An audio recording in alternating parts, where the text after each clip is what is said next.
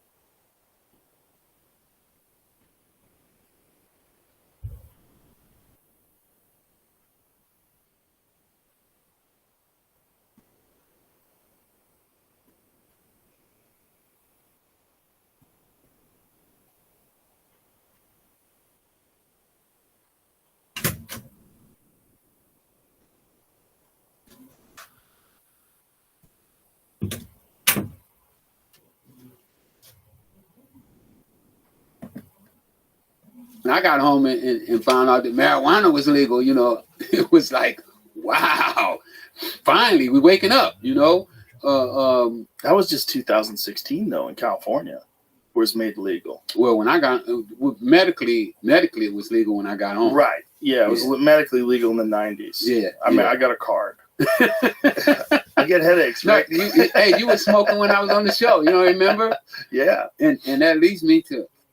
You're in the business? I'm in the business. Well, you know what's interesting is there's I bought you some gifts. Oh, what do you got here? It's my new strains. All right. You know, I got a dispensary. You do? I got a dispensary. Where? I'm a legal marijuana dealer. The state's. That's incredible. I told you we've been gone a long time, man. Wow. That's great to hear, though, man. Look, I'm a big fan of that. And in Texas, it's illegal, but you can get this stuff called Delta 9 THC that's legal. And apparently it's legal federally. So you can just get that. It's very, the whole thing's very strange. It's like there's worse things in this world than marijuana. Absolutely. Oh my God, marijuana makes people calmer, makes people funnier. Make you go to sleep. I can go to sleep. I can get some sleep. It makes people more sensitive to other people. It really makes you more compassionate. It does a lot of things for you. Oh man, when I went to my first, because it all goes back to, I go to my first, when I get off parole, it's just crazy, right? They having a high time event in LA the day I get off parole. High times? High time event. The day I get off parole. So my boy from Cincinnati, he flying out to LA. So he flies out to LA, comes by the house. He's like, man, you off parole. Let's go celebrate. And I was like, cool, where we going? He's like, man, they having a high time event come. And I was like, oh, no, I don't want to get with that drug stuff, man. Because, I'm still, even though I've been through all I've been through, I'm still under this impression that they have been instilling in us. Oh, well, marijuana is a gateway drug. Right. So I'm still tripping off of that. So I was like, oh, man, I don't want to go out there. I start selling marijuana or get involved with the marijuana. Next thing you know, I'll be back doing coke. Because I understood that I'm an addict. I was an addict to selling cocaine. I mean, if I had a problem, my old lady start arguing, I just go sell some coke. Well, it's a success. Right? So that made me feel better. Yeah, you're selling a lot. You're making a lot of money. And I felt better. Why wouldn't you be addicted to that? I forget about your friend in the hospital sick. I'm selling cocaine. Right. So now I forgot about him being sick. So coke had become like a crutch to me. Where anything that went wrong for me, coke made it better. I mean, like the commercials, everything goes better with coke. Which used to be made with coke, which is crazy. So it had become like a crutch to me. And when I was going to the high time event, I was scared of that happening. And he was like, man, I bet you sell a lot of books and T-shirts. I said, oh, let's go. I bet you did. Man, I found myself out there, man, those people treated me so good. I was like, what the fuck? I want to be in this community. And after that day, I've been chasing the marijuana business. And in 2016, when they changed the law, I went there and they, first they didn't want convicted felons to work in the industry. Right. I was like, what the fuck? How you guys gonna say that? And we the ones made it where the industry is legal now. had the people not go to jail for selling marijuana, you never would have thought about legalizing it. Right. And they had me to argue to city council. Wow. That issue. That's crazy. So I got to argue the issue, and they broke down, and now everybody around the country adopted that philosophy, and they're putting convicted felons in the front of the line. That's incredible. The federal government is reducing it to a Schedule 3 now. Yeah, they should just totally leave it. 100%. But at least it's a Schedule 3, which is, what's also listed in Schedule 3? It's medically. Do you know that Coca-Cola is one of the largest importers of coca leaves? The coca leaves still flavor Coca-Cola. I didn't know that. And that there's a plant that supplies Coca-Cola. There's a plant that takes the cocaine out of the coca leaves, creates this flavonoids, these flavors that's why Coke tastes better than Pepsi. Sorry, Pepsi. There's this, if you're a Coke fan, there's like the flavor that Coke has is flavored partially, at least, by cocaine. Coke is Schedule 2. Interesting. Schedule 3 would be like, it says ketamine, testosterone, anabolic steroids, codeine. Oh, mild Some shit. sort, yeah. Well, codeine ain't Even that mild. That's interesting. Tylenol with codeine. Probably said less than 90 milligrams. Okay. So then that's where marijuana is going to be, which is still ridiculous. What schedule's Ambien? That shit's fucking scary. What schedule's Adderall? What's Adderall? Well, just said it right there, Jamie. Yeah. If you click on what schedule's Adderall, right above, what schedule drug is Adderall? Yeah. Schedule 2. That stuff is fucking crazy. I know a lot of people hooked on that. Schedule 4. Less. That's funny. Xanax. Xanax is 4. I know a lot of people have been fucked up by Xanax. Valium. I know a lot of people that have been fucked up by Valium. Fucked up by Valium. Yeah. And then that stuff is less illegal than marijuana. It's crazy. We're so silly. I mean, it's a little baby steps towards legalization. You know, that's one thing that California has above Texas for sure is the legalization of marijuana. It should be legal federal. They tax the shit out of us in California. I wish they did, and I wish they did something good with it. I wish they took those taxes and cleaned up Oakland. I wish they did. They give it to the police department. They don't even do that, man. They're defunding the police department in California by $150 million with a new budget proposal. $150 million. All the fucking problems they have. And they're defunding. What they should do, if you want to tax, look, if you want to tax it, like you're making plenty of money, I'm sure. A lot of people want to buy weed. Take that money and fix the fucking problems. Use that money. Use that money to fix the problems. Stop with all the bureaucracy. Stop with all these fucking useless people that are getting paid for these like the homeless programs in Los Angeles. It's just a scam. It's just a bunch of people making money, some of them upwards of $250,000 a year to fix the homeless problem. And they're not doing jack shit. Yeah, I could fix the homeless problem in a couple months. You think so? Absolutely. You just go out and build some nice houses and let them stay there. And tell them they don't have to fill out the application. You know, most of the people that's homeless, they can't the applications, you know, when you run their credit is fucked. Right. You know, they didn't pay a light bill, a phone bill, and taxes, whatever, you know, so their credit is fucked up and I mean, the problem can be solved, you know, but it got to be somebody who said, you know what, we're going to throw a few, maybe 50 million, 100 million into building some low-income houses that we also going to have some treatments, you know, where people get treated, where they get job training. It's just so many things. I mean, I don't know. Even when I look at, you know, some are supposed to be millionaires, billionaires, you know, the way they, I don't know. I would look at this problem and I would solve it totally different. Because even though I like making money, I'm not like typical people. They get the money and they want to harness it and they just want it for themselves so that they can look down on everybody else. I don't think money's supposed to be used like that. I think money is supposed to be put back into the community where the community can rejuvenate and the money circulates into the community. And that makes everything better for everybody. Absolutely. Yeah. You don't want to be the only one who's doing well. No. That's not a good place to be in life. Well, you know, a lot of people are like that, you know. They're fools. Just a foolish way of thinking. When we look at the way, you know, the situation with Puff Daddy, you know. He had money, so he treated everybody else like shit. You know, like, you know, lick a tampon, you know, like, what the fuck? What kind of crazy motherfucker would want somebody to lick a tampon? Yeah. You know, I mean, that's how you get your kicks. You know, I would get my kick by seeing somebody do good. Like, look at that motherfucker, he's doing good. That's my kick. That's my motherfucking boy. Yeah. You know, that's a good kick. I like that kick. Yeah. Some people get a kick off of degrading people. They get a kick off of being the most powerful person. Yeah. You know, and that's an evil inclination that is built into humanity for some reason. There's always been that impulse for some people to do that. It's very unfortunate. I think power, you can hide your power. You don't even have to show it. You know, you can be powerful and nobody even know you're powerful because you don't have to use it. Yeah. That's when you're really powerful, when you don't have to use it. You're like, see, I'm so powerful, don't nobody even make me use it. Yeah, and you're using your power for good. Yeah. It's, I mean, there's a lot of people with some good ideas in this world. And I think there's a lot of people that are very down on the future. I don't think that helps anybody. I think there's a real possibility that we come out of this better. It's just we have to think right and act right. And then sometimes you got to go to the bottom. You know, they say one of the books I read, it said that the end of the storm starts at the worst.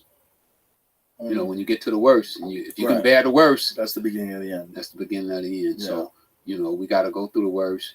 You know, everybody buckle up, and you I know, think that has to happen too. I really do. I think people have to see things fall apart before they realize, like, oh, we had it good, and we didn't even realize we had it good, yeah. and now we're fucked, and now we have to turn this shit around. You know, We've been going the wrong way. we've been going the wrong way for sure, but we've been led the wrong way, and we've been led the wrong way by people like what we were just talking about before, that use their power to subjugate others, to keep everybody else down. And then we got all these old motherfuckers who've been running things for Mm-hmm. too long. You know, Yeah. like, why do you stay in the Senate and Congress for 30 years? You know, like, Did you ever look at the founding fathers, how young they were? I haven't. It's crazy. One of them was 18. One of them was 21. These are the people that started the Declaration of Independence. They signed it. These are the people that were the founding fathers of this experiment in self-government that you and I both live in. They were young as fuck, man. Yeah. And now you look at the people that are in Congress now. You look at people like, you know, like the president. He can't even form a sentence. He doesn't know the difference between Iraq and Afghanistan when he's talking to foreign leaders. He's out of it. Yeah. He's too old. Yeah. He's too old. And then, you know, Mitch McConnell, he just locks up when he's talking to people. Just like, he's too old. He shouldn't be doing that. He's not trying to make the world a better place. He's just trying to not let go of his position of power. And that's, well, a lot of them. And they get there through years and years and years of being deeply embedded into the system. And they know how to work it. And next thing you know, they're the top dog. I think they all should go spend a couple days in jail. You know? Wouldn't be bad. Yeah, just go sit there for a couple weeks, you know, and then see what it's like. Go in the ghetto, go in the homeless camp, let them live in the homeless camp for a week. You know, eat the food that they eat, and, Right. and then you really become an American. I think if you're not experiencing real life, then you don't know what real life is. Right. You know, if you don't see it, you don't touch it. You know, some of these people never go out to the communities. Right. They go straight from universities right into jobs in the system. They work their way up the ladder. Yeah. And then they have disdain for the common people, which could have been them. You know, different roll of the dice, different circumstances, different life. Different parents, different place you live. Could have been different brother. Different everything. Could have been them. Could have been them. And people don't want to think that. They genuinely want to believe they're special, which I think is a trap. Well, we all special. Yeah, but I mean special, different than everybody else. Yeah, when you start to look down on everybody else, that's bad. Yeah. You know, when you feel privileged for no reason. You know, and Right. if you go out and you do something special, you know, then maybe you're special, you know. But if you're not doing anything that anybody else can't do, then you're no better than nobody else. Well, there's definitely special people, but special people are just people. And they're just people that have put an extraordinary amount of effort and time, and maybe they have just a God-given talent, and they've achieved incredible things. And those people also, what they do is they elevate everyone around them, because they make you realize, like, wow, my watermark was here, now it's here. Those are the people that I consider special. Yes. If you can make other people, right. If you can lift up other people, yes, then you're special. Yeah, I mean, there's so many people just by virtue of their success and the example that they set. They change the course of so many people's lives because they look to those people for inspiration, and it gives them the energy to go out and do things. Yes. It gives them the energy, the thoughts, the idea. Like, that guy did it, I can do it. That's what I want to do. I want to succeed. And it could be a great thing, or it could be what happened to you. It's like the wrong inspiration. Absolutely. You know, you say, that's what these guys are succeeding. We don't have shit. They have money. I can do that. And then you do that. But, you know, that could be, in your case, it turned out to not be good, but in other people's cases, in different things with different examples of people that are succeeding, like, you could have done what you did in the drug game if you had better opportunities in fucking anything. I agree. And it's genuinely, it's the discipline of an athlete, which is an extraordinary discipline. The discipline to force yourself to do things you don't want to do. You develop that ability, and the ability to, like, really hone in and focus and have drive and a work ethic. That translates to everything. Everything. You just got to find a different thing to do. Yeah, yeah. And now with the internet, it makes it better, but we got to get people to where they understand that they should try to do it. Right. You know, because once you get beat down, you feel like, why should I try? I'm gonna get beat down again. Right. You know, I don't have the support. You know, I don't have the crutch to hold me in position until I can build my strength up to be on my own. And I think that we as a society have to give this to our children, because if we don't, our children are going to be in trouble. Yeah, that's true. Yeah, our entire society. And our society, we're all supposed to be one team. This especially. Yes. Yeah. Yes. I mean, if we have countries at all, if there is if you believe in America, you believe in any country, that's supposed to be your team. So everybody is supposed to be on that team together. And everybody. Supposed to be trying to make the team win. Yes. The whole team. And that can be done. And no man left behind. No man left behind, yeah. And if something is wrong, you know, we got to look out for the ones that, you know, that are slow. That's the sign of bad leadership in our country, that's not being addressed. That's bad leadership. That all they're doing is serving the interests of all the wealthy people that got them into power in the first place. And the wealthy people, you know, once you get wealthy, you should want to be a philanthropist. I mean, in my opinion, one of the greatest things that a person could do is help somebody else. You know, I mean, that is so, to me, that's like so fulfilling. You know, I people tell me, you know, when I do stuff for people, they be like, "Oh man, thank you," and I'll be like, "Thank you. I should be thanking you because you just made my day." You know, I got off by doing that. Yeah, that's what people don't realize. Like, doing something nice for people is selfish. Yeah, because it makes you feel good. Selfish. They might ask me for a picture in the airport, and I'll be like, "Sure." You want to take a picture with me? And you make them feel good. But you make them feel good, and then too. you give them some good advice, and it's like, wow, what a feeling it is, you know. So I don't know. It's just, you know, I just come up different, you know. And I'm from the streets, you know. I'm from where people kill you for colors. You know, some of my first heroes was Tookie Williams. You know, I used to look up to Tookie Williams. I wanted to be like Tookie. I wanted to be a Crip. You know, so to now see the world to where I should be trying to save lives, you know, is a total different mentality than when I was 12 years old, 11 years old, you know, and I'm seeing guys fight over a color and stuff. That was because I was ignorant. I didn't know any better. Right. You know, but once I was educated to the facts that, hey, we're supposed to be helping save lives, not destroying a life. What was it like once you got into jail and learned how to read and then started reading and recognizing that the world was just a much different place than you thought it was? Mind blowing. I hate that nobody ever sit me down and explained to me how exciting book reading was. And you know, the books I started to read was about making money. I gotta tell you that too. It was about either making money or how the mind works. You know, how to think. You know, how to think successfully. How to have faith in yourself. How to believe in you. You know, because when you don't believe in yourself, it's hard to believe in anything. Right. You know, if you believe you're a loser, then you think everybody else is losers as well. Right. So having these experiences in these books, you know, Think and Grow Rich by Napoleon Hill, like, just blew my mind. You know, like, fuck, people actually think like this here. You know, like, you can think and grow rich. You can use your mind to create, and you only really need one idea that could make you a fortune. You know, you shouldn't be allowing other people to feed your mind their ideas, you know, what they think you should be, you know. Because when I was coming up, other people affected the way I thought, you know, like, man, you play tennis? That's a girl sport. You know, you reading a book? Why are you reading a book? You need a gun. You know, so these things start to shape your mind. And, you know, when I found out from James Allen that I am the gardener of my mind, and I have to keep my mind weed free. You know, I have to pluck the weeds out. As soon as a negative thought pop in. Because, you know, even since I've been home, you know, they didn't offer me Coke.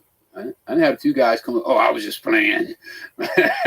You know, nudge you on the shoulder. I was just playing. Just see where you was at with it. So as soon as those things happen, you got to get rid of them. You know, because when Blandon approached me about selling drugs again, I wasn't planning on selling drugs no more. But he kept offering it. And when I listened to the tape in court, man, you know, I'm in court. We're going to trial, and they playing the tapes of our recorded phone calls.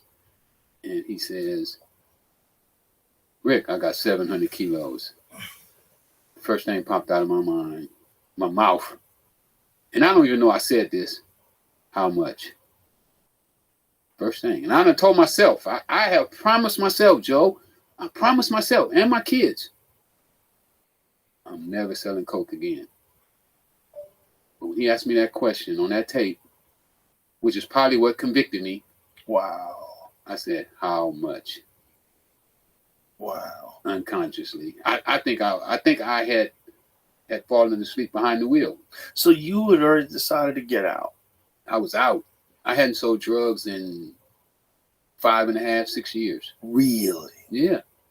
And the conversations on the phone are what got you convicted? Yeah. Was he wearing a wire? He was wearing a wire. Oh, Yeah, he was recording the conversation. He had already become a government informant. Oh my God. And I asked him how much. Oh my God. They played that over and over in the courtroom. How much? How much? I just kept hearing myself say, how much? Oh my God. And I just put my head down because I knew that that was a crucial mistake. Wow. Even though I didn't bite that time. I didn't bite. But you did say how much. I did say That's how all much. it took. That's all it took. So that showed the interest. Oh my God. As if I would have said, oh, I don't fuck with drugs no more. But, you know, I'm talking to my partner. You know, I'm talking to the homie. Right. We chopping it up. Right. Old times. Just good out times. Of curiosity, how much? Good times. You know, sound like good times. I don't sell drugs anymore, but out of curiosity. What up, Zeus? What kind of figures are we talking about here? Yeah. It's exciting too, right? Yeah. That's also a part of the problem. Regular life gets mundane. Selling drugs is exciting, man. I bet. The girls. Oh, girls. Girls like drug dealers. I bet. Drug dealers have a lot of money. Nice cars. Yeah. Pay for nice hotels. Yeah. Girls like nice things. Buy you nice gifts. Nice shoes. Nice bag. Nice this. Nice clothes. So it's easy, you know, when I go out and I talk to these young guys, I don't criticize them because I understand what they're going through. And I understand that if we don't replace the drug with something else, don't even ask them to quit. Right. Why? Why would you ask somebody not to feed their kids, you know, not to be able to buy their girlfriend the shoes she wants? And, you know, we have to come up with things. Because, you know, most of the manufacturing jobs are overseas. Right. You know, we don't make anything in America anymore. Very little. Very know? little. Yeah, that how crazy is that? Who the fuck didn't see that coming? That was going to ruin everything. Huh. Just have people in other countries that are extremely poor work for almost nothing. It's weird, man. We're a goofy culture. And we have so much information. It's not like the solution's impossible to solve. Oh, no, we can fix it. Yeah. We can fix it. But we got to start. Yeah. Right where we at. You know, we gotta put our hands down, our feet down, and say, you know what, we're gonna make a stance. And you know, that's what I believe. You start with what you got, where you at. You know, so many people want things to be perfect. No, it ain't gonna be perfect. You know, you might have to go through a little something. You might have to miss a couple meals. You know, but this is what it's gonna take. Yeah. It's just hard if someone's already making a lot of money doing something illegal. It's very hard to tell them you're going to make way less money and you're going to work way harder and you're not going to enjoy it, but it's going to be legal. That's a very hard sell. Very hard sell. It is. But we got to put people first. We got to learn. I mean, we got to stop being stupid. Yeah. And I believe when we don't put people first, we're being stupid. Yes. Because without people, there's no drugs, Right. there's no business, there's no nothing. We are people. It's us. It's us. It's just one team. Team human. Let's win, baby. Yeah. The crazy thing is there's enough resources for everybody. There's enough for everybody. There really is. It's just our system is just manipulated and all fucked up and poorly organized and badly planned. I agree. Yeah. I agree. I'm I'm deep in the marijuana industry now, and I'm watching these guys, and these guys are making millions of dollars, but I'm watching them cut their own throat. I'm sitting here and I'm literally watching them like take razor blades to their necks. How so? Well, some of it I can't talk on the air about it because it ain't proper. Right. Got it. Got it. But I would just tell you that I'm being privileged to see this business destroy itself. I'm watching them just destroy their business. No organization, no camaraderie. I'm gonna beat this guy out. I'm gonna beat that guy out. I'm gonna put him out of business, and they really gonna put themselves out of business at the same time. It's like I saw a thing in National Geographic when I was in jail, and it was an alligator and one of those big water moccasins was fighting, and the water moccasin wound up swallowing the alligator. Really? Yeah. But in the process, he swallowed the alligator. So when the alligator go inside, he's still alive. Takes his claws and go like this here. Oh, go Probably his last. It was probably a python. Might have been a python. Yeah, that's in the Everglades. Yeah. Yeah. Do you know the largest population of pythons in the world is in the Everglades? I didn't know. They're not even from the Everglades. I didn't know that. Just assholes releasing them. And then maybe a research center that got hit with a hurricane. There's a lot of speculation about how the population got so large, but there's over 500,000 pythons. Wow. But yeah, they swallow the alligator, and the alligator cuts its way out of their body, and then they both die. They both died. There's a photo of a 12-foot alligator bursting out of the body of a python. Look at this. So this python swallowed this alligator, and then the alligator's tail is poking out of it as it clawed its way out. That's its tail. Yeah. So they're both dead. They both died. Yeah, and especially when you're talking about the weed business. How much weed can you sell? You really want to put everybody out of business? Are you fucking retarded? Why don't you just make as much money as you can and then encourage all these other people to make as much money as they can and hang out together? Go have a barbecue together. Go fucking go to dinner together. Let everybody do good. Yeah, everybody set limits. Right. Everybody set limits. Okay, we're going to make this amount of money. Yeah.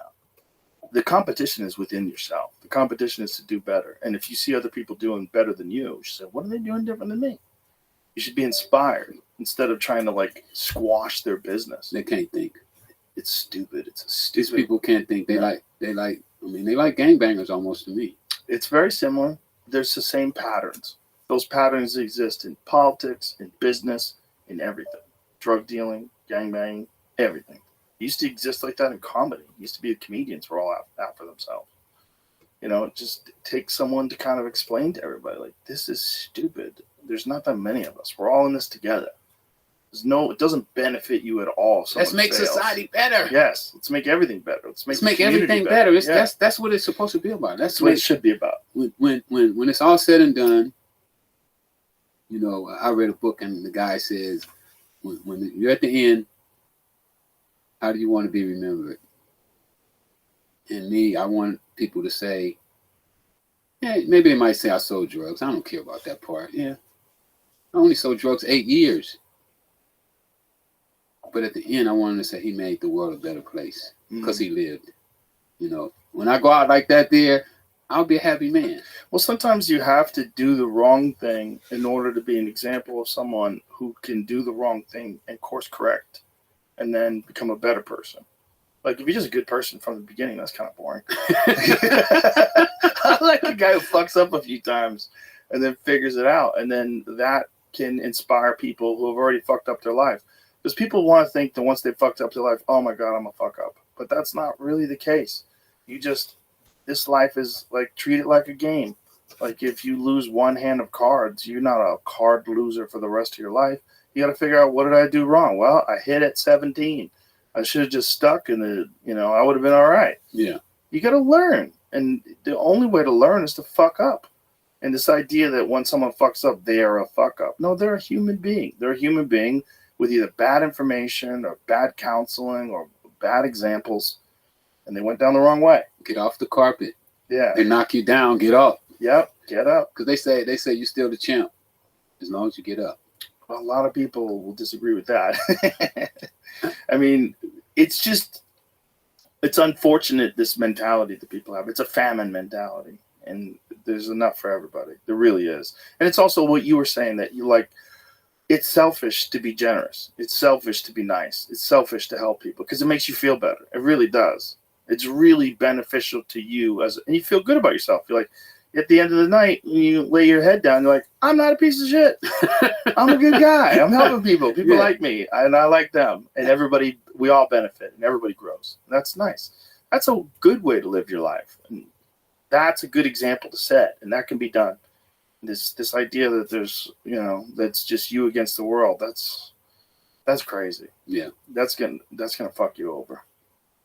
And I think that's a big problem that we have, and then, hopefully we can start working on that. Have you met this rapper that has been running around with your name? Oh, he dodges me. He dodges me. You never seen him? No, I call him Bad X Flipper. You see what happened the other night? He walked Adrian Bronner into the ring.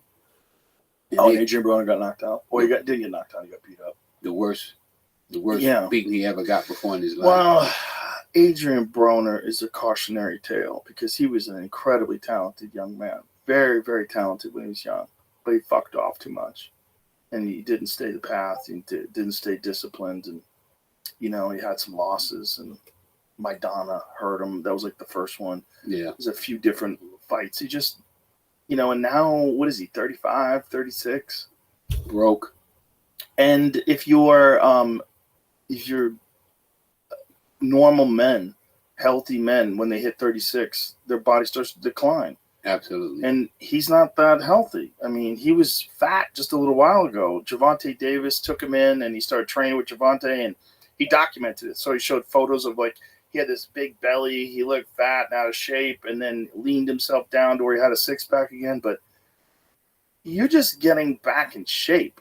These motherfuckers that you're fighting have been in shape for a decade. They stay in shape for a decade. Their reflexes and timing and technique is finely honed to a razor's edge. You can't just jump back in and compete with some dude who's been on the game for 10 fucking straight years. Yeah, and is focused on the path. It takes a long time to get back to where you were. Yes. Forget about to where they are. You might look the part. You may be able to hit pads, and everybody's like, oh, he's back. Like, the difference between success and failure in the boxing game is fractions of a second. Fractions of a second. The ability to maintain a pace for as many rounds as the fight is. The understanding of how to pace yourself. The ability to handle the pressure. The pressure of knowing that you fucked up for so long, and this is a big opportunity. The nerves, the anxiety, the sleepless nights before the fight. All that's going to weigh on you. All those different things. When you look at the elite of the elite boxers, to a man, to every one of them, they're disciplined and they stay focused. And like, okay, you know who's the same age as Adrian Bronner? Terrence Crawford. Best boxer in the world. I agree. Best boxer. I agree. I am so excited to see this fight with Canelo Alvarez because I think that the Saudi Arabians have so much money.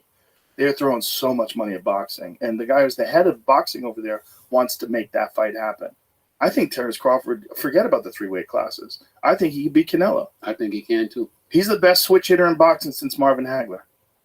And his hands are like rocks. I held his hand in Dallas. I found Kid Austin, the boxer. Oh, did you? Yeah. He was 2-0. So I helped him get to where he's at now, even though I don't get any credit for it.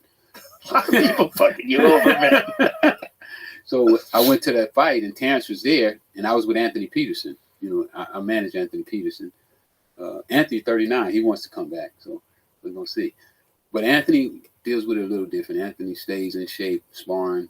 But anyway, I held Terrence's hand, and it's so damn big, and it's like a sack of rocks. I was like, damn, this dude's hands are like rocks. So I'm taking Terrence in that fight as well. I took him in the Earl Spence fight too. Yeah, I thought Earl Spence. Well, first of all, Earl Spence, that car accident is crazy. If you watch that car accident, nobody comes out of a car accident like that not damaged. He had to get brain damage from that car accident. That car flipped. He got thrown out of the car. Luckily, he wasn't wearing a seatbelt, which is so crazy. It's one of the few times where someone not wearing a seatbelt saved their life. Benefited. Yeah, crazy. But that had to fuck him up. I mean, he was undefeated before that. Yeah. But you know what? Crawford's just so good anyway. And he's a different guy. He's a different guy. You know, no parties, no drinking. No, he's clever. He's clever. He sets traps. You know, he's not just a power striker. I mean, not that Errol Spence is not a great boxer. He's a great boxer, but I think Terrence is one of the all-time greats. He's just so slick. Like, you know, like he talked about how he knew that he was going to eat a punch in order to counter, so he had to like put himself in range so that he knew Errol could hit him so that he could crack him. He's like, I knew I had to gamble on this. And you know, there's like levels to the way that guy fight, the game he plays. Yeah. When he gets you hurt, you're fucked. Oh, yeah. You're fucked. Oh, yeah. You don't want to be hurt in there with him. He's not going to miss on opportunities. He's on that all-time greatness track, you know. But again, he's like the same age as Adrian Broner. It was like Adrian Broner, when he was young, was crazy talented. He was so fast and so good. But you can't fake that game. You are either all in or you are faking it. Yeah. And if you are faking it, you're going to run into some dude who's all in. You're going to run into some David Benavidez character that's just not skipping days. No. Not skipping days. Who really want it. Really wants it. It's everything. But you know, it's hard when they get the money to stay on that track. Yes. You know, when they get rich, you know. Yep. You want to enjoy. Mm-hmm. I guess you want to enjoy your money. Of course. You know. Of course, but you know that comes at a price. And some people, the only person that I know that's really been able to avoid that temptation is Floyd. Floyd Mayweather was still elite, the elite of the elite, while he had hundreds of millions of dollars. Yeah. Just still, he would go to a club, drink water, and then run home with his jeans on. Run home for miles. He'd have his driver's drive, and he would run behind him. We picked him up in Memphis. He got off the plane. Looked like he was on the plane working out. He probably was. Yeah. He had on his shorts and was sweaty. And he ran straight in, went in the shower, showered up, then put his suit on and went to the club. So what you're saying is what I believe is to be correct. Yeah. He shows you all the watches and shows you all the cars and shows you the big house. And what you don't see is the discipline. Just the straightforward, eyes on the prize, discipline and focus. That's how you get to be a Floyd Mayweather. You don't get to be a Floyd Mayweather any other way. Yeah. There's a lot of talented people out there. There's a lot of people that are gifted, athletically gifted. They're faster than other folks. They hit harder than other folks. But it's the discipline, the focus that leads you to the end. That's how you become a great. There's no other way. There's no one becomes like a Sugar Ray Leonard or a Floyd Mayweather or a Tommy Hearns without discipline. It doesn't happen. You have to stay focused. Always. And if you don't, then worse. Then you're left with a life of regret. That's what we were saying about the drug business. I mean, it applies to really anything. And that's why I believe that I can play major roles in so many different businesses because, you know, and I'm at the point in my life that I know that all I got to do is sacrifice for a couple months and you're in the game, you know. I've been in boxing now for like 6 years, you know. Really? I manage about 6 or 7 fighters. Who do you manage? I got a guy, Bashan Champ right now, Alvin Vermeer. I just signed a kid. I just signed my first national champs. I got like 4 national champs. Ashland out of North Carolina. I can't even think everybody's name. And I shouldn't have named nobody because everybody be like, why you didn't mention me? Why you didn't give me a shout out? Yeah. But I got about four national champs that I'm signing this year. And I I'm not a big fan of boxing. You're not? No, I'm not. I'm not. Really? I mean, I think when you're trying to knock the most valuable thing that a human being has, which is their brain, you're trying to knock their brain out. Right. I think it's almost like dealing coke almost. So why are you involved in it? Because I hate to see these guys wind up broke at the end of their careers. And they're going to do it anyway. So you're going to try to help them. I'm going to try to stop that. And then they have so much influence over our people, man. Like, they can say a word and our people just follow them. That is the thing. When you see someone succeed and someone who lives a disciplined life, especially if you're like a fan of a boxer, it'll make you want to live like that. Yeah, so I just felt that I could step in and really help these guys with their money, as well as help them become the mentors that they should be. And that's why I got into boxing. And I started, Floyd picked me up from the halfway house. He did? Yeah. He picked me up from the halfway house. Yeah. That's crazy. And I was trying to, show him what I know, but he didn't really want to use me for that. Have you ever seen anybody confront Rick Ross about you? Not in person, no. Anytime I'm around, he disappears. But is there any video of anybody hey, why are you running around with this dude's name when this dude's out of jail now? Well, these guys, they kind of like we talked about, when you got some money, they don't care if you beating women or making them lick tampons. Everybody fuck with you. Right. So, he was on top of the world at one time. He was a corrections officer. Yeah, but he was. But when he got some money, they forgot about he was a correctional officer. You got gangsters, doing records with him, and people who say, "Oh, I hate snitches" and all this, but they doing records with a police officer who put handcuffs.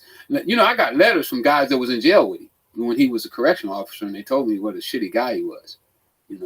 That they would be shooting dice, he would take the dice and all the money, and they got extra soup. He'd take the soups, and wow, and just stuff that normal officers just don't. Officers. I mean, everybody in jail got extra soups. You save your soups because it might come a time and you ain't got them, so you stack your stuff up. But most officers don't even care. Who cares about extra soup? We trying to get the dope dealers and the guys with the knives, but then you got those ones, and they're like, "Oh, well, you got an extra pair of underwear. You going to the hole." Yeah, and that's how he was? That's how he was. They say that's the kind of cop he was. And then when I hear that he's the biggest gangster rapper on the planet, it's just so crazy. What is it like having a dude running around out there with your name? Like, if there was a rapper out there named Joe Rogan, I'd be like, what the fuck? I mean, it's crazy. How would you take my name and not have the decency to ask me first of all? You should have asked, but then never pay homage. He won't even admit that he stole the name. He tells people that he invented the name. Like, how the fuck do you invent this name? Well, it's so crazy because the name was famous. Your name was famous. Everybody knew who you were. When the case came out and when the connection to the Iran-Contra affair came out, when everybody found out what was going on, you were a legend. Yeah, you throw a few $1 million, toward Instagram and Facebook and the radio station, and everybody forget about that, and you put a little gold chain on, you drive a Rolls Royce and a couple of pretty girls. It's one thing if his name was Rick Ross. It's possible there could be another Rick Ross out there. I've met other Joe Rogans. It's real. Yeah, me too. I met other Rick Rosses. But what the fuck, man? The guy knows who you are. Everybody knows who you are. Takes your name. I mean, it's like, it doesn't even make sense that it's like, didn't you have a case? You had a legal case about it. I lost the case. How the fuck did you lose? They say I should have filed a lawsuit. The judge got to make a technical decision. She had to make a decision, when did the public first become known of him using my name. So what she did is she picked a little radio station outside of Miami that played his record for the first time. So that was the date that the public first became known that he was using the name. So there was a statute of limitations of when you were supposed to address it? Yes. How much time? 2 years. What? Yeah, you get 2 years. So if we went by her time frame, I should have filed my lawsuit 5 days before I got out of jail. Oh my God. I was 5 days late. That's so crazy. But I think she would have found another reason to come up with a date. Well, the record company probably would have helped, right? I mean, think about how much money they're making off of him. Oh yeah, they would have owed me. They have 15 lawyers. Oh, you know how much money they say they spent on the lawsuit? How much? $1.5 million. Wow. You know how much they offered me? How much? Zero. They never come and say, "Hey man, what would you have accepted?" Just to like. Well, you know, Joe, my mom, we was getting evicted out of my mom's house during the time of the lawsuit. So I imagine if she was losing her house for $220,000. So if somebody would have came up and said, "Hey, I'll save your mom's house," because you know I was worried about my mom. My mom was at that time she was 83, 84, and one of my biggest concerns was her being homeless. So I probably would have took $220,000. If he would have came and said, "Hey, I'm gonna save your mom's house. Let me have Rick Ross. Change your name to Mitch or whatever." Well, you wouldn't have to change your name. That's crazy. But I would have licensed. I didn't even care about the name. Right. I didn't care about the name like that. Right. I just felt that it was so disrespectful that he didn't come and ask me, or he didn't show any consideration or pay any homage to the fact that he actually took my name. So, but yeah, I probably would have took $250,000. If they'd have said $300,000, I'd have been tickled pink, because I felt that I didn't need much money to get started. You know, meanwhile they spent 1.5 million. I owe them right now. I owe them $1 million. What? Yeah, I'm $1 million. I got $1 million judgment because you have to pay their legal fees. I have to pay their legal fees. Oh my! And then the judge was like, "Oh well, I don't believe you guys actually spend 1.5 million, but maybe $1 million." Oh my God! To get me $1 million judgment. Isn't that insane? For your name, your fucking name, and you can't appeal this? Well, we appealed it, but you know, once you lose to the appeals court, you're not going to the Supreme Court or anything like that. Yeah. So, yeah, that's how he wound up being able to continue to use the name. You know, he changed to Rosado. Yeah. Because they thought they might lose. All if this judge picks a different date, yeah, you know, we go to trial. Right. And they didn't want to go to trial. I think if they went to trial, everybody in LA would have hammered him. Like, you know, you stole that name. If you'd have heard the thing that he did, you know, because we did his deposition. We took his depo. That was the first time I ever met him in person. You know, he wouldn't shake my hand either. Really? No, when he walked in, all the attorneys, it was a big table. It was about 12 people in the room, and he walks in, and he walks around the table, shakes everybody, including my lawyer. He shakes my lawyer's hands and everybody, and I stood up to shake his hand because I don't have no hard feelings, you know. Just give me my money. Right. So he rolls his eyes at me and walks away. Turns his little show like, wow. You know, like, nah, I ain't, you know. And then he comes up with this. Oh my goodness, I don't know where he got the story from. He said he played football in high school, and the whole team was called the Big East. And some guy was trying to call him Big East and accidentally called him the Big Boss, and then somebody else called him Rick Ross. It went from Big Boss to Rick Ross. That's his story. That's the how he came up with the name Rick Ross. That's the dumbest fucking story I've ever heard in my life. If I'd have been a judge, I would have hammered him just for saying, you know, come in my courtroom lying like that. I would have been that's like, the dumbest. But that's impossible. If he's rapping about drug dealing and money, it's impossible that he doesn't know who you are. Impossible. Not possible. I agree. Everybody knew. I knew who you were. I had heard the story. Well, you know, I don't even remember when I read about it. When Gary Webb published a story in '96 with the San Jose Mercury News, my name that year was one of the biggest names in the country. Yeah, because the story was insane. It was the first time any story had ever been published on the internet by a major newspaper. Remember, the internet was brand new. Right. So when they published that article on the internet, no story hit. Because remember, the CIA tried to recall that article, but once it hit the internet, it can't be recalled. They tried to recall the article? You don't remember? I don't.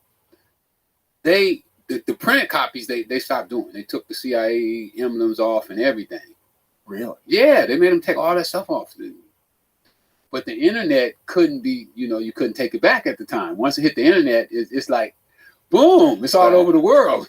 Right. When you hit that button, there ain't no recall. Right. If you put something on that thing and you hit that button, what you said is what you said. You're gonna have to live with that. Right. So when it went viral, it was nothing they could do, and it just went crazy. So everybody picked it up. CNN, Nightline, Dateline, 2020. I'm doing like 6 interviews for my jail cell every day. Every day, people coming out and talking to me. And I told you, that's when the CIA came down. The CIA came to my jail cell and interviewed me. The CIA, the OIG, Congress, Maxine Waters. I mean, it was like, look, I become a celebrity in jail. Like, they start treating me different. What did the CIA say to you in jail? What did I know about cocaine, being trafficked by the Contras? Which, I didn't really know about the Contras. I knew Danilo. I don't know about no damn Contras. And, I knew. You knew the guy who was supplying you. Yeah, that's all I know. I don't know if he was a Contra or CIA informant. Or, I don't know none of that shit. I never cared. I'm an illiterate, 28, 30-year-old guy from South Central, never watched the news. And, I'd heard about the Iran-Contra stuff, but that shit didn't mean nothing to me. Had no effect on South Central LA. You know what I'm saying? I don't know that my prices and my drug quality depending on what happened over there. I'm not paying no attention to that. I'm just worried about, man, my drugs are going to get here on time. Is it going to be cheap? Is it going to be good? So when all that stuff was coming about, they wanted to know how much money I was making, who I bought drugs from, what years I bought drugs, just a whole, basically like an interview. So how do you think it worked? Do you think there's like a rogue element that was inside of the government? Oh, absolutely. Absolutely. But I not mean to cut you off. No, go ahead. Because it was a rogue element to it. But the rogue element come from the top as well. Not that they necessarily sanctioned it, but they knew about it. Mm. And they turned a blind eye. It was a saying, Nancy Reagan said, say no, and Ronald Reagan said, act like you don't know.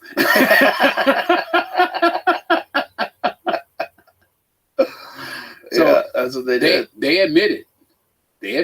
CIA admitted, yes, we knew they were selling drugs. And we did nothing to stop them. So right there is a crime. Because if you're an agent of the government and somebody's committing a crime, you're supposed to stop it. Right. But they understood that if they stop that, they lose the war. Right. Phew. It just makes you wonder how much of that shit was going on during the Vietnam War. Because a lot of people think that the Vietnam War a lot of it was about moving heroin. Yeah, I heard that as well. Yeah, and that makes sense. It makes sense. Like, if you are in a bit, especially the Vietnam War, right? Because the Vietnam War was started with a false flag. So the Gulf of Tonkin incident starts the Vietnam War. The Gulf of Tonkin incident never took place. It was a fake incident. They said we were attacked by North Vietnam. We have to go in there and fight the Viet Cong. Never happened. It was fake. They made it up just to get us to go to war. So if you're willing to kill, who knows how many Americans died in that war? Hundreds of thousands, probably. How many people died during the Vietnam War? How many American soldiers? I think it's close to 100,000, maybe more. And then how many Vietnamese got killed? Like the overall cost of lives is catastrophic, and they did it knowing. Well, that sometimes they feel that 58,220 U.S. Fatal casualties. And that doesn't include how many people were wounded and fucked up for the rest of their life. How many people died totally? How many people died all deaths of Vietnam War? What's the total deaths? That's just American deaths. And that ain't counting Agent Orange. Right, Yeah. right. Casualties gets bigger because 1.4 million civilian casualties in South Vietnam because of the war. casualties just means death. Right, I understand. Yeah. Including 415,000 deaths, and estimated by the Defense Department gave the figure of 1.2 million civilian casualties, 195,000. It's all controversial, like what the actual number was. 1978 estimated 1,353,000 total deaths in North and South Vietnam during that period. Fuck, man.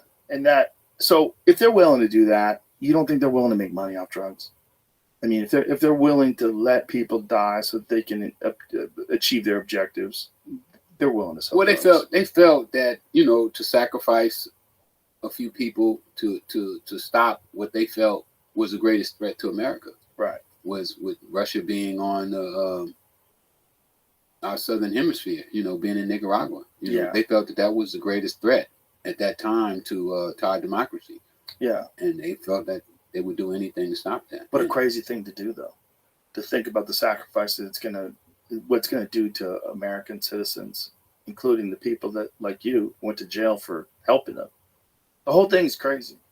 Well, And they probably did it during Afghanistan. And we still suffering now. That's the homeless problem. Yes. Most of the people that's homeless was on crack. Right. Or something else, or opiates, or meth. Yeah. It's going on right now. Yeah. Crazy. It's just, there's so much wrong. And, you know, we were just saying, I think that's a lot of the Afghanistan war, too. There was one of the best videos out of the Afghanistan war that's so ridiculous is watching Geraldo Rivera interview soldiers that are guarding poppy fields. They have to guard the poppy fields because if they don't, then these poppy farmers won't side with them, and then they'll side with the Taliban. So they're interviewing American soldiers who are guarding heroin being grown. And then during the United States occupation of Afghanistan, heroin production went up, I think at the peak, like 96%. Yeah, I heard that as well. And it was a giant percentage of the world's supply of heroin. And we are guarding it? Like, what? And it didn't become that until after we went over there. And you don't think someone had a piece of that? That's crazy talk. If they did it with the Contras and the Sandinistas, you don't think they would do it with Afghanistan? I think there's rogue elements that look at drug dealing and look at it as an opportunity to make money to fund black ops projects, to fund things that are, you know, that don't get put on a ledger. Nobody has to know about. Well, I mean, and just think that if we didn't have situations like what you got here with your podcast, that people wouldn't even know about this stuff. Right. Where would the normal person find out? They're not going to talk about that on CNN, No. Nightline, Dayline, NBC. None of those people are going to talk about these topics. I mean, I'd be totally baffled, Joe, with some of the stuff that takes place in this country. You know, I've been on every major news channel in this country. Since I've been home, I feel I have done some amazing things. You know, I spoke at UCLA, USC, Stanford, St. John's. Nobody covered it. Nobody came and heard me talk to young people about how they're going to get started selling drugs, how you're going to get introduced to drugs, who's going to introduce you to drugs. Like, most people don't even know how people get introduced to drugs. They thinking that it's some boogeyman that comes with a dark jacket on and he's hiding in the dark. Hey, little kid, you want some drugs? And I'm like, no, that's not how it's going to happen. It's going to be your best friend. It's going to be your uncle, your father, your mother, your brother, your sister. Those are the ones that you trust. Those are the ones that can get your confidence to make you accept something that, you know, some strange guy come around, you know, most girls going to take off, you know. But your friends, the people that you care about, that you trust, you're going to believe in them. And they cover none of this. Nobody covers this. Nobody talks about this. Nobody talks about good things that go on in the community, you know, feeding the homeless, people who are trying to do housing, like your guy who you just showed me. I I never heard of this guy. Right. You know, why is he not being talked about? Why is he not on the news? You know, why they're not trying to get funding for him? You know, why they're not saying, man, if this guy had a couple $100 million or you know, I mean, in California, taxpayers agreed to give up extra taxes. And I think they raised like $1 billion and some change for the homeless problem. Where did the money go? Where's that money? Bureaucracy. That's where it went to. It went to a bunch of people's salaries. It didn't fix shit. And that's the problem that I have with our major news people. You know, it's bias. You know, they're not going to keep it 100. They're not going to be real. You know, they can't. They're funded. That's what's really crazy. The news probably should be. They probably shouldn't be allowed to be advertised. They shouldn't be allowed to have advertisers. Because as soon as you have advertisers, especially like pharmaceutical drug companies and big corporations, then you can't criticize those people. Those people are the people that pay your bills. And even if it's not written down anywhere, you're not going to like go do an investigative journalism on Pfizer. If brought to you by Pfizer, you're not going to do any of that shit. There you go, right there. You're not going to do that shit. So you're not the news anymore. And that answers your question about the rapper. Yeah. Why wouldn't they question it? Because he's backed by a big corporation. Exactly. And he's worth a lot of money. He's going to keep generating money for all those people. And he still is. Like, how many years ago was this case? Ooh, yeah. Think about how much money he's made with that name since that case. I can't remember. 10 years. Crazy. 12 years. Because I was still on parole. I was still on parole when we were doing that case. He bought Evander Holyfield's house in Atlanta. Yeah. You know that house that Evander Holyfield got? Evander, when he was a champ, was going crazy. And I guess he just built the craziest fucking house. I mean, it's just this enormous, enormous house on this giant piece of land. With 50 some bedrooms, I heard. Something crazy. Like, I don't know what he was doing. I guess he just wanted the biggest, crazy. I'm the fucking champ. I want the biggest, craziest fucking house that's ever existed. And he had to wind up selling it. And then Rick Ross lives in it now. It's just like nuts. Guys running around with your name. But that's our system. And those are the people that are leading our people. They're the ones that's dictating what's going to go on in society. Man. I mean, it's so much of our kids are being educated by music, by TV. Yeah. I mean, I've actually went to a school and the kids accused me of stealing his name. How old were the kids? 14, 15. Did you have to tell them? Yeah, I told them. They didn't believe me. They didn't believe you. No. Wow. Because they've been brainwashed. You know, wow. You know what they call it? Programming. Yeah. Over and over and over and over again, you know.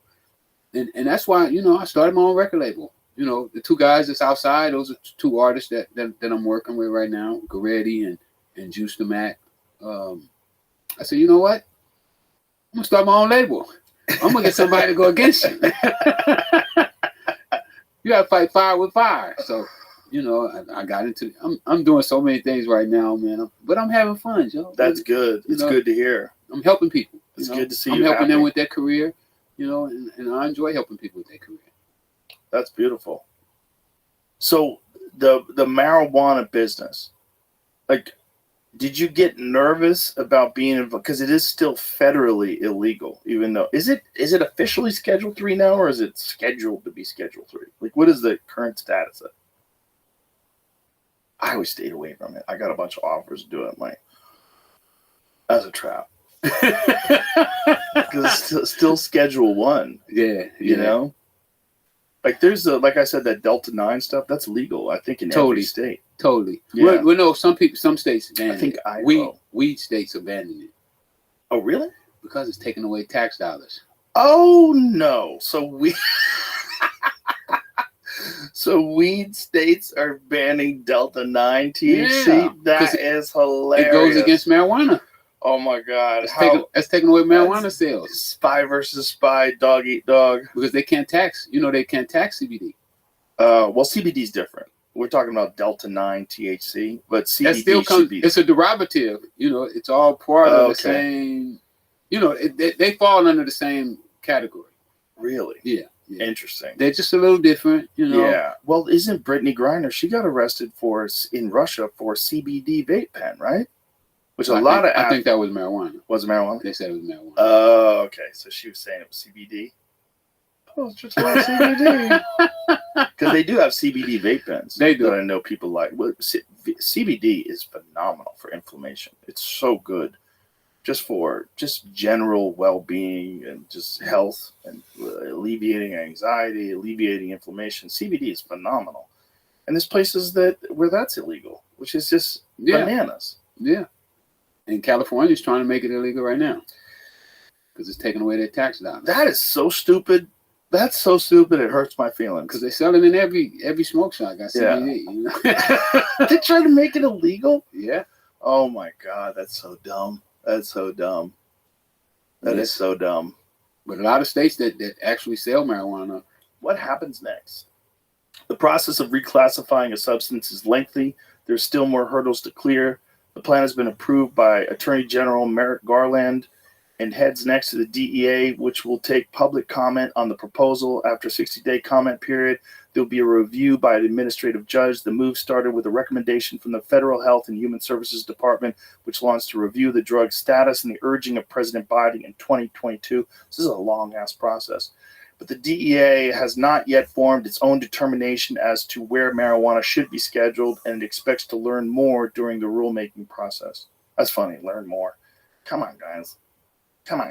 Yeah. You know what it is. With DEA, they don't want to be. You know, of course. They can keep locking people up. We need more money. That's what's really crazy. It's the prison guard unions. Yeah. Prison guard unions lobby to make sure that marijuana stays illegal in certain places. Absolutely.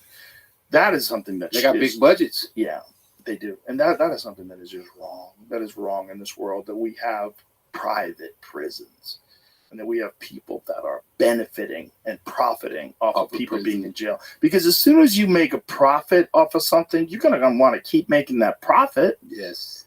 And they want to keep you there longer. And imagine if there was just no more lawbreakers. Imagine if a genie cast a magic spell on the world and everybody just stopped committing crimes. No more crimes. And then you can't put anybody in prison. What the fuck? They'd be like, what about our business? Let's make other things crimes. How about thought crimes? I don't like the way you looked at me. That's a crime. We got these big facilities we built. Worth unbelievable amounts of money that generate money. They treat human beings like a battery. Like you're a battery that generates money. And that's what it's like in these things. It's bizarre that we allow that. It's bizarre that people didn't see where that was going. That they allowed private prisons. Well, they sow fear. Yeah, well, in this country, if you don't lock them up, anybody. If you don't lock them up, they don't come into your house and rob you and kill you. Here's a big thing that's a hang up for Schedule 3 drugs. Okay, so for example, the proposal does not specify whether state licensed dispensaries would need to be licensed pharmacies, because only a pharmacy can dispense Schedule 3 drugs. Other questions surrounded the coordination of federal regulations related to drug approval, manufacturing, supply chain monitoring, storage, and prescribing. So prescribing, we go back to prescribing it. Yeah, it needs to be legal. What happens if it gets legal in all the states? Here's the thing. It's legal right now for recreational use in how many states? I think it's 19. Is it 19 states? So what happens if it's all 50? And the federal government is not with us. Here, the federal government, we believe, is a Schedule 1. And they still allow it to be taxed. Yes. When it becomes a Schedule 3, the taxes are changed too. Right. They'll probably make less taxes. Yeah, they make less taxes as a Schedule 3. It's 24 now that allow 24. Recreational use. 24. 38 have medical. Half of the country. Yes. So 38 states have medical? Is Texas have medical? 38. They do, but it's very low. You gotta have AIDS. Yeah. I think you have to have AIDS. You gotta be on death's door. You gotta be on death's door. Look, give them one joint. Regulate it. But you can believe a lot of money coming out of Texas going to other places. Yeah, it's stupid. It's stupid. Because they're not. Exactly. It should be legal. 38 medical and recreational. So 19, did you say 24? So half the country. There's only looks like 3 states have no access. It's Idaho, Nebraska, and Kansas. So Texas has a CBD low THC program. And then adult and medical use regulated program is all over the place now. New Mexico, Nevada, California, Colorado, Missouri, Illinois, Minnesota, Montana, Washington, Oregon, Michigan, Ohio, Virginia, Maryland, Delaware, even fucking New York, which is like, New York used to be a bad place to get weed. If you got weed in New York, if you smoke weed outside, they'd arrest you. You get caught outside, try to buy weed. New York was sketchy. Yeah. And now I go there, and there's stores everywhere. I'm like, this is great. Vegas was dangerous, man. During the 70s, when Hunter S. Thompson's day, you would get fucking thrown in jail for your life, for your whole life, for having weed on you. And now they have stores everywhere. Biggest stores in the country. Yeah, huge stores. It should be that way everywhere, and they should make money from taxes. Let's not be stupid. So what does the federal government do if now it's 24? So it's literally half the country has legal marijuana. What happens if it's all of the country? The federal government is like, we're the country. No, it's supposed to be the states, you assholes. Like, this is set up this way on purpose. If you have to have the states, give the states rights to regulate things. If the people have decided in all those other states, look, man, if you ask the average person, if we had a vote, just a popular opinion vote in this country, whether marijuana should be legal, it would be legal tomorrow. I agree. 100%. I mean, what is the amount of people that approve, and the amount of people that don't approve it? They're probably ignorant, or they're people that are like hardcore, anti everything people. Yeah, yeah. But I think the country would be safer. I mean, have you ever known anybody smoking marijuana go out and commit a robbery, hit somebody over the head? No, they're gonna sit on the couch and they're gonna get something to eat. Yeah, they're gonna be watching TV. It's not the kind of drug that encourages people to do horrible things. If I had my way, I would give it to gangbangers for free. Oh, nearly smoke weed. 7 in 10 registered voters favor legalizing the recreational use of marijuana on a national level. 7 out of 10. Wow, and it's still illegal. I mean, how is that? We the people? No. What is that? No. What is that? Is that to serve and protect? What the fuck is going on? What are you doing? It's just weed, kids. We know what it is. You know how many people died from weed? 0. Ever. 0 ever. 0 ever. The only way you die from weed is if a CIA drug plane throws a bale out the window of a plane and it hits you in the head. That's how you die. Or they raid your house and shoot you. Yeah. Or get a no-knock raid. Yeah. No-knock raids are crazy. That is crazy. Just bust into someone's house, and if someone breaks into your house, what do? You shoot them. That's what most people do, and then the cops shoot you. It's like the whole thing is crazy. Yeah, why would you be raiding somebody's house for weed? Anyway? For weed. I mean, we're gonna look back in the future on this. Like they look at the Inquisition. We're gonna, what the fuck was wrong with people back then? Yeah. They're going to look at us like that. How many people went to jail? How many people's lives got ruined over marijuana? How much Are money? we kidding? How much money did they blow? Exactly. Talking about they have a homeless population that don't have a place to stay. Yeah. And people not having anything to eat. Yeah, it's gonna be crazy. Yeah, you can tax it, folks. Legalize it and tax it. Even if you don't want to do it yourself, you don't have to do it yourself. I know a lot of people that hate weed. Good. Don't use it. You don't have to. I get it. And don't sell it. Don't sell it. But you know what's so funny? The people who used to lock everybody up, now they're selling it. A lot of them do. Yeah, I know cops that sell weed now. Well, the biggest weed dealer probably in America was an ex-cop. He's the biggest guy. He just bought $5 million. 5 million square feet of grow area. That's so bananas. He's the biggest guy probably in the country. Well, good for him. But that should be. They used to lock people up. So nuts. So nuts. I mean, those should be the guys that say, "Oh, you used to lock people up for marijuana. You cannot get into business." Yeah. If I had my way, that's what I would do. Hey, yeah. Did you lock somebody up? Yeah. Okay, you can't get in. Or we take the amount of time that you locked all those people up for, and then you have to wait that amount of time before you can sell weed. So you can sell weed in 3 more lives. Probably wouldn't even be that. It'd probably be like 100 lives. Yeah, this country's crazy, man. Wow, people are crazy. People are crazy everywhere. You know, it's like it's hard to keep your shit together. and we give people power over other people that don't have their shit together, have power over other people, and then things just get worse. Yeah. It's weird. It's weird we don't learn. A friend of mine sent me the lyrics to the song I'd Love to Change the World, which is like 70, 71 or something like that. And he's like, isn't it crazy that there's like a cycle? Like, because the same shit they're talking about then is going on now. And then I sent him this Assyrian tablet from 2800 BC that talked about the same thing. We talked about it the other day on the podcast. This Assyrian tablet talked about the end of the world, that children aren't listening to their parents and people are lying and the world's falling apart. In 2800 BC. Wow. So it's like this cycle of people being stupid and just not getting their shit together has been going on forever. But there's never been more information than ever before. Like the access to information that people have right now is unprecedented. Oh, yeah. The fact that we continue to make the same stupid mistakes, regardless of that, is just really insane. That's what's really disheartening. But you know what? The way I said it doesn't matter if you're smart. It's who got the loudest horn. If your horn toots the loudest, right, everybody hears you. And if the message gets out first, if the loud toot horn message gets out first, it takes forever for the truth to like overcome that. To get in. Yeah, forever. Because also people don't once they accept something in their head, it takes forever. Oh, yeah, it becomes theirs. They own it. They own it. This is mine. They don't want to change it. Something has to happen to them, but they change it. Yeah. You know? No, I agree. I say that all the time. You talk to people and you be like, man, that didn't work. Oh no, it worked. I just did it wrong that time. Let's keep trying to lock people up. We're gonna fix it. We're gonna fix it through locking people up. Yeah, we're gonna get it right. We just gotta lock up more people, build more jails. Yeah. Hire more police. Yeah. It's just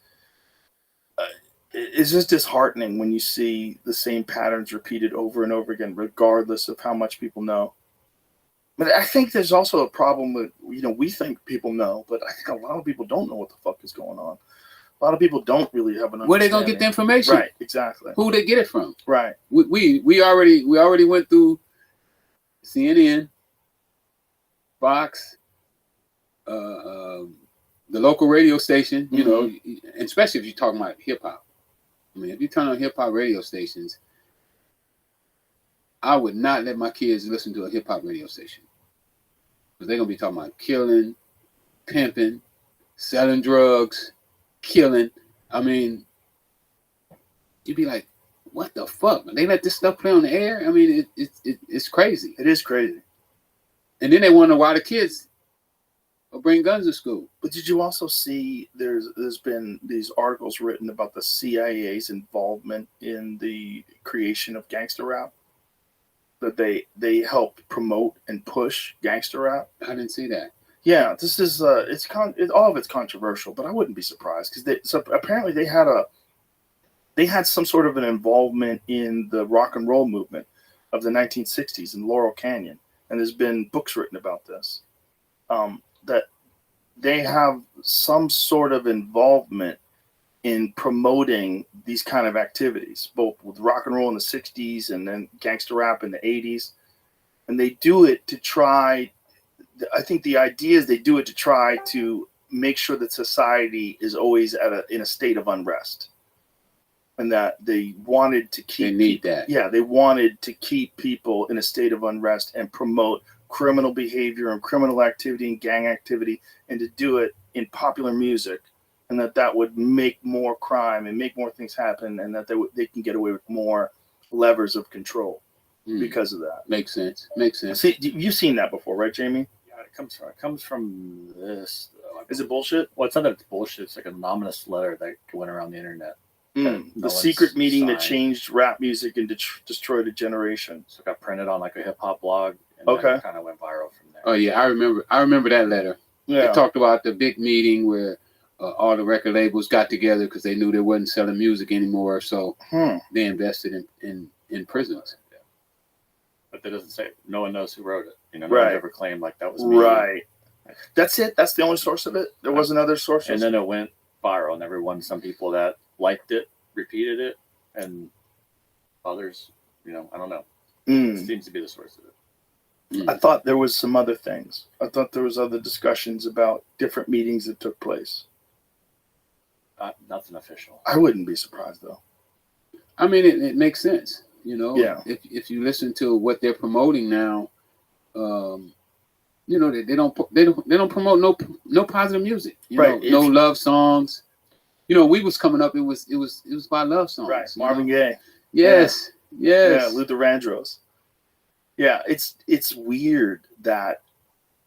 I mean, that would be a strategy that would work if you wanted civil unrest. If you wanted people to stay fucked up. You wanted people to not organize, not rise up. What's the best strategy? Promote illegal activity.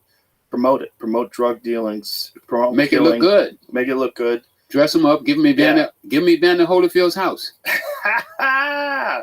Even if you used to be a correctional officer. Yeah. And now you're a gangster. Yeah. Tell them you sold 300 kilos. Oh, how'd you get this house? Oh, I sold 300 kilos. How many people do you think actually know the story, the whole story, the real story, your story of you and this guy who calls himself Rick Ross? I think older people know, but younger people don't. They don't get it. Wow. They're not educated on facts. They don't go with facts. They go with what they hear on the radio, what their local DJ talks about. Those are the things that they go with. And we already know that the local DJ is getting paid by the record companies. So that's what they believe. Mm. I believe that they really believe that Jay-Z got rich selling drugs. They believe that. I don't believe Jay-Z got rich selling drugs. He doesn't act like a drug dealer, in my personal opinion. What's the difference doing the way he acts? Well, drug dealers are kind of like, we're looking for somebody to help come up. Because when you help him come up, you come up.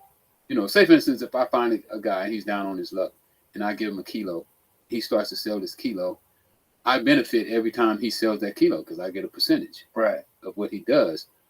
But the way the record business works is they don't help anybody. When they get on top, they just stay there, and it's almost like they're gatekeepers. They don't want other people to get in. Me, I would have been looking for somebody like me getting out of jail. Oh, Rick Ross is getting out of jail? Oh my goodness, I'm gonna be at the gate when he get out. I'm gonna show him everything he's supposed to do, get him right, because I know he has the discipline, he has the focus that he's gonna make it. Yeah, but don't you think that that's just you? I think you have a unique perspective. But that's a drug dealer's perspective. Is it really? A successful drug dealer's perspective. A successful drug dealer's perspective. Let me correct that. And most of the drug dealers I was around was successful. Because I used to try to teach them. I taught them what I did. When they was young, I was showing, hey, this is what you do. This is how you do it. This is who you look for. And so you're probably right. A successful drug dealer's perspective. And most successful drug dealers go to prison. And so we know Jay-Z didn't go to prison, even though he was in the car with, I think Calvin Klein when he got arrested. DA let Jay-Z go. Mm. That's the story that I heard. I'm not totally sure. He was in a car with Calvin Klein. Were they talking about jeans? What are they doing? No, there's a guy named Calvin Klein that was different guy from New York. Oh, and No. Calvin Klein a drug He dealer? was a drug dealer. Oh, okay. I didn't know that. Yeah, he was a drug dealer from New I York. thought you mean like no The jeans. You thought the jean guy. Klein's. Yeah. No. This was a drug dealer out of New York. That's hilarious. And he got so arrested. He took Calvin Klein's name. Like Rick Ross took your name? Unless his name was really Calvin Klein. That's possible. No, I think the guy's real name was Calvin Klein. Really? Oh, Yeah, that's I his think real that was name. really Okay. his name. Because he was a real street guy. Mm. Went to prison in the whole 9 yards. But it's a story that talks about that, how Jay-Z was in the car with him when he got arrested. And, he didn't get arrested. So more than likely that meant that, in my experience, if you're in a car with a drug dealer and the cops raid, they take everybody that was involved. So that tells me that Jay-Z wasn't involved with that activity. Got it. At least at that time. That they knew. Right. And usually the DA, they watch you, and some of them when they're not lazy, But what is it like in the world? Like if you rap about selling drugs and about how you were selling drugs, but you weren't selling drugs, that can't be looked upon well. If you're lying and you're making up a fake persona, it shouldn't be. Right. It shouldn't be. Back, in the 90s when when rap was supposed to be authentic, people wrote their own lyrics and right and that stuff. It was a little different than the way it is right now. Now, people can write your lyrics. You can steal people's names. You can steal their verses. It's just totally different than the way it used to be. You can buy your way to the top now. You don't have to have talent necessarily. The most talented guys are not the guys who are running the industry. A lot of the talented guys are producers too, right? They can kind of make anybody famous. Yeah. If you have some talent and a look, and you go pay the right producer. There's a lot of examples. Because music is programming. Right. You hear the sound and you like that sound, and that's why we hear the same sounds over and over on the radio, because it's the same producers that are producing music. Like, I'm just waiting to get my money right so I can go to the producers and be like, hey, I know you want been putting all these guys on. I got a guy for you. Put him on. We ready. How much you need? 100,000. Do it. Because that's really what it is. It's only a few guys who music you hear on the radio over and over again.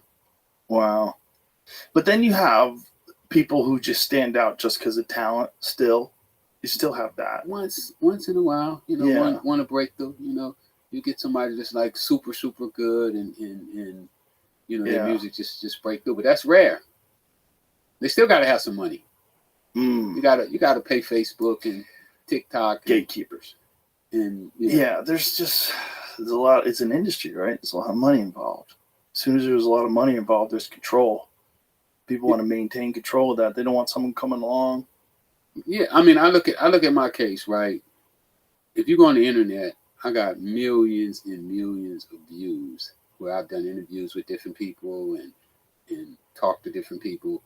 But then you go on my Instagram, I got 300,000 followers. Instagram is weird, man. I walk through the airport, right?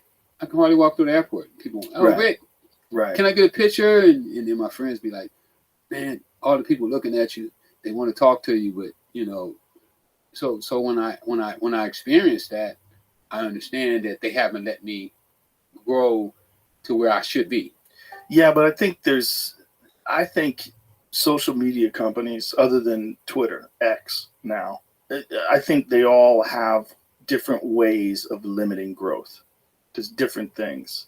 Like my friend Coleon Noir, he has an Instagram page that's dedicated to Second Amendment. He was a lawyer, and he does a lot of Second Amendment stuff. A lot of like talking about guns and gun laws and different things. He's been stuck at 1 million followers forever. He's been on this podcast like how many times? How many times Coleon been on? 5 or 6 times? Great guy, interesting, really fun to talk to, smart as fuck. Like, you would think his shit would grow.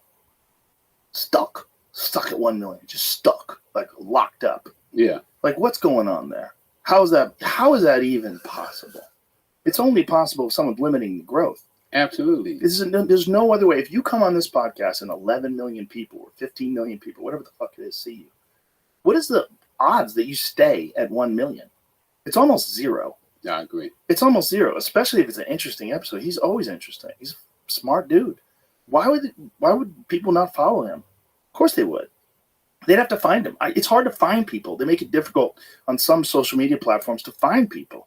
They make their posts limited, so only the followers can see it. Other people can't see it. Yeah. It's just this weird thing that they do. And if you're a guy that, at least at one point in your life, was involved in illegal activities, they'd probably just shove you into a box. They'd shove you into a category. They have you in some sort of an algorithm that's just like every now and then someone finds you, but it's not easy. It's not. We'll see. We'll see what happens. We'll see what Instagram does after. If you're at, what are you at now? Okay, let's check right now. I'm gonna check your page right now. 300 and something. Let's check right now. So you are right now. You are at. Let's get down to here. What is it, Jimmy? Yeah, something like that. Here you are. We just went back and forth with each other, so I'll check right now. Profile. Yeah. 392. So you're at 392,000. Let's see what happens. Yeah. Let's see what happens, Instagram. Stop fucking around. I think they fuck around with me too. Yeah. Which sounds crazy because I have 19 million. But I'm like, how come I only have 19 Yeah, but everybody in America Fuck's- knows you. What the fuck's going on? Everybody in America knows you. I mean, we did that show, what, almost 10 years ago? Yeah. People still coming to me in the airport. Man, I know you're Joe Rogan. Huh? Did you tell Joe? I said, don't tell me, tell Joe. I'm talking about still to this day, people walk up to me and tell me that they loved our episode. And that's a long time ago. So there's probably been 1,600 different episodes since then or more. Probably more than that. And I remember we was like, what, 60 or 80 or something like that? Something crazy like that. The early days. You were in the early days when I was just starting to interview people. Yeah. I was just starting to have interesting people on the podcast. I never heard of a podcast. A lot of people who came on back then didn't. I didn't know what a podcast was. You know what? I told my guys today, we were sitting out there, I said, had I recognized what a podcast was and started a podcast, I would have been the first black guy probably with a podcast. Back then, you might have been. So what year? So this is like 2000... May 4th, 2013. 2013, 11 years. So 208. 11 years. Episode 208. 2,000 episodes. 2,000. Was that the first one or the second I one? think that's the first one. The second one was 262. Okay. Wow. That's crazy. That's crazy. And they still remember that. Well, you should do your own now. I'll be so busy, Joe. Listen to me. Stop right there. I told you to do a t-shirt, do a podcast. It's easy. It's not hard to do, man. It's easy. It'll promote your business. Now you just called me on that one. Huh? Listen, it's an easy thing. It doesn't cost much money, man. It's real economical. You know, you upload to YouTube, it's free. Yeah. YouTube's free. You know, you get get one of those platforms that supports podcasting, and they do things where they help you get ads, and not that hard, man. And I bet right away you would get especially after this episode, you get a big audience. It's an easy way. And then I'm working on some stuff. Then before you know it, you have 20 episodes, 30 episodes. You get better at it. People like it. Yeah. And you could talk about all kinds of things. You could interview different people. You could have conversations with friends. And then you develop a following. And the next thing you know, it helps your business. It helps with the other things you do. It helps speaking engagements, all these other different things. Yeah. They've been telling me to do it. Yeah. And I've been like, oh, no, you late. You waited too late. You could have a podcast that's called The Real Rick Ross Is Not a Rapper. That's a great name for a podcast. That's a great name for a podcast. I thought that was an awful name for a t-shirt.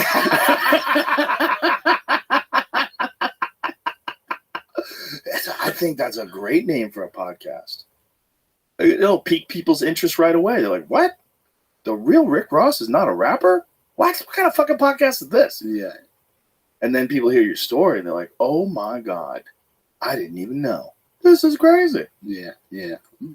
I might take your advice on that one. It's a great idea. I took your advice last time and I benefited. I'm telling you, it's crazily, a great idea. Hey, crazily, you know, like right now, this t-shirt still brings in revenue. That's beautiful. Well, we'll bring in a lot more after this one.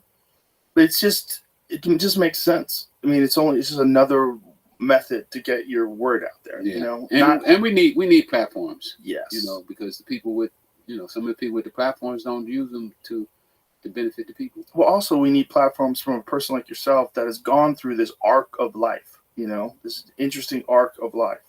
You know, that finds yourself a completely different person now than who you were when you were 28 years old selling drugs. It's just a different. Well, 19 when I started. When I was 28, I was an addict.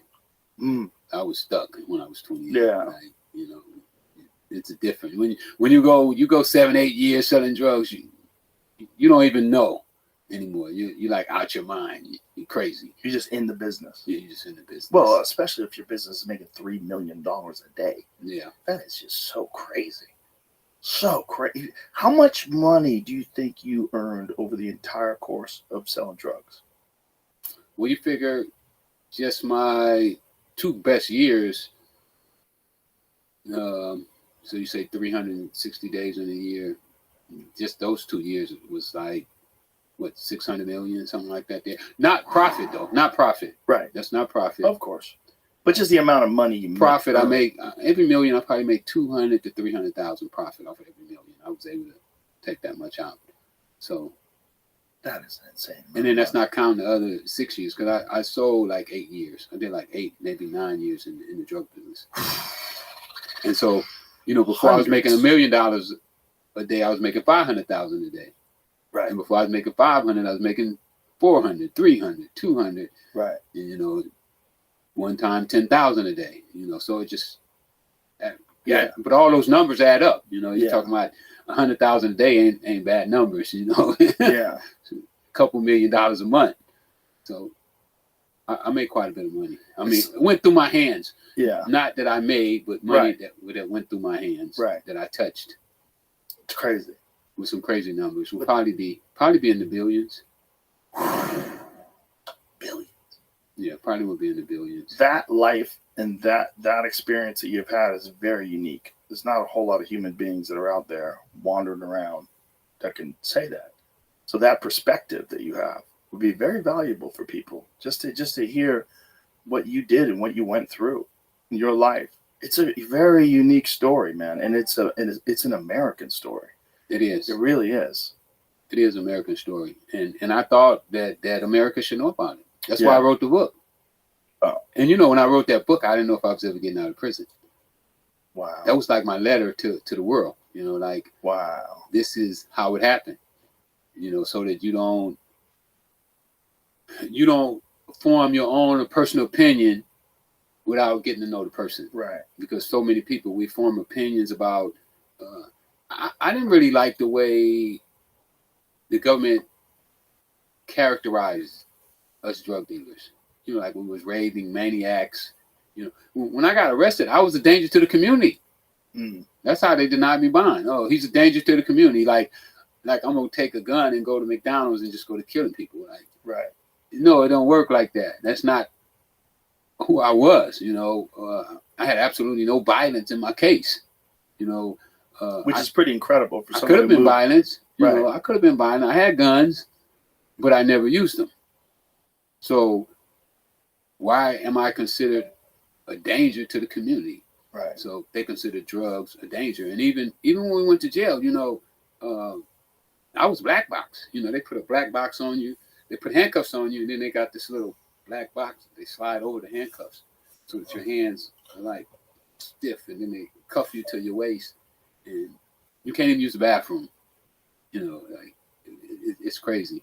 And then when you go to prison, you go to the worst part of the prison because they classify you with the guys who do murders and the bombers. And so now they got drug dealers who I consider myself almost like a white collar crime, Businessman. a businessman. I wasn't looking to hurt nobody, but we were still classified like that. So I wanted to show people the mentality that I had, that no, I did get crazy with drugs. I wanted to sell all the drugs I could sell. My mission in life became sell as much drugs as you can. It wasn't about making money anymore. It's like, become the biggest drug dealer that you can become. Be great. That's how I felt. Right. Be great at it. Right. Fuck how much money you make. And you're not going to spend all the money you got. You don't even spend the money you make now. You just be great at what you do. Mm. So it wasn't about money anymore. It just became, I'm going to be great at it. Isn't that crazy that mentality you can apply to almost any industry? Just unfortunately, you applied it to the wrong one. Yeah. And that, and somebody asked me before, do I have any regret? That would probably, if I had a regret, that would be the regret, that I didn't take those skills. But I learned so much from selling drugs. Those fucking guys taught me, man. They taught me what the teachers couldn't teach me, because they had a different passion to teach me. They wanted me to, motherfucker, get smart so you can get my drugs cheap and good. We need you to be smart. We don't want no dummy. We don't want to be getting our drugs from no dummy. So you get smart. So you can make sure that when we come get our drugs, we're going to be safe. We're going to get the best drugs. The price is going to be right. We like what you do. So we teaching you. And they taught me. I mean, if somebody would have told me about a gram, what the hell is a gram? What is a tenth of a gram? What is an eighth of a, what is an eighth? What is a quarter ounce? What is an ounce? I didn't know none of that shit. I failed science in school because I couldn't read. I never went to science. They put me in special ed. Wow. I sit in the classroom and make paper airplanes. You know what I'm saying? I'm throwing paper airplanes around the classroom. I know nothing about no science, but when I got in the drug business, they taught me. They showed me what a gram was, and they showed me how to work a triple beam. I didn't know none of that shit. They showed me what a money counter was. They taught me how to work a money counter. I didn't know none of that shit, Joe. I was green. Man, we missed one of the greatest fucking interviews, man. The guy I bought my first ounce from, he was paralyzed when I got out of prison. And we were shooting a documentary. And I go to his house. When I found him. I went and found him because, he was like my partner. I loved him. I knew he was paralyzed too. When I went to prison, he was already paralyzed. But when I got out, he was like on his last leg. And I almost got him to talk, man, on camera. He talked off camera, and he told us, and what I should have did, I should have promised him, man, do the interview. When you die, I'll put it out, but I won't put it out until after you're dead. And I didn't. I wasn't thinking in my right mind. You never want to tell a friend that he's going to die. Right. That was the first thing. Right. I didn't want to say that, but man, he told us about me when I started. And it was just like so fascinating to hear him talk about me to me, and he's laughing about how green I was, how he used to take dope out of the bag, and I didn't know he had took it out the bag. He said, man, I wouldn't sell him a kilo because I could get 4 extra ounces out of the kilo, and I could sell him a pound. And it was just so much stuff, and it was like amazing for me to understand that. At one time, I knew absolutely nothing about cocaine. I'd never seen cocaine before. And they taught me. They took me and molded me.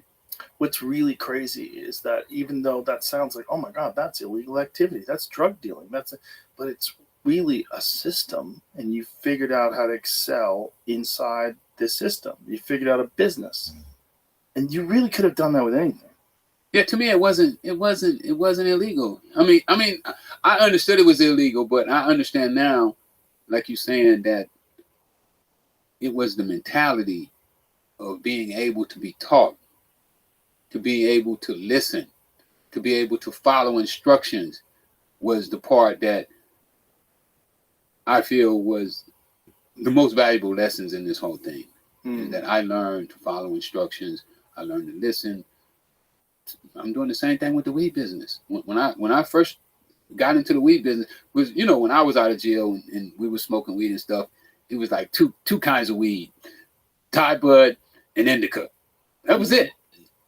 Now, it's thousands of different strains, and botanists got involved, scientists got involved. So they tell me, smell the weed. Oh, shit, I can't smell shit. I don't know the smell. I don't know nothing. So I had to learn the smell. I had to learn what smell you're looking for. So I basically. What smell are you looking for? Well, now, one time it was the gas, the OG smell, and it was really like gassy, smell like gasoline, really stanky. Now it's a candy smell. Like a sativa. Like a sativa, sweet. They want that good taste. That's what everybody's into. Smell it. Yes. Wow. But now the stuff I just gave you is the brand new stuff that the guy just created. You got what they call He calls it candy gas. Oh boy. This So guy, it's a hybrid.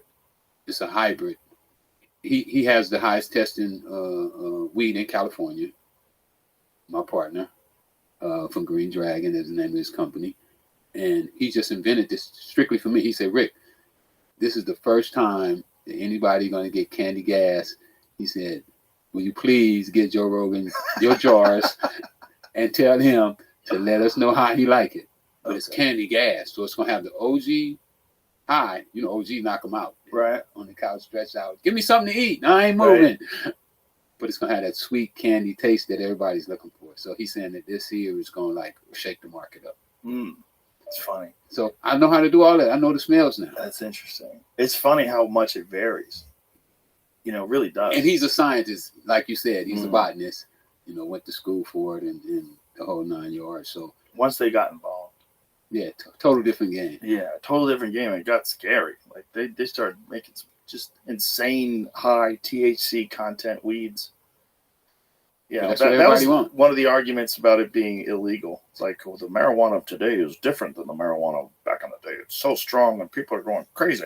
Like, listen, people are going crazy no matter what you do. Yeah. You know. Well, at least they're not using fentanyl. That's true. And that's also the problem with things being illegal, is that they're cutting it. They're cutting it when you're buying it from the cartel. You know, there's a lot of stuff that people are buying from the cartel. It's cut with fentanyl, a lot, including like street pills, like pills like fake Xanax and fake Valiums, and it's all cut with fentanyl. Fake Molly. And like you said, that's what happens when you put that illegal market together. Exactly. And meanwhile, it costs us 100,000 lives every year just in this country from opiate overdoses. And what are they doing to stop that? Nothing. It's just it's so perplexing. It's so perplexing, the problems of our world today. It really is, because it's such a complicated series of issues, and it doesn't seem like any progress is being made. Like even the minimal progress that's being made with marijuana, like the good progress is states making it illegal for recreational use, making it legal. But if the federal government still doesn't have it legal, like what the fuck are they doing? Like why? How is that still a thing? Yeah, the federal government should just get out of it. Yeah, just wash their hands with it. Yeah, leave it to the states. We're done with it. Whatever the states do, let it do. That's what they should have done a long time Let's be ago. done with it. Well, they should have rescheduled it. They should have made it legal. Just schedule it, make it legal. It should be legal. Stupid. The whole thing's stupid. It's stupid. There's plenty of things. If alcohol is legal, marijuana should be legal. Yeah. That's simple. Alcohol destroys lives, destroys liver. I had a guy in here last week. He lost his liver and his kidney, a liver replacement and a kidney replacement just from drinking himself to death. And cigarettes. Oh, yeah. All that stuff. Legal. Totally legal. It's crazy. We live in a strange time. But, you know, it's interesting. Well, we're starting to talk about it. So, yeah. I mean, the first thing, nobody used to talk about drug dealing. Right. That was a taboo. To have somebody to come on and say, I sold drugs. Right. You never would have heard that before. No, not like this. So now we're talking about it. People were starting to understand how they get started selling drugs, what to look for. And that's really all I can do. If I can educate somebody on what to look for when it's coming your way, hey, I did my job. Yeah, and explain the pitfalls. And also, don't ask how much when someone calls you up. When someone gets suspicious. Yeah, don't get addicted. If you get addicted, you're going to ask how much. Right. How much? Right. Especially if you're addicted to the thrill of the game. If it's, an exciting thing, and then you're not doing that exciting thing anymore and you miss it. Because everything that you're not supposed to be doing is exciting, at least in some way, especially something that's massively profitable. But at least he documented it. Right here. Freeway Rick Ross, The Untold Autobiography, 2nd edition. Well, I took out all the misspellings and, the typos. And because, I self-publish. Oh, okay. Yeah, I self-publish it. Yeah, so if anybody want to get it, tell them to go to my website, freewayrickyross.com. Don't go to Amazon because they keep all the money. Amazon keeps all the money? They keep a lot of it. Yeah. Yeah. We don't get much money. Oh, okay. I bought you my other one too. I did that one since I've been 21 Keys of Success. Those are 21 keys that I used when I got out of prison. All right. Beautiful. And this is available on my site as well. freewayricky.com? freewayRickyRoss.com. Okay. All right. Yeah, I bought you a few gifts. You know what I'm saying? Thank you, I sir. said I'm gonna go and give Joe something. That's my other one. Oh, 3 books? Look at you, man. And I also bought you one of my sweatshirts. All right. And I just want to tell you, man, thanks for the world famous Freeway Rick. Thanks for all you did for me. My pleasure. And your story is crazy. And you know what? I'm gonna take your advice on the podcast. You should. You know. I hope you do. Everybody else been telling me, and I've been like, yeah, but I did so well the last time you told me to do something, and I would be going against my own principles. You definitely should. Listen, you're an interesting man, and you've had a fascinating life, and we need more interesting people and interesting voices.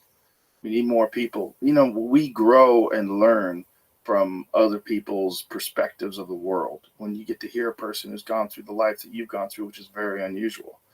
When you hear that person talks, it educates you and informs you, and it changes your perspective. You get to add to your perspective of the world from another person's life experiences. And that benefits everybody. Oh, no question. I agree. All right. Let's do it again sometime, man. Next time we do it, when we're talking about your podcast. When the movie come out. Okay. When the movie come out. When is that? Well, we just hired the director 3 weeks ago. So hopefully this summer we go in production. Okay. Well, when it comes back, you come back. All right. Thanks, sir. Thanks, Appreciate Joe. you. Bye, everybody.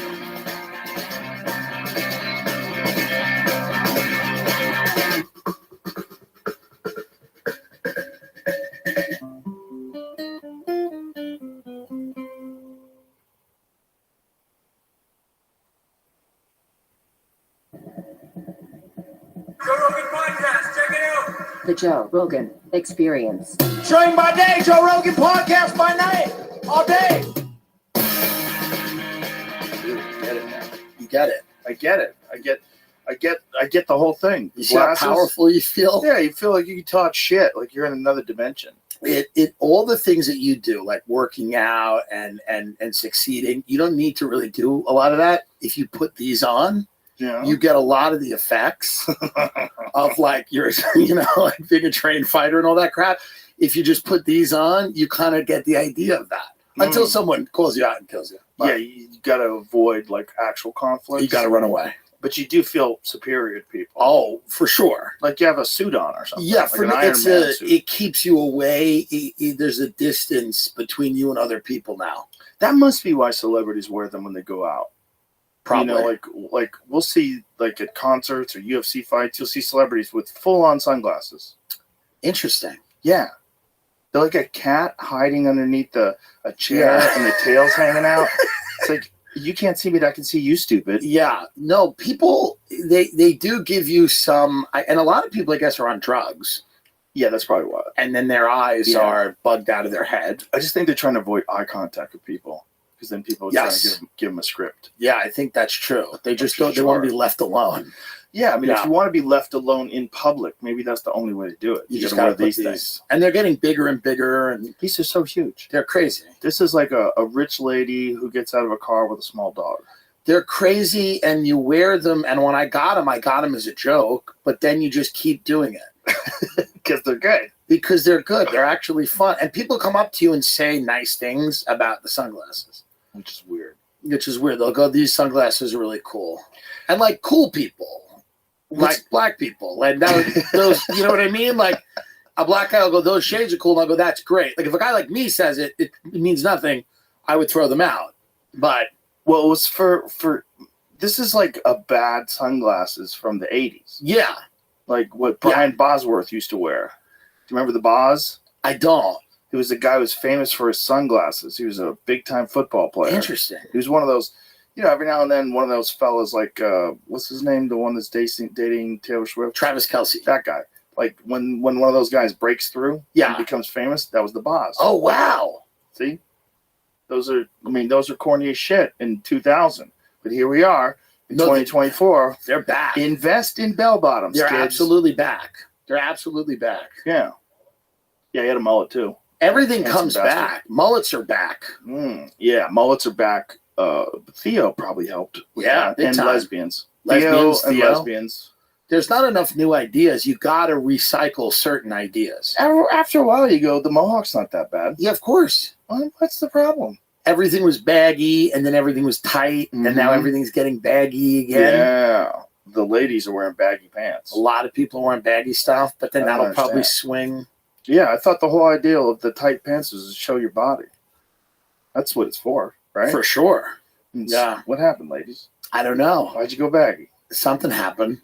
I don't get it. Go back to the tight stuff. Yeah. That looks better. Well, they feel no one can objectify them in a if they wear a bag. Yet they'll go to the gym in yoga pants That's right. that are so thin you mean you could literally like read braille through them.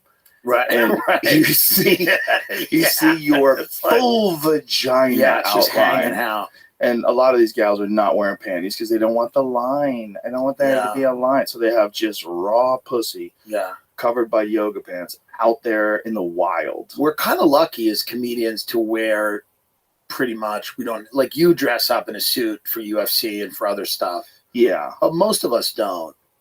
Yeah, I don't mind a suit. I Yeah. like it. I wear, if I have to go somewhere special, Yeah. throw a suit on. Right. I don't mind it. Sebastian's into it, boy, that guy. They wear it. I saw Seinfeld at Gotham. He's in it. Oh, yeah. Yeah. People wear them. Mulaney wears one. Yeah, like they I like think, to wear yeah, them. It gives you you feel like you're some sort of an expert. for sure. You're definitely better than the guy in the hoodie. The guy Yes, in the hoodie's I a agree. fucking But idiot. I'm the guy in the hoodie, and I agree with that. Yeah, I agree Like too. when I see Seinfeld, I go, I agree that you are, and it's it's not even fashion. He's better in every way. I but wear hoodies 3 days a week. It's fun to wear a hoodie and jeans. Yeah, it's casual. It's a great, It's loose. I feel comfortable. it's a great thing to just, soft. and to be able to make money in a hoodie's great. Yes. That's the cool thing about it. Yes. To have Right. to have jeans on and go, I'm going to make money in a hoodie and jeans. I think that's what John Fetterman was getting into when he went into the Congress. That's He's what he was doing. Look, if I'm going to be rich now, Yeah, I'm going to dress like what I would dress like if I was like Rick Rubin. he's kind of an interesting guy now because now he's starting to make sense, which Yeah, is what strange. the fuck is going on? Did the stroke knock some sense into I him? don't know what happened, but he's like actually coming out of the gate with some like very rational things. Yeah, good takes on everything. Yeah. Yeah, on everything. And I'm like, if that's what Sweatpants does, let's do it. I wonder if like when he was running, he was recovering from the stroke, and so that was why he would have those moments where his brain would sink off, and we Yeah. were like, "This guy's fucked. He can't be a senator." Right. But maybe what it really is it just takes a while for everything to come back, and now it's all back. Right. And now he's making sense because I haven't seen any of those videos since of him. There was a few videos where it was like me if I eat like a 500 milligram edible. He was out of it for Yeah. a period of time. Yeah, he was gone. He was in this place where it just didn't make sense what he was saying. Yeah. But now he's back, and it feels like, from my perspective, that the things he's saying are pretty logical. What a crazy political move. Yeah. Recover from a stroke publicly Right. while in the middle of a campaign In a sweatsuit. against a guy who's famous Right. and still win. And still win. And then get progressively better and make more sense. Because our guy that's the president is getting worse and Fetterman's getting better. I'm of the opinion, and I think you are too, Yeah. that Biden doesn't exist. I believe It could be the first AI thing. I think he's a living human being. Don't get me wrong, but there's nothing there. It doesn't exist. So It's I think not there. I don't think there's a question about this. Right. So everything around him is with supporting the country, which is kind of crazy. Right. It kind of shows you that the system kind of works. Sure. When you got a guy like that, it's a great kind of stress test to see like what happens Yeah. when you get a guy that's just going. And also how much you can gaslight people into voting for him again. Yes. How much you can gaslight people into Yeah. voting for the people around him again is what Right. it really is. The people you don't even know. Like this mysterious cabal of humans that's actually running the country. Well, it's such a weird thing because he came out at the State of the Union. He was pretty good, but he was heavily drugged. Like something, and you might know more than I know about like certain types of things that you can do. Like what you've had all these doctors on and stuff.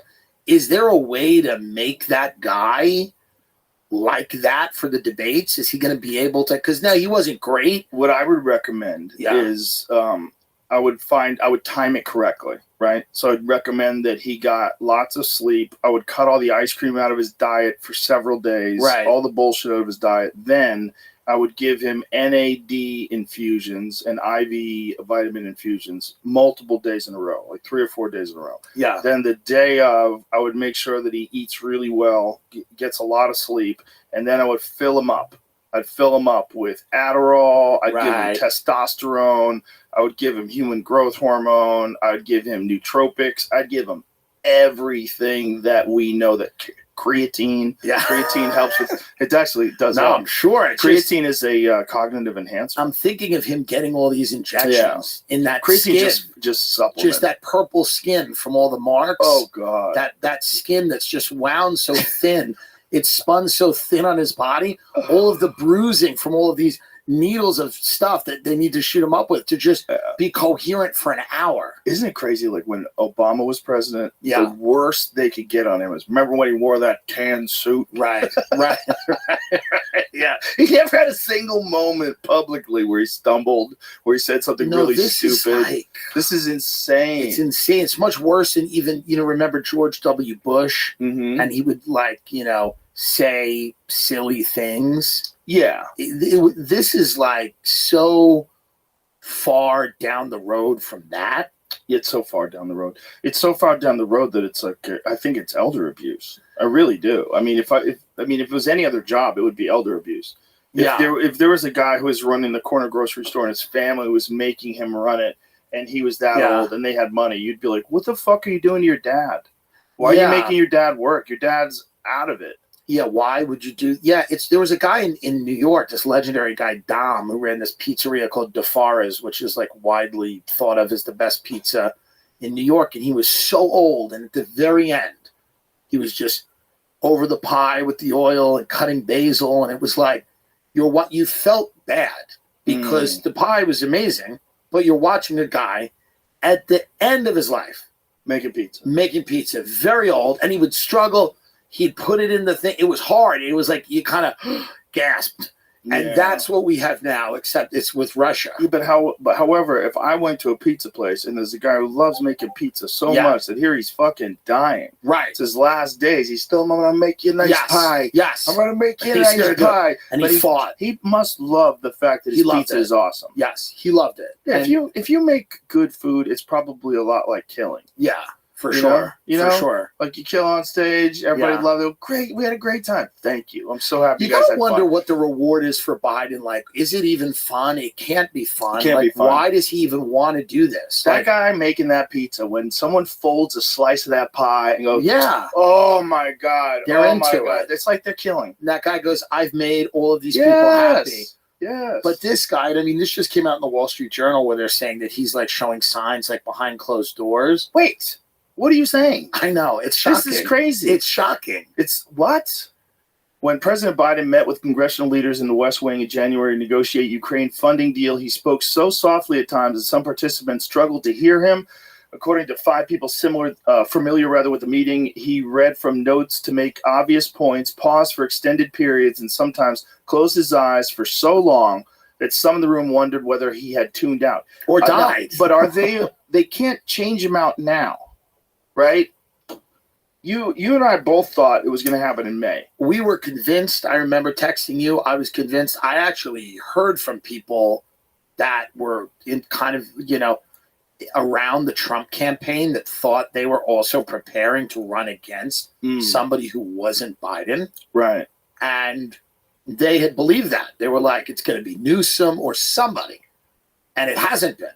So why, not to sound like a nut, but why are they so committed to this guy? There's something weird about it. There's something strange about it. Do you think that's it? I think he's the sitting president and they gaslit everybody into thinking he was fine. So now they would have to change course radically to justify getting him out of office. If they just published an article, I think it was in the Times, that was talking about Biden saying that his age is his superpower. Did you see that? Yes. And then Seth, what's his name? The guy from the fucking Family Guy? Seth MacFarlane. That guy retweeted it. Right. And was like, this is an amazing, I couldn't have written this better thing. What? Right. Yeah. What? His age is his superpower. So you'd have to turn that back. So you'd have to get all these people. Do you remember when there was a whole list of a bunch of celebrities? They used to make videos where they would tell you what to do. Right. You know, what we need to do. What we need to do. The end of democracy. Remember the bunch of them did that before the 2016 election? Right. Yeah. Remember that? Yeah. Those people of all, you would have to do something like that with Biden. Well, what's interesting about Biden is they put him in kind of because they kind of stacked the Democratic primary. They killed the momentum of Sanders. And there was a lot of people. Biden was like very behind and then sprung out at the end. They manipulated it. Just like they did with Hillary. Just like Donna Brazile wrote about in her book. They manipulated it to get him in. And it's just weird to me that when everyone sees it so clearly and Trump is up in every poll, why they wouldn't just have him go out, give a very patriotic speech about, you know what? I thought I could do it, but now I can't.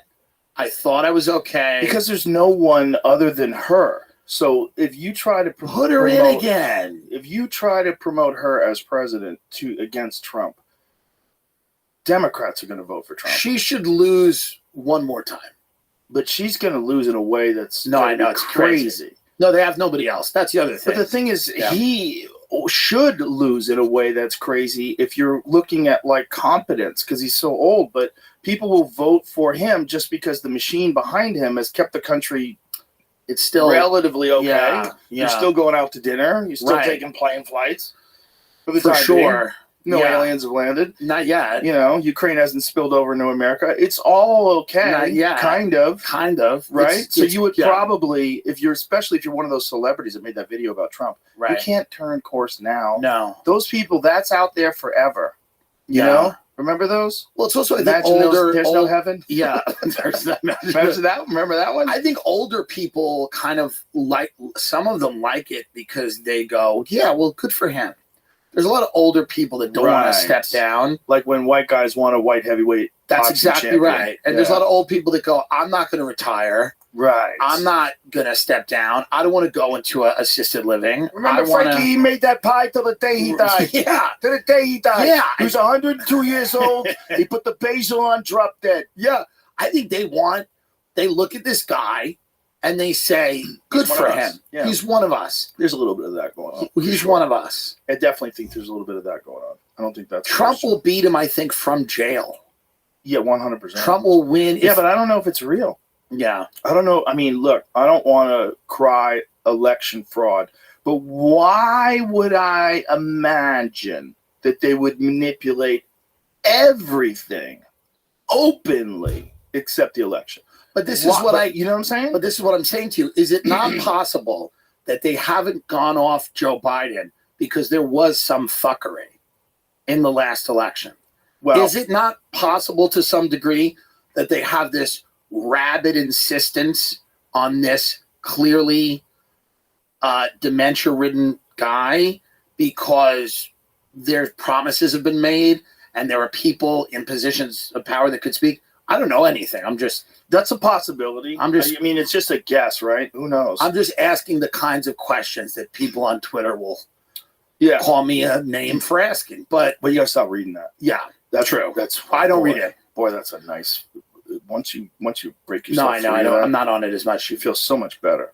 Lex goes into a dark hole every few days. I know. Well, it's I hope he doesn't read the stuff about the Kevin Spacey interview. Life is dark. Oh, he's interviewing Spacey? He did, yeah. God damn it, we wanted Spacey. Wanted Spacey. You can get Spacey. I know, but then you're on the fifth person to have Spacey. Listen, you'll be the most fun. I know Weinstein's coming here first. I know you're going to have him as soon as he gets out of jail. He's never getting out of jail. I hope he does.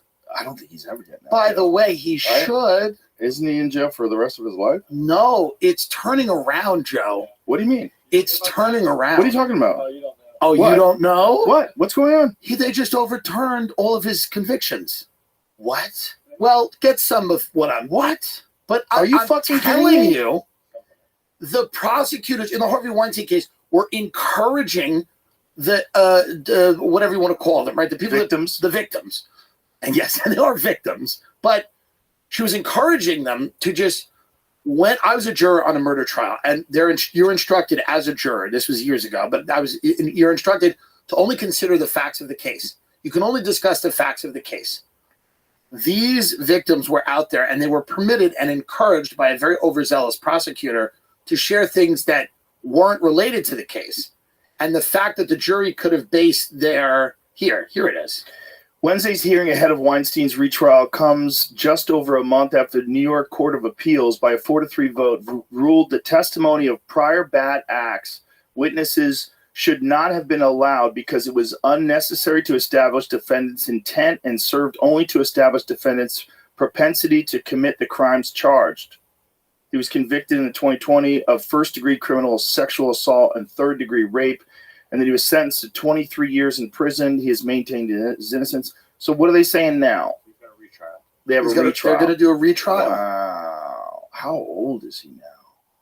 Because he looked fucking terrible before he was going into jail. He was walking around with a cane. And He's in his early 70s, but this is when directors do their best work. No, truly. But he's not a director. Right, producers, whatever. I have confidence in him, is what I'm saying. I think if he gets he's going to get out and kick some ass? I think he gets out. He's got a lot to prove. I think they'll let him work. They're not even letting Hollywood believes in nothing. They will absolutely let him work. They will let him work, and he should work if the retrial happens and they let him and it doesn't work, it is what it is. You know? Wow. Imagine if he gets out. Imagine if it was all bullshit. Well, I don't know how. It's like it couldn't be that time. Well, we lived through. Yeah, it was this moral panic. And right. I'm not the saying time of you mean the time of Me Too. Exactly. Yeah. Everything that got that happened there. What originally happened, it says here, he had a separate 16-year sentence that is not affected by this decision in California. Oh, so there's another case which he was also sentenced to. So the New York trial has been. So he'll be transferred to a California prison? Oh, he's fucked. No matter what, he's fucked. Unless they do that one too. So those guys, that was what they did. But the crazy thing about him is he looked like that guy that would do that. He looked exactly like the guy that behaved the way that he behaved. Yes. Like Dave Chappelle had a bit about it. Yeah. He goes, oh, he raped. Right. No, like for looking sure. at him, like you look at a guy. But it's the other thing about him that's it's so crazy is how many photographs of famous people were with him and how many people thanked him when they won the award. Of course. It's so, and how it was this open secret, but it's just like they accepted this deal with the devil. Like the devil's going to make you a star if you suck his dick. And apparently that's what he would do. Yeah. Whitney told me that there was girls that she knew that did the deal. And it was a deal. Like, you suck his dick, he's going to get you in this movie. And they sucked his dick and they got in the movie. Like, he would hold up his end of the bargain, which is one of the reasons why he was so powerful. Because he really could. He wasn't just banging everybody. He really was. Well, let's say this, though. And making people famous. We think that's negative. But let's say him upholding his end of the deal is something. Like, if he puts you in the movie. I think a lot of these, by the way, all of the famous people he did it to didn't really come out against him. No, because they can't. Because then if they tell the truth. They were kind of, because that was kind of a deal that was made. Not good, but that was a deal. And he made good on some of those promises. He made good on a lot of them, apparently. This is just from what I heard. Right. But, Tarantino was telling us about this old school Hollywood producer who had a bedroom in his office. Sure. So you would go into his office, and this is like, in the 60s or whatever. So he had his office, and then he had a whole bedroom in his studio. Yeah. Where he would bang all the starlets. Like, if you wanted to be a star, you had to bang that guy. Which is just the deal with the devil that has always been that business. That's always been there. That's always been there. It's like why people start cults. Yeah. They always end up being sex cults, right? All these 100% of the time. All of these guys on Netflix, it ends up being creepy and sexual. Yep, all of them. That's part of it. And I think if you have that kind of power and people, and you've got a steady stream of people walking in your door. Yeah, and you are also doing this very specific thing where you're choosing the most beautiful people to be in these incredible incredible films. Right. When you think about the movies that fucking guy made, Kill Bill, some of the best in the world. Pulp Fiction. Like you just go down the Let line. him out. So many times I've seen a movie, all Miramax, of course. Yeah. They made insane movies, and they were like the Weinstein Company. They were the best. Yeah, and some of the best. And they just did it with the devil. They did it with the devil. Yeah, they did it with the devil. The devil. You watch an old Woody Allen movie, you go, I don't know if he's guilty. I don't know what happened. I go, I don't want to believe he's guilty, but can I still enjoy the movie or not? And then some of them, it is a little different. You watch it and you go, it is. I hope he's not guilty, but there's a good chance he's guilty. And there's a documentary that's all of it's not good. All of it's not good. Even if it's like your neighbor's daughter, and you've known her since she was 2, and then you wind up marrying her, that's kind of crazy. It's not if great. you were an adult with children and your neighbor had a daughter. But then again, you know, part of your brain goes, okay, but like, what if you really were in love? Like, what if really she really was the next door neighbor, and really you were 60 and she was 30 and she loved you? Right. Or if your wife had adopted her from Cambodia. That makes it more complicated. And you raised her, but loved her still. That's the next level. That is what I was going to say. Not ideal. That you can't. Yeah, we'll say that. Can't. It's not ideal. You can look at the neighbor and say, well, maybe you weren't close with the neighbor's daughter. Now she's a grown woman. She has agency. She's a woman. Know. She loves you. But you know what's funny about... you can't say that about a kid that you fucking raised. You can't marry a kid you raised. No. You can't marry a kid you raised. But did he raise her? Did he see her like every couple days? Like, I don't know. However we can still watch Annie Hall. I can't. Is there any way to still watch Annie Hall? No. I don't know. Probably not. It's hard. You can, but you're going to know the whole time. It's like watching House of Cards. You're like, what? Yeah, but I can watch House of Cards because he's playing the guy he was. Right. That's perfect. Right. I like that. Kevin Spacey doesn't even exist. He's barely a person. He's such a good actor. He's become the thing. He always plays people kind of like that. Kaiser Soze, Frank Underwood. He's become the thing. And he's so good at it that it doesn't ruin it for me. I can watch House of Cards. There is an arrogance that some stars had, like particularly in the 90s. When I first came to Hollywood, and this is like really evident for me because I was not a star, but I was on a television show. So I got to be around a lot of stars. And there was a way that some of them would treat you. They would let you know that you are subhuman. You are below them. They would communicate with you in the most disrespectful and dismissive ways, like weird, fucking weird, like mousy guys that I could kill, like instantly, and they would just be rude to you in a really weird way because they had power. They had power, and then when an executive would come over, they would turn on the charm. They'd be smiling and laughing, and then you would talk to them at the craft service, and they would fucking dismiss you in the shittiest ways. I encountered a bunch of that. Yeah. It was commonplace. And it was, I think, a thing that they aspired to, especially a lot of the guys that came from Saturday Night Live.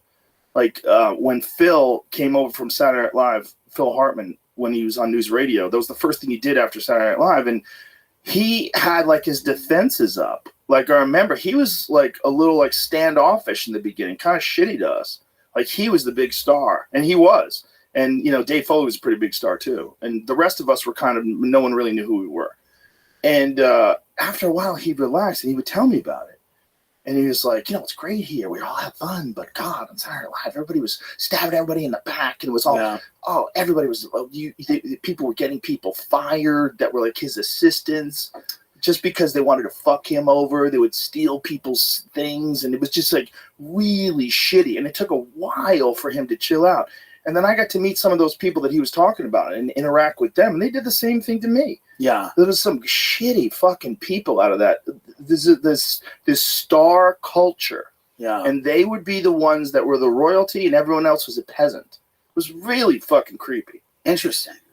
So I think if you're like an old school dick grabber and you're also a Hollywood icon, right? You probably are doing that.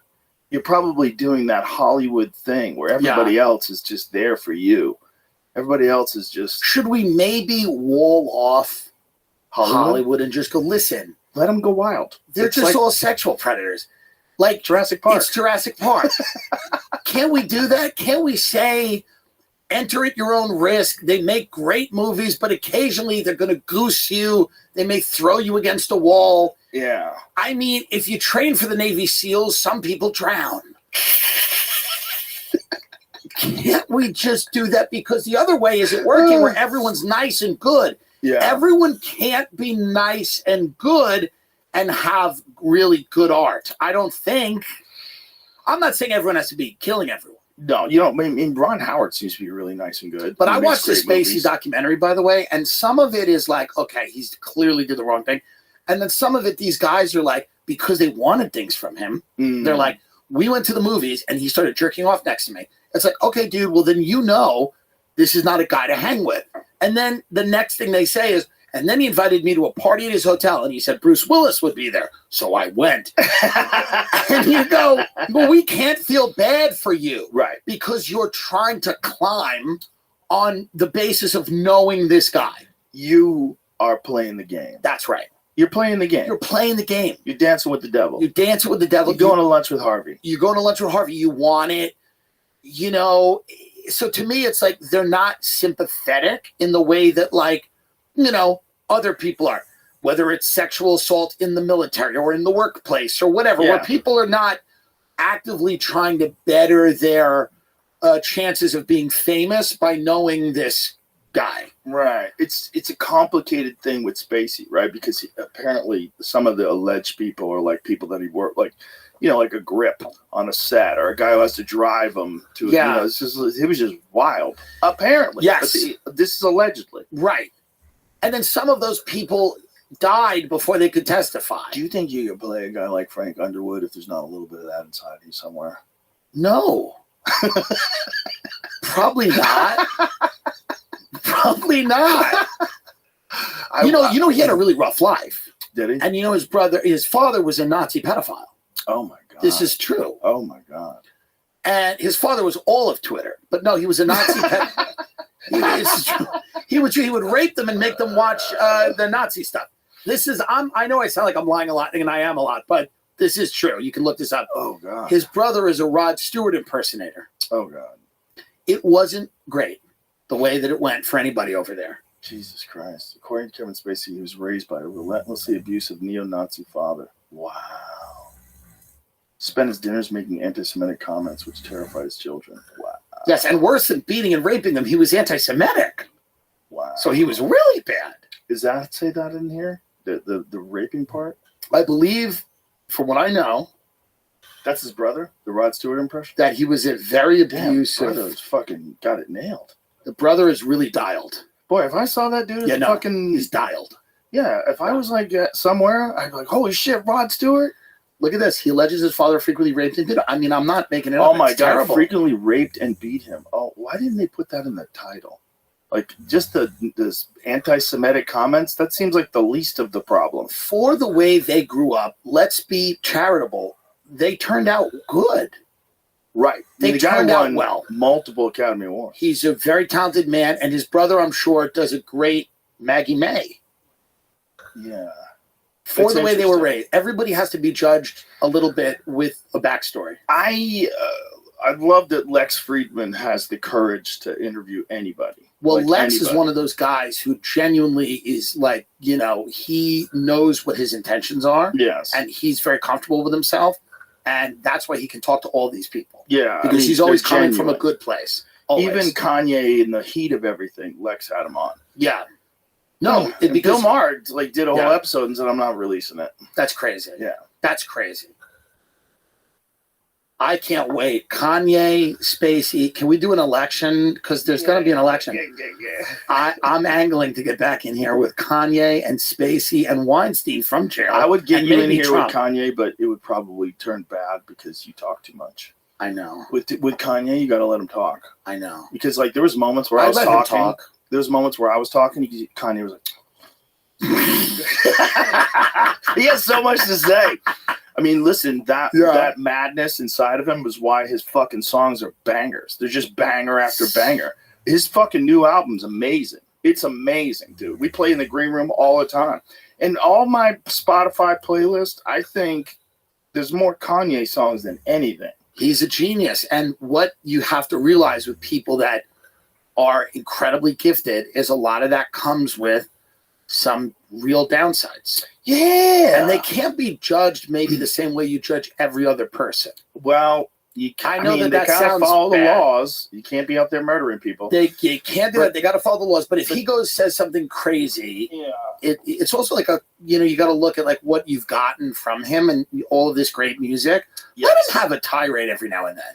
Let him have a little. Well, it's like he's his own enemy. Yeah. It's just like he can't. The rants just go. I know. They just come flying out, and who knows how much of it he's really been committed to until he says it. And then once he's saying it, then he's really committed, and then, he shows up statistics. Like he held up this thing about, it was showing on his phone, all of the different people that are running all the different music companies and how many of them are Jewish. Right.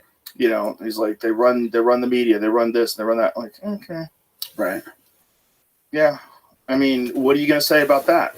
If they are facts, if these people are all Jewish, but that doesn't necessarily mean that they're doing something evil. Just, if you buy pizza, a lot of the people selling it are Italian. I will say that the Jews seem to have made better choices than the Irish, my people. Well, they're really good at running show business. Yeah, I can't point to any list of people and go, and they're all Irish. There's not one group. And go, and look, and McDonough and O'Brien. Right. Like Italians, like my people. What other than food? Someone said, a teacher I had in community college, you take it with a grain of salt, but said that Italians were very focused on the family, and they were skeptical of institutions. So they started small businesses, whereas Jewish people were more open to institutions, and that's why a lot of them are overrepresented in academia, politics, and media. Well, the Italians are fleeing communism too. Right. So Italians were skeptical of the government. They were skeptical, and they wanted to have their, little pork stores and stuff. And that's good. And it's also Catholic, very family oriented. If you date an Italian girl, you got to meet everybody. That's right. You can't be just showing up at her house like some regular white guy. And the Irish were drunks and sexually abused a little bit, and they did the best they could. They did the best they could. Did the Make best good they boxers. Could. Everyone's doing the best they can. Yeah. Well, we're all coming out of chaos. Yeah. The reality of human beings in this country is this fucking country's 3 people's old. Right. That's it. 3 people. That's crazy. To think about. 3 people. That's the reality of this country. China is 400 people old. Right. That's real. Yeah. That's the difference. Yeah. We don't have our shit together yet. And we started off with a really good idea that didn't anticipate technology. And then technology got involved in terms of like stock trading, and then influences of campaigns. Nobody anticipated the lobbyists, special interest groups. Nobody anticipated the military-industrial complex until Eisenhower talked about it on TV. Just all these things got in the way of the original idea. That they had a great fucking idea of how to make sure that no one ever becomes a dictator and that the will of the people gets served. They had a great idea. And now they have an idea where everyone can kind of be a dictator. So that's not the worst idea. You can be a little dictator. Well, what they really didn't anticipate is the power that technology companies have. Yeah. That's what they own your thoughts, dreams, hopes, everything. Fears. They have burrowed into your life more than any of the robber barons could, more than any of those guys. Morgan or Rockefeller, Carnegie. They've gotten insanely wealthy just from your data. Absolutely. And then convincing you have to buy a new phone every year. And they're helping you. Yeah. And that's the scary part, right? They're utopians and they believe they're creating a truly better world. And they're helping you. It makes your life better. And they make your life better, and you do. And these are things that make your life more convenient and easier. Yeah. How great is Google Maps or Waze? So when they tell you it's more convenient to just not have this discussion or not be able to say a certain term or not be able to, then you just comply. You comply and you go, okay. I don't want to start any trouble. I don't want to start an issue. I like Postmates. Or whatever it is. I like Airbnb. Well, sure. Well, it's failing now. It's over now. It's all over now. I met one of the guys. Who did I fuck? Well, someone, I don't know if it was you, but someone said, and this is really nice, someone tried to get me back and they were like, no. Someone met a big guy, and it might have been you. Someone was like, I think it was me. Yeah, somebody's like, what about getting like a guy like Tim Dillon back on? And they were like, no. They're fucking up. They're making a big mistake. Well, that issue that I had was all about the redundancy of cleaning fees. Why would I pay a fee and then clean? Yeah. This has now become a rallying call for millions of brave Americans to hold Airbnb accountable for what they've been doing. Forget the trafficking, people showing up to the house in the middle of the night trying to rip you out of it. This is true. Single women go on bachelorette parties all the time. Guys knock on the door at 3 a.m. It's not safe. A lot of the people who host, like, have Airbnbs, have weird cameras set up.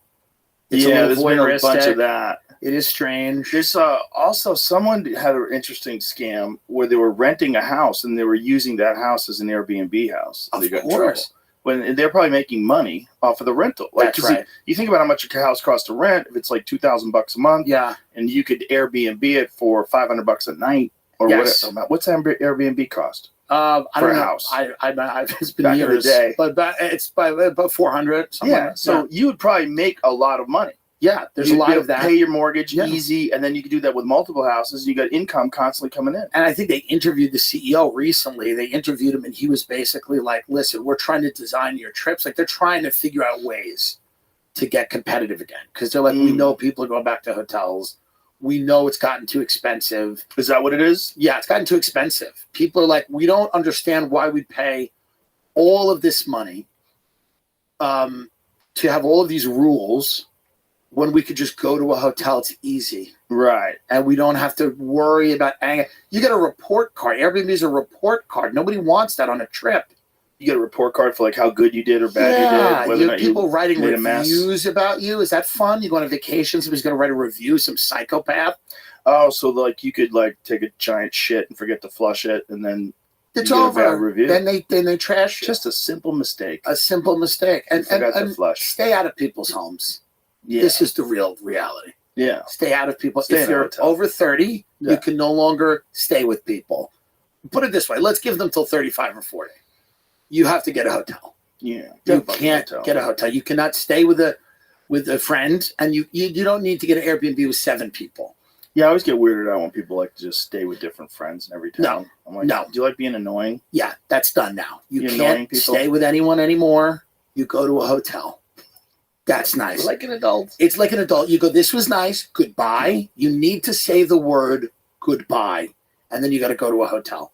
Otherwise, people are like, they feel uncomfortable in their own home. They do not want you there. It's kind of crazy that Airbnb, that's another thing that popped up out of nowhere that nobody saw coming. That was a disruptor. That and Uber, right? Yeah. Uber was a big one. Popped up, but no one would have thought that everybody would become a cab driver for extra money. Well, it coincided with like this rise of the gig economy where people are like, I can work. I own a car. I can work, and I can make money through this app. And you can not have a boss. Exactly. Like one of the things I loved about delivering newspapers when I was a kid was, I did it when I was in my teens and 20s. It's like you could just go to the place, pick up the paper. You did your work, but you could listen to the radio. No one's in your ear. No one's talking to you. You're by yourself. As long as you get your job done, you're good. And if you're an Uber guy, I don't have to go to a fucking office somewhere. I just pick this dude up and take him to the airport. Oh yeah. Thank you. Thanks for the tip. Bye. Easy. Drive away. Be a nice guy. Try to keep your car clean. That's right. You can make money. And you don't have to listen to anybody. And they're having fun. Some of those guys are having fun all day, listening to hateful podcasts, perhaps mine. Listening to smoking cigs in their car. To this right now. Yeah, people listening to it right now going, I'm enjoying my life. I'm having fun. Somewhere there's someone in the backseat going, fucking Tim Dillon. Shut up. I hate his What he did to Meghan McCain was so rude. What he did to all of these people, all of these innocent people, so fucking rude. Innocent, good billionaire. Speaking of innocent, did you see Fauci? Did you see the? When he came out? Did you see the leaked tapes? Oh, not just the leaked tapes, but him getting grilled in Congress. I didn't see it. Oh my God! Was it bad? Was it brutal? It's horrible. Yeah, I think Jim Jordan got him lying under oath. He's just, no matter what they catch him with, he tries to find a way to weasel out of saying that he said that, including saying mandating masks, shutting down schools, locking everything down, closing businesses, Right. forcing people to get the vaccine. All of it is on tape. He Well, said all of it. It seems to be, again, it's the gaslighting thing where people go, we can just now come out and say that we never actually said any of that.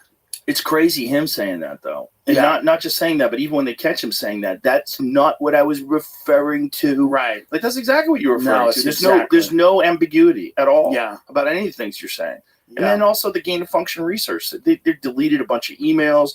There's all these emails from his assistant talking about how to go in separate channels to talk about this stuff and how to skirt around the Freedom of Information Act. Right. And then fucking Peter Hotez talking about deleting emails. Yeah. They all knew what the fuck they were doing, man. They were all very aware that they were going to be investigated eventually. There should be a commission on this whole thing, but just like the 9/11 commission would probably be set up to fail. And that's what the commissioner said. That's not what I'm saying. Well, even if Trump gets into office, how could it be? Because he was the guy.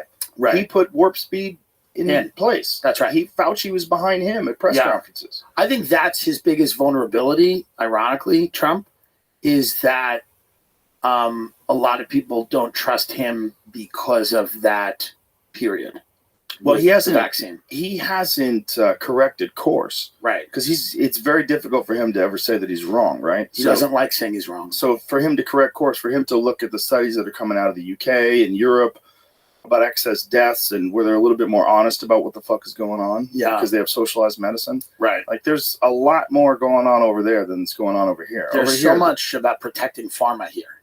Yeah, but so much money. Right. I mean, so much money invested in advertising. I mean, everything gets advertised by it, whether it's internet shows. Yeah. There's fucking so many television shows. I mean, that montage, I'm sure you've seen it, brought to you by Pfizer. Right. The CNN one, that's fucking nuts, man. It's crazy. It's nuts. It's so much. There's so much money involved in this that these people just keep their fucking mouth shut because these people aren't real journalists on television. No. You see that when Chris Cuomo has to debate Dave Smith. Right. What they are is mouthpieces for whatever the fuck is the network. They're actors. Yeah.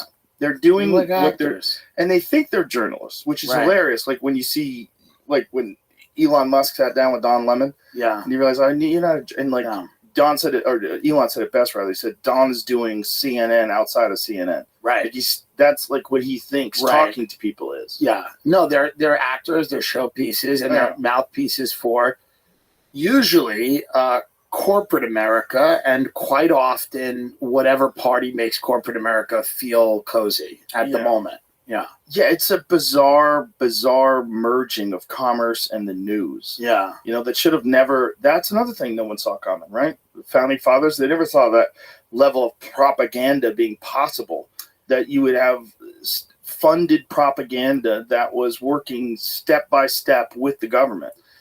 It's gotten to be, but you know what? It's watching it fall apart over the last few years has been really interesting. Yeah. Because it is falling apart. Oh, well, it has to. You are watching these guys and you go, they are convincing nobody. I mean, I'm sure they're still convincing some people, but most free-thinking people, most people that don't have an investment in it are looking at it, it feels fake. Yeah. It all feels fake. I think people are starting to question it more than they ever have. I don't think the government will ever fully recover from the pandemic in terms of trust levels. Right. With all those kids who had to do proms in a car or wear masks jogging on a track. Mm-hmm. I don't think those kids ever look at the government the same way, and that's probably good. It's good. I think that's good. It's good. And the thing is, like, young kids are paying attention to what is going on now in a way that they know that it's going to affect their life. They pay attention to the government like these fucking idiots. They're going to affect my life because they affected their life. That's right. They did it to their parents. Like, how many of these young kids saw parents lose jobs, saw divorces happen, suicides in the family, breakups, drug addiction? So many fucking things happened that didn't have to happen that were brought on because of the lockdowns and because of the pandemic and the government's mandating things. And how many people did they know that got health problems because of the vaccine? How many people did they know died young? Everybody knows something. No, and I think they're more likely now to have a skeptical view of the government, which is good. And I think they understand more probably the value of Now, I don't know if they're going to understand this in every area, but what propaganda is, how it kind of functions, and how to be aware and cognizant of the fact that there are people that are shaping and sculpting the narrative, right, and shoving it down your throat. Yeah, I think there's more people now questioning things, especially young kids are questioning stuff about the war machine and the war economy more than they ever have before, going like, why are we involved here? And why are we funding this? And why are we doing that? And I think people are, and that doesn't, and they're sloppy, obviously. They're not getting everything right, but they're out there. And they're also being heavily manipulated. Yeah. Which is, something that's been discussed with a bunch of people on the show, where we talked about, like, with GADSAT in particular, like who's behind all of these protests at the universities? Like, they're organized. And they're organized a lot by Soros-funded groups and a bunch of different groups that they organize these things to get a narrative very popular. Yes. And that it's all, the whole thing is just disruptive. That's the key. The key is to get people upset, right? To keep people disrupted, and to further erode our idea that we have any kind of control whatsoever about what goes on. I went to one of those protests at UCLA. How was it? It was fun. It's young people. They're trying to enjoy themselves. Is that what it was? It kind of felt like that. Like a little festive? It didn't feel like Hamas had taken over the college. Like, I know that it felt like there were people there that were clearly probably pro-Hamas, right? As a, whatever you want to call them, as a group. Right. But then it felt like there was a lot of kids there that just saw what was going on in Gaza, and they were like, we are against America funding that. And they went out to do that, and they wanted to, in the best way that they knew how, express how upset they were. Now, you can't destroy property. You can't commandeer areas. These are all areas where in a civil society you can't do those things. But I think a lot of the people, their reaction to a lot of what was going on was probably heavily manipulated, but some of it was organic. Some of them also were, they're just trying to be good people. Seeing it on TikTok going like, genocide is bad. Kids being killed. Yeah. And we're paying for it. Yeah. And we should do something. And the more people I spoke to, I was like, yeah, I didn't think that they were, I thought probably a lot of them were a little naive about certain things, but they're in college. Right. So that's okay. Everybody's naive in college. That's right. Yeah. And it's a thing to be a good person. You want to go out and support the good thing. What's the good thing? Free Palestine. Yes. That's right. They should be free. Yeah. From the river to the sea. Which river, which sea? No one knows. No one knows. That's no not one knows. what's important. What's important is I'm out here because, Debbie's really progressive and she's hot. Want some coffee? Yeah, please. Debbie's really progressive and she's hot. And I'm right. trying to impress her. Well, that's and listen. There's a fun, I enjoyed it. Cheers, they had, it seemed fun. I took a few selfies with them. They were good people.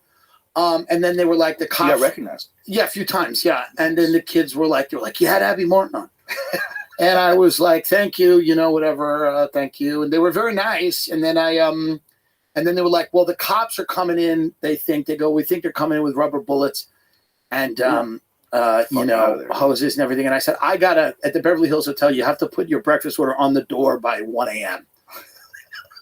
And I explained that to the kids. I said, and they'll know to bring the egg and everything. I said, I can't be here during the onslaught of the police activity, but you guys should. I even said that. I go, you guys should, and lock arms, do that stuff, because you only live once and you're only a kid once, and make these cops work. Who cares? Lock arms, but I had to go. I can't be. Did you see what happened in Philly when the Gay Pride Parade met Free Palestine? And there was a clash. Yeah, it was a clash. They clashed. Kurt Metzger would call that, the great Kurt Metzger would call that, I believe, an intersectional car crash. It was funny. They were saying you can't march because Palestine's not free. You got to stop right here. Yeah. We're more important. This is more important. It was weird watching it because they were like, there's no joy. No one should be happy. I think Pride is very silly. There's a whole month. That's very silly. If you look at what was done to black people and you look at what was done to gay people, it's insane that Pride is a full month. a couple of weekends, maybe one or two. The idea that it's a full month is nuts. How about there's only Veterans Day? Right. There's one day for veterans, and there's an entire Memorial month. Day. There's Veterans Day, Memorial Day. And what the month of Pride allows people to do is it allows corporations to just talk about, how down they are with fisting. That's really all it is. Why It's don't just we have a Capital Veterans One Month? going, we come, it's like we will, you can, and I say that as an out gay guy who has no problem with people going to pride parades and having fun. I don't think 9-year-olds should be there. How old do you think is the cutoff? I mean, when your kids are in their teens, perhaps, if they're in their older teens, I just think kids should be Legal teens, you mean? No, I mean, I don't High think a school 13-year-old needs to be there either. I think 17? it's 17 is fine. 17 and know he's gay. 17, or they could just 17 and they're like Curious? mature enough to handle what's going on. Are they though? I don't know, but I mean, it depends. Like again, I'm not mature enough to handle what's going on in the pride parade. Well, I don't know. The pride parades have gone off the chain. I mean, they've gone off the chain. But people dressing up like dogs and stuff is crazy. Congressman. But like to me, I've always felt that like if you're going to go out and have a party where people are getting drunk and hooking up and dancing, anybody who's legally underage shouldn't be there. So 17 is right on the cusp, and then 18 and everything is fine. But to me, it's like I don't think it belongs for kids. That's clearly it doesn't belong for kids. Well, people want to do it to show their kids tolerance and acceptance. But you don't have. That's not. That's not how you have to do it. It's Yeah. very sexualized. That's It's the thing very about sexualized. pride is like, yeah, sure, you should celebrate the fact that gays are free to get married and they have all the same rights as everybody else, as they should. But it's sexual. Yes. It's like a lot of guys with thongs on. Well, it's like spring break, yeah, right? it's wild. It's like, would you take your 10-year-old to spring break to show to teach them tolerance? No, Right. you wouldn't do that. That's kind of straight pride. Spring break is a bunch of people going to get fucked up in Florida, Right. and they're going to fight each other and have sex. And you wouldn't take your young children to see that. I don't see the reason to take your kids to a highly sexualized parade. Yeah. No, I You want to take them to an event that's not as sexualized? Like maybe a mother would tell her kids, like, your father's getting an award. He's gay. He's getting an award. That's why it didn't work out with us. Your father's gay. He's a faggot, and we're watching him get an award tonight. How many of those because he wrote a book? poor bastards are out there in marriages right now? Probably a lot. There's probably a lot of Just trapped. Just. But can't you know be what themselves. it is? Nothing's great. You probably have a fine wife. Nothing's great. Listen, continue to do things on the DL. Just don't give her AIDS. And this is not a popular thing to say it during Pride. There's so many political attachments to being gay now. If you're a closeted guy, just fuck your wife once a month, cheat on her, don't give her AIDS, and just keep the family tight. And I know that that's probably not popular, but I mean, now's not it's just, if you're 60, are you going to come out? I mean, do we really need people coming out in their 70s? Do we need this? To be very honest, there's a window of which you can get honest. If you don't, double down on the lie. I think that's a great strategy for all of life. I think there's a window to be honest. Right. It's not forever. Right. Nobody wants somebody coming out in their 50s, 60s. It's like enough on their already. deathbed. Yeah, it's on their deathbed. Oh, so that now you've lied the whole time? Right. Just keep it a secret. Mm. Just keep it a Not a secret. bad piece of advice. It's not a bad piece of advice. Happy Pride. But it is. I do feel that way. I think that for some people. yeah. Some people probably can't handle a change.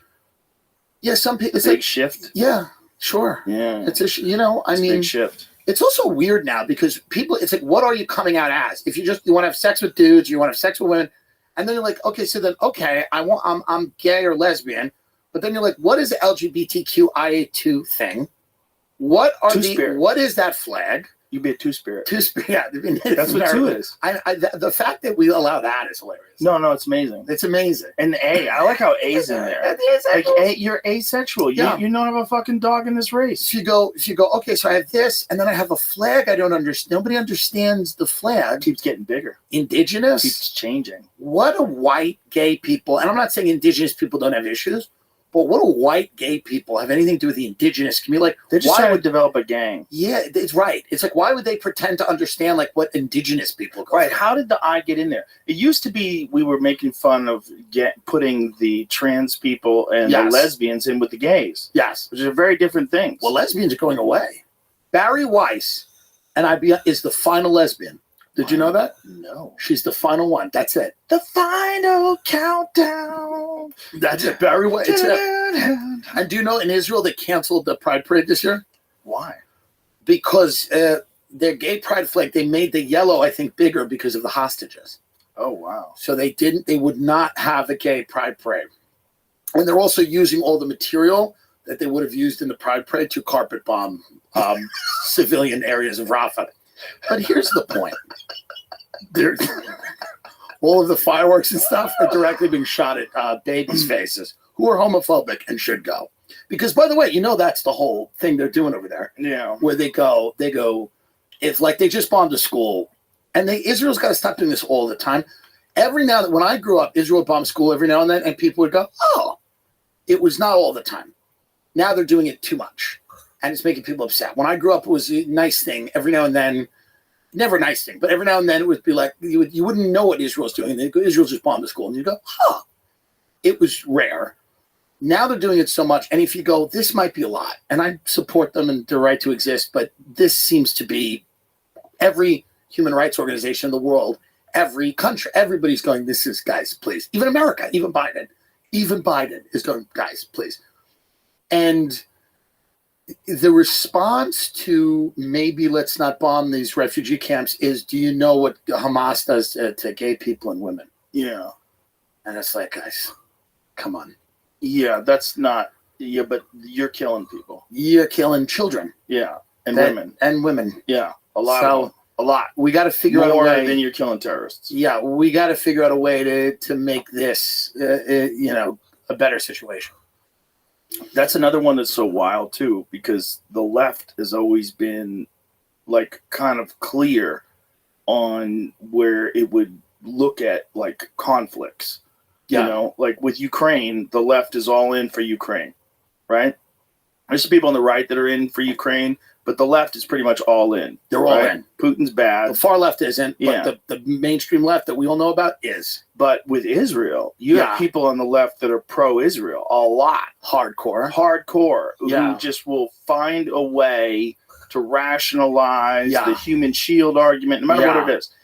And no one is like being straight up about it. Everyone's being ideological about it. No one is saying the whole thing is chaos.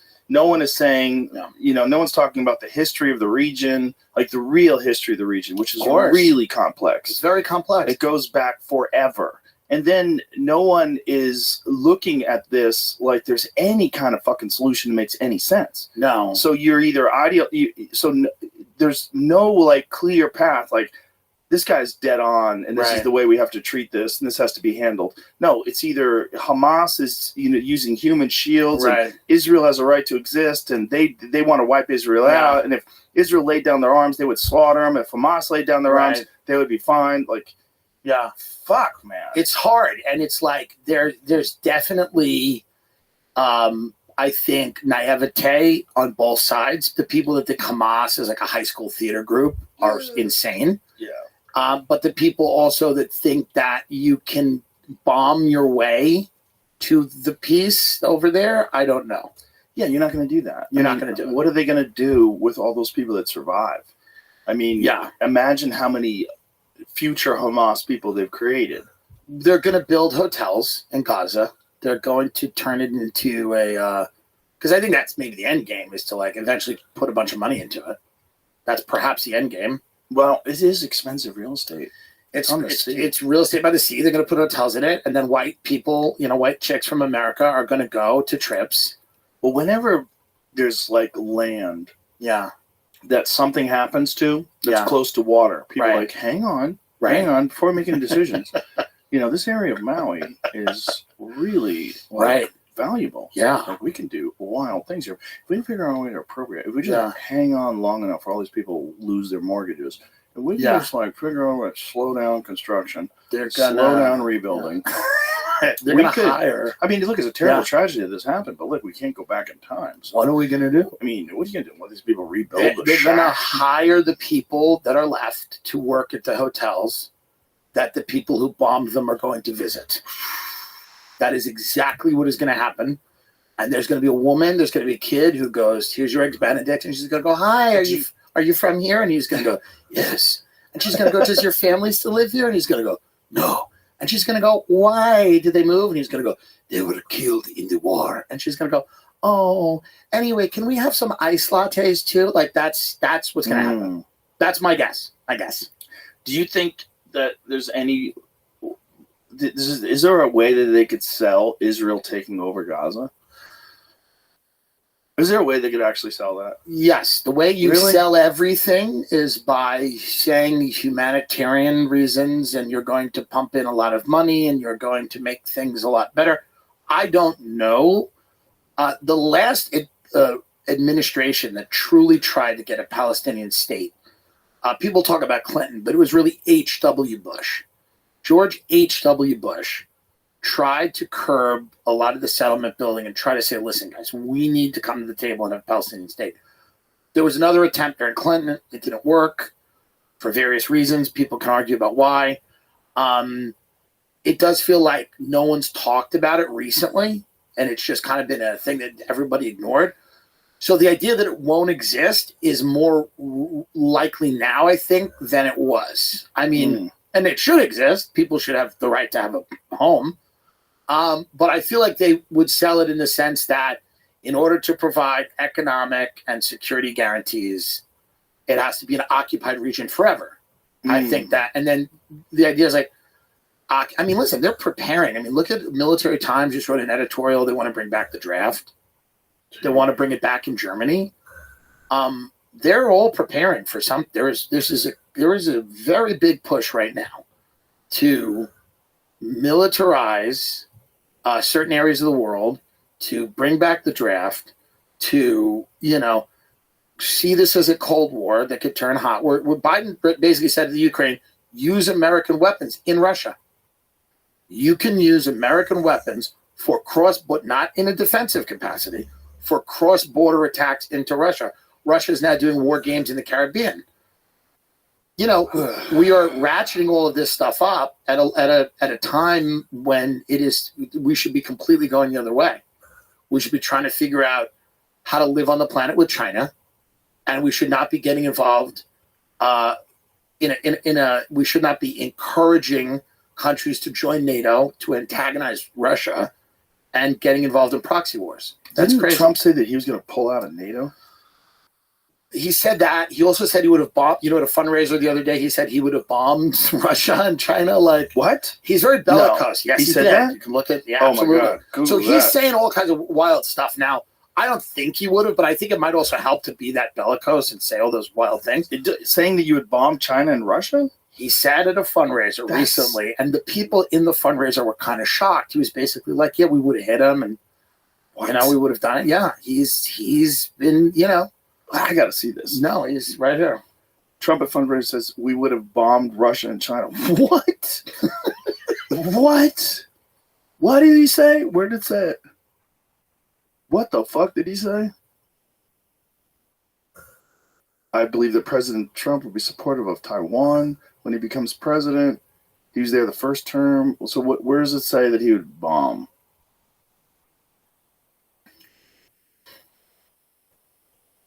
What does it say here? During a rally in Bronx, referenced several authoritarian leaders, including Vladimir Putin, saying they were at the top of their game, whether you like it or not. The world's going to respect us again if he's reelected, he claims. The bomb revelation was made in a Washington Post report on Trump's recent fundraising tour, during which he tested the boundaries of federal campaign finance laws, according to experts.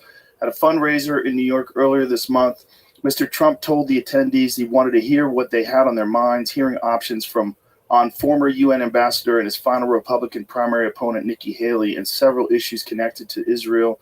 Mr. Trump is routinely... Where does it say about the bomb thing? Where does it say that? I don't see any of this. That should be like front and center. If it's in the headline. No, for sure. Like, why you make me go all the... Where does it say bomb them? Oh, it's right here. It says the bomb revelation was made, but... Right, but what does that mean? Amongst the people talking. Yeah, what does that mean? Like, they're not saying his quote. That's a real sneaky thing to do. Yeah. The bomb revelation was made in a Washington Post report on Trump's recent fundraising tour, but what was it? Let me find a different article. Yeah. See if they have a quote. Yeah, that seems Trump would bomb Moscow. Allegedly said he would. Allegedly. Right. Allegedly. Well, he says a lot of stuff. And he might not have said this. But that's a crazy Yahoo title. Right. Trump suggested at fundraiser he would have bombed. Like, that seems to me like, unless you have the fucking quote, you shouldn't be saying that. It is kind of funny. Sometimes out crazy Putin. That's a great headline. Oh my God, the Hill said that, but this doesn't say he was going to bomb right anybody. here. It says What's it's it say? according to the Kiev Independent, which is what Yahoo reposted. The formerly and possibly future president. Let me say this. In what Trump said a few days before, according to the Kiev Independent's retelling of a May 28th story in the Washington Post, the former and possibly future president suggested at a fundraising event that he would have bombed Moscow in response to Russia full-scale invasion of Ukraine. But this is not saying his actual quote. He also said, in quotes, he would attack Beijing if China invaded Taiwan on his watch. But is that, it's got an asterisk? Is that, no, it's a quote. So is that his quote? Did he say that, though? Because it's weird. It's saying, the quote is that he said he would attack Beijing. And so, in quotes, that way, is that his quote, though? Attack Beijing if China invaded Taiwan on his watch. Did he actually say that? Or is this a retelling of what this person is saying, and they're putting that in quotes? The whole thing is a little slippery. It is slippery. Because if you're not, it's suggested at a fundraising event, he would have bombed Moscow. Like, that seems like you should have that quote. You would think. Trump makes sweeping promises to donors on an audacious fundraising tour. It doesn't say anything in there about bombing, does it? In the Washington Post. Google will just do a find on this big-ass article and look for bomb. There it goes. Okay, for example, at one event, he suggested he would have bombed Moscow and Beijing if Russia invaded Ukraine and China, or China invaded Taiwan, surprising some of the donors. But you don't have the quote. No, he said it before with John Daly, with the golfer. He did say, I told Vladimir I'd hit Moscow. He did say that. Jesus. And he did say that. He said, and you can get this, he did say to John Daly, he basically said, like, listen, I told him, I said, if you go in, we'll hit Moscow. And Trump said, I don't know if he believed me or not, but you just got to say these things. You know, he was kind of telegraphing it. But listen, I think that, you know, there's probably a value to some of that talk. He was a friend of mine. I got along great with him. I say, Vladimir, if you do it, we're hitting Moscow. I said, we're going to hit Moscow. And he sort of believed me, like 5%, 10%. That's all you need. He never did it during my time, John, you know. No. No, it's funny. During the last 4 years, because he knew he couldn't. It's funny how she didn't bother you either. Yeah, no, she didn't bother me. I told him that you. John Daly getting hammered, chatting it up with the president. Guy's got an amazing life. I got to get that guy in here. Yeah. John Daly, if you're out there. Epic. Let's get hammered. Yeah, but so, I mean, who knows if he said it at the fundraiser or not. They are slippery, and they do attribute things to him. And there's maybe more context to it. Yeah, it's real hard to know. But just saying that's crazy. Yeah. I don't know if you believe me, maybe 5%. Yeah, but I mean, I think maybe that's good. There's something good about a maniac when you have a maniac in there who is, you know, a guy that's unpredictable. I think maybe Kim Jong-un, you know, when he would do that, and then Trump was on the other end of that, maybe that was perhaps helpful.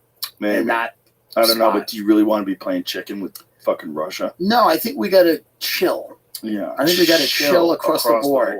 It doesn't feel like we're chilling. It feels like it feels like we're on this inevitable course towards World War III. It's every article and headline. It's like, guys, let's pull it back. Let's have a summer here. Yeah, let's relax a little bit. You know? But it's not going to relax because it's getting close to November. And everybody's got to be terrified. Oh, my God. Aren't you? Well, depending on which article I read or media I consume. I don't know. It feels like they're doing a lot to keep him from running. Mm-hmm. I mean, you have the Stormy Daniels thing, which was a misdemeanor. It's, this was elevated to this felony. It was like, it would have never been prosecuted had he not been running for president. And that scares the shit out of me. That's terrible. And then that stuff's crazy. Absolutely. And the Republicans are going to do it back. Mm-hmm. So now you're going to have, because they weaponized the government against, when you had like the Steele dossier and Hillary Clinton, you had all of this. What ended up being, faulty intelligence about him being controlled by Russia. And then they had all of these investigations and spent all of this time and energy trying to get him and couldn't. And then they tried to get him on like inflating the prices of the buildings he owns. And now they finally got him on paying hush money to someone, to a porn star. Well, what they got him on was the inappropriate the way they put it in the ledger. Right, the way they put it in the ledger, the way they entered. Right, yeah, exactly. 34 times. So 34 different felonies. And I know people that hate Trump that go, they shouldn't have done that. Well, that's scary. If he gets in office, you don't think that judges and prosecutors that are sympathetic to him would do the same thing? Absolutely. That's probably what's scaring the Biden people more than anything, is the retribution. I mean, this guy he's a vindictive guy. He's always been a guy that goes after people who go after him. He hits back harder than they hit him. And if they're doing this to him and he knows all the people that did it. Well, you have all the guys now, his guys, right? Bannon, Stephen Miller, all these guys. They are all saying, hey, where are you? DAs all over the country. Start bringing cases against prominent Democrats. Yeah, they're worried. They're worried.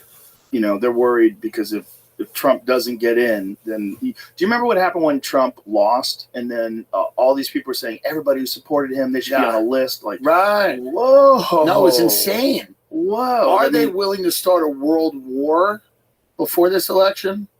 That's interesting. Are they willing to start a world war before this election? What are they willing to do? What are they not willing to do? Well, maybe a world war gets started because they don't want Trump in office. Maybe someone else starts it. I'm wondering how far they're willing to go.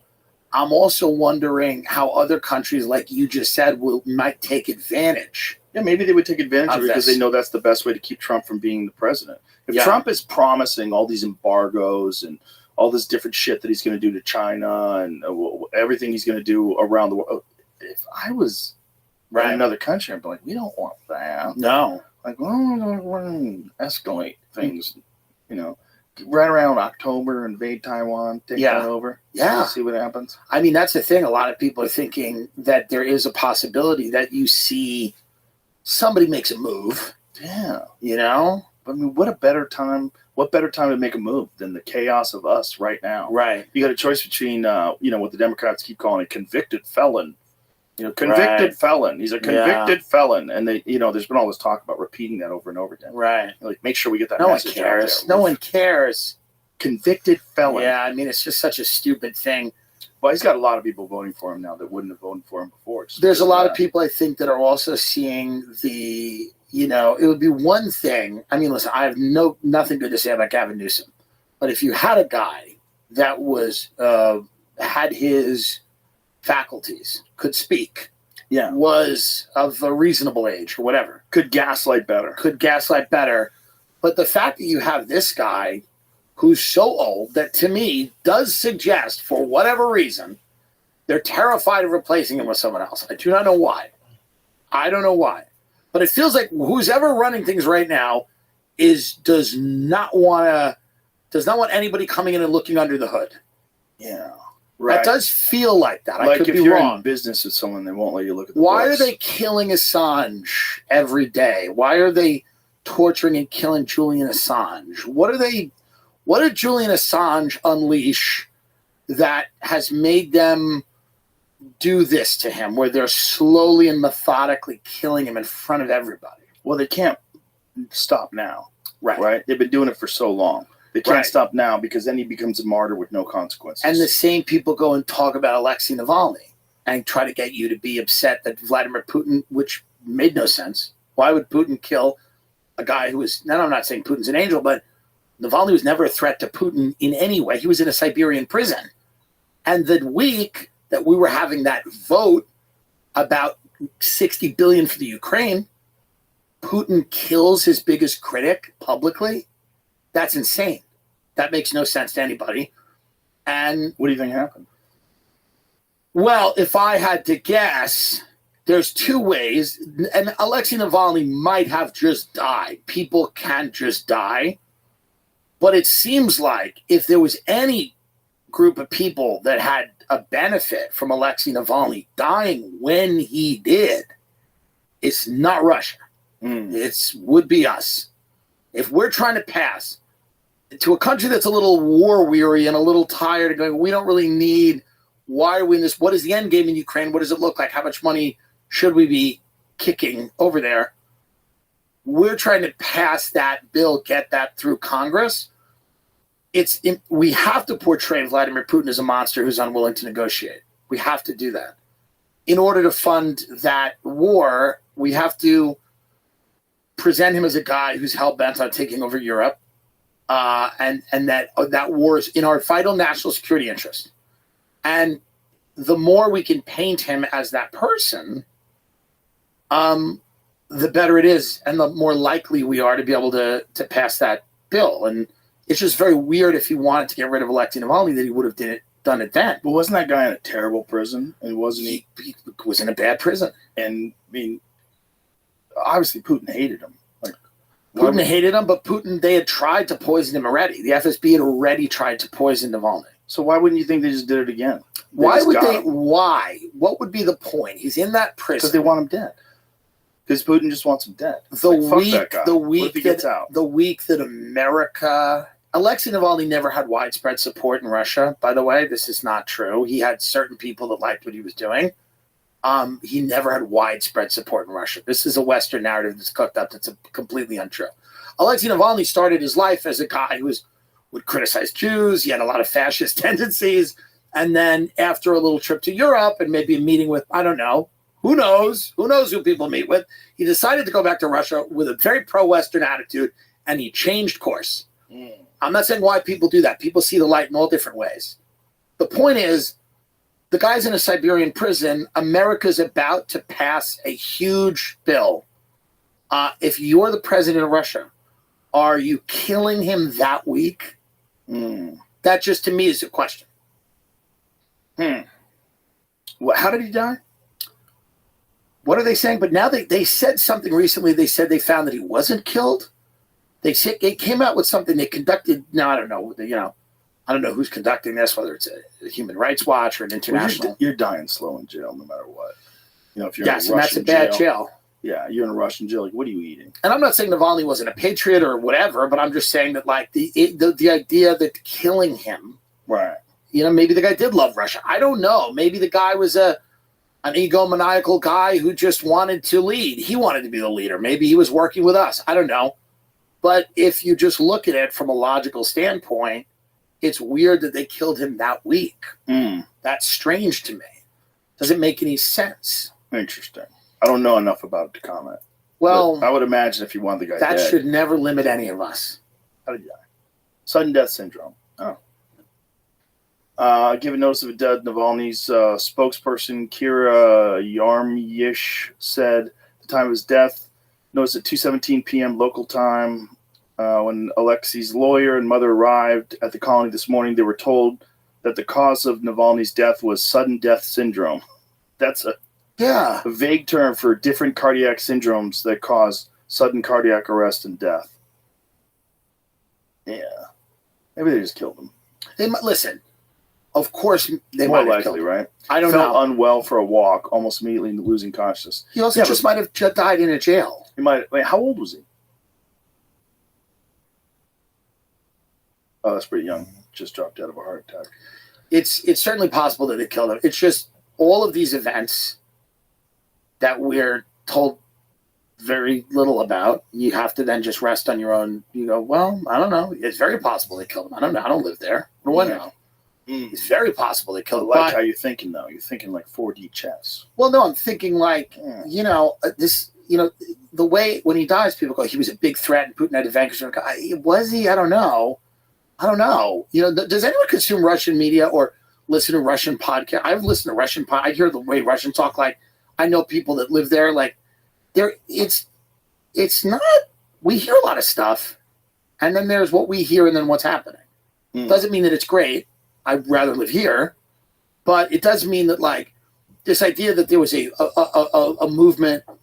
Like, remember when the hot dog warlord guy Prigozhin was going through, and everybody was salivating on social media, being like, no, he's about to overthrow the Kremlin. It's going to happen. And it didn't happen. No, yeah. If he did, he's a fucking warlord. He's a warlord. If he did, he's going to be worse. Yeah. But it didn't happen because nobody has a fucking clue what's going on over there.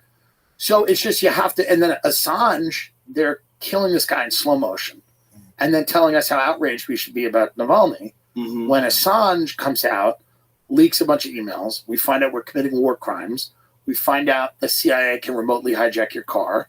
We find out that they can use all kinds of smartphone features to record you, all that stuff. He releases, I forget what it's called, Vault 7 or Vault 5. I forget I think it's 7, but I don't know. I forget the name of the vault, but he releases all of these things. Troves of Clinton emails, and I'm not saying Seth Rich gets murdered. I'm not saying Pizzagate was real, but I've never in my life been like, have 50 hot dogs ready for the guy when he comes. Like, no one talks. Like, I don't know what they were talking about, but hot dogs and pizza. No one has ever communicated like that. No. Ever once. Those emails. The most bizarre. Read those emails. Nobody has ever communicated like that ever. Go, well, I hope there's 50 hot dogs or something. The president's going to love some of these good hot dogs. Like, maybe we shouldn't have our hot dog parties at the White House. Like, things that are so crazy when you read them, you don't know. You go, this doesn't seem to be. Yeah. It doesn't seem to make any sense. And they're talking about kids. And they're talking about weird shit. It seems coded. It seems weirdly coded. It's like it seems so coded that I would assume that it's misinformation, that it's fake, that it's proper, that someone released it. It's like, who knows? Some sort of a fake. But I don't think it is. I don't think it's ever been claimed. I don't think it's ever been claimed to not have been their actual emails. It's very strange. And they have these emails that are all very weird and strange. Seth Rich gets killed. And anybody who thinks that Seth Rich might have got murdered because of leaking to WikiLeaks, even though Assange alluded to it. Right. You're a conspiracy theorist. You're a nut. Well, wait a minute. Do you or do you not think that sometimes people kill people? Yeah. I mean, like, these people are crazy. And you see a clear motive here. You see a thing here. That's a real big thing. And if you pursue that at all, if you even question that at all, if you even look into it at all, they left his wallet, they left his phone, they didn't steal anything from him. It was not a mugging. Just murdered him. It was not a mugging. It was a murder. You don't think that's weird? It's very strange. People go, oh, it was a bad area. It was whatever. Yes, but there was no economic crime happening. Like, there you were. Not only that, they left his stuff. That's right. They shot him and just left whatever he had. They left all that. Even if it wasn't a robbery. Yeah. If you're the type of person who's going to shoot someone, you're going to leave their money with them? You had all of that happening at the same time that high-up members of the national security apparatus in this country were coming out going, we have information that the president of the United States is either working for Russia, conspiring, has conspired with Russia. Had girls pee on him. They were accusing him of treason. You got to remember this. They were accusing the guy of treason. This was not like he got a blowjob in the Oval Office. This is treason. And his supporters enabled a coup in our country backed by Russia. None of that. 2 years, 3 years on TV. And everybody repeated it. Everyone repeated it. No one has since apologized. Nobody has said we were wrong. Nobody has shown any interest in getting to the bottom of how that happened. They cook up this fake Steele dossier, claiming all these things, P-tape, all of that stuff. All of this intelligence ends up being, for lack of a better word, pretty unsourced. And the Clinton campaign paid for that dossier. Yeah. And so all of that stuff, unreal how corrupt. Now, when you zoom out and you look, and then you go, well, there's this old guy with dementia that they don't want to give up on, and then you zoom out, and you go, oh, maybe there is something else happening. I don't know. Jesus. Who the fuck knows? You can only say this if you have these glasses on. Yeah, you feel better. If you take them off, you immediately become a normie, and you can't. And you feel nervous. You feel nervous. You start going, I like Biden. I like that he's a family man, which someone said the other day. He's a good man. A family man. He's a good man. The family. The son right now, our president's son right now is in court trying to convince a judge that he was not smoking crack when he bought a gun. Is he the first guy to ever get arrested for that? I don't know. But that's such a funny thing that's literally what the son of the president is doing right now. Is they've got his ex-wife testifying, ex-girlfriend. Yeah, not just like smoking. He was saying he's smoking crack every hour on the hour. Yeah, and then one of them, I think his ex-wife or ex-girlfriend, said she was witnessing him do it every 20 minutes, which is kind of impressive. How do you stay alive? Yeah. Think about all the people who've died of overdoses. That guy's out there. Keep on trucking. That's right. Dropping accidental packages in the White House. Well, he's fit. He's kind of built for it. He's built to smoke crack. You know what I mean? He has fun sex. He can handle it. Like Shane Gillis can handle beer. Yeah, absolutely. Some people can just handle stuff. And, I don't even want him to stop smoking crack. I think he stopped. Sure. And I hope he's... So? No, sure. I mean, listen, that's great. He's great. They're all great. They found coke in the White House. I had a chance I had a chance to get him on the podcast. Oh, Joe. I know. Early on, when he was releasing a book, before the laptop stuff, or all the shit hit the fan. Oh, well, then that might have sucked. I don't know. I think I could have. You could have opened them. Whenever he was going to go on. I think they canceled all of it though. Yeah. I think when the shit, it probably never would have happened, because I think once things started going sideways, I think he did a couple of interviews before things went completely sideways. I think it was because of a book. It was before he was selling those paintings. Yeah, it's an artist for like $500 million He's a bucks sensitive each. soul. The paintings, he's a sensitive soul. He lives in Malibu. He's an artist. Paintings are a crazy way to fuck around Absolutely. with money. It's a great money laundering scheme. It really is. It's the best. It's a great way to do it. And, it's interesting. It's like the CIA, there's real evidence now. The CIA was involved in Jackson Pollock. Oh, yeah. You know that, right? Which makes sense, because those paintings were terrible. Not only were they bad, but all of that whole era of art, they were kind of, and it was also like, it also fucked with people's heads, because people were looking at those paintings going, I could do that. Right? Easily. And capitalism only works if you have respect for the accomplishments of other people. Like, you got to be able to look at people and go, I can't do that. Bro, there's some work like that is insanely expensive. Yeah. And it's just splatters. And you're like, what is this?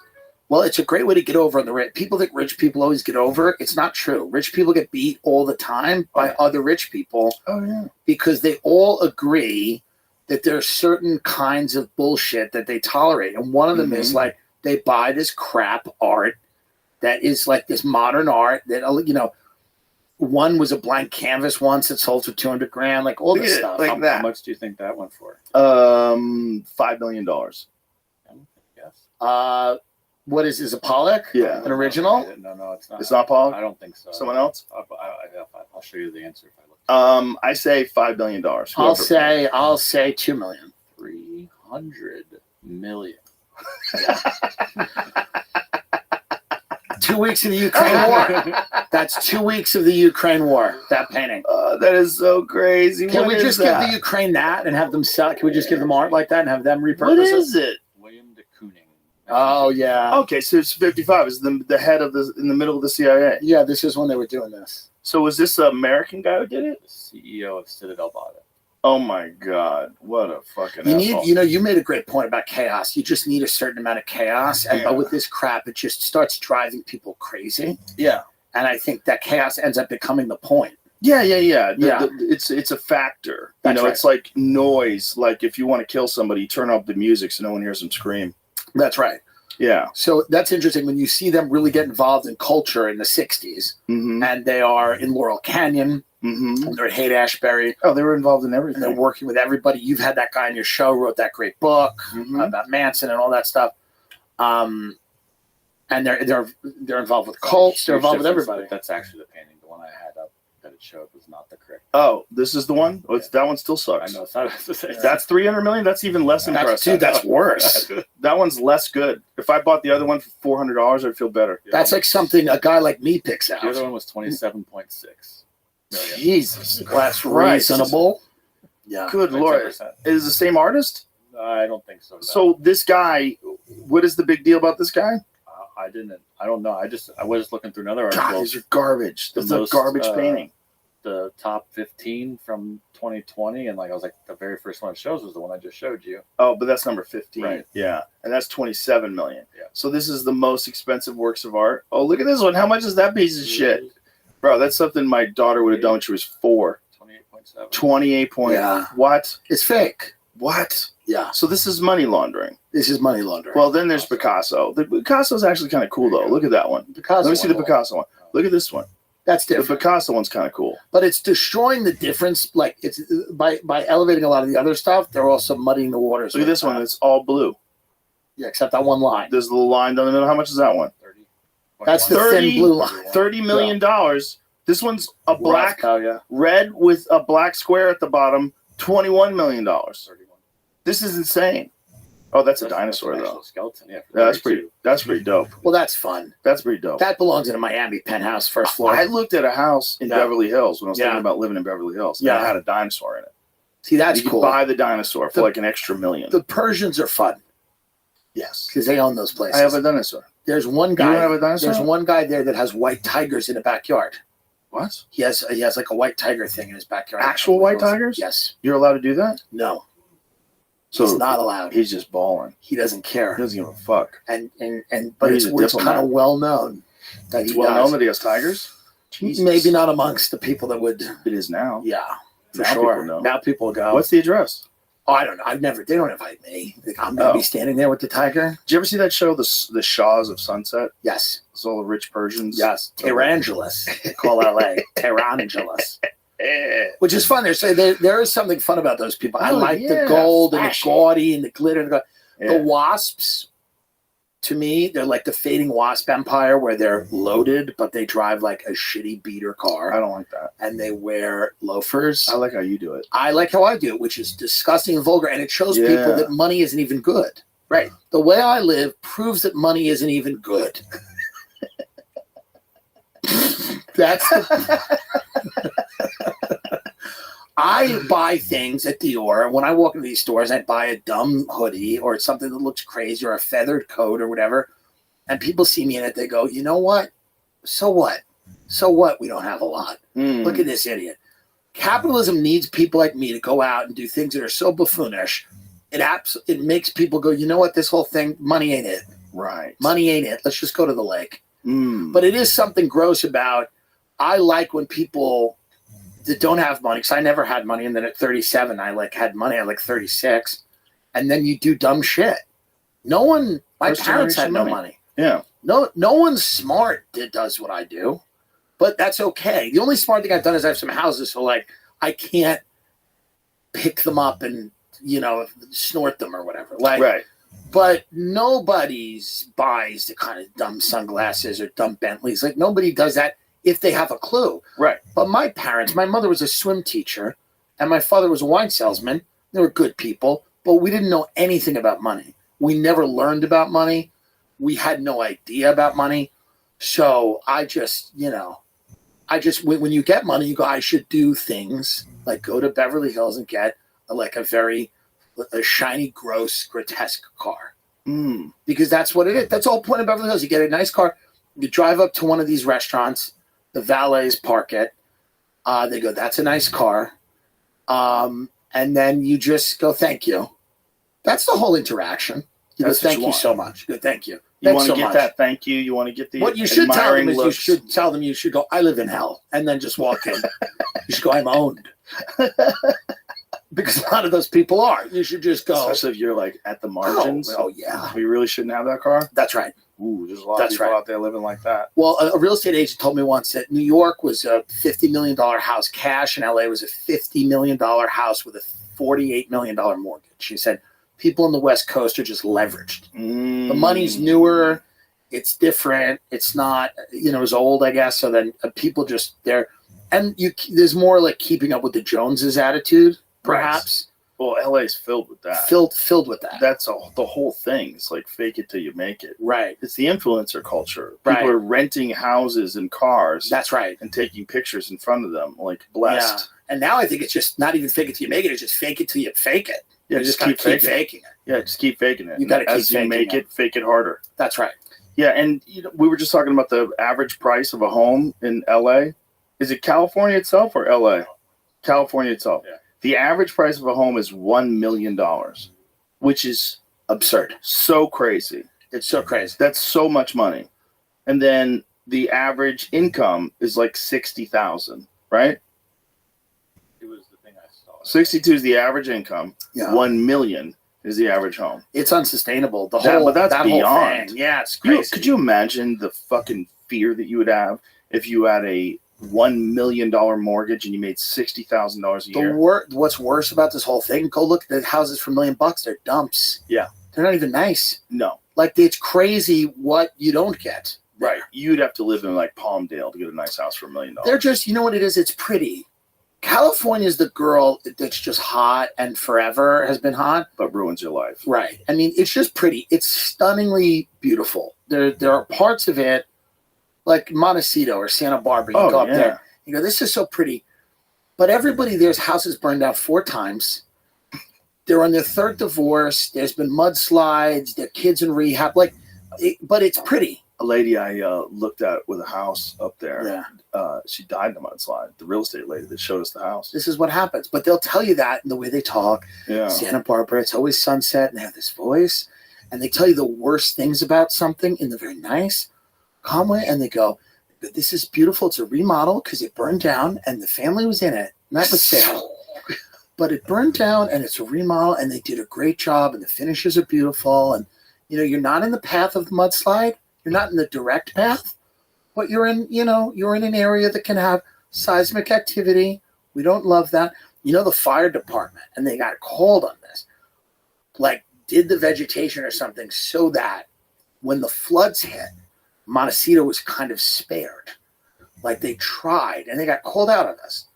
The LA Fire Department or whatever was they had to do certain things where they prioritize that area over all the other areas. Well, the problem is the fire hits, the vegetation gets burned down, and then they get the mudslides because they don't have anything protecting the erosion anymore. Right. And that's what happened. They had a big ass fire up there, which they have all the time. I mean, when I lived in LA, where I lived, we were evacuated 3 times. Wow. 3 times. Wow. One time, it burnt the fucking next door neighbor's house. Just 2 of clarity, it's by 2030, but it's still Million. 900,000 right now. I just saw. Okay. Only $900,000. It's a bargain. That's crazy. It's a bargain for someone who makes $62,000 a year. Yeah. Just imagine being in the hole like that. This is the whole problem. Because you can't make, even if you made $62,000 a year and had 0 expenses, right? And didn't have to pay taxes. Yeah. It still is going to take you fucking forever to pay that off. You're never going to be able to pay it off. Before we build, we engineered this crisis. We allowed this to happen. We let foreign billionaires buy stuff. We let our own companies buy residential real estate. We let it all happen. And it's right before we could enact laws. We could stop it. Anything that's happening could be stopped. But it's right before they start telling people, okay, live in a pod. Live in this pod. This is right before they start introducing okay, you know what? It's too expensive for you. Guess what? Here's the good news. And they're just going to 3D printed housing everywhere in the middle of the desert. It's the going to be a wildest nightmare. one is funds, right? Funds buying up houses, residential houses, so they Do can it just all the rent them time. out. Yeah, they're doing it a lot now. They do it all the time. But I do feel like we are right there where it's going to get so bad where they're just going to start, whether it's 3D printing or whatever they're doing, where they're just going to have houses and go, here we go. Here we go. They're all together. They're all, You're not 15-minute city. There's no reason for you to go outside of your 15-minute city. You have it. You have a little park over here. Go to your park. And you're going to live in that, and you're going to have an app, and your whole life will be an app. There'll be an app with your city. Yeah. Everything will be on the app. Check in when you get outside there. You won't need to own a car. You won't need to own a house. It'll give you a countdown. That's right. When you leave the 15-minute city. That's right. You have 40 hours to return. And then climate change is going to be the big reason they'll use. Yeah. They'll say, because of climate, we're limiting automobile ownership. We're limiting this, we're limiting that. Mm-hmm. And that seems to be the next step. Yeah. That's a scary one. The climate thing's a scary one because they're using it just like they use everything else. And you have to be a good person. So you want to support climate change. You want to support the measures.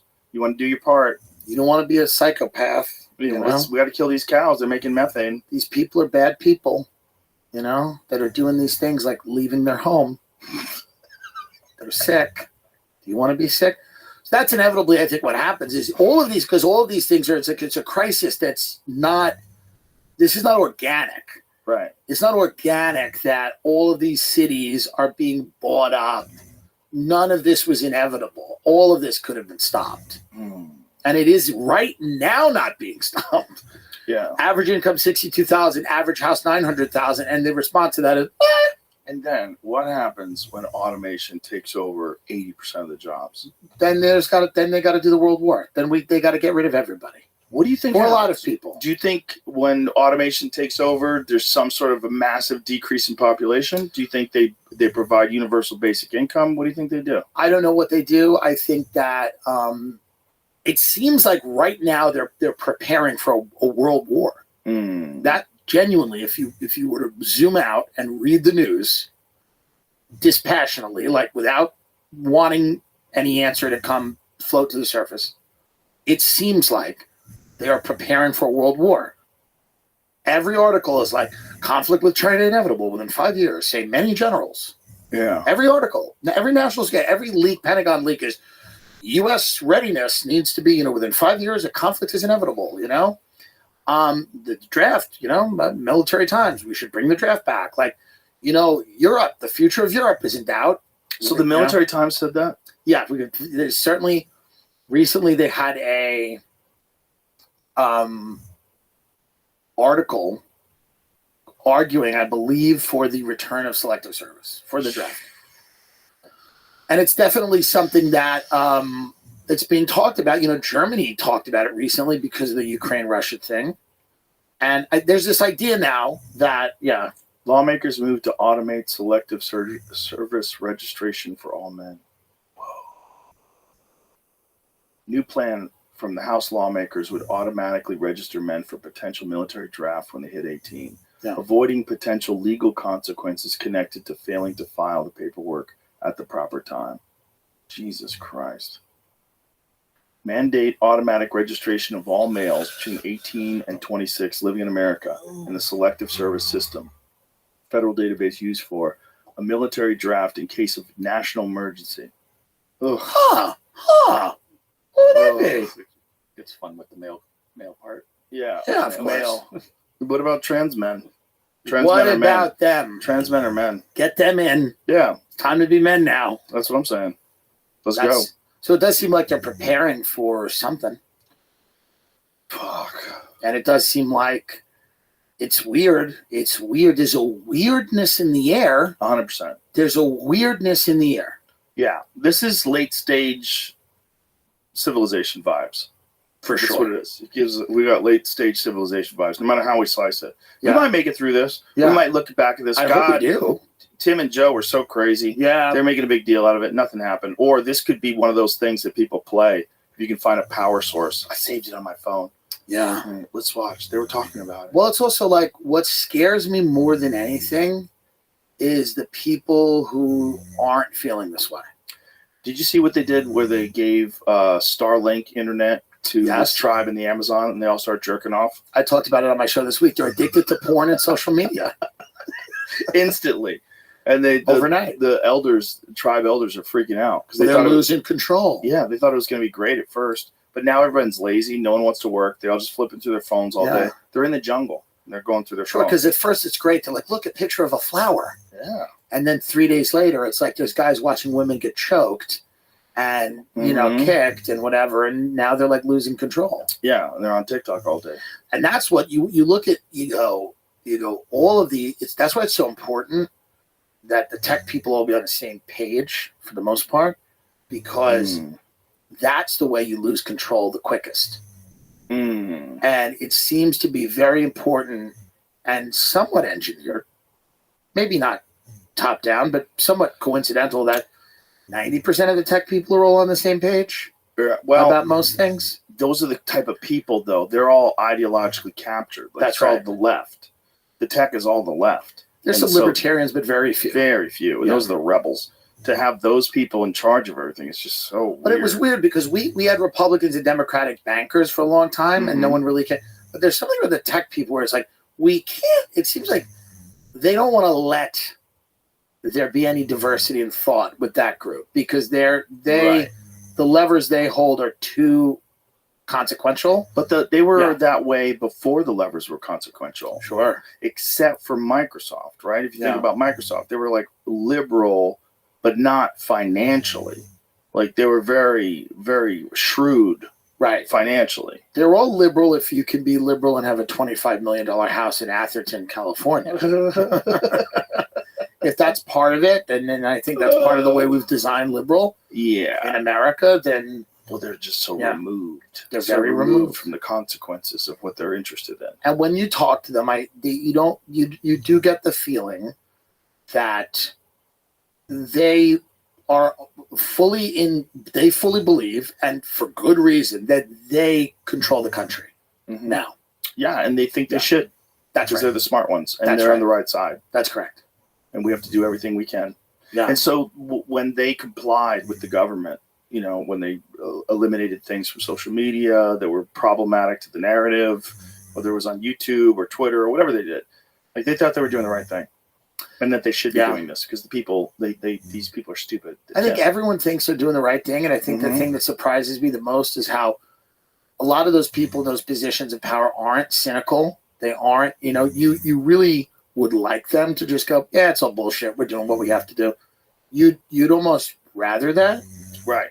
But they truly believe. They believe in what they're saying. They really do. They do. And I think that's if you're in a deep cover CIA agent, you believe.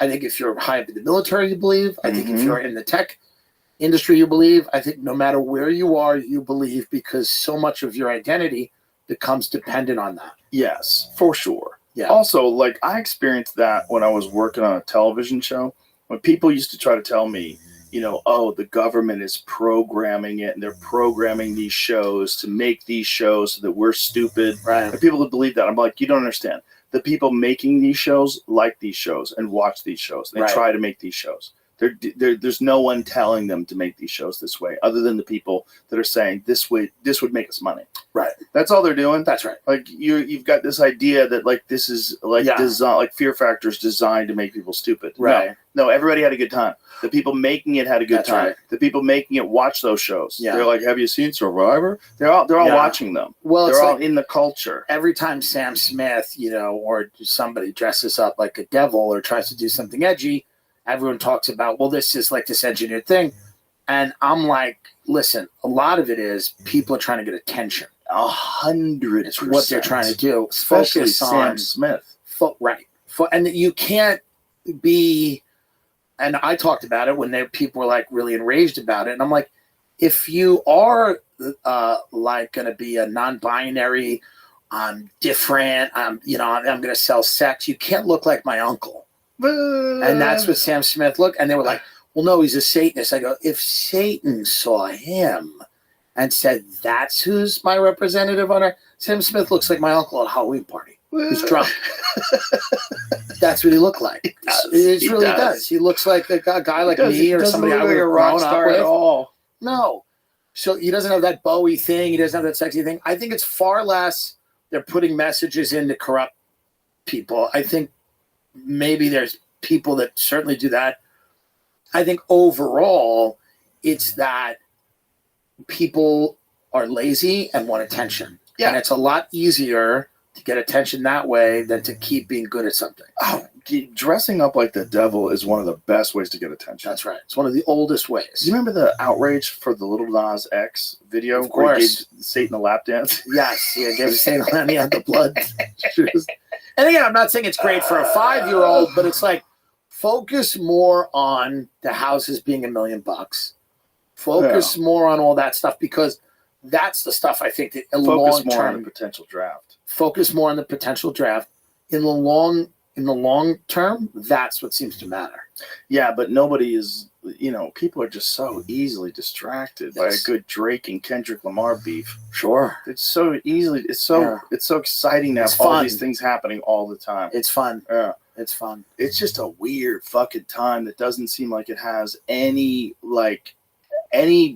there's no patterns that I could see from the past because everything's so accelerated by technology. Like you could look at the chaos of the 1960s. I know they threw water on that in the 70s and the 80s. It was all cocaine. And the 90s. It took till like the 2000, the internet comes around for people to start exploring some of the ideas that people were, really connected to in the 60s. Yeah. But now here we are, no roadmap, and everything is fucking chaotic. Everything's chaotic. But also maybe we'll get like a nice abatement. Yeah. Like maybe for whatever reason, it doesn't go in the direction that it seems like it's going. Yeah. And that it has like a dead cat bounce where it says, you know what I mean? Like, we're like, you get 20 or 30 years out of this place or more. Right. Before, because you don't want a war, you don't want nukes to fly, and you don't want all this stuff happening. No, and you're doing all this while they can AI operate weapons now. Yes. Including jets. Fighter jets that are using AI. We have drones now that are insanely and we probably have UFOs. Sure. I think a good percentage of that shit these people are seeing. When can you charter a UFO? That'll be fun. Soon. You can charter a private jet. You should be able to charter a UFO. Yeah. There's already people that are doing SpaceX flights, right? Yeah, you can leave our flat Earth. Wow. You can see the firmosphere or whatever. See whatever it is. The firmament. There should be a flat Earth tour that will take you to space and only show you part of it. Yeah, they should just give you special glasses where it looks flat. My friend's mother's a flat earther. He goes, "What does she do?" He goes, "How do we help?" I go, "I don't know." One of my friends, Eddie Bravo, thinks the Earth's flat. Yeah, I love him to death. Yeah, what are you gonna do? He watches too many YouTube videos. There's quite a few people that think it's flat. The problem is it's a biblical thing. A lot of it is based on the depictions of Earth and the firmament and all these different things in the Bible, which, by the way, was written by people. This idea that people back then had it all laid out perfectly, not true, and that the Word of God was translated absolutely perfectly, and nobody ever added their own special sauce to the mix like they do with everything. Yeah, it's crazy. Everything ever. No, it's definitely interesting, and I think seeing the battle between these ancient texts and the most modern technology and seeing how they fuse together is going to make the planet very interesting. Sure. Ancient texts fused together with YouTube. That's right. What is this? Japanese billionaire pulls plug on private Dear Moon lunar starship mission. Why? I know about this. This just got announced this week. Well, how much money would it cost? I mean, you could go to the moon? Is that what the idea was? They remember like Steve Aoki was going to be on this. Oh, I was trying to tell Steve, don't do that. Yeah, it's this plan. Can't we go to the moon? No one's ever been, so how could we go? Well, there's got to be first person. Do you think people went to the moon? I have no idea. I had Bart Sabrell on the podcast. And do you think do you know who he is? Yeah. Yeah. Of course you do. You're deep in the conspiracy world. Well, I'm deep in the truth. That guy, that guy's been on that forever. I had dinner with him like 20 years ago. Right. At least. Yeah. Somewhere around 20 years ago. I met with him in an Italian restaurant in Beverly Hills. Yeah. And he was just laying out his case. Yeah. Why the moon landing was dude, fake. there was a book called Penetration by this guy, Ignacio Swan, who's one of these remote viewing guys. And that's what got me into that stuff, like some of that more stuff. He wrote this book, and it was about remote viewing and how like the government was using remote viewing. They definitely were trying to use it. They were trying to use it, whether they succeeded or not. But I don't know. I don't know. Is it pretty accepted that we didn't go to the moon? No. I mean, it's controversial still. It's amongst conspiracy theorists. Amongst those folks, none of those folks think we went to the moon. They think it was all horseshit.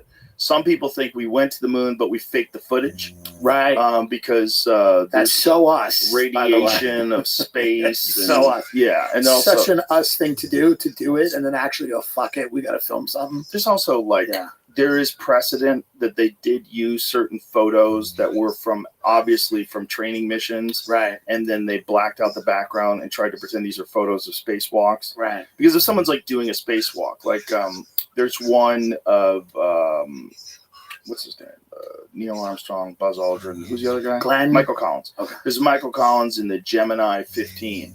And what they did was, but this could be overzealous PR people that are doing this, right? Sure. At NASA. They took a photograph of a mission where he was in a training mission, and he's suspended by cables and they're teaching him how to use the spacewalk stuff. And then they reversed the image and blacked out the background.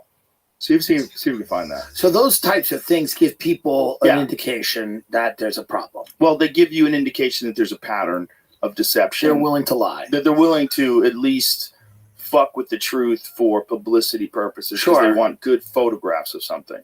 Has there ever been like a NASA whistleblower? Yeah, I'm sure. So that's it. So they took the photo on the left and then they just reversed it to the photo on the right and blacked out the screen. So the one on the left, obviously, they're in training mission. The one on the right, they're pretending it's space, which is pretty wild.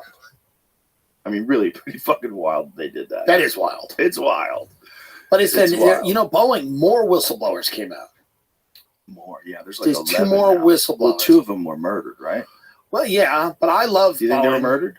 Or did they commit suicide? What happened to those folks? I think they were murdered. What's the story? It was the official story about the 2 Boeing whistleblowers who got whacked. Boeing's a national security company. It's an American defense contractor. You're working for Boeing, you're working for the government. You come out and whistleblow, how do the fucking FBI like that? They'll get rid of you too if you started whistleblowing. What's the official cause of death for the 2 folks? I don't know. The guy was sitting in his car. He shot himself. One was suicide because he was sad.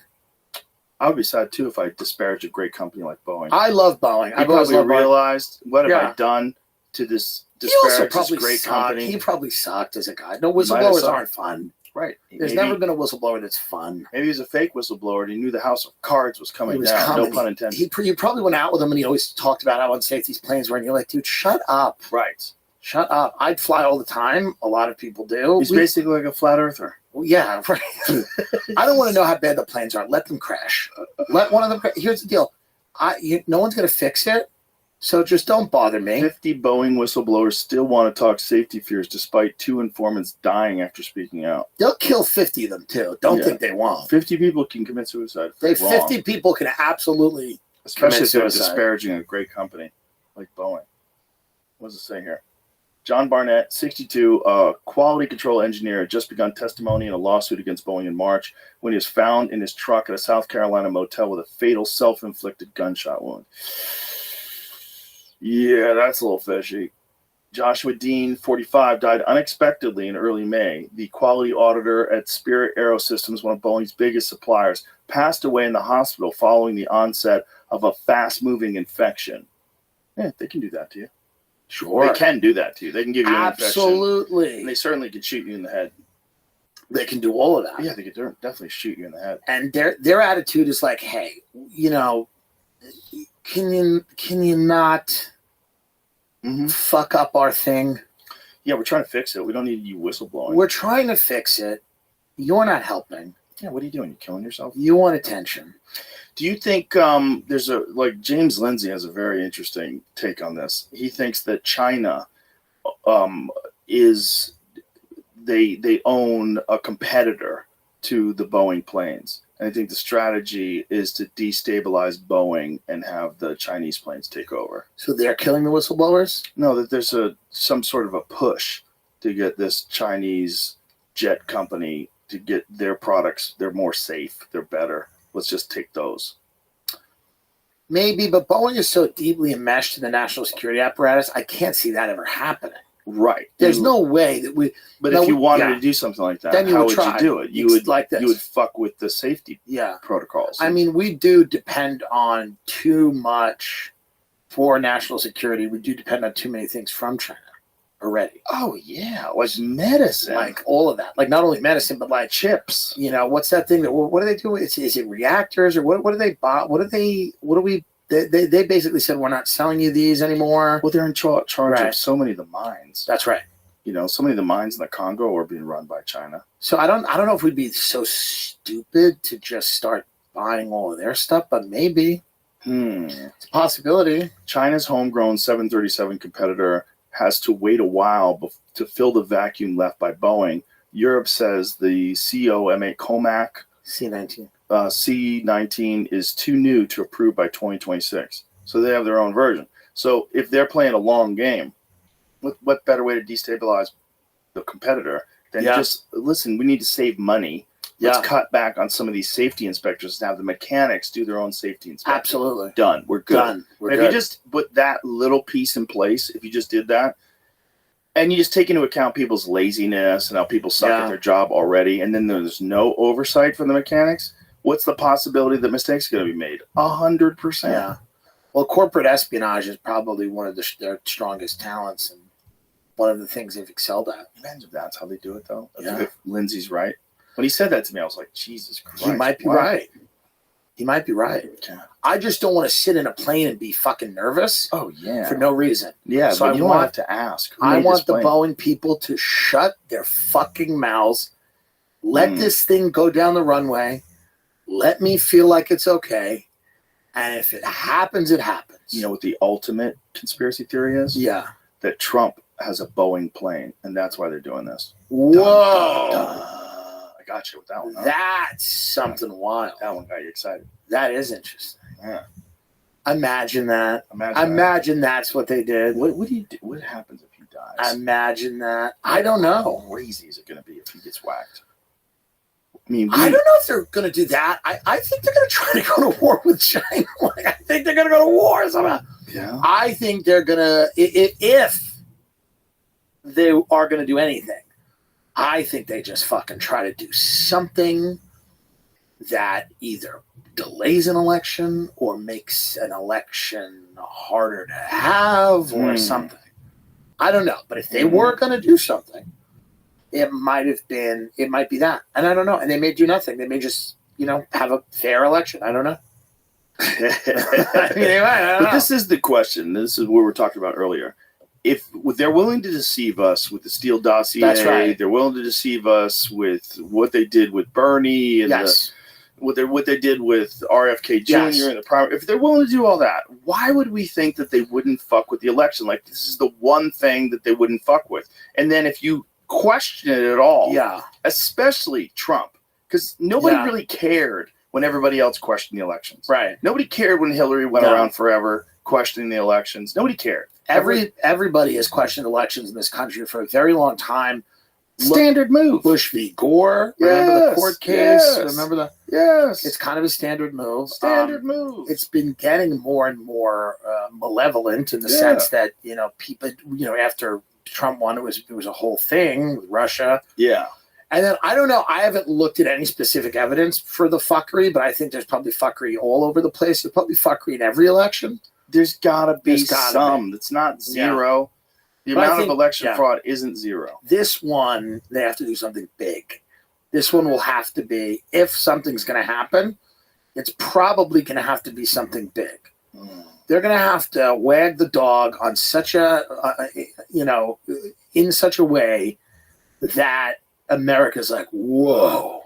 And there's some articles coming out being like, could a foreign government perhaps take advantage of, Yeah. So who knows what they're planning? I just know that they don't want him in a way that I've never seen. Never. It's never been more transparent. It's never been more transparent how much they do not want him in. And I'm not even saying that you can't criticize him or you have to love him or anything. I'm just speaking simply, again, from looking at the measures taken since he announced a candidacy. And here's what's really crazy. Yeah. I think they thought they did enough propaganda-wise before 2016 for him to lose. Yes. So when you watch all the news reports and all their coverage, it was like 90% Hillary was going to win. That's right. And then as the night went on, everybody was like, holy shit, he won. So they went through the egg on their face. They went through all that. They're not going to let that happen again. And now he's an overwhelming favorite. Yes. Like, he's a favorite. If the election happened now and the election was fair, he would win. Right? Yes. Like, he's several points ahead of Biden, right? That's right. What's the latest polls? Because he went up in the polls after the conviction. Which was such a mistake for them to try to do that, because he raised $40 million something like that. 38 No, million. it's way more than that. Maybe now. more. I think it's like 100 million. It crashed his campaign website. Yeah. Yeah. What is that poll? How do they like question everybody real quick? Like when some news breaks, like, what do you think now? Right. Who are they At questioning? 6 p.m. How do they get a new? Well, I always say this: they're only getting results from people dumb enough to answer polls. So that, by the way, is a skewed response For sure. Polls in today's day and age, there's no reason to answer them. But there's Why are you also doing a that? social stigma to saying Trump. Oh yeah. So I think that you have to weigh the numbers like that. Right. So there is a little bit of a social stigma to saying Trump. Mm-hmm. Or certainly there was. Maybe it's going away, but there was. So you might want to weight the poll to that as well. That's 100% true. And go, there's a certain percentage of people that are lying and saying Biden who aren't going to vote for Biden. Right. So a close race might really mean that Trump is up a few percentage points. I think he's up a few percentage points already. I think he was up like 6 points. And I think I talked to a lot of hardcore leftists that are like really resigned to him winning and don't care because they say maybe it'll be better for the economy. They said we did not vote for Biden to go to war with Ukraine, to go to war with Russia through Ukraine. We didn't vote for jack up inflation. We didn't vote for an unending commitment to whatever Israel wants to do in Gaza. We didn't vote for house prices being higher than they've ever been, interest rates being higher than they've ever been. We didn't vote for any of that. He's done a lot for the environment, Biden, supposedly, but also a lot of people didn't vote for all the taxes that come along with that. What is the new one they're doing? They're going after the guy from the Epoch Times for embezzlement or something. Epoch Times is one of those hardcore right-wing site. Which is hilarious. Epoch Times is hilarious. That is name for it. It's like, this is the end. Welcome to the end. Money laundering. Yeah, charges alleged $67 million global money laundering scheme. So this is the headline, right? What's the actual story? What's a good place to go? Probably AP is probably the bit more balanced. Go to AP just for the fuck of it. All right. What will become of the Epoch Times? This chief financial officer accused of money laundering.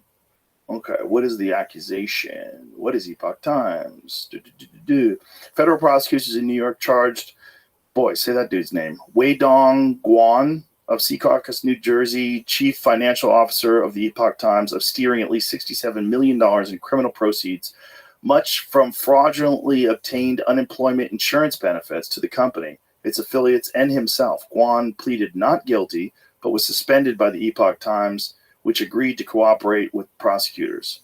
Case falls into question the future of a company that was a key online supporter of Trump and a spreader of conspiracy theories. So what is the $67 million of unemployment? That's what it's saying? How did they do it? How did they do that? This is all just like, what does it mean for the Epoch Times? But what is how did he do it? How would have to come out in the trial? You'd have to wait for the trial. They don't say what they're accusing him of? I think that was, accusing him of stealing money. Laundering money, I guess, and that's... You would think. The top executive of Epoch Times. So he's just a guy that worked there. A right-wing media company has been arrested and charged with laundering at least $67 million. So he might have actually done it. And they might just... they're not trying to close the company, right? He's just the chief financial officer. Right. So he might have actually done it. I don't know. Chief financial officer was arrested Monday, and the indictment headed up on May 23rd was unsealed. He entered a plea of not guilty. His lawyer, federal public defender. Why does he have a public defender? I guess he lost all his money. That seems crazy. Is that seems how it works? odd. That seems crazy. Declined to comment. And if convicted, Mr. Guan faces a maximum sentence of 20 years for the money laundering charge and 30 years for each bank fraud. Oh, geez, he's fucked.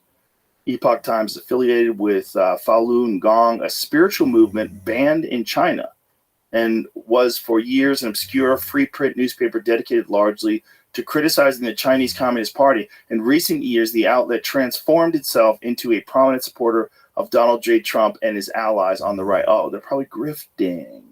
It's probably they're trying to make a couple of bucks. It's a grifty company. Yeah. According to prosecutors, Mr. Guan ran a sprawling transnational scheme over 4 years to buy prepaid debit cards on the internet at a discount using cryptocurrency, and then deposit the card's money into both personal and company accounts. The debit cards were loaded with illegally obtained funds, prosecutors said, some of which was fraudulently obtained unemployment insurance benefits.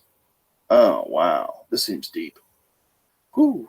But I mean, Falun Gong. But hold please, because if you're fucking the type of dude who has a website that's basically dedicated to criticizing the Chinese Communist Party, and then all of a sudden you flip and become a pro-Trump supporter, that sounds to me like one of those fucking Facebook pages that Russia takes over. Yes. Like they take like a Christian, they used to have a memes and then page. it's a Black Lives Matter page, and then it becomes a trans rights page. Yeah, there's a ton of those folks out there grifting. If one of those guys was also involved in illegal money laundering, that seems like go and sow some chaos. Probably what they do. Go sow some chaos. It's a great job. I'd like to do it in China for us.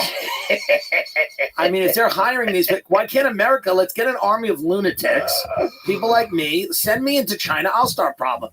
They'd kill me quickly.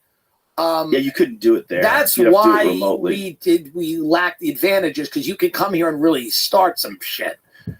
Do you think that our government is doing that here too? I think elements of it probably are, for sure. They have to be. They have to be. Why? They must be. If China is doing that, and we know that Russia's doing that, we know that they're doing that. Well, then what would Navalny have been? Let's think about this, right? Now, Navalny might be a great Russian patriot who was disgusted with Vladimir Putin. I do know he started his career with very different views than the views he began espousing after. He seems like a guy that the CIA has a conversation with and then becomes a prominent. I'm not saying that it's possible, but so we're doing things like that 100%. Probably, and then they're doing things to us where they're like making my aunt kind of more racist. They're starting with a pretty racist person, but they're twisting her and they're getting her more racist. With memes and with all kinds of crap. I mean, things they share that might not even be true. Yeah, she's like a Long Island, because these Long Island boomers now, we're throwing stuff at them and they're just like catching it with their teeth. They're like a dog. And they share it to their aunt on Facebook. And they just share it and they don't know what's going on. And they're just kind of like, it's all not my mom's. My friend's mother thinks McDonald's is serving human meat. So that's where we are. A certain percentage of the population is schizophrenic because they can't handle all the stuff we talked about here. Yeah. It's hard for people to realize how corrupt things are, but how they've always been. Yeah. So if you learn all of this in an hour, your mind melts. Right. And then you start going, is Chrissy Teigen a vampire? Because it's like up is down and black is white. Yeah. There's too much information. It's too much information. But if you know about JFK or RFK or Martin Luther King or Quintel or anything, you have the context to put a lot of this stuff in. Right. So you're not like, your mind doesn't melt immediately. Right. It melts slowly. Real slow. Yeah. Yeah, if you just can keep people fighting about everything and everything being something that they have to uncover and all this chaos, you can get a lot done behind the scenes. You need to. You have to have people completely scattered, have no... Yeah, you can't have people like calm. No. And everybody fine and paying attention to what you're doing. And then you got to bless it. You got to go every now and then. You got to go, and then there's like an NFT party. Everybody has like a time where the crypto is killing it. And everybody gets a little money. And then they go, okay, well, we got to clamp down on this. Right. And then the internet's free. And they're like, man, let's clamp down on this. Mm-hmm. And it's just they oscillate between clamping down on things and then letting people run with them for a little bit. God damn it. Yeah. It's a delicate balance. You imagine being in charge of chaos. Oh. Do you think there's a guy that's like runs a chaos department in the deep state? Well, I think there's many guys that do, and ladies. And do you think that let's not forget them? What is their view of the world? If they're the ones that are instigating all this chaos, and they're the ones that are fueling it online, if they're working to actively do that and comment on things on Twitter and get things crazy, what is their view of the world? Like they must be so cynical. I think the only view those people have ever had is the alternative is worse. Right. If we don't I do think this, that's Trump the gets in only view office. they've had. I think when they were doing MK Ultra on people, I think they were going, the alternative is worse. It's worse. And you can justify a lot of things. When they were carpet bombing Vietnam, it's the alternative is worse. I think that's kind of the only view that those guys can have in that echelon of the national security apparatus. They can't. I don't think they're analyzing it too much outside of that. Jesus Christ. Yeah. This does not leave me feeling good, Tim. Well, I was hoping to be more. Well, we're gonna tell jokes Tonight should be fun. So it's fun to tell jokes. Are you splitting your time? You're all over the place now? I'm all over the place. I spend most of my time in the French Protectorate, Monaco, where I find honest people. And it's so good to have honest people around you. I'm very susceptible to environments. A lot of people that live on boats over there. No. I'm all over the place. Me and Sam Talent were just in Europe for like 3 weeks. It was amazing. I'm here. Sam was just here. I'm going to spend a lot of time here, I think, in the summer and fall, because now I'm off the road. So it's like, I'm going to be here. I'll be popping in LA a little bit. Nice. You know, I'll be around. We're doing something cool with Netflix. We can't say it. It's not a stand-up special. It's something cool. It's like an election type special thing. Oh, so that's exciting. Yeah, it's it'll be fun, and I'm excited about that. And it's just fun to do fun stuff. And who knows? We don't know. Yeah, it's fun. It could all work out.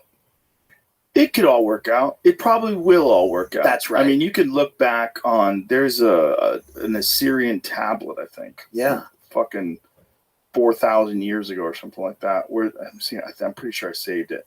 Where they were talking about the end of the world. Yeah. I think I saved it. It's just one of those things. It's like human beings always have that feeling that it's all falling apart. They always have that feeling that at a certain point in time, all of our luck's going to run out. And it has. That's the other thing. That's the other thing. It actually at one point it is a great Eddie Pepitone joke where he goes, every generation thinks theirs is the one where the world ends. He goes, but we are right. Here it is. Assyrian clay tablet dating to around 2800 BC bears the inscription, "Our earth is degenerative in these later days. There are signs that the world is speedily coming to an end. Bribery and corruption are common. Children no longer obey their parents. Every man wants to write a book." And what happened? But I had it right there. Yeah. And the end of the world is evidently approaching. That's amazing. So this is a good way to end this. That's right. Explain to people. This fear that we have had is just, we are in a constant state of change and a constant battle of truth and propaganda, and it's always been that way. And that this tablet from 4,800 years ago. And it'll always be that way. It's always going to be It's always going to be that We're way. monkeys. We're crazy monkeys. So find something fun out there to do. Yeah, like come to the mothership if you can. Come to the mothership. And not this weekend. It's sold out. Are you here this weekend? I'm here this weekend. Oh, shit. I'm here the weekend. Nice. I'm here, baby. I'm in. Well, that's exciting. So we're going to do Falun Gong. Yeah. Chinese spiritual warfare. If you like Chinese spiritual warfare, these shows will be for you. The text message I'm going to be sending you in the future are going to be green.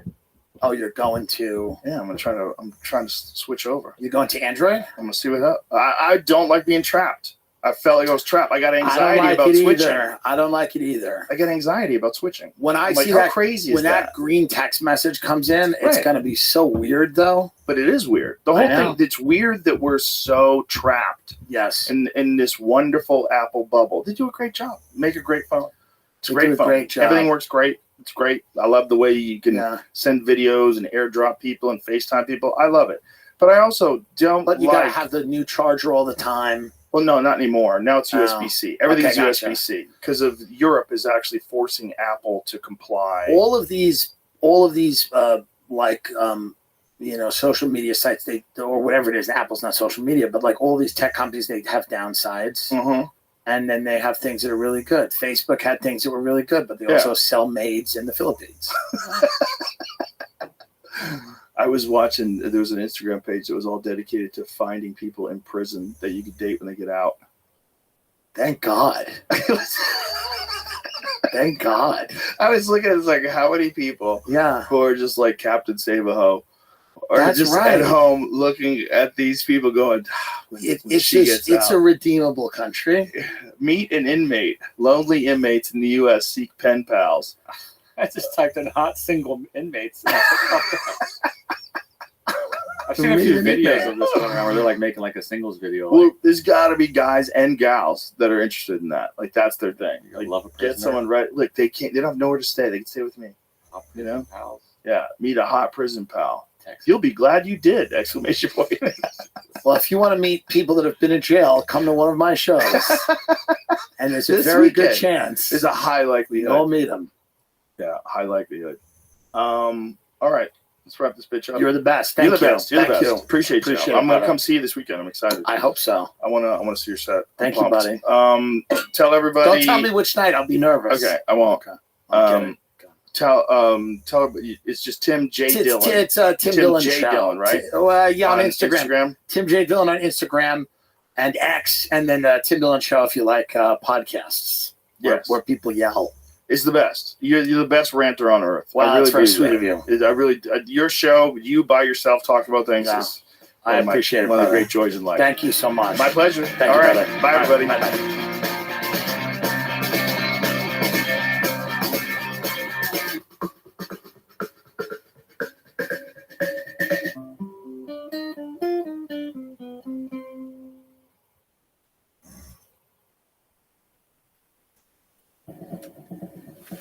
Joe Rogan Podcast, check it out. The Joe Rogan Experience. Showing by day, Joe Rogan podcast by night, all day. I think we had that CIA guy on with the hair. Yeah. And that guy. so after the pod, I guess we're up. Let's go. you want to go? We're rolling. Let's do it. Go. Okay. So he came on, and he was very like forthcoming. First of all, he's very charming. But like when you're talking to anybody who's worked for the CIA, you're looking at him through the same lens as you look at like a therapist. Right. Where it's like, wait, are you analyzing? Like what's Right. going What's on? going on here? Very charming, very smart, very like seems to really know what's going on in the world. But like straight up told us, he's like, yeah, the CIA, you know, I guess one of the advantages I have is like I'm pretty close to a sociopath. Like I'm not there, but like I don't feel the same emotions that everybody feels. There's like a lack of guilt, but I know when I should feel it in these moments. Whoa. But that's a huge advantage. Imagine if you're trying to like find assets and flip assets. Yeah. If you and I like build a relationship with somebody and we like feel empathy for them, Right. maybe we wouldn't be able to say, hey, now it's time for you to cough up the information or else. Right. But somebody else in that position might. So I would imagine if you're the fucking CIA, you're like, okay, we're looking for people who have gone through these things in their life that have curated this kind of like personality type. Well, isn't it just like part of the gig? Like here's for instance, like your bit about Puffy. How you're going to connect these two fucking dots? That bit is like, look, you don't have any real personal beef with Diddy, but it's got to go down. The bits are there. I'm a gold miner. I just found some gold. You're right. Maybe I'm a sociopath. It's not that you're a sociopath. It's just that that's part of the gig. Yes. Like, you're not a sociopath with your friends. No, I think I'm maybe an empath. Yes. But I guess it's one of those things where like you justify, you go, okay, if there's, I think this person might have done something bad. Yes. And he can get jokes, and we're all going to tell jokes. Yeah. I'm not pressing fucking charges. Well, not only that, you're not the guy who's out there like calling the New York Times, hey, you know what I heard about By Diddy? the way, yeah. Yeah. Yeah. Exactly. You're just like, it's there. I mean, it's not just there. Yes. It's everywhere. My fucking news feed is dominated by it. Yes. Fox News, CNN, everyone. There's raids at Diddy's house. Yeah. Who was the guy that was running around with a sports bra on? Did you see that one dude? No, this is in LA. Oh my God, I gotta send you While this. the raids are happening? Yeah. He got caught up in the raid and he was yelling, I'm a celebrity. It's like one of the most hilarious clips. Hold on, I'm gonna find you this. It's so funny. Mm-hmm. Do you know what I'm talking about, Jamie? But you bring up a good point, which is like, are there ever situations where you feel you won't? Wait till you see this.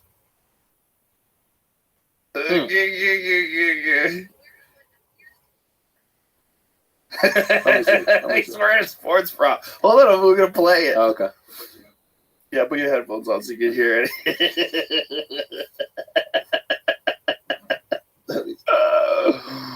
Saucy Santana. Oh, yeah. Saucy. Look at this. Wearing what appears to be a black sports bra, red tights, and the performer's signature trim beard and long eyelashes. Yeah, this is Joe. This is Saucy The music Santana. artist was Yeah, look at him. Look This at guy's, him. oh wow, saliva on the beard is crazy. Saliva on He the definitely beard. came from Diddy Party. Yeah.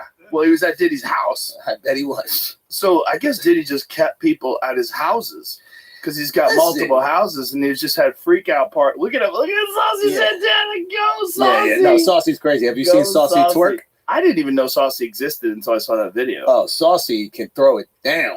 This is Booty by Saucy Santana. Saucy. Oh Yo. Jesus! Saucy. I love Give me it. some of this. I don't even know if it's Diddy's artist, but Well, Saucy's like a popular figure in They're music. staying at his house. Now, Diddy's in a tricky situation. Boy, Diddy's in a that's the tricky understatement situation. of the year. Yeah, Diddy's in I think it's over. You think it's over? I think it's over for him as like a figure in entertainment. Right. But you Like, think it's over as him as far go to as like jail? he gets a cell right next to R. Kelly? I don't think so. I don't think he gets locked He up. skates. I think he skates. Or he goes to Really? like Bali. Oh, yeah. Yeah. That's a move, huh? I mean, Russell's out there. Yeah. You know, Is he been formally charged, or does he just know that the shit is out there? I think there's just so much shit out there. Bro, I think those rappers did some wild shit. It's it was Especially in the 90s. music business. A lot of people. It's not just the music business. It's like, it's the extortion business. Well, I mean, the rap game was crazy. That's a thing a lot of people don't realize is like back in the day, especially like early rap game, you weren't just going to play at, what's the random theater that you would play in LA? What's like a big theater? I'm trying to think, the Orpheum or something like that. Wiltern. The Wiltern. Some guys were explaining to me, it was like you would play at the local hood club. There was like a hood club that you could perform at. And then that was owned by the local drug dealer that was washing money there. Right. So this is where the idea of like checking in comes from. Have you heard of this term? Yes. Like checking in was basically like, hey, I want to make sure we're good because you're going to pay me. And if I don't check in, you might rob me because you're putting me up at the hotel and you know everything that's going on. And you're a drug dealer. So Right. you don't play by the rules. Right. When you come to Houston, you're checking in with certain people. Mr. Prince. Yes, sir. Mr. Prince. Yeah. You don't got to check in, Joe. You got to check in, say Joe hi. don't got to check Well, in. I'm not in that business. I say hi. You've had him on here, right? Yeah. Yeah. He's a legend in the game. He's a dude. legend. Out of respect, I say hi. There you go. Yeah. There you go. So what is like, yeah. How does a guy like him, like I'm trying to think, like how do you navigate that to the point where people have this like respect and fear because of what they assume you've done in the street world, Right. but you're also operating legitimately Yeah. and nobody can get you. They Like, try. They try. Boy, they nonstop. tried with him many times. And do you think they just give up? I don't think they have anything. If they had something, they would have brought it. If they have something on a guy like that, they try to get him. That's the thing. But with he's yeah. clever. Oh, He's playing many levels. He's like one of those dudes. You ever see a chess tournament where a guy walks in and there's 10 different players and he just walks and goes to each move and goes to the next board and makes a move, goes to the next board, makes a move, and he beats everybody? Yeah. Yeah. so where does a guy like that learn that? That's what I'm trying to understand. Streets. Yeah. He learns that, it's all about keeping people close. Yeah. Respect. Yeah. Giving respect, getting respect. Yeah. Making sure that, you cover all your statements. Yeah, like if you say something, you have to make sure you do it. You cover it. Yeah. 100% of the time. Mm-hmm. And there's probably times in his life where he's went, like if it's poker, he probably went all in a few times. Not in terms of money, but like this decision makes or breaks me. Yeah. I wonder how many make or break moments he's had. Well, it depends on what's actually true and what's not true in terms of accusations. Because if some of the accusations are true, that kind of covers things. When folks vanish. When someone does abracadabra, see you later. Folks vanish. Yeah, that's effective. That fear is effective, man. 100%.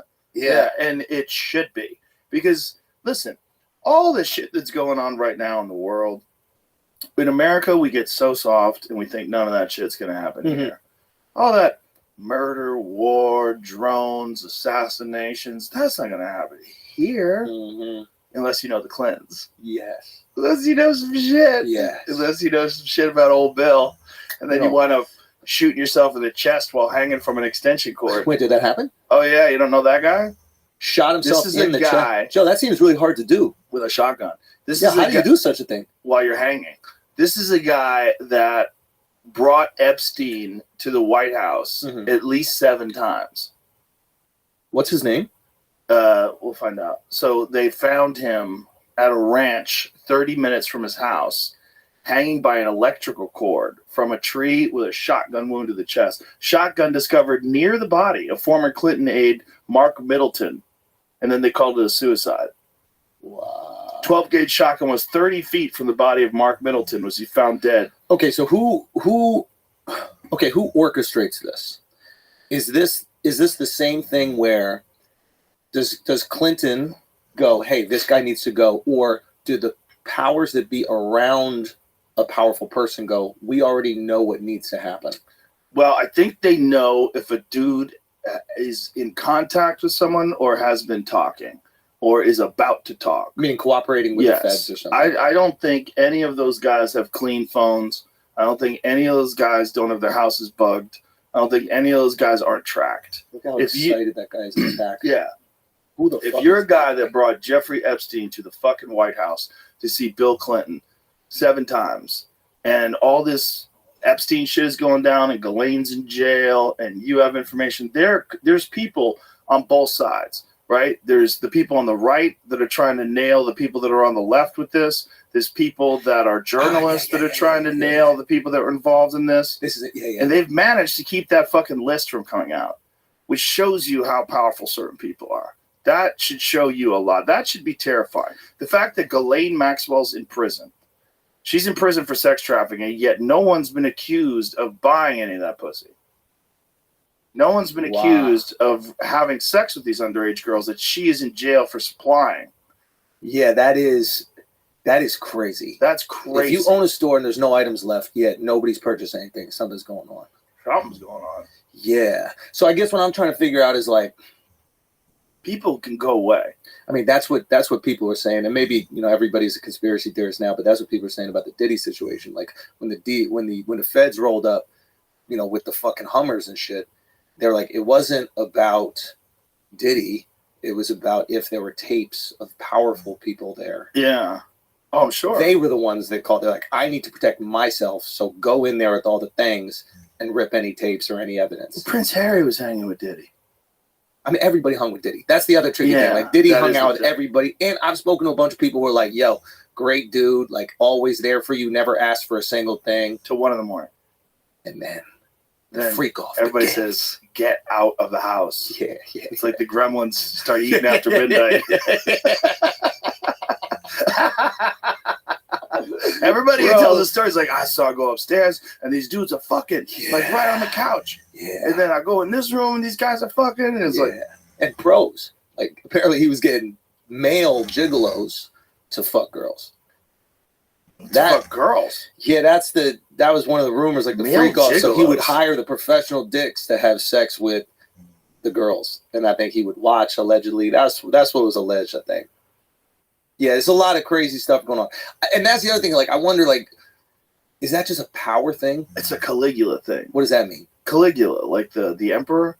Did you ever see that movie, Caligula? No. It's about just Roman empires being completely out of control. Caligula was like almost like porn, and it was a movie made, I want to say, in the 70s.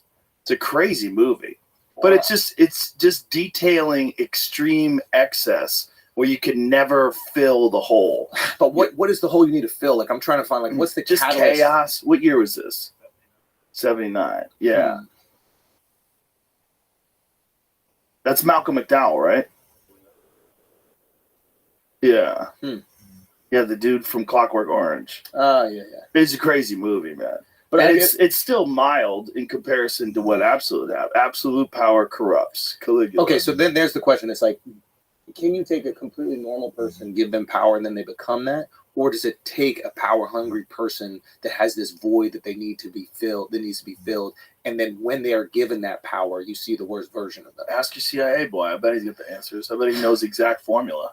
To corrupting somebody or to what happens? Like what happens to these people? Have you ever met somebody in our business that like before they were popping, they were kind of a dick, and then once they became very successful, they were the biggest dick? And you're like, you were always going to be this way. You just didn't have the power to. I don't know too many people in our business that are really successful, like your level or my level, that are dicks. Yeah. Well, let me think about that. Yeah. There are people maybe that feel they should be at a higher level and are not. They feel that they can kind of boss people around or throw their weight around to their assistant or their agents. Maybe they yell when they shouldn't yell or don't have to yell or are demeaning to certain people. That bothers me, though. Oh, I hate it. It really, I don't like it at all. Especially when you're demeaning to the people that can't really do anything. They could quit, of course, but like this is their opportunity. Right. And then they feel terrible and for no reason when the same exact situation could be handled with a hug. Yeah. You can tell them you appreciate them. You hold their hand, you shake their hand, you give them a hug. And then everybody feels good. Yeah, that should be what the goal is. Like you're the guy who is in this very unique, unusual situation, and you have the ability to make everybody feel better. Until you don't. Until there's some people that you just got to get rid of. There's some people that just feel entitled and they don't feel it. There's certain things that do happen around certain successful people. You'll see they have a few people that have resentment that are around them that realize like, oh, I'm a support person and I only have so much room that I can climb. Right. I can never be Andrew Schultz. I'm always going to be this guy who works with Andrew Schultz or like I've had a few buddies that have opening acts that wind up getting very entitled and they have real problems with them. When the opening acts get resentful and there becomes issues. And then even good guys, they clip them. They get rid of them. You have to. Yeah, you got to get rid of them. Because you can't be around someone who resents your success. I just had a friend who just led me through all the shit that his opening act was doing. But I've known several guys that have had that. And once things start popping, those guys feel like, hey, I'm a big deal. Yeah. And they're like, you're just like, you could be replaced with another guy who does 15 minutes. Like, this is crazy. You have an amazing opportunity. Yeah. You get a chance to perform in front of these thousands of people that you would never be able to perform in front of, and you light it up. Yeah. You can move up the ladder, and then one day that could be you, and they could be coming to see you. And we've all seen that. And you never want to have to manage somebody like that. You want to have people around you that are excited by the opportunity. Yes. And everybody's like part of the team, and we're doing this fucking unbelievable thing. And I guess I feel lucky I have those guys. Yeah, you've cultured a good group of humans. And then they have gratitude, and we all have gratitude. Everybody has gratitude. Yeah. That's the key. But some people, they're nuts. Some people are just crazy, which is why they're in show business in the first place. Yeah. And they have a distorted perception of reality, and they're not good at being objective. They're not good at seeing the big picture. Those fucking people can be a real problem if they're in your circle. And if they're smart. The problem is like when you take one of those people who's intelligent, they can like rationalize and justify all the behaviors. That's the trickiest thing. Like, have you been in that situation where like you're trying to talk them out of a behavior that they have, and you're just like, this might not be the most rational way to operate. It's not really. It's like at a certain point in time, you have to. Yeah, I guess you got to kind of let them. Yeah, I don't know what you can do to cure them of it. Yeah. I don't know if you can like tell them, hey, this is what you're doing. They're like, fuck, what am I doing? Oh, I'm sorry. Yeah, I'm gonna get my shit together. Do we have confirmation? Yes. And we're good to go, or what? Yeah. Hold on. Okay. Light it up, Joe. Yeah. We're going back and forth right now. Yeah, I think there's just comfy or not comfy. Yeah, green light. Oh, really? Mm-hmm. Okay. All right. I think there's a lot of speaking of psychos. There's a lot of psychos in the world. Yeah, and I think that this is a thing. It's like there's a certain amount of people that really don't care about other people. They exist with. I mean, what is the term? I guess the term is sociopath, right? Well, I think sociopath just means like you don't feel like the guilt that a normal person would feel when you make somebody feel uncomfortable. Right. Or they could potentially be in that uncomfortable situation. That reaction is just not elicited in you. And therefore, you can maybe ask them to do things that would put them in a really uncomfortable situation. Or like, for example, you have a podcast, right? You ask somebody to come on.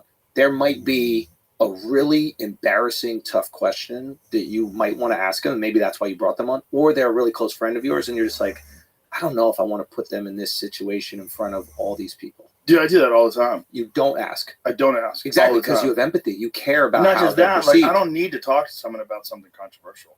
If they want to talk about it, like if it's something they want to get off their chest or they want to discuss because there's some misconceptions out there, I'm happy to give you that platform. But like play got you with you. I am not that guy at all. Yeah. I don't want to have anything to do with that shit. Yeah. I don't like it. I don't think it's necessary. It feels gross. Also, if you're talking about a human being in one very specific issue, don't they have a lot of things going on in their life? I'm interested in the full human. Dude. I'm not interested in just digging the dirt on one bad situation that you may or may not be involved in. You said some shit to me when I had my kid. You said, you know what's really funny is that like when I'm talking to somebody or somebody's being incredibly annoying or they're frustrating, they're being a pain in the ass, they're being a dick, I just imagine them as a 6-week-old baby. Yeah.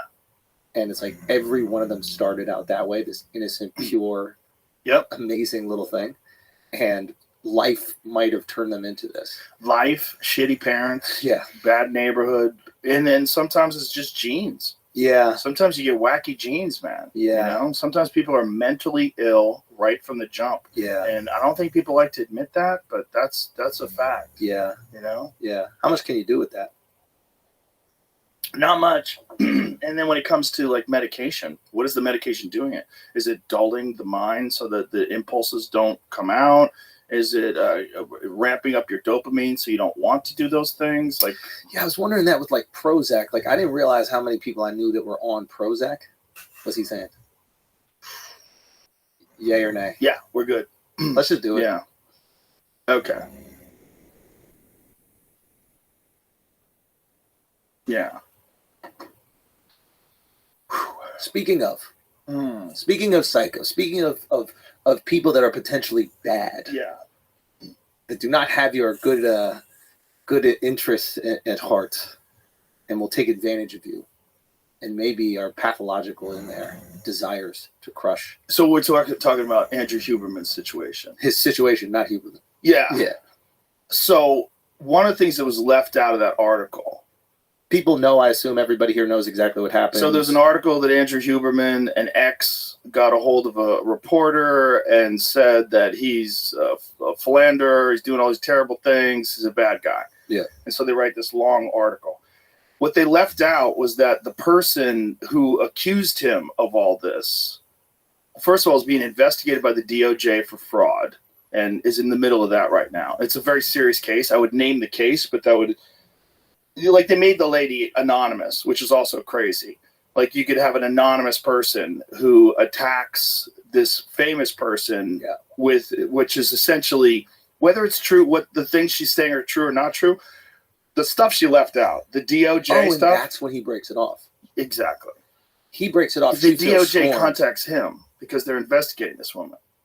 And you think that would be like maybe the first paragraph. You would think that would at least be a part of the article. Yeah. If it was a real piece of news. Yeah. You would say, oh, this is complicated. Yeah.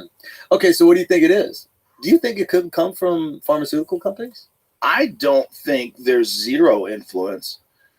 You know, I mean, I think for sure. Look, with the stuff that happened to me. That's what I was going to ask. What do you think it comes from? That was 100% influenced by pharmaceutical drug companies. Political interest too?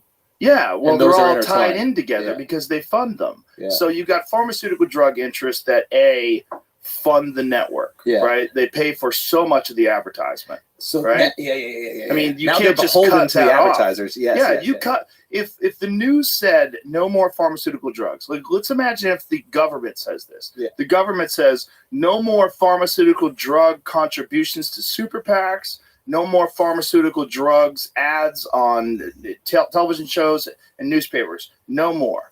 Then you have to fill a massive void that's missing from those ads. And you're going to have to bring in Toyota trucks and fucking all these different things. Yeah. But you're missing out on a lot of fucking money. So if that's a giant portion of your ad revenue, you're going to avoid all conversations about vaccine injuries. Yes. They're not going to come up. You are going to shut them down and go to commercial. Yes. You're going to say, well, the studies don't show that. The study don't. You'll talk over RFK. Yeah. What you're saying is just simply not true. Vaccines are the reason why we don't have blah, blah, blah, blah, blah. Yes. The vaccines have never been shown to cause autism. Vaccines, and we'll be right back. They go to commercial. And then it's just like the person shouted them down. They're probably getting talk in their ear. Yeah. Don Lemon, get off the subject. Like there's probably someone in their ear because they do have earpieces. But here's the thing. I don't even know if they have to tell you. When you know that you are being paid by someone, yes. It's very easy to just go along with whatever narrative they support. 100%. And that's the tricky thing, because a lot of times we act like there's these like group of 6 people that are disseminating this information. They're directly hitting up Don Lemon, all these other people, like, you must behave this way.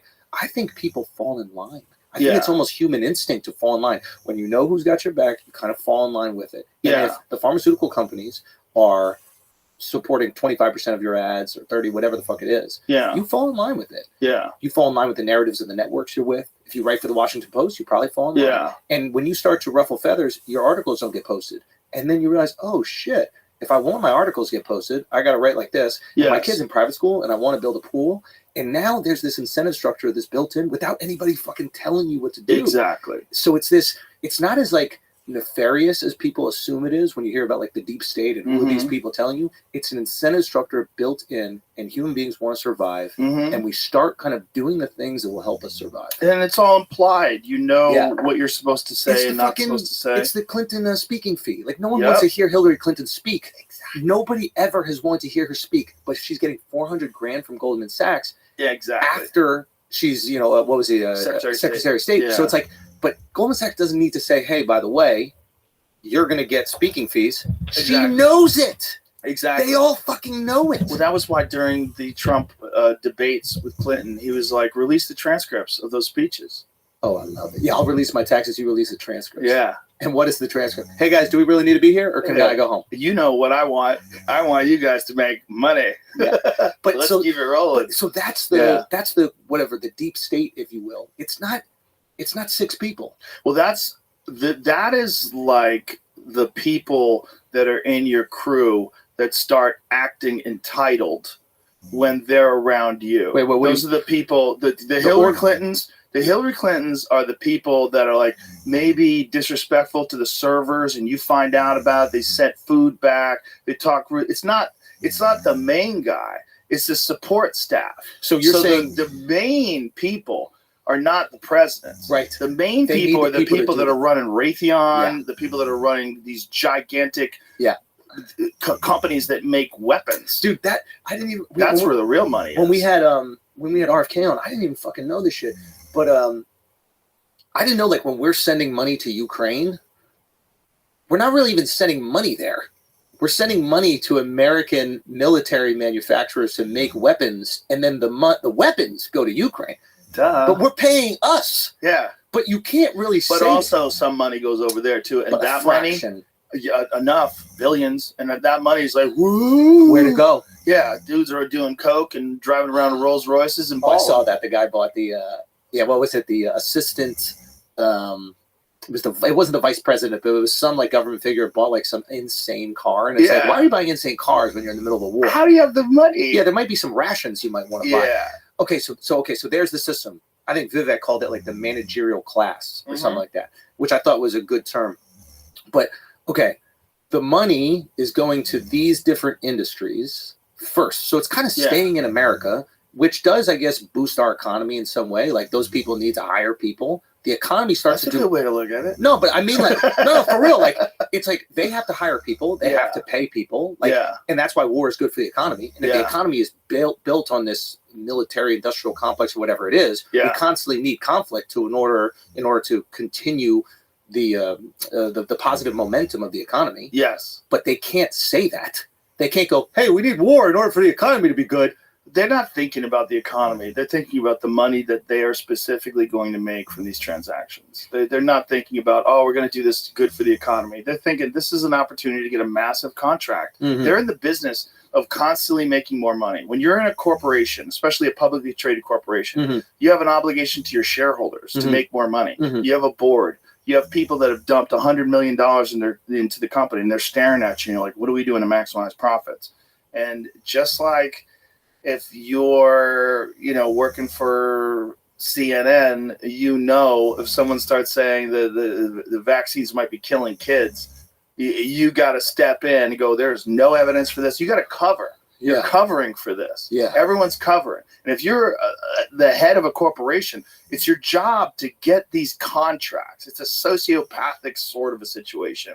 No one's looking at it like, what is the big picture? Does this really need to be Isn't there some sort of a diplomatic approach that can be made? What were the factors that led us to get into the situation in the first place? What's going on with NATO? Yeah. Why are they moving weapons closer and closer to Russia's border? Yeah. Maybe there's a diplomatic solution that could stop the death of hundreds of thousands of innocent people. Yeah.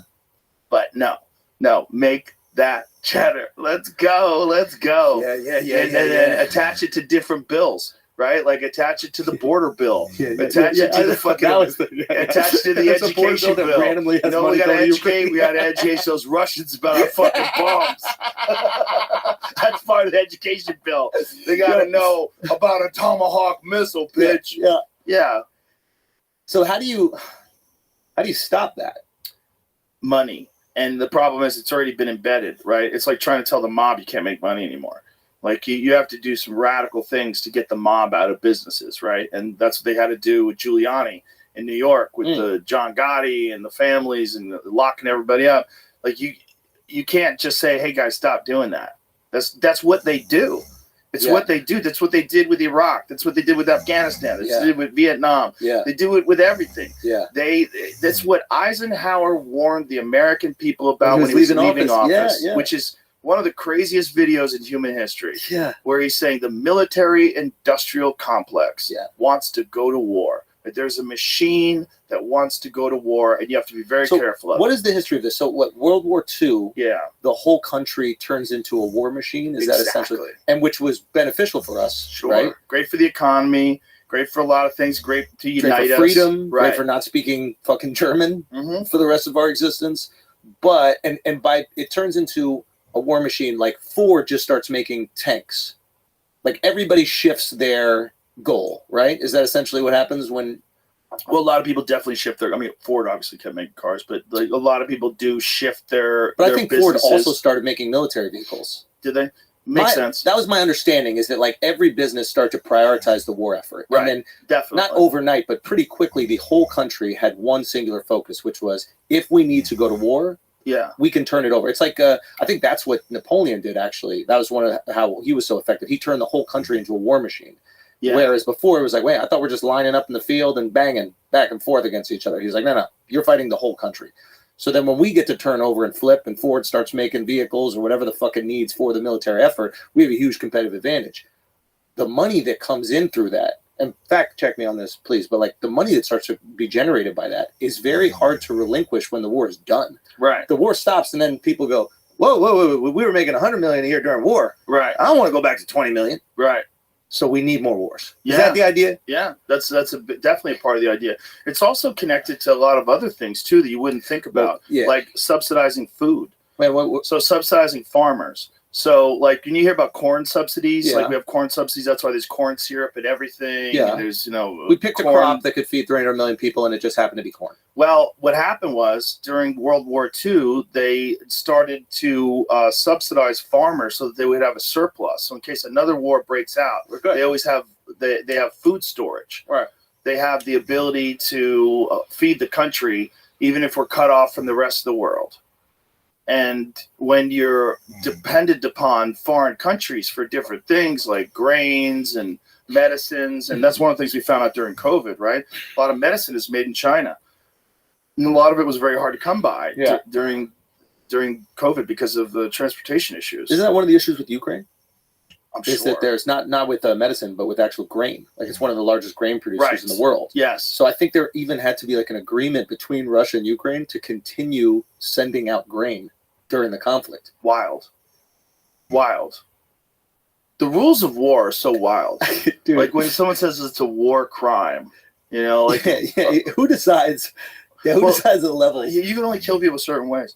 Like one of the wildest ones was also during World War One. There's a guy named Fritz Haber, and Fritz Haber, he created the Haber method of extracting nitrogen from the atmosphere. That's responsible for some crazy number today. This method is responsible for something about. So see if this is true. I think it's something around 50% of the nitrogen in human bodies today exists because of the Haber method.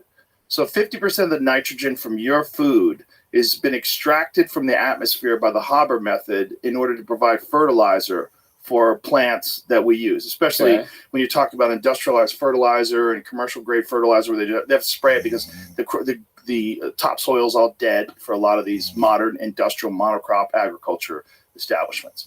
So Fritz Haber creates this, but he also creates Zyklon A. He created this gas that they were using. He used the gas, they turned it to Zyklon B. They took the smell out of it so they could kill the Jews with it. Yeah. And he also used the gas when they were gassing Allied troops in World War One.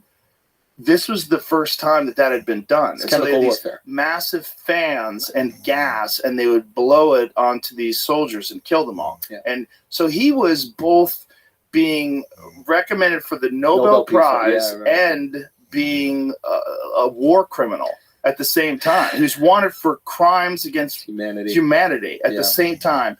He created the Haber method. What's the matter, Jamie?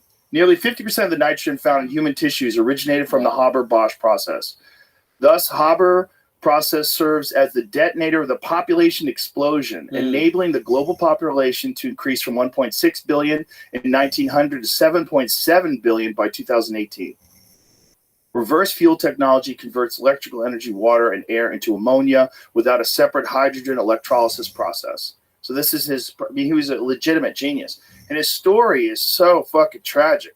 When he was leaving to go to the front lines to war to use his gas, it was so controversial. There was so much. His wife committed suicide in front of him, shot herself in the heart, and he left her to go to the front line while she was still alive. He left her with his 13-year-old son to take care of her. Well, she tried to kill. She eventually died. But I mean, his whole life became. Did he feel remorse for this? I don't know.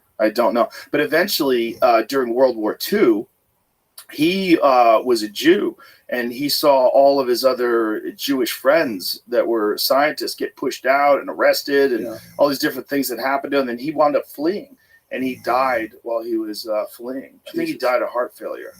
He's probably just racked with stress. Yeah. I mean, the guy's his whole life. I mean, what did you do? Yeah. What did you do? You created this amazing thing that allows nitrogen to get into the soil and feed millions of people, stop starvation for millions of people. Yeah. And you also created the gas that's killing your own people in concentration camps. And you also created war crimes by being the first government, the first army to spray chemicals at the troops that just kills everybody indiscriminately. Men, women, children, anybody downwind, dead. So then who decides, like, when is there the conversation where all the countries unanimously agree on what are war crimes and what are not? Like, you can kill someone with a bullet, that's okay, right? As long as they are not an innocent civilian. Yeah, but then what about metadata, right? What does that mean? Do you know how they target some people with bombs? Okay. So let's say you're a terrorist, and let's say you're hanging out in this building, and the government knows where you are because they have your cell phone. So they have the metadata of your cell phone. So they know your cell phone is in this room. Boom. Game over. Everybody dead.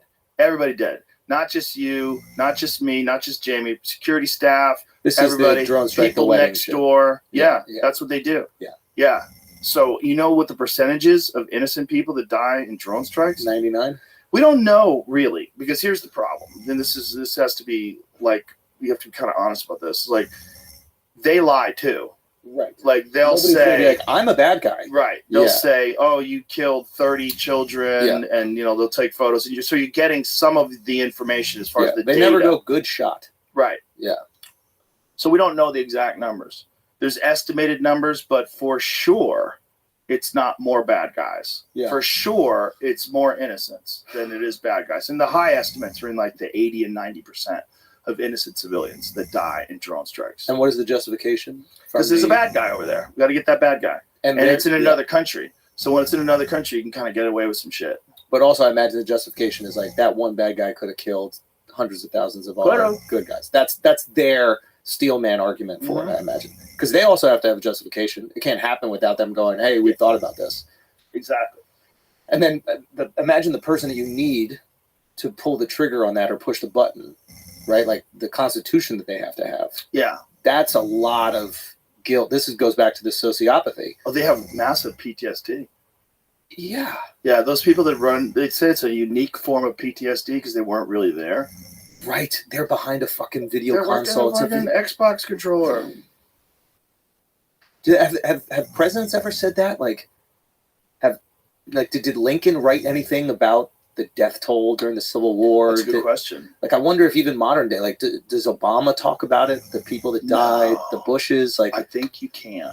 George Bush has handled Iraq better than anybody in history. Just been paint. He's just painting dogs and shit. Giving little fucking lozenges to Michelle. Like, there's nothing that's going on. Yeah. And maybe you need somebody that's kind of not got a lot going on up there to do it. Well, I don't think it's a coincidence that they made movies about Dick Cheney afterwards. So they made him out to be this monster. But is that, like, I feel like that's taking all accountability away from the guy who was in charge. Like, it's very easy to be like, yeah, it was just him. This guy's got to co-sign it too, and that's the job. Yeah. If you're the head coach of the team and the assistant coach is making all the bad decisions, we still blame the head coach, right? He's also the son of a great man. And, you know, when your dad is Herbert Walker Bush, who was the head of the CIA, and, you know, you are second fiddle. You're good at taking directions.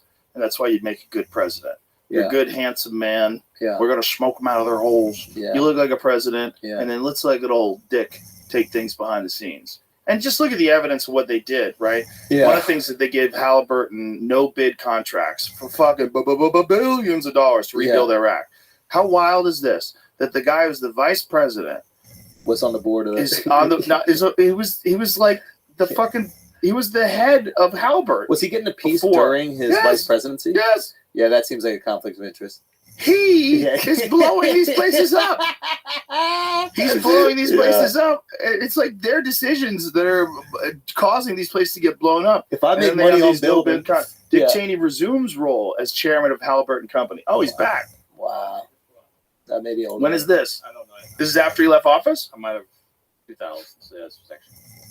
Right? Well, no, this was during the Bush administration, right? Effective today, 2000. He became president right around right then. Right? He resumed his role while he was vice president? No, that's I thought I misread what was happening here because it said February. But it says I clicked that first here. Right. February 20.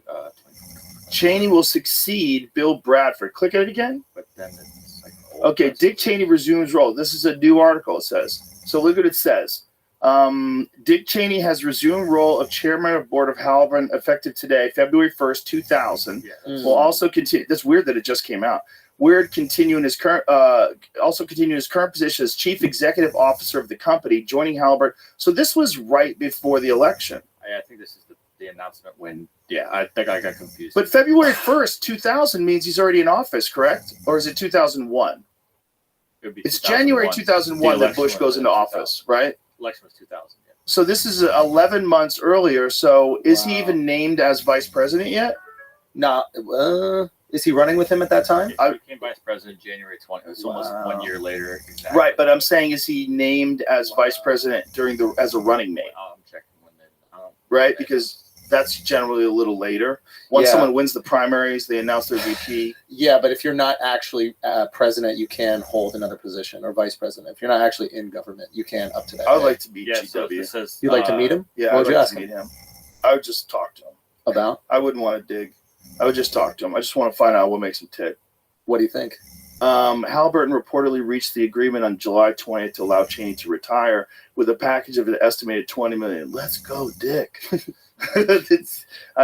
Pulled it off, man. Do you ever wish you didn't know all this stuff? Yes.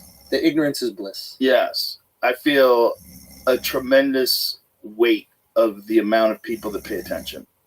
to the shit I say. It's a tremendous weight.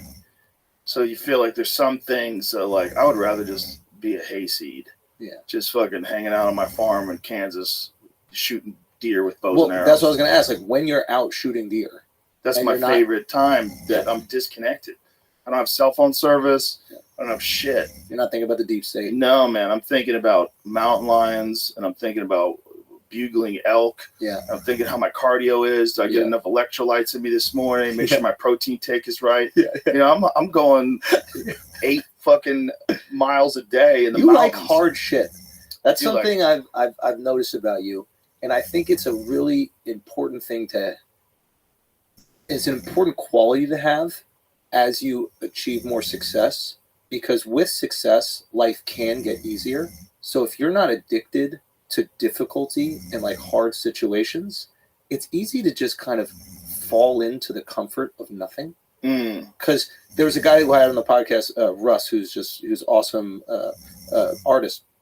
But he was like, yeah, once you get money, like things become easy. And then anything that's not easy, you get very anxious about and fearful of. So you like hard things. You admire David Goggins because he's doing hard shit all the time. Yeah. I think a lot of times people don't like hard things. And then when they get success, hard things make them anxious and they stop doing hard things. And hard things are what make us successful. When we have nothing, we have to do hard things. Yes. We have to go up in front of crowds that might not be good. We have to go run fucking really hard. We have to work out really hard, whatever it is. And I wonder if that's when like kids who grow up with very wealthy parents are not used to hard things and they don't really have to do anything hard. Right. And if they don't have that as like a core value to them, that doing hard things is good, of course they're going to be anxious about everything. Of course they're going to use drugs. Of course they're going to be bored out of their fucking mind. So it's one of those things that like, I don't know, as I've gotten a potentially more comfortable life, I like have to like force myself to do things I'm afraid of. Or I do think that I would just kind of get weak and fall apart. Comfort is a warm and enticing poison. Yep. And it's a slow poison. Yep. You can take a little bit of it on the couch, just relaxing. And it is nice. A little of it. It's nice. But don't let that get into your veins because it'll make the rest of your life harder because you're going to encounter hard things. And if the hard thing that you don't voluntarily subscribe to, the hard thing that you don't force yourself into isn't harder than the other things in life, you're going to have a hard time managing. Yeah. And it's voluntary. It has to be voluntary. You have to choose it. You have to have discipline. There's a... I think characters like cardio. I think you have to keep it up. Yep. I do. I really do. You take a few weeks off of cardio, you're like, I think that's the same with character. And I think it's the same with doing difficult things and also self-assessing, honestly, knowing where you fucked up. Like there's moments that you have, I'm sure, in your life where you look back, it might have been 10 years ago. You're like, fuck, why did I say that to that dude? Yesterday. I didn't need to.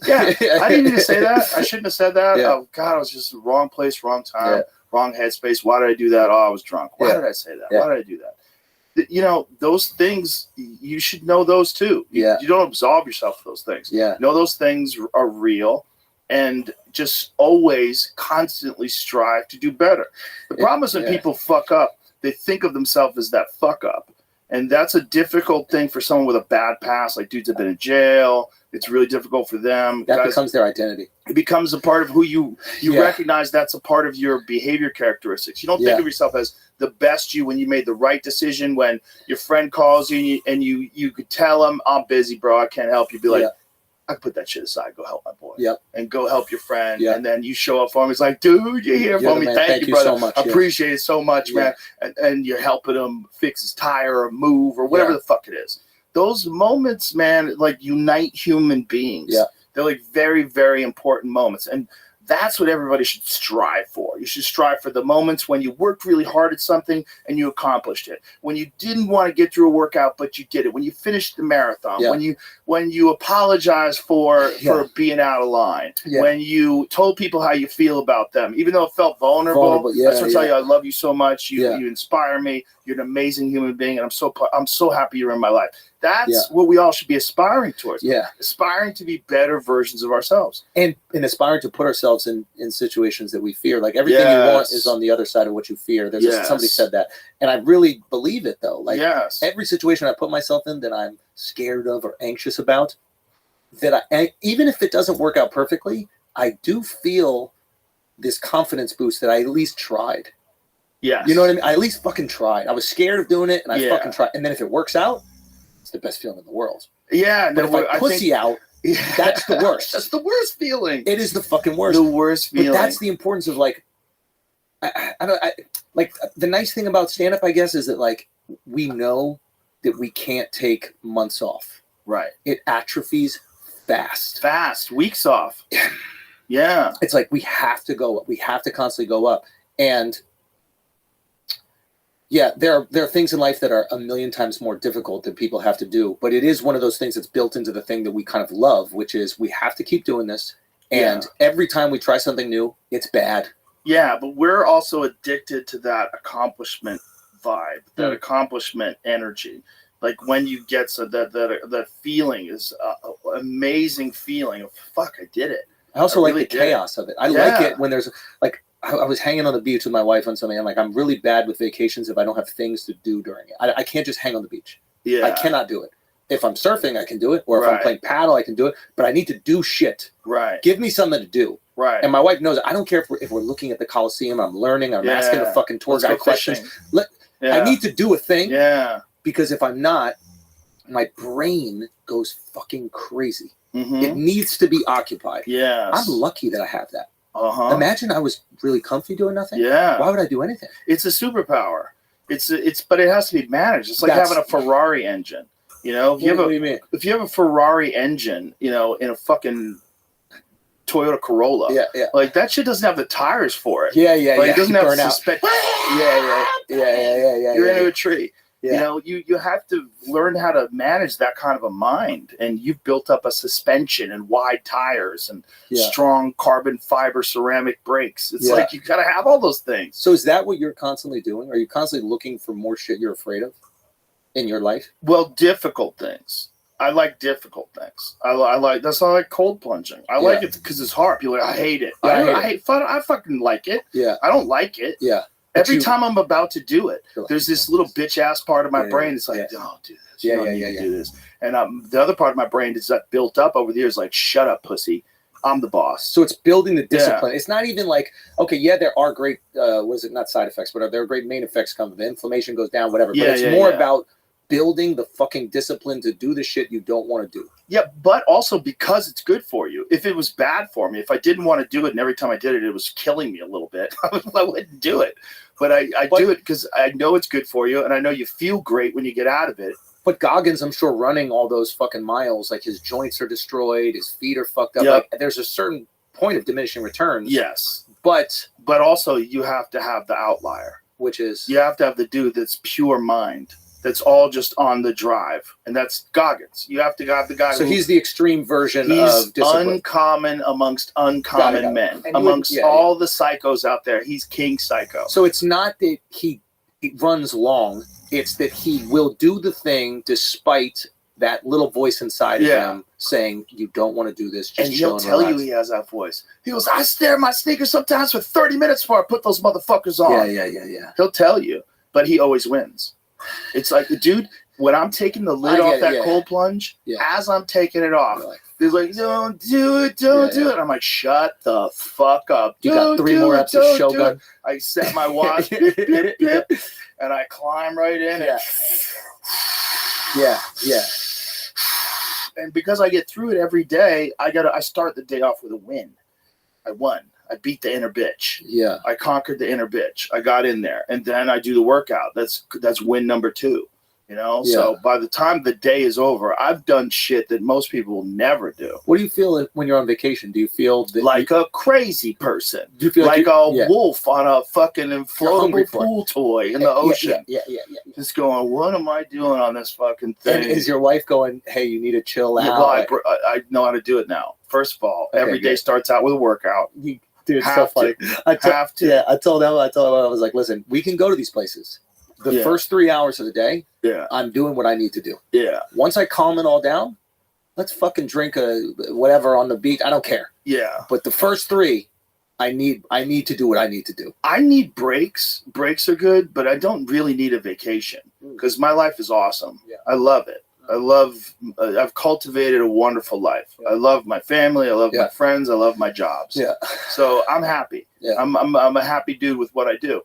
So when I go on vacation, it's like, okay, I just want to just have fun with the family and do a bunch of things, but I have to do something about this thing. And your family knows? This bitch, yes, they know me. What about your kids? Are they like, okay, he just needs to work out? They get it. Do they have it too? Yeah, they both have it. Really? Yeah, they both have some psycho drive. One of them for art, the other one is gymnastics. And when you see it manifested, like for example, do you see them looking like the wolf when you guys are all on vacation? Do you see them kind of pacing around? They have to do things. You have to keep them busy. Like I had a conversation with my middle daughter, and at one point in time, she was like, when we first moved here, she was real anxious, and I go, "You're a racehorse. You got to get back to racing. You got to get back to competing again." And as soon as she went back to that, everything was fine. She just was like, didn't know we're in a new place, making new friends. Yeah. But there's like physical anxiety that comes with being a human being that I think activity diminishes. Yeah. And you need something like that. You need the hardest thing of your day to be something that you choose. It might not be. You obviously circumstances are random and you could have a terrible thing happen to you. Yeah. But if you've built up your understanding of how to get through difficult things, it'll serve you in everything you do. And if you do it voluntarily, then you've gained control over your mental process. You want to zip? So with the kids, is this something you instill in them? You can only do it so much, man. You got to be real loose-handed. You got to let them be their own thing. They're their own little people. It's very fascinating. Are you rewarding and lighting the fire once you see that they're really drawn to something? Oh, for sure. Yeah. So you wait for them to choose, and then you lean the fuck in. Yeah, well, praise is very important for kids. It means a lot. It can really motivate them to excel to higher and higher levels. Was that easy for you to give them the positive encouragement? Oh, it's so easy. Yeah. My youngest is an insane artist, dude. Let me see. Insane. I'm going to show you this. She's 13. Oh, wow. Dude, she was doing crazy work when she was 6. I showed one of her things to David Cho when she was like 6 or 7. He was like, "Holy fuck, man. Like, dude, she's crazy talented." Jesus. Yeah.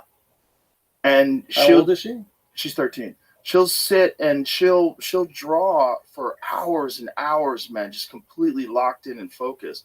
And when I was young, I wanted to be a comic book illustrator.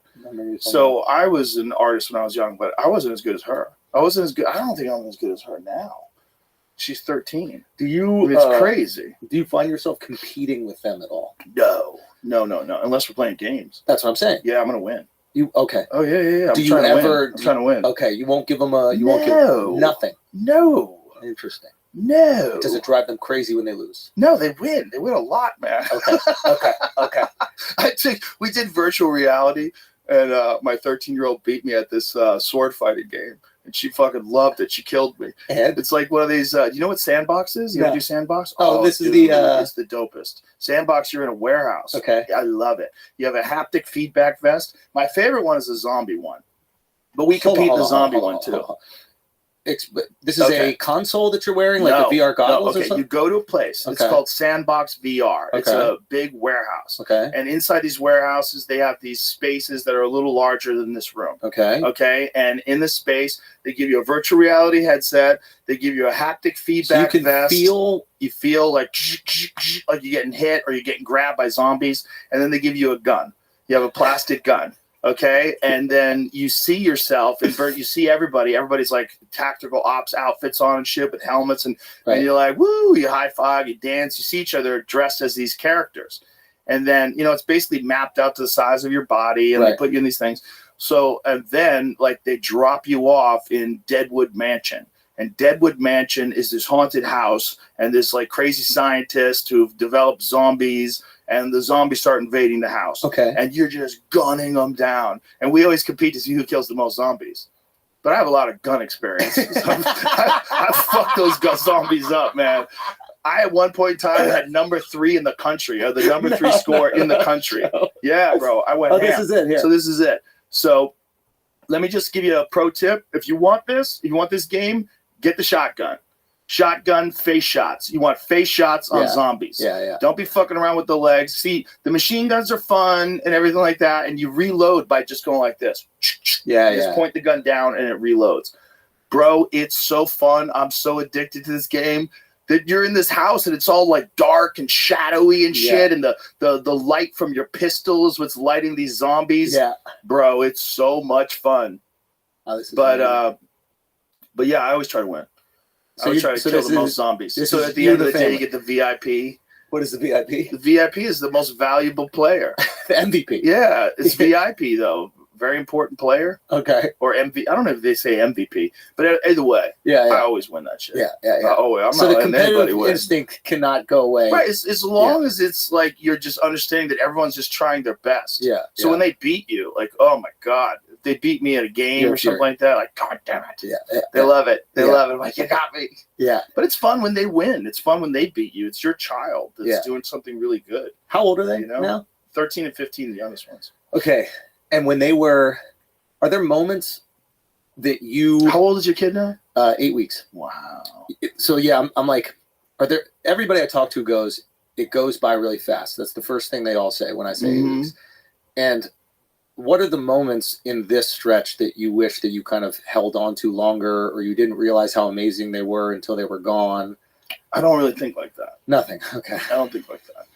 I'm happy. Yeah. You know, and I'm happy they're healthy, and I'm happy they're, you know, look, I have friends that have kids that have real problems, real health problems. And it's the most heartbreaking, devastating thing to see someone going through the real struggles of a kid that is your child. That's all fucked up. So number one was healthy. Yeah. Like everybody was like, don't you want a boy? I'm like, I want healthy kids. Yeah. I don't care if it's a girl or a boy. I genuinely didn't care. I just want them to be happy and healthy. Well, you don't like girls? Like, what are you saying?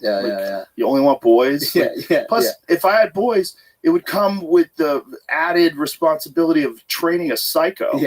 Because I'm assuming they're going to be like a little me. And, like, if I didn't find martial arts, I would have been a real problem. Wait, what do you mean? If I didn't find some outlet, some competitive, like, dangerous outlet to test me as a man, I was an angry kid, man. Well, it's not good to grow up a boy and be an angry boy and not have an outlet, because you won't have control of it. But why do you think you were angry? I think a lot of it is genetic. Really? Yeah, there's a lot of I think a lot of people, like, what's inside of them is genetic. It's learned experience. It's being around violence when I was young. There's quite a few things that I think are attached to it, but I think there's some part of it's genetic. There's some part of drive, I think, that's genetic too, which is interesting when you see your kids have it. Yeah, I've talked to friends about that who have multiple kids, and they can see it in some, and others they just don't really see it. It's kind of out of the box. They're different. Yeah. Like my 15-year-old is like hyper focused on things, hyper focused on athletics, hyper focused, but also very loved. Like, doesn't have this desire to prove herself like I had. I was like, I'm not a loser. I'm going to show everybody that I'm not a loser. That was like my drive as a kid. And martial arts were the first thing that I ever did where I was like, hey, I'm not a loser. But it's also the most humbling thing. Oh, the most humbling. Yeah, the most humbling. But I got good at it quick. I was very lucky. But there's always someone better. I don't know. Like, but I got lucky that I was going into it at the right time. Like, I had some athletic experience. Like, I had wrestled. I'd done baseball. I'd played some sports. So I wasn't like totally inept. When I played baseball, I was so selfish. I would never try to get on first. Fuck you. You wanted that home run, or I strike out. And they would always tell me, just get on base. I'm like, right. And I'd get up there. I'm like, I don't give a fuck what you just said. When that ball's coming, I'm either going to be a loser or a hero. Let's go. 100%. I did not try to hit a home run. And they would always be mad at me. Because I could hit home runs, but I could also strike out. I struck out a lot. But if I connected, I had some fucking crank. I sent that ball flying, and I loved it. I loved watching that ball fly over the fence. Like, I am never not going to do that. Like, if you tell me, like, just bunt, suck my dick. I'm not bunting. I don't give a fuck if we lose. I don't care. That's why you can't do the team sports. I'm not That's why it interested in has to team be the sports. one-on-one. Yeah, Yeah, I'm not yeah. interested. We lost because Billy dropped the ball. Yeah, Go yeah. fuck yourself. Yeah. I did. Yeah, I know what I can do. Interesting. And when it's my time at bat, I'm hitting home runs. Interesting. So when I found that there was martial arts, Or there was bow something. hunting, Just I'm going me for the home run every only. time. It's just me. Yeah. And I can get better based entirely on how much effort I put into it. Yeah. Then I just became obsessed. But you still love the camaraderie. I love the camaraderie, but you learn from the other people that are also doing the thing. I wasn't competitive with them where I had to be better than them. I wanted to be better than the people I was competing against, and they helped me to get better. These are who? These are the people I train with. Okay. Yeah, those are family. I'm Yeah. still very good friends with one of my guys that I trained with back then. Really? I talk to him all the time. Yeah. Yeah, I've known him since I was 52 guys, two of those guys. I've known him since I was 15 years old. One of them's just out here to visit. It's funny that you see it even in martial arts. Like, you know, when a guy wins, the first thing he does is often compliment his coaches and his team. 100%. And You're everything. We need that. We need that shared Yes. victory. I've always got that in team sports. I love that. Like a team win, like with me and 4 other guys playing basketball when we're not as talented as the other team. And you win. But we win. Yes. Just going out for beers afterwards, talking about we're old fucking guys. But that's more of a cooperative thing than being at bat. That's the thing what about being at bat, though, is like, this is just me. Yeah. You know, like, I'm not passing the look. If I could pass the ball over to you and you're open and you can get a clean shot, I would 100% do that. If I was playing team sports, I wouldn't be greedy like that. Yeah. But baseball, you going for it. It's just me. Yeah, you going for that it. ball's coming. Let's go. I'm sending We only need a this bitch into single throw. orbit. Because they would always get mad at me. I had this one coach that was like very strategic, always trying to win. Yeah. And he knew that if he put me up there, I was cranking that ball. Yeah. But that is, but I just wasn't designed for baseball. But that's you in life, though. Right. Yeah. But if I could figure out something where I would be 100% of my own, you know, when I got in there, like fighting, it's 100% just comedy. you or comedy. You built this team, you built all these friends, this community, but when you're on stage, it's all you. Just you. It has to be you. Yeah. Yeah.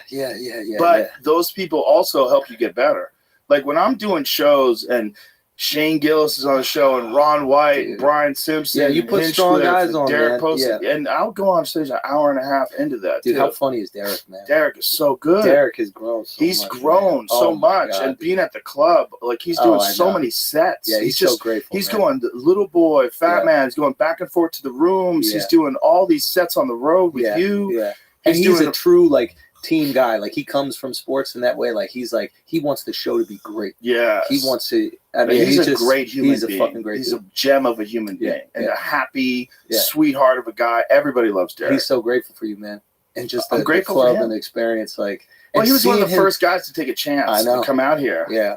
You know, he's like, I'm with you, Joe. Yeah. I'm like, all right. And he is. Like, if he says that, he means that shit. Oh, yeah. Yeah. And watching him grow, dude, like. But he knew also when I told him I was going to do it, I'm like, we're going to do this. Yeah. We're going to do this. It's going to be the greatest club in the world. Yeah.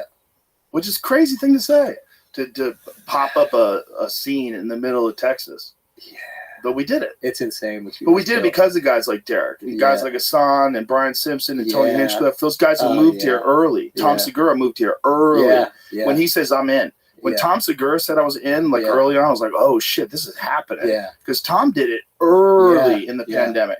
I bought this house. I sent him a video from my backyard. I go, boys, what are you doing? Get the fuck out of there. Get the fuck out of LA. It's on fire. Yeah. I go, no one here has a mask on. I go, I think this is bullshit. Come down. Let's have a good time. Let's hang out. Yeah. And Tom was like, I'm in. He came out here early. That means a lot to you, though. Oh, yeah. Because it was a crazy chance I was asking people to take. Yeah. It wasn't just, I'm going to open up a club in Pasadena. It wasn't like I bought the Ice House. Yeah. Like if I bought the Ice House, and the Ice House was for sale for a while. Yeah. And, you know, Jerry Buss bought it, right? Yeah. Owner of the Lakers or whatever. And they redid it, and I'm super happy that they did that because it's an amazing club, and I love that place. But at one point in time, I was thinking about buying the Ice House. I remember you telling me that. I was like, maybe I just buy that place. But if I ask guys to come to the Ice House, that's easy. Yeah, that's a 20-minute drive. No sacrifice. You stay in your same house. Yeah. It had to be all those factors happening at the same time. Yeah. It had to be COVID. It had to be this weird way that they were governing these cities and that they weren't doing it in other parts of the country, particularly Florida and here. Yeah. And also that you couldn't do stand-up. You couldn't do any stand-up in L.A. Yeah. They were stopping outside stand-up at the the comedy store in the parking lot. Yeah. They wouldn't let them do comedy outside. Yeah. It didn't make any sense. It was all crazy.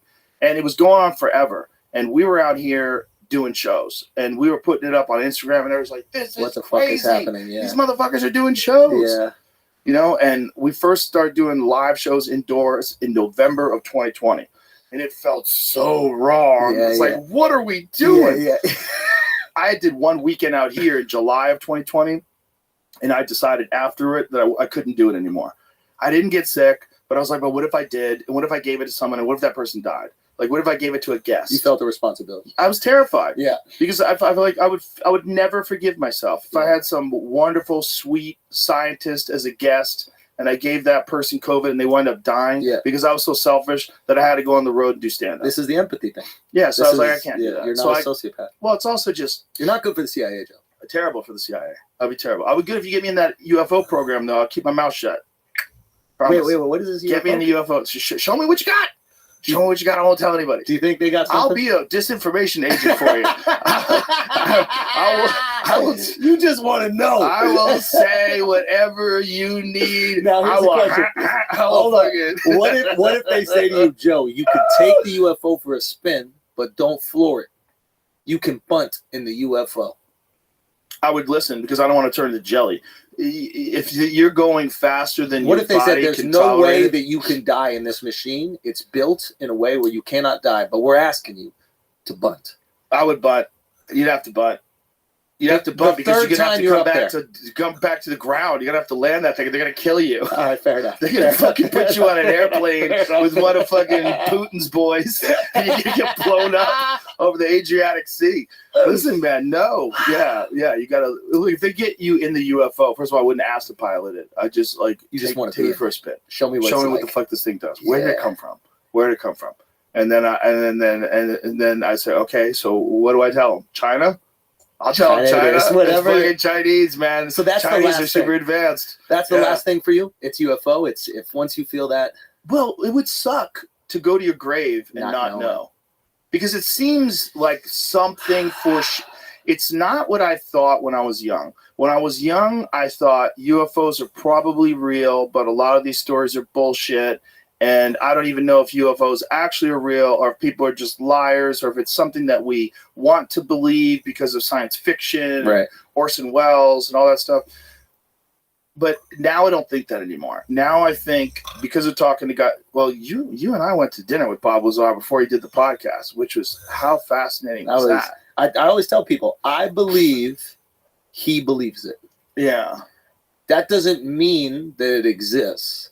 But I don't think he's a liar. I don't think he's a liar either, but I don't know because some people are really good at that shit. Again, I'm just going off of like the vibe. Just the vibe that I got. Yeah, but the vibe is hard because you want like to believe. There, Joe. Like, yeah. I remember at the dinner, he's like, listen, I'm not here to prove it. I don't even need to do it. I don't like doing this. It hurts my life. He said all maybe the right things, but he didn't come across as so charismatic. Like usually people are really good at lying or very charismatic. Also, they lie about other stuff too. Yeah, I mean, I didn't know enough about him to say, but like he didn't have the charisma of someone that could like trick and manipulate me. He came across as pretty authentic and almost kind of rattled by the whole experience. Like it almost felt traumatic when he was talking about it. Yeah, it did. Well, he told us something too that made a lot more sense because one of the things that he's criticized about is his education background. He said he went to MIT, but they said there's no record of him at MIT. Yeah. It's like, yeah, because there wasn't a record of me at MIT because I was involved in a program that you can't really say. We can't say what he was involved in. Yeah. But when you hear what they're involved, what they were actually working on, you go, oh, yeah, well, you're not even supposed to do that. So I would imagine that if you're going to get educated in that, it's not important that you get a degree that shows that you learned it from these people. Yeah. What's important is you get the information that you need in order to implement this plan, which was wild. And you hear that. But the thing about it is the other things they try to disprove him on, he has shown that it was accurate. One of them that he worked at Los Alamos Labs. Right. So they said that he never worked there. Right. But he did work there. Yeah. He did work there. He's on the employee roster. Yeah. So not only that, he had an intimate knowledge of the building. Right. When George Knapp went with him to Los Alamos Labs, he knew where everything was. He knew the security guards. He knew the system. Who's George Knapp? George Knapp is an investigative reporter that broke the story in 1989, and he's been on it ever since. And he also does a podcast with Jeremy Corbell. Yeah, I know. It's all about this phenomenon. And George Knapp is one of the best journalists that's ever covered it, because he's like covered it from the beginning, and he will tell you what he knows, what he doesn't know, and he's not a bullshitter in any way, shape, or form. He's a hard-nosed, facts-based journalist. Yeah. Who was the first guy to talk to Lazar. Yeah. And Lazar talked to him because he thought they were going to kill him. Because he had started bringing people to watch the test flights, because he got fired. He got released. And the reason why he got released is when you're on top secret clearance, when you're working for the government and they fly you to Area 51 and you're doing fucking work on spaceships, you're not allowed to tell anybody, including your wife. Yeah. So he get a phone call like 11 p.m. I got to go to work. And he would leave. And the wife was like, this motherfucker's cheating on me. So she starts having an affair. Exactly. So she starts having an affair, and all their phones are tapped, of course. But she doesn't know their phones are tapped because she doesn't know what he's doing. Why would she? Because he can't tell her what he's doing. So she starts fucking this guy, and then they're worried that he's going to be in a situation of emotional turmoil because his wife's having an effect. So they don't share the information with him. They just release him. He's now fired. So he's going back to his friends like, I'm working on fucking UFOs. They have real UFOs. They test them every Wednesday. So he takes people out to Area 51, to an area that's restricted now. But back then, before the Obama administration came along, in the Obama administration, they expand the boundaries of Area 51. It was the first time they admitted Area 51 even existed. So they had expanded because too many people were getting close enough to film things. So these guys went out there and they filmed these fucking flying saucers flying around. And Is there video of this? There's videos of the saucers. There's videos of these things moving around the desert. See if you can find them. This grainy Area 51 footage. So they're doing these things where these vehicles are operating in a way conventional vehicles in 1989 were absolutely incapable of doing. Right. As far as our understanding of it. Right. He gets arrested. They catch him. What are you doing? And he says, he just spills the beans. I got fired. I wanted to let people know that this is real. Now his life's in danger. Now he's like, they're going to fucking kill me. So he contacts George Knapp, and he's like, I think that if I just go public with this, I'll be too famous to be killed. Right. So initially he does it with his face hidden. So the initial interviews he does with his face hidden. He's like silhouetted. And then he decides, I have to go public with all this. So he does these interviews. He's explaining everything. He draws diagrams. He explains this element that was only theoretical at that point. It was element 115. They didn't find it in proof of it until they used a particle collider in like the 2000s. I want to say Switzerland or whatever. I want to say like 2013-ish. Okay. So this is 1989. Wow. This is Bob Lazar in 1989. Wow. And this is him explaining all of the different stuff that he had to do there, where it is. And by the way, at this point in time, this was all just legend. No one knew if Area 51 was real. And they had these hangars. So these are these crafts that he brought people out to film. He's like, these things, wow. they move silently. They move with a gravity propulsion system that's operating off of this element 115. And this element 115, when hit with radioactive waves, it becomes this thing that can manipulate gravity with this generator that is in the center of these ships. They don't have any controls. Everything is controlled like the human being interface, the alien creature interfaces with this machine. Yeah. Biologically or through some sort of Neuralink. They might not even be human at that point in time. Right. They might be like, well, we're going to be some sort of a combination of artificial intelligence and biology, or strictly artificial intelligence at this point. And these things interact with this craft, and that's how it moves. There's no like buttons you switch like Alien and fucking joysticks like the Millennium Falcon. There's none of that shit. It's all done with the creature. So he gets in this thing. First of all, he realizes there's no seams. It doesn't make any sense. Well, now we know what 3D printing is. You know we can make a thing with no seams. But back then, they don't know what the fuck it is. Yeah. And he realized like right away, like, this is not ours. When he first saw it, he thought, oh, now I know what all this UFO bullshit is about. Yeah. We have them. It's ours. We're working on this. That makes sense. And they actually had an American flag sticker on one of them. They put an American flag sticker on one of the UFOs. Which is smart. Which is fun. Yeah. It's fun. You want Like, other this is people to ours, think bitch. that's ours. Yeah. Yeah. But then he gets in it. He realizes it's designed for something that's 3 feet tall. There's no seams. There's no controls. And it has this reactor in the center of it that defies anything we have any current understanding of. In terms of like what we believe is possible for propulsion systems, this is something completely alien. And it involves a stable element that is only theoretical at this point. They don't even know it exists. And they have a triangle, like a form of this stuff that's in the center of this. Like, see if you could find the video where he's describing the element, the gravity generator. But the element, that triangle thing you're talking about, is that the engine, or is that essentially the gasoline? That's the fuel. That's the fuel. Got it. This thing, when bombarded with radiation, produces this. I'm obviously butchering this, but produces this. Let's see how he explains it. Here, put the headphones on. Powering the gravity amplifiers. Do it from the beginning. Here we go. So it's the reactor here, powering the gravity amplifiers.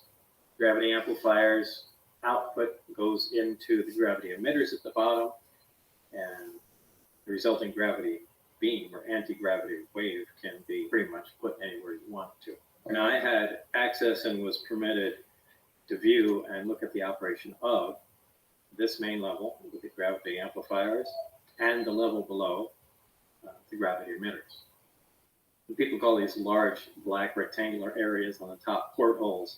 I believe they were some planar sensor array that just took in information from the surrounding area, whether it be patterns of stars or what have you.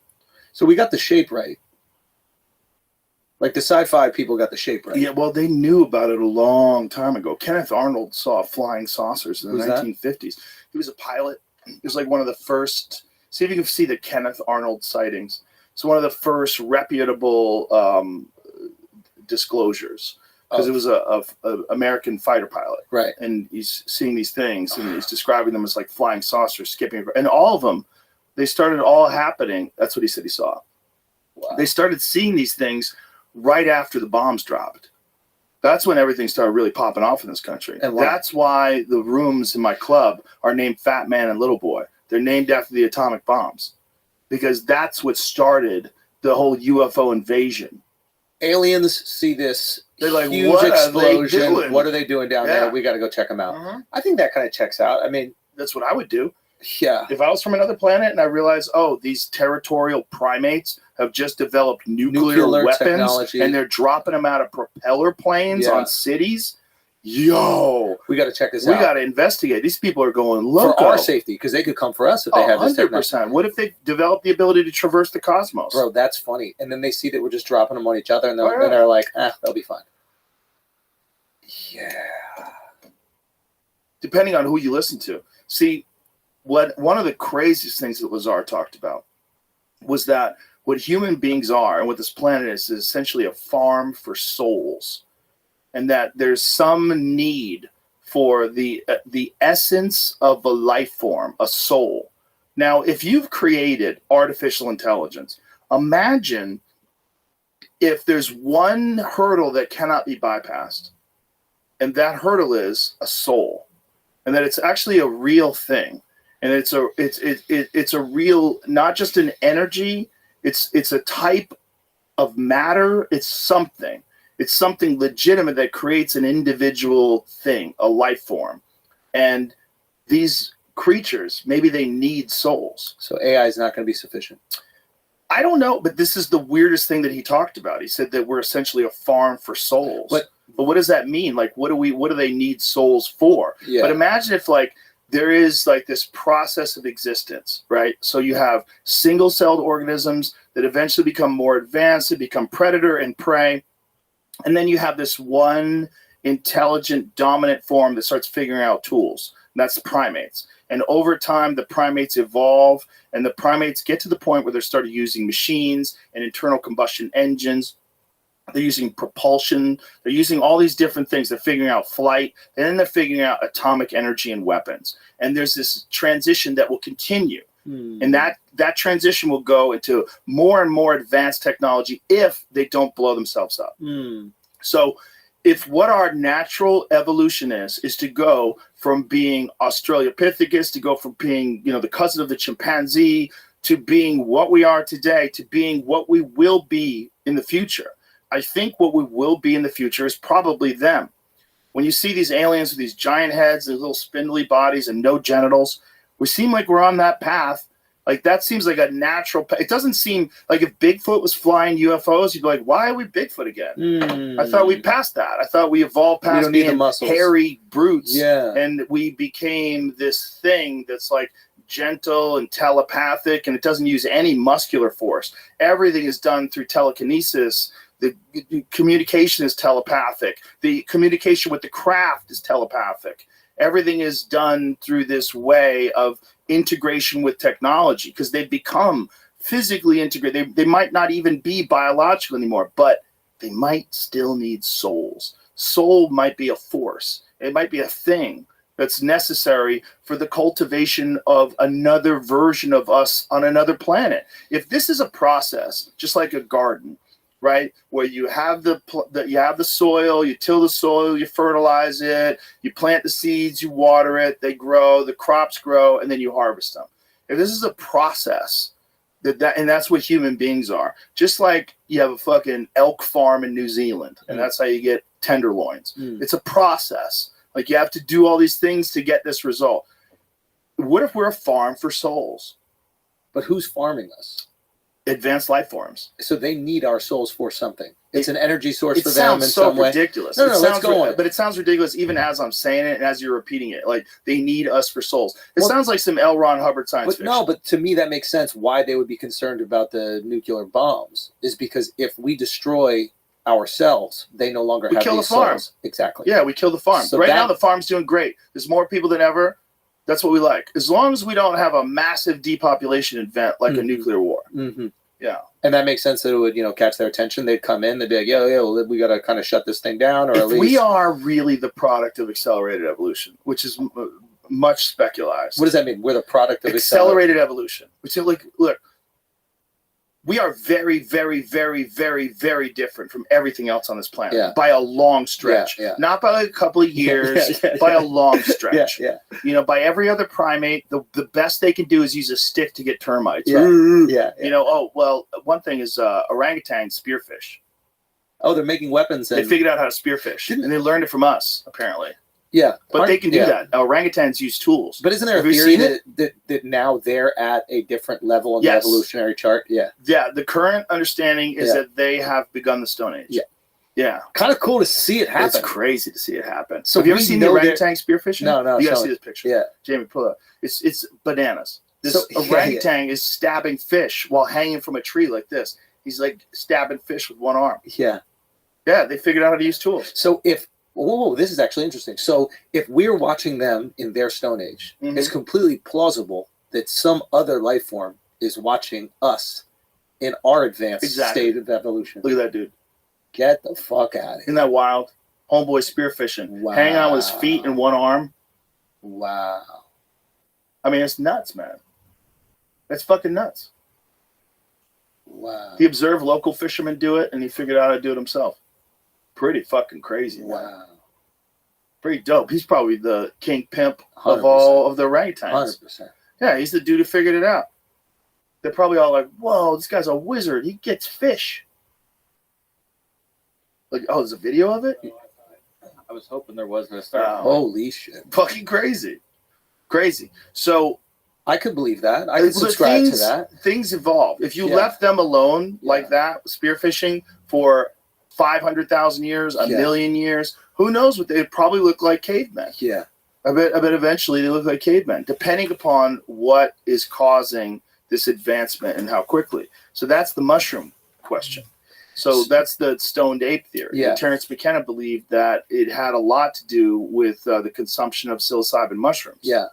Now, is the psilocybin mushrooms what? It allows you to solve problems in an outside of the box way? Like, what kind of a competitive formation advantage? Of language through glossolalia. Like, glossolalia is like you start associating sounds with objects and language. Okay, the formulation of language, then psilocybin would aid in that. Yeah. Aid in creativity, aid in visual acuity.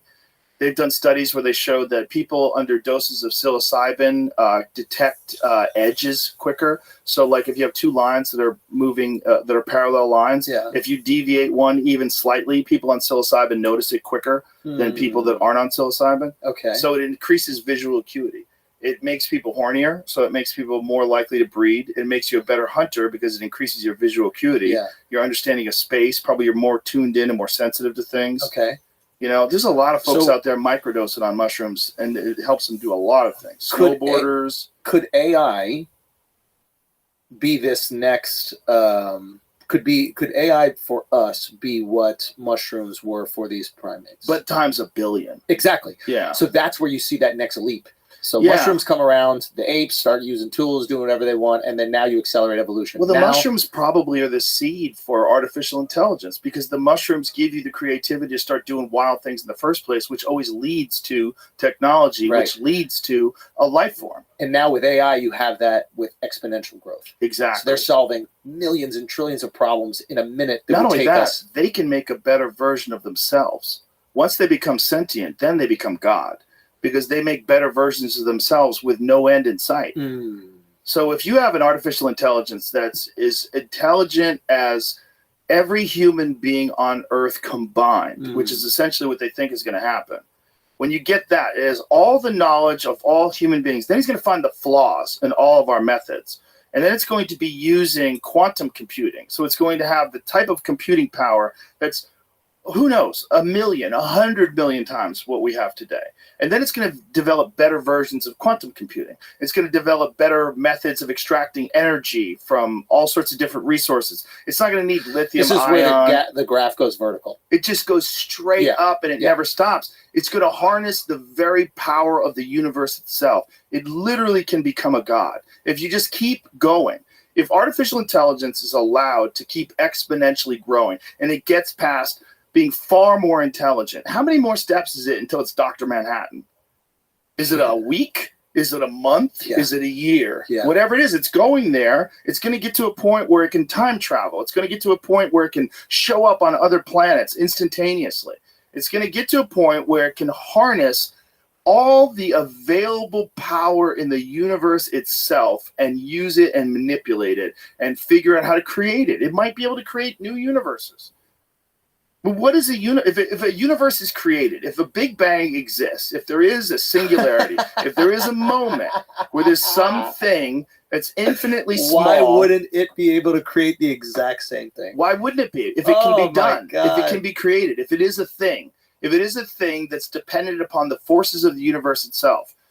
What in a deep understanding of those forces, an understanding of those forces in the quantum level, the subatomic level.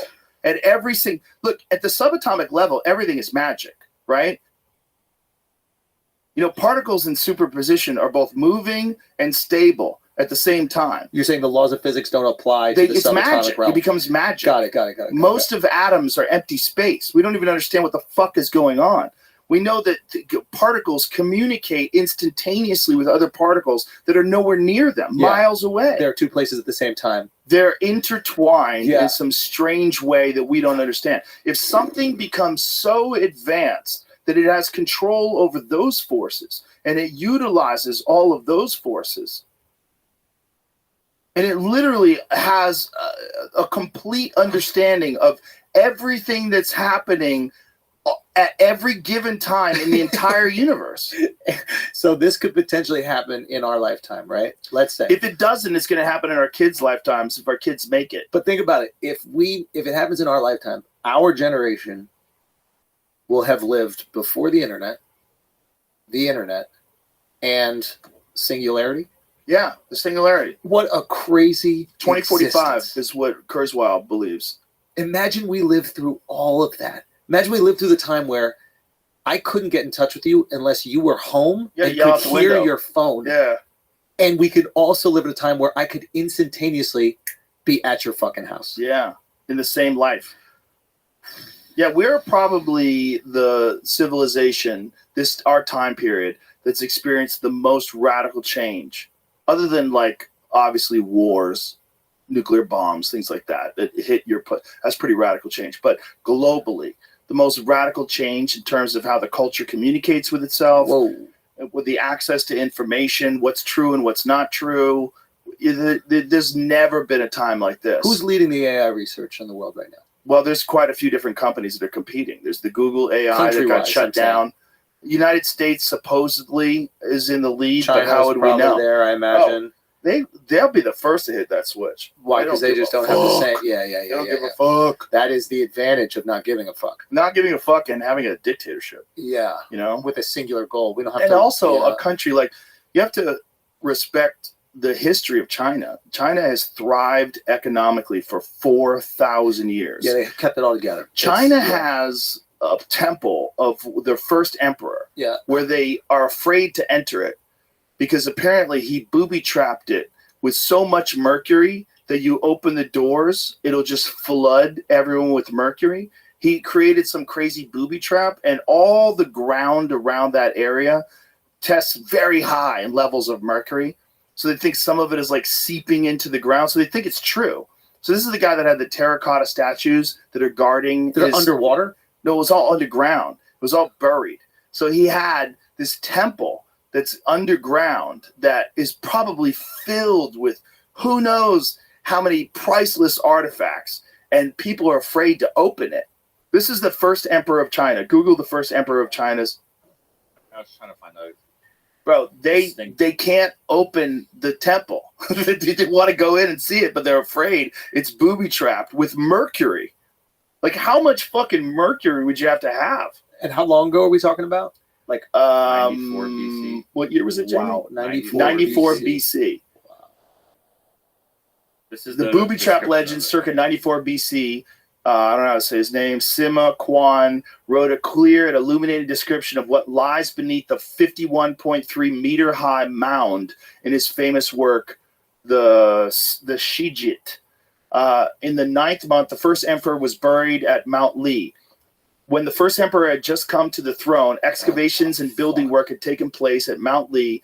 But when he unified all under heaven, convicts to the number of more than 700,000 were sent there from all over the empire. They dug through the 3 springs and poured down molten bronze to make the outer coffin, and replicas of palaces, pavilions, all the various officials, and wonderful vessels and other rare objects were brought up to the tomb, which was then filled with them.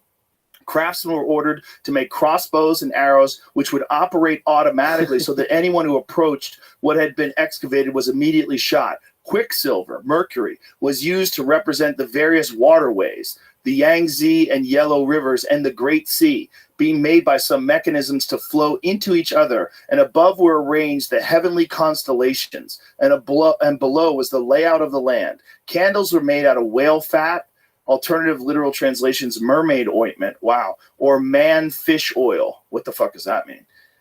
Human oil, probably, from burned people's fat. For it was reckoned that it would be a long time before they were extinguished. The second generation said, it would not be right that any of the previous emperor's concubines should emerge from this place unless she has a son. They were all ordered to accompany him to death, and those who died were extremely numerous. After the burial had taken place, someone mentioned the fact that the workers and craftsmen who had constructed the mechanical devices would know about all the buried treasures, and the importance of the treasures would immediately be disclosed. Consequently, when the great occasion was finished, and after the treasures had been hidden away, the main entranceway to the tomb was shut off, and the outer gates lowered, so that all the workers and craftsmen who had buried the treasure were shut in, and there were none who came out again. And the vegetation and trees were planted to make it look like a hill. So they killed 700,000 workers? Is that what they're saying? Holy Thus shit. we find the source of the legends we know today. But Sima Quan wrote in his description 123 years after the death of Shi Huang. Could his fantasy-like account of the mermaid ointment, probably whale oil, flowing rivers of mercury, 700,000 laborers, crossbow booby traps, and buried alive workers be credible? Or is he just writing for effect? Can we trust the descriptions? Jesus. Says that one of the camp's historians celebrates the trustworthiness of Sima Quan by emphasizing the extreme care which Sima Quan gathered and weighed available evidence in an attempt to convey an objective portrait of the Chinese past. Other camps are more skeptical, stressing there were intensely personal motivations that prompted Sima Qian's, is that how I say it? Am I saying it right? Sima Qian decision to complete masterwork of history begun by his father. The more suspicious camp accuses Qian of exaggerating his accounts by being too much of a lyrical romanticist, too religious to convey an accurate depiction of history. But either way, they found mercury all around that area, and they still have not opened it. They're still worried. And this is like thousands of years later. Has China ever been fractured? Like in the way that Europe is fractured? You know, you've had or even the Roman Empire like had this like large swath of land and control, and then it's been broken up. Like China seems like this massive landmass with all these people for a very long period of time. Well, I think, how do you maintain that? That's the way they do it. I mean, it's kind of impressive. It's unbelievably impressive. Very impressive. It's very impressive that they've been around for 4,000 years and that they've done this. And what is maintaining that? Power. But what? Is it just fear? Is it religion? It's fear. I don't think that they're very religious, right? Nah. Well, at least now they're not. Well, they definitely shun other religions like the Uyghurs. I think they shun all because it is a threat to the power. Right. It's about the state. But to maintain that identity, to maintain a cultural identity for 4,000 years. Uh-huh. Wow. How do you do that? You do it by playing 4D chess. That's for sure. Yeah. And they're definitely doing that. I mean, the involvement in our education institutions, buying up American farmland. What do you think about that? Like, they're clearly playing a different game. Oh, yeah. They're playing an much more game. sophisticated game. Yeah, and they're using, I think, capitalism against us. Uh-huh. And I think that's something that we got to be a little bit more aware of. Like, capitalism is an amazing system, but it's amazing when you're the richest country. When there are other countries with wealth, they can start buying things and they can start implementing their influence. When they hold the carrot, right? Like, that's the scary thing. You can change culture without even telling people to change. When you know that China buys 10 movies and they have to be made with these specifications, right? Hollywood will start making movies according to those specifications because they want to make the money. Yeah. Right? But now China's influencing our culture and the movies that disseminate America on the hope that China will buy them. They don't all get bought. No. But the movies are different. Yeah. How else can they influence like that? If you hold the fucking carrot, you can put anything you want out there. Yes. And they don't hold all the carrots, but they can partially hold it. It is a dangerous thing. You have to be concerned with how much foreign investment comes into your country. We just let other countries who are enemies buy land. Yeah, that is peculiar. Not just that. We let them sell us routers, sell us networking equipment because it's cheaper. I thought we stopped that. Well, they still have a lot. I thought that was the whole Huawei thing where that was only Huawei. That was only Huawei. But if you look at, like, Mike Baker laid this out to me. Yeah. All of the cell towers and all the stuff that's around, like, military bases, a lot of the equipment has been provided by China. I can't fathom. They provide it cheaper. I can't fathom that our military would be purchasing technological equipment from the same military that made Rachel Levine the first female admiral. You don't think? You don't think they could fuck that up too? The same military that made that fucking bag stealer, that bald-headed bag stealer who was stealing shit. That was the person in charge of nuclear waste disposal. And are they an expert in any way? Oh, no. They're an expert in wearing women's shoes. That's it. That's all you have to be. That's all you have to be. You just got to check the right box. We're in the DEI program now, bro. And a lot of that is also funded by China. A lot of it in Russia as well. And they look, Yuri Bezmenov talked about this in the 1980s, how they've infiltrated our education institutions. Yeah. And then they're slowly turning us into Marxists, and they're slowly having us erode our faith in democracy and our pride in the country. Yeah, pride does seem like it's at an all-time low. It's a really disappointing thing. Yeah, but I feel like it's like waves. Like things go back and forth. Yeah, pendulum shifts 100%, but it is one of those things where overcorrections, there's recorrections. Yeah. You know, like I think that's the defund the police thing too. That's the overcorrection. Yeah. Right? And then the no cash bail, that's the overcorrection. Yeah. And then people are like, oh my God, look at all this chaos and crime. we gotta shift back. And hopefully they do, and hopefully they figure that out. But what about pride? How do we instill pride? How do we make people proud to be part of the American experience? It's not to say that all of us are not. There's definitely a lot that are. But how do we reinstill that? I think one of the things is a simplistic answer, but one of the things is American manufacturing, and American-made things. Yeah, what are we making? Have people support American-made companies and give people real jobs where they get, just because something costs less because it's made in a country where people get paid nothing doesn't mean you should buy that. Yeah. And if you could buy something that maybe costs more, but it gives people a living wage and health care, and they have families and they could buy a house, that's what you should be buying. Why are you proud to be American? It's a great fucking place. Yeah, it is. It's the best. It's the cultural center point of the whole planet. It's the only place you can live all 12 months. Really? Where else would you live for 12 months? Name another country. Bali. Fuck out of here. You can go rainy season in Bali, walking around in fucking rainbow sandals like Bert Kreischer. How much does it You're rain? out of your mind. Does it rain a lot? In Bali? Yeah. Yeah, you don't get that green without the rain. Right. So you get like typhoons and shit. Yeah, you're not living You don't there. want a tropical storm, son. You don't want it. You don't want a tropical Especially storm. without infrastructure. Yeah, but you don't want to live in Kansas either when the tornadoes come. But you have the opportunity to not live there. That's true. That's the thing about America. You can live November to April, the wet season. Yeah, fuck that. Often called the rainy season or monsoon season. Yeah, we're not due to doing its it. heavy storms and downpours. We're not doing it. Okay. What I'm trying to say is there isn't another country that you can live all 12 months of the year. You go to Abu Dhabi. They make it rain. In the fucking They sun. make it rain. But think about it. In the summer, in July, in Abu Dhabi, Right. there's It no was so fucking hot way. there that the Saudis would come to LA for relief. Of course. They Call go to it London. Saudi Who goes summer. to fucking London? Yeah. For weather. Right. So it's like, this is the only one. Mm. I genuinely, I cannot think of another one. 12 months. The whole country. Yeah. And Where if you else? live in Phoenix, you can live the whole country all year round. But you can move around here. Yeah. You can live, True. if you have the money, you can live in New York for these months. You go Right. to Florida, you go to whatever. There's an option. Right. You know what I mean? That's a good point. You can't live anywhere else. But that's not the pride thing for me. I think the pride thing is like, I truly believe you can be the best version of yourself here. And I think anybody else in the world can be the best, most successful version of themselves here. And that's why I'm proud to be American. Well, You can reach your full potential in this country. it's a fun place. Hey, there's a lot of fun places. Yeah. But can you reach your full potential in these other places? They took fucking Jack Ma and they brought him into a basement Yep. when he got too powerful in China. China. He talked a little shit. He thought he was bigger Yeah. than the system. Yeah. So they shut it down. They saw what was happening to Yeah. our tech billionaires here, and they're like, hey, we're not going to let that fucking shit happen here. You're going to the basement.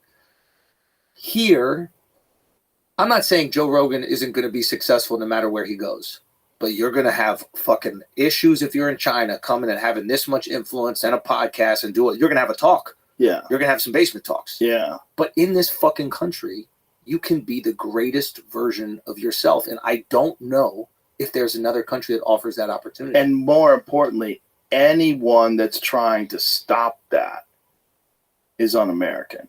If you're trying to stop censor someone's people's greatness. speech, Yes. if Just- you're trying to stifle people's growth, And because they Americans don't, will fight for you because of it. It Yes. happens. This is the hit piece thing. When we see the hit piece, it tears at like our American identity. Even if you don't admit you are, there's a part of you that's going, whoa, this person's trying to be great. And we're all here because we're trying to be great, or our family came here to be great.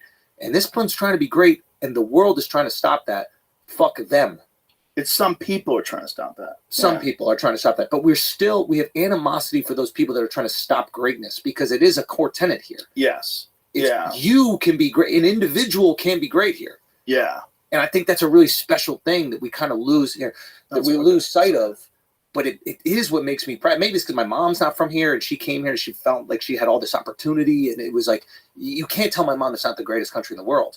So I'm kind of like, I grew up with that. And there, of course, there's tons of problems, but this idea that like you can really achieve. You're always going to have problems when you have human beings. Yes. And there's no perfect solution. Like universal basic income isn't the perfect solution. Welfare is not the perfect solution. There's no perfect solution to fix all that ails us. But at least here, you can go from the bottom to the top. You can go for it. Yeah. You can really go for it. And you're not like. Start from the bottom now. Facts. And some places, like, you might have the aptitude to go from the bottom to the top, but the culture will be oppressive. Yeah. And I'm not even talking about third world. I'm not talking about China. I'm talking about there are places where there's a system where like, hey, you're working class. How dare you try to not be working class? Yeah, that's what my friends in England say.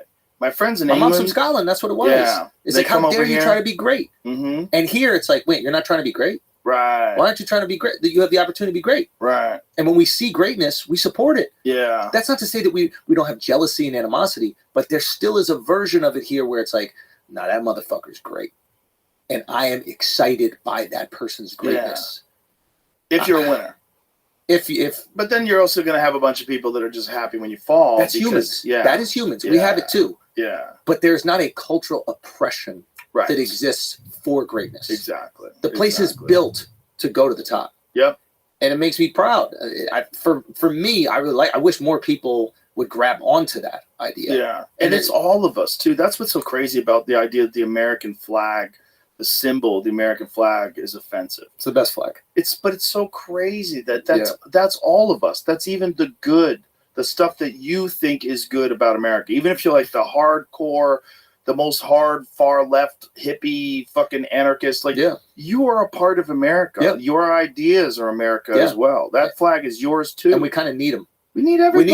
We need that back and forth. We need that balance. pendulum to swing. We do. We need balance. Because you see what happens when there's just people existing in that echo chamber. You saw what happens in fucking San Francisco or even LA. You see like an idea permeate, and then a very lax law or a lack of enforcement of that law create a culture that people are now not happy with. Like if you ask the average person in LA or San Francisco, they're like, maybe we need some rules now. I think rules would be okay. Yeah, we could punish some crimes. It's okay. Yeah.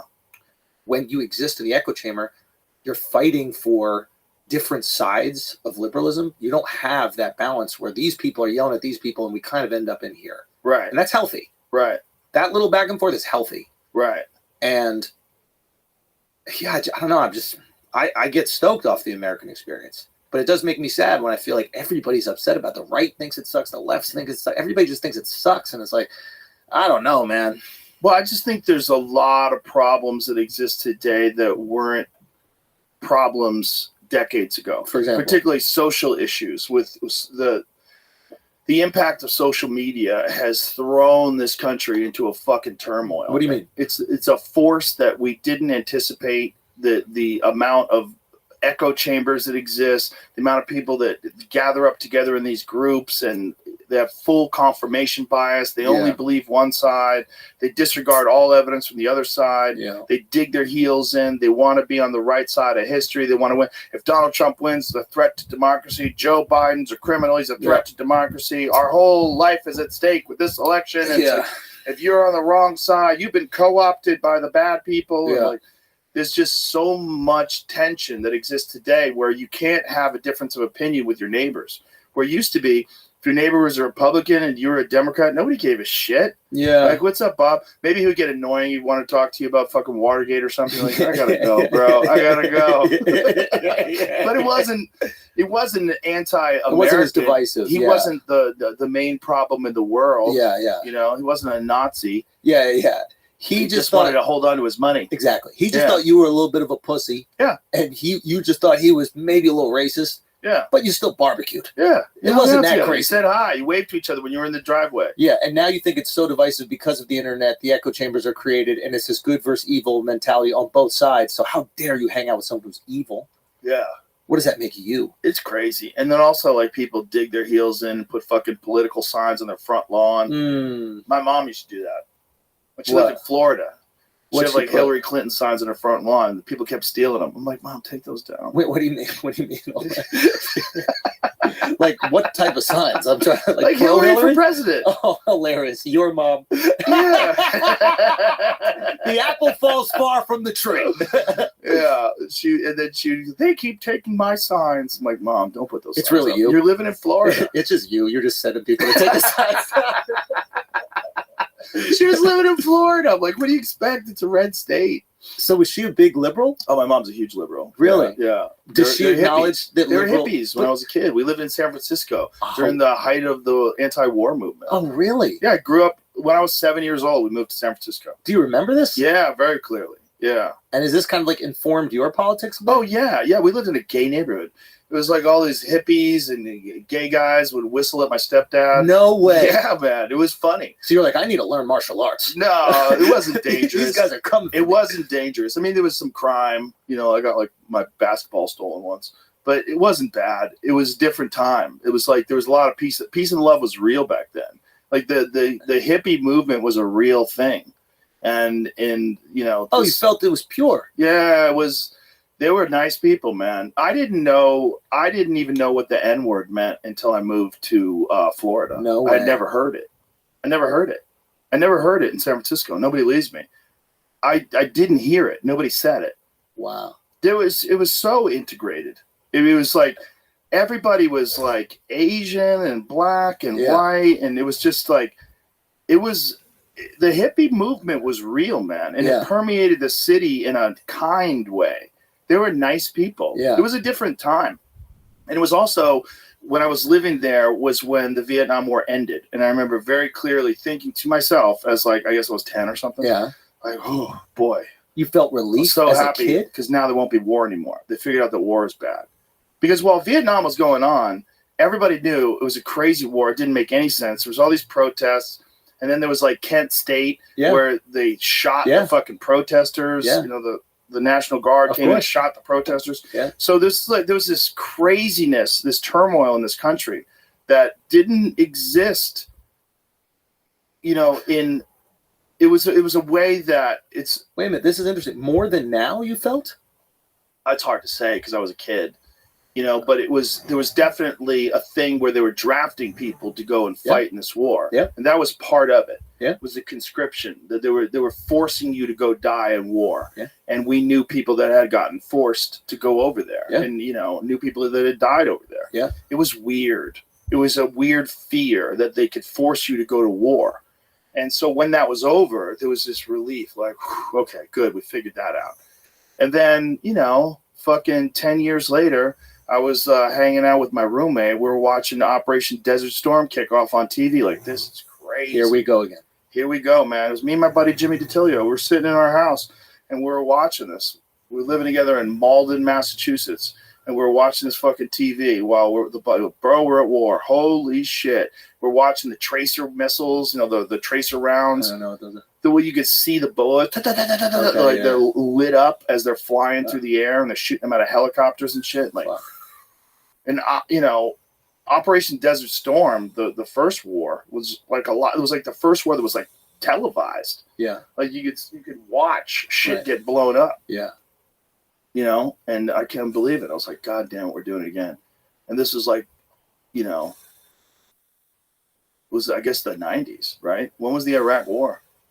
What was the first Iraq War? Bush. Before, when they pulled out. What is first Bush? 92? So they pulled out. We only lost like a small number of troops. Gulf War, 90 to 91. Got it. So it was quick, and and Bill Hicks had the great bit about it. What do you say? He goes, it's only a war when two armies are fighting. Yeah. And he goes, so they say, Bill, they say the Iraq War is the fifth largest army. He goes, yeah, but after the first two, there's a big drop off. He goes, the Salvation Army's number 3. That's funny. That's funny. It's a great bit, but it's true. Yeah, I mean, they gotta find a way to justify it. You know, and guys were just practicing. They were just doing stuff. I remember he had that bit, like, pull up G12. What does G12 do? Let's find out. And they're just like going through the weapons catalog. Like, pull that one up. Shoot it. Oh, shit. What's G13 do? And that was a Hicks bit. Yeah. Fuck. Bro. Yeah, and that one confused the shit out of everybody because he thought war was easy. We thought, bro, we just go over there and fuck everybody up real quick. Why we did. But why do we think war was easy? Oh, because they did You're it. saying afterwards we thought Iraq war was war was so easy for us. That the we first thought that's Iraq war. Yeah. Whereas Vietnam was this like difficult, long, dredged. Didn't make any sense either. Yeah. This one was more like, oh, there's a despot. We got to get him out. Look how quick we could do it. He invaded Kuwait. Look how quick we take care of business. This is how. And we're like, God damn, America's pretty badass. So we got super cocky. It was like Mike Tyson before he fought Buster Douglas. Yeah, We're like, yeah. Mike Tyson Everybody's fights a blowout. going down. I'm not paying $50 for that. Yeah. Oh, it's going to last 30 seconds. And then you don't pay for the Buster Douglas fight. You're like, Fuck. no. What? Yeah. He lost? No way. Yeah. Yeah. And so then the second Iraq war, and then you got real casualties. The invasion of Afghanistan, and it's going on forever and ever and ever. And it doesn't make any sense. You realize, oh, God, this is a never-ending war. This is almost like Vietnam. This is crazy. Yeah. It is horrible, man. I mean, that's the most horrible thing that people do, and it's the one thing that we don't think people will ever stop doing. Which is war. War. If you ask people, you think in 10 years there'll be no war? No way. No way. No way. There's never been a time. No. There's never been a time while we've been alive with our tribal instincts that we haven't decided to control someone's resources or justify an invasion or come up with some reason why someone's wronged us and blow up pipelines. And we did blow it up, huh? I don't think they did it. Why would they do it? Why would they cut off their supply of gas to Europe and miss out on all that money? So CIA does it, or I don't know. Yeah, I don't. I mean, I would be just talking completely out of my ass. But Seymour Hersh said the CIA did it. Wow. And he's a very, very well-respected journalist. I mean, he's about top of the food chain. Yeah. He's a legit journalist. Yeah. But what does he know? And what does he? I mean, if you weren't there, how much of it is disinformation? How much can get shuffled down even to you as a journalist? That's just straight bullshit. Yeah. They're sophisticated, man. I mean, these people that are running, you know, what do you call it? The deep state, the intelligence agencies. Yeah. You know, there's people that want to disband all of them, like the Vivek Ramaswamy guys. I think you need them. Because I think the world operates in a very clandestine way. There's other countries have agencies that are doing the same thing the CIA does. If we don't have a better one, that's not good. Yeah. If you don't have an army, if you're like, we don't need an army. We have flowers. You need a fucking army. Yeah. You want to keep peace? You need an army. Yeah. You want to keep an eye on all the terrorist organizations in the world that are planning on blowing up America? You need a CIA. You need a CIA. Yeah. You fucking need them. You need all of them. You need the NSA. You need all of them. Yeah. You need those people. But in those people, you're going to get cowboys. You're going to get people that say, you know, I know how we can fund the Contras versus the Sandinistas. Sell drugs. Yeah. Let's just move some crack through L.A. We can make millions of dollars. No one knows. Yeah. So you get Freeway Ricky Ross. Yeah. You bring him in. He's making untold amounts of money, and he's doing it for the government. The fucking government. And that's why he's not getting arrested. And he doesn't even know. And he doesn't even figure it out until he goes to jail.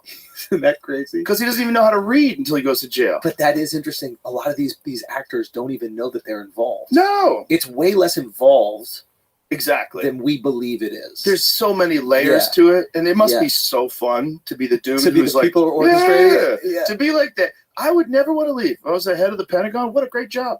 Show up every day, your fucking Mercedes-Benz AMG. You hop out with your cufflinks. Like, let's get you rolling in the world. Woo! Let's go, baby. Let's go. You're on Adderall and you're fucking hopped up, having a good time, getting work done. You're a great asset to the company.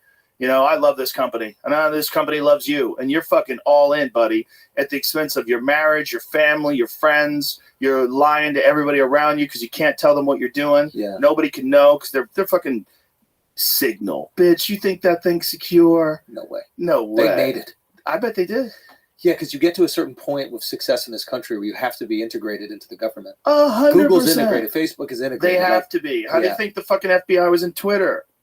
Hey, we're getting pressure from of our constituents. Yeah. We're getting pressure from this organization that gives us immense amounts of money, and we'd like you to put the fucking kibosh on this stuff that's be a problem. Whether it's a laptop story or whether it's the COVID misinformation, whatever it is. So how do you maintain your sovereignty? That's a good question. How do you do it? You. Me personally? I gotta pee. Well, when I come back, let's talk about that. Yeah, let's do it. We're back. Okay, how do you maintain your sovereignty? How do you are the most influential person on the planet. Government agencies would love to have a hold of you, I imagine. How do you make sure that you create distance between you and them so you can put out the content you want to do? I haven't even thought about it. But you know that they must try. Yeah, but I mean, like, first of all, I'm not a valid source of information, but I can get you valid sources of information. Meaning the like people I'm not an expert in anything other than like martial arts, and I can give you some information about some things. Comedy, I can talk to you about stand-up I think you're being humble, but no, but I'm being honest. Okay. I'm not a legitimate expert in anything, but I can bring experts on, and I can have honest conversations with them. And as a human being that is in this world, it is imperative that we have access to all sorts of information, even information that might not be correct. Yes. You got to know why the person thinks the way they think, even if I disagree with them. Why do you think that? Yeah. Like how does it work in your head? Have you considered this? I'll steel man their position. Yeah. I try to find out. And if you're silencing people that are from Stanford and Harvard, like they did during COVID, actual experts, yeah, you're doing a disservice to human beings, yeah, including you and your family. Yeah. Because if you're lying or allowing people to lie about medication or about the adverse effects of medication, that is not just you. Yeah. That's everyone that you know that's also going to take that medication upon your admission or your recommendation. You're doing a disservice to everyone, to the whole. The person who's telling the truth is doing a service to everyone, the whole. So how do we parcel out the truth? You got to listen to everybody. And then you make that decision. It takes time. Look how long it took from COVID to figure out what was going on. Yeah. You remember the early videos? You will not get it. The virus stops with you if you take this vaccine. Now it's like you will not die. But that's not even true. Weren't going to die. You probably won't die. You won't get hospitalized. Well, how do you know I was going to get hospitalized in the first place? Most people didn't get hospitalized. Yeah. Do you know what the percentage of people, even in the early days, got hospitalized from COVID? Well, 5%. Wow.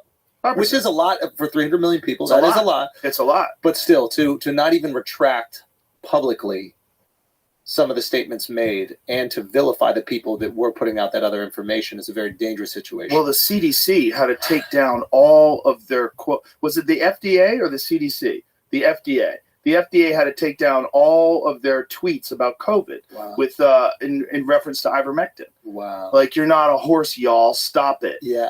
You remember that? Yeah. Was that the CDC? Find who made that. You're not a horse, y'all. Yeah. That was one of them.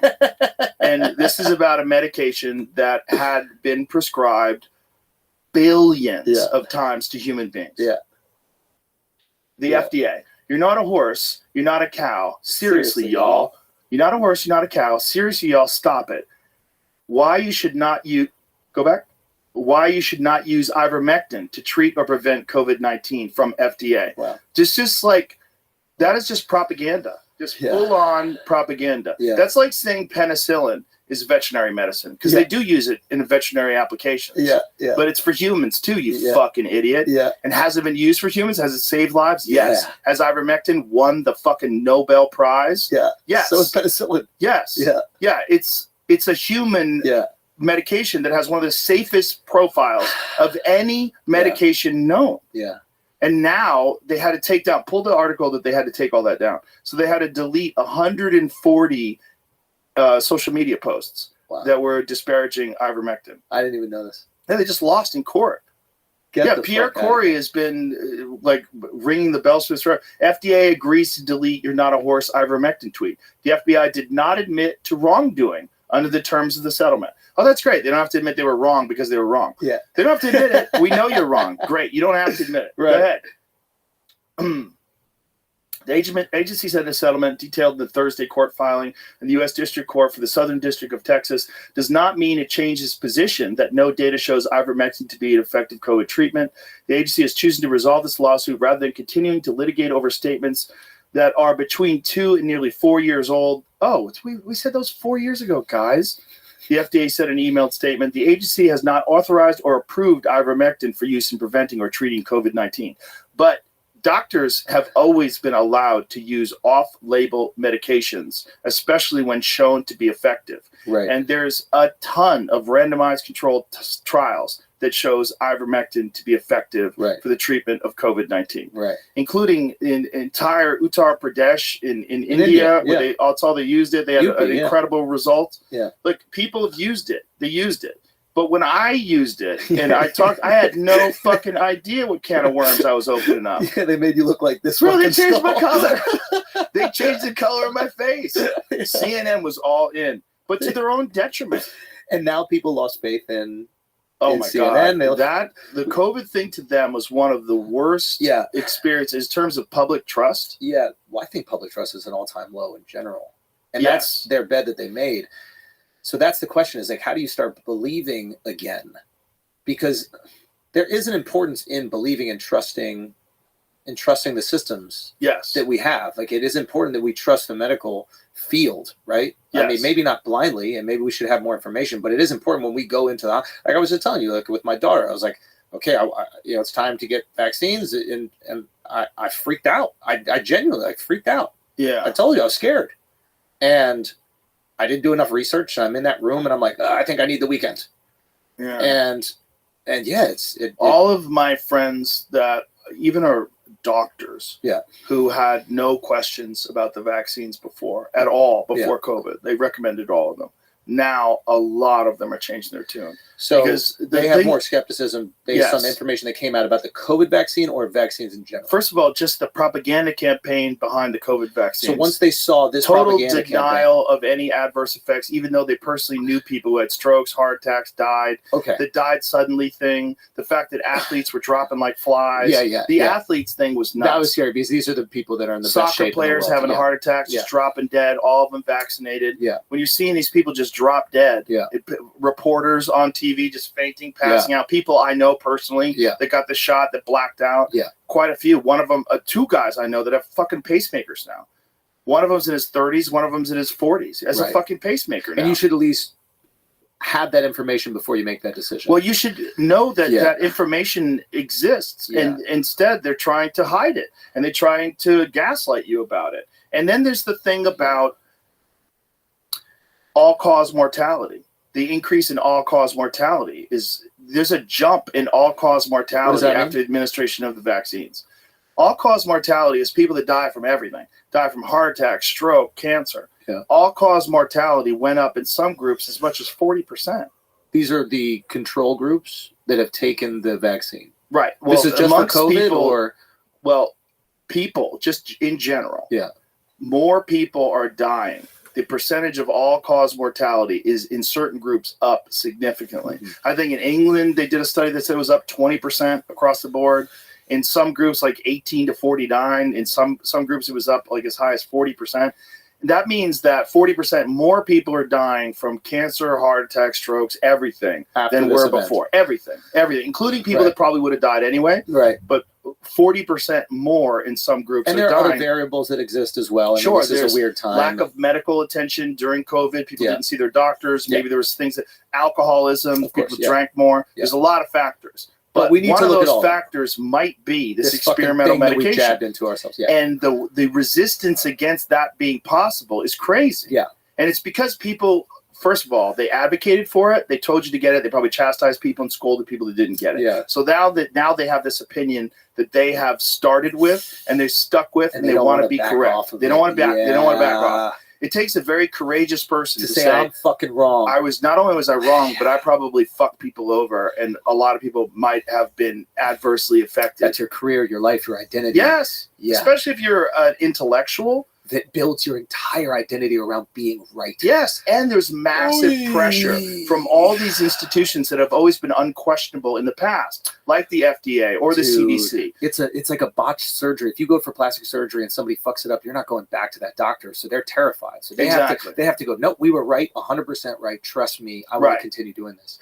Okay, so the skepticism starts there, and then it starts to bleed into all vaccines.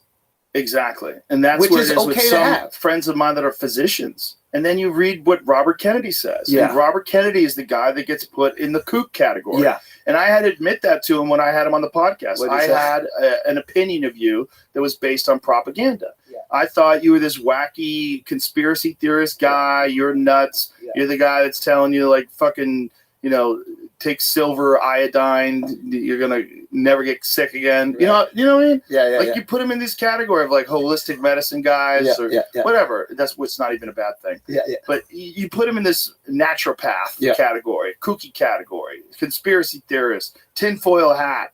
Yeah. And then I read his book. I read The Real Anthony Fauci, and you read that book and you're like, okay, if this is not true, why isn't he getting sued? And it seems like this is the exact same playlist that they ran during the AIDS crisis, and that's the Dallas Buyers Club. The Dallas Buyers Club is all about that. It's all about Anthony Fauci. It's all about restricting medication to people that have HIV and forcing them to take AZT, which was killing everybody. AZT kills people. It was a chemotherapy medication they stopped using because it kills people quicker than cancer. People that were asymptomatic from HIV were put on AZT, and they were dead within 6 months. It's a chemotherapy medication you're supposed to stay on. No chemotherapy medication you stay on indefinitely. You take them for a course because it's damaging, because it's killing the cancer, but it's also killing you. And then it kills the cancer, and you recover, and then the cancer is gone, and that's how chemotherapy works. But when they it works. just kept them on the whole time. But they weren't using it for cancer anymore. Ooh. Read the book. Not only that, they experimented with vaccines for HIV on foster kids in New York, and a bunch of them died. It's all in the book. And if it's not true, why didn't they sue his ass? Why isn't he getting sued? Why aren't there articles written pointing out all the things that are absolutely wrong with what he's saying about the HIV crisis? So your position is fair skepticism about the vaccines, and let's get some more studies and information out there, and then we can make our own decisions based on that. Right. What's the cause of the uptick in chronic illness, autism, all these different things? What is it? Are there environmental factors? Is it contamination? Is it food? Is it pollution? What is it? What is it? What is it? And could it be that too? Could it be these vaccines? Is it possible that these people that tell these stories about having perfectly healthy children and then them getting vaccinated and then all of a sudden the kid like going non-responsive? That seems like it's possible that there's a correlation there. If there's a cause and then there's an effect. If there is an action and then there's an effect. Let's see if there's a connection. If there's a here. thing that you do, and all these parents, you could say a bunch of them, it was just a coincidental that the kids started showing it after the medication was administered, and maybe that's true. Maybe that's true. And but how do we know if that's not even considered? I think there's a timing if it's a taboo thing too. subject. Isn't there like a timing thing where like kids don't show those symptoms until one, and that is when you vaccinate them or something? So there are there's correlational issues here. Doesn't mean causation. Of course not. But let's study the fact it. Let's that fucking look at it. Ever even consider Looking like that a whacker. injecting kids with chemicals, including mercury and aluminum, that you're doing this, that this might have a negative effect on some kids, and that maybe the corresponding uptick in these chronic illnesses and allergies and diseases and autism, maybe. What was the allergy connection again? What was aluminum? That's right, because every one of the vaccines has a little aluminum in it. Yes. Well, the way it is, you have an inert form of the virus, right? And then you have this irritant. You have this thing that fucks with your body, and your body goes, "What is this?" I gotta the aluminum's there. Oh, there's a vaccine, or there's a virus in here, a dead virus. I'll create the antibodies. And it works. It does work. But does it also have negative effects? And is it a volume thing? Is it the amount of vaccines you give the kid all together? Yes. They're trying to give your kid like HPV vaccine right from birth. Like, when did they start giving them hepatitis B? That's 12 hours That's when birth. 12 hours in, they came into the room, and they're like, hepatitis B. Yo! And I was like, what is it? Because I didn't know what it was. And they were like, it's a disease that could kill your kid. And I was like, well, we should probably give it to her. And then I'm like, how do you even get it? And they're like, it's a sexually transmitted disease. And I was like, hold on. Yeah. Like, I think that we could pump the brakes a little bit. 12 hours old? Yeah. We got time.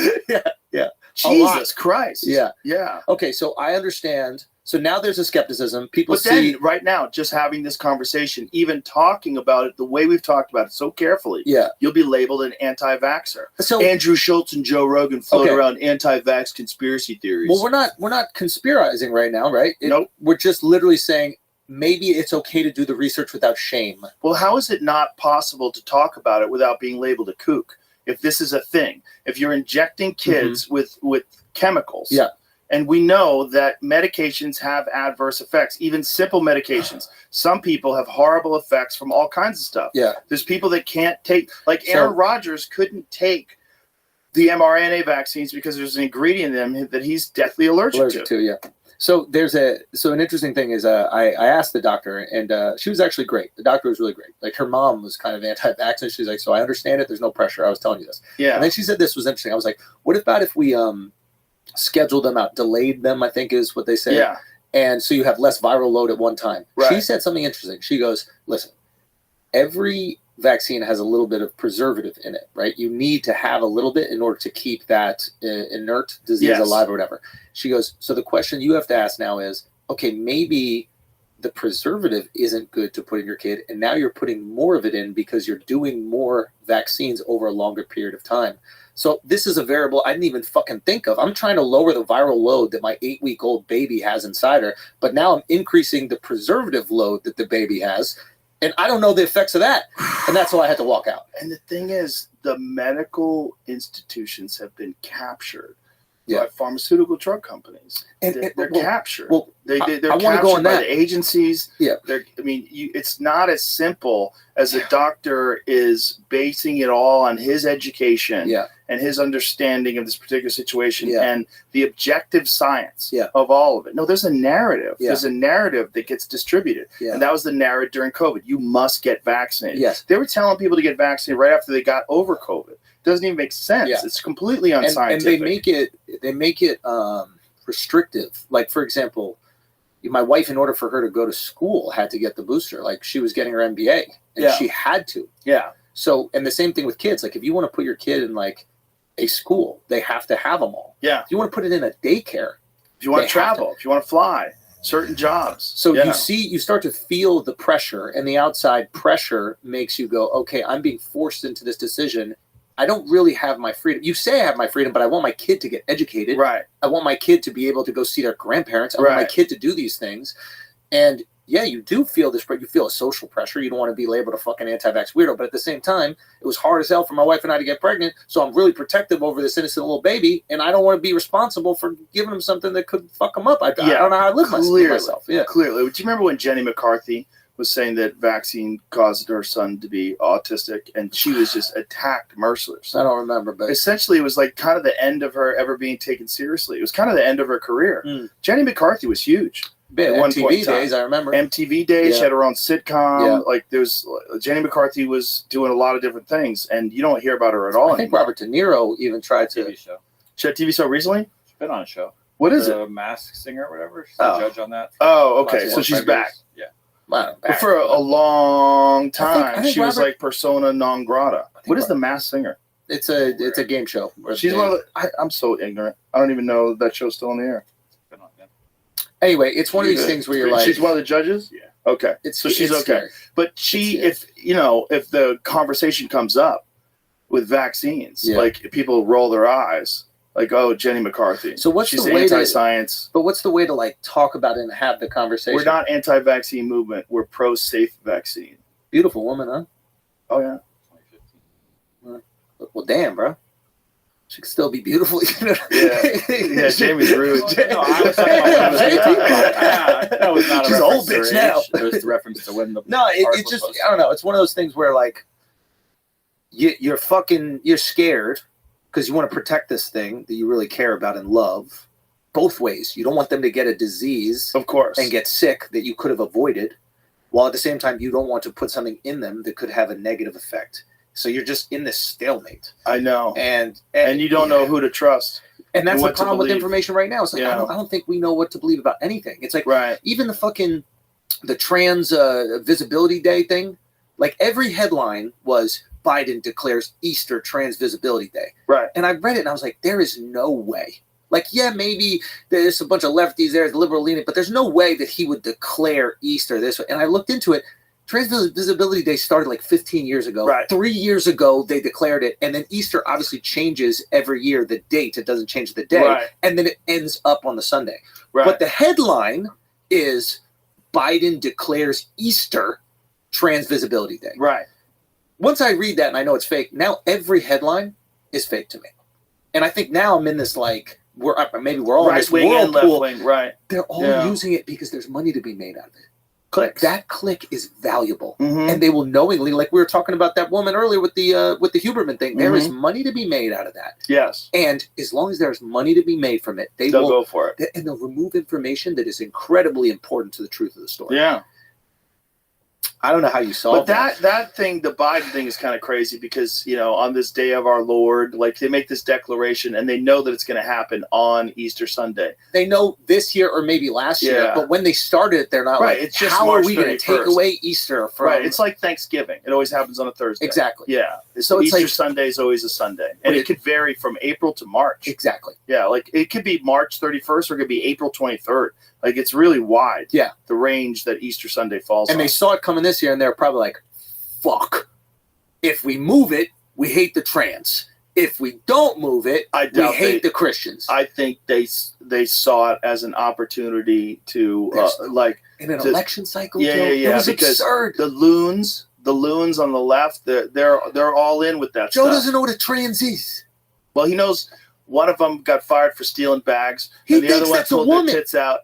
He's 80 years old. If you went to him and you were like, that's actually a man, he would go, there's no fucking way. Show it to me. Bro, that administration is all in on that stuff in such a hardcore way that he got interviewed by Dylan Mulvaney. Yeah, and he thought that was a woman. And I've been a girl for 350 days. He's like, oh, God bless you. God bless you. That's what he said. Did you ever see that interview? No. Oh, it's wild. No. It's wild. But like, I think none of us really believe he's making the decisions, right? He's just like a puppet for the... Yeah. And he's just there to get lambasted when all these things happen. Yeah. And then he forgets about it immediately afterwards. Yeah, he doesn't know. He's a perfect guy to blame for things. Exactly. Yeah. And that's why he's there. That's why you get the 80-year-old dude. But the idea that they're going to keep running him is just bananas. I mean... You're going to keep him in there? I can't believe that's real, but as time goes on, I'm starting to think they might actually keep running him. Yeah, I don't know. I don't know why that they would switch him out. They're not in a position they can switch him out for anybody. Who steps in? He would have to kick Not the Kamala. bucket. No, not Kamala, but he would have to kick the bucket. And then they just slide Newsom in or somebody? Yeah. Yeah. That's what I think. You think that's what they're hoping for May. secretly? May. I think he's got until May. No way. I feel like right around May they're going to pull him. No way. Yeah. And Newsom comes in. I think he just has health problems, and then the country understands, and Newsom is going to have his support fully. And Kamala is going to I don't want to be president. I'm cool with being vice president. So Newsom runs with Kamala? Yeah. Yeah, I think so. I don't think they can pull Kamala. I think as long as they keep her quiet, she's already, whatever a liability she is, bro. She's so quiet. It's amazing. You know who else has been quiet? AOC.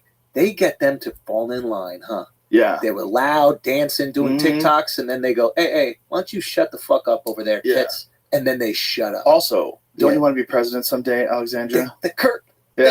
They hang the fucking and carrot. She probably could. She could probably pull it off. So there's a lot of factors, and you're basically auditioning to be the spokesperson for the machine. Yes. Yeah. And it worked for Biden. He's the perfect example. Yeah. Like, think about it. If you're part of the machine, you look at Biden's career and you're like, oh, it does work out.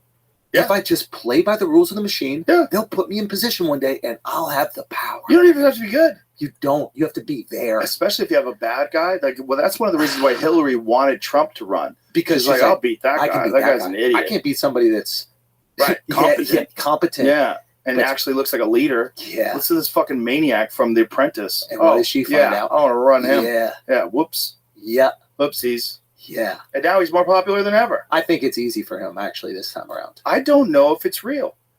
What do you mean? Let's find out. Let's find out if they can rig it. Let's find out. Oh, yeah, they'll do everything they can. If the 2020 elections weren't rigged, let's say they weren't. Yeah. You don't think there's something that can be done to move things one way or the other? There's certainly the manipulation of media. Of course. Right? Now, you want to talk about election interference. Mm-hmm. So forget about mail-in ballots. Forget about all that stuff. Yeah. Access to information will affect elections. For example, when the government steps in and tells Twitter to censor the Hunter Biden laptop story. Yeah. That laptop story, let's say they went all in, they distributed it to all the media, and then Fox News starts telling you all the evidence that shows that Biden was getting kickbacks and he's the big guy and 10% and all this money that went from millions of dollars in Burisma and all this. Where's that money gone? Yeah. What were the contracts? What's happening? How does he have this job teaching for $1 million a year where he doesn't even show up. Like Yeah. what? Yeah. What is all of this That's the stuff? game. Like what is this? That's the game. And if that got into fence sitters, people are like, I don't know, Trump's kind of gross, but Biden's old. But I'm still going to vote for Biden because Trump's a bad guy. And then, oh, my God, Biden's a bad guy. Trump might be the answer. You know what? We were fine while he was in office. Let's run with him. Yeah. I mean, it's basically election interference because you're withholding information that would be detrimental to the person that you want to win. You're interfering. Absolutely election interference. So anybody said there's no election interference. That is election interference. And then you have Google search results, which Robert Epstein and his research has shown that Google search results, I know, right? Google search results have shown that you can manipulate, and with his research, you can manipulate the search results through the algorithm, and that will like highlight negative stories about the people that you want to be negative or positive stories about the people you want to be positive. And it can have an overall effect on how people vote. Because most people are surface information gatherers. They read headlines, they go, got it, and then they go with it. And the headline might be horseshit. You might get into the article. I mean, we've done that so many times. But wait a minute. This specifically says that that's not true. So what are they saying in the article? Complaints of. Oh, it's a complaint of. But then you get into it and you're like, oh, but it's not real. Transvisibility day. There's so many things like that that can just affect public opinion. And there's so many people that will just say things publicly and they think that this is a fact. And they don't know that. Like, how many people you seen got caught in that women only make 70 cents to a man's dollar? How many people you ever seen get caught in that thing? How come women should be paid the same that men are paid? No, argue in the streets. But they don't even understand what the argument is. The argument is men pick different jobs. They work longer hours. They don't take maternity leave. Overall, they make more money. This is why.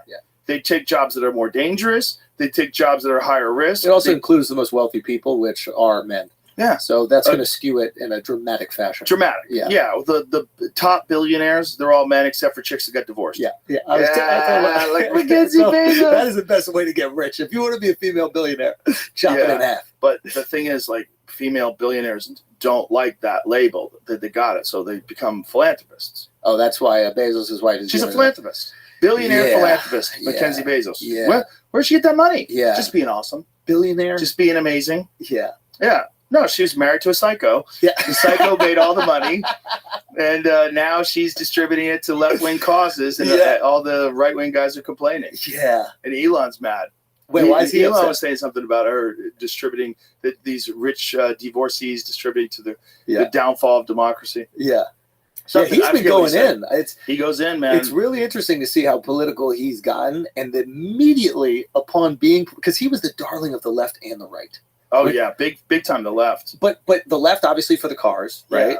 But the right because he's a successful businessman, right? And the second he takes a position politically, he is chastised, shamed, ridiculed, and even before that, think about it. Everybody was invested in Tesla because the stock was going crazy. So not only are you the darling, you're making me money. Right. I want you to be great.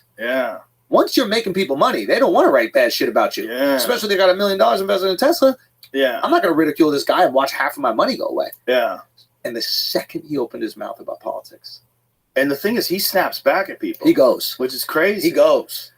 Bro, he dunks on people. Which is hilarious. But I'm also just like, don't you got some science to do? Like, get off how are you doing this? I don't understand how he does any of it. AI, dude. He created another Elon. Maybe he is. Maybe he's AI. But what he's done with Twitter or X is really interesting. I call it Twitter. Yeah, it's hard for me to change. Because it is an X that you made, or is it a tweet? Did you tweet something? It's a tweet. I tweeted it. Yeah, it's Twitter. It's kind of funny, though, because it is X. Yeah, but it's Twitter. But it's Twitter. But, like, the idea that he's going to uphold this soapbox for free speech, despite having some awful things said, the greater outcome will be, hopefully, a civil society where ideas can permeate freely. He may have very well saved that humanity in some way. Because by providing this one platform where people can actually speak their mind, up to a point, You know, I mean, there's still some rules. Sure. But up to a point, you get away with a lot of shit. I Yeah. see so much racist shit on Twitter now that I never saw before. Like Interesting. openly racist. Really? Openly racist. Wow. Yeah. And then you see people chiming in that agree with it. And it's like, wow. And then people chime in that disagree. Yep. And those voices are all heard, and there's a place for all of them. Yeah. And you just have to know that people do think certain ways. You know, even if you don't like it, you have to know that people do think certain ways. And the answer to bad speech is not silencing speech. It's better speech. It's more compelling. But you need to have a place where it can exist in order for there to be speech to even be consumed. Right. And there was no place before he took over Twitter. And that's the thing, that the pendulum, the shift that we were talking about, where it's like you have these pieces that came out that we thought were news. Now we see them as hit pieces. Right. And I think kids that are growing up with all this information and disinformation and misinformation, all this shit, I think that for us it's a little bit more difficult, but for them, they will have the ability to discern and understand that they have to do a little bit more research. Yeah. I think we get caught victim of it like old women when they get a phone call from some Nigerian prince and they need 10,000. That's us with news now. And we're like, wait a minute, fake things can exist? Right. But I think the kids are going to grow up going, oh yeah, everything's fake. You just got to do some more research and figure it out. Yeah. I hope. That's my hope. Well, enough kids listen to podcasts, which is what really bothers people, that they're getting their information from people like us. Well, they have to. People like us don't have to lie. Yeah. We have zero incentive to lie. Yeah. And when we're talking about these things, like, this is what I know. Yeah. These are the facts. Yeah. This is real. You're being fucked. You're being lied to. And it's not like there's not a motivation. Yeah. Look at the amount of money they're making by fucking you. Yeah. I mean, it's insane sum of money that's involved in a lot of these decisions. Yeah. And these decisions roll on whether or not we complain or not. But at least it kind of puts things in check. Maybe that's the solution. Just show how much money people are making. Yeah. Show how much money CNN makes from the pharmaceutical industry. Oh, and then you will look at every story about pharmaceuticals through that lens. Brought to you by Pfizer. That's it. Anderson Cooper. They do it like right in your face. Brought to you by Pfizer. The vaccines are perfect. Let's go to a commercial. Yeah, brought to you by Pfizer. Yeah. You will not get this virus. You will not transmit this virus. The virus stops with you. And no one complains. Now, do you think that the people that are disseminating the information are aware of the bullshit, or they are the useful idiots? Meaning, like, I think at a certain point in time, they must be aware. And if they're aware, they're evil. They're trapped. They're trapped. Because I think initially most people did think that the vaccines were going to work.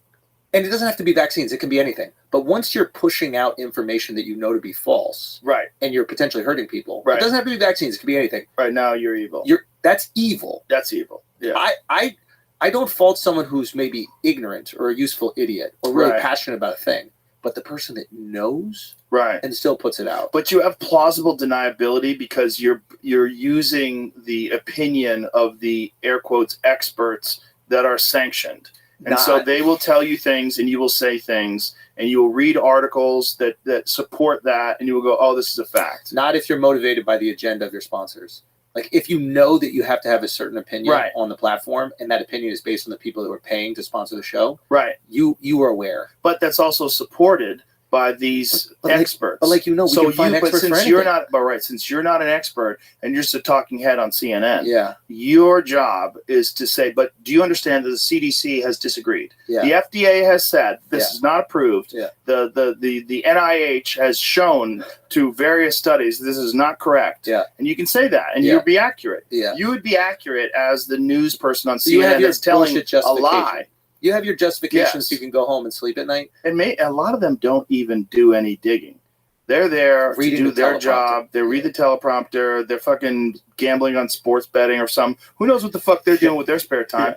But we're just assuming these people are truth tellers. They're not. Yeah. We're assuming they're even journalists. They're not. Yeah. Some of them are, but most of them are just talking heads. So just pretty people that are good at reading. That's the transition that we're going through right now.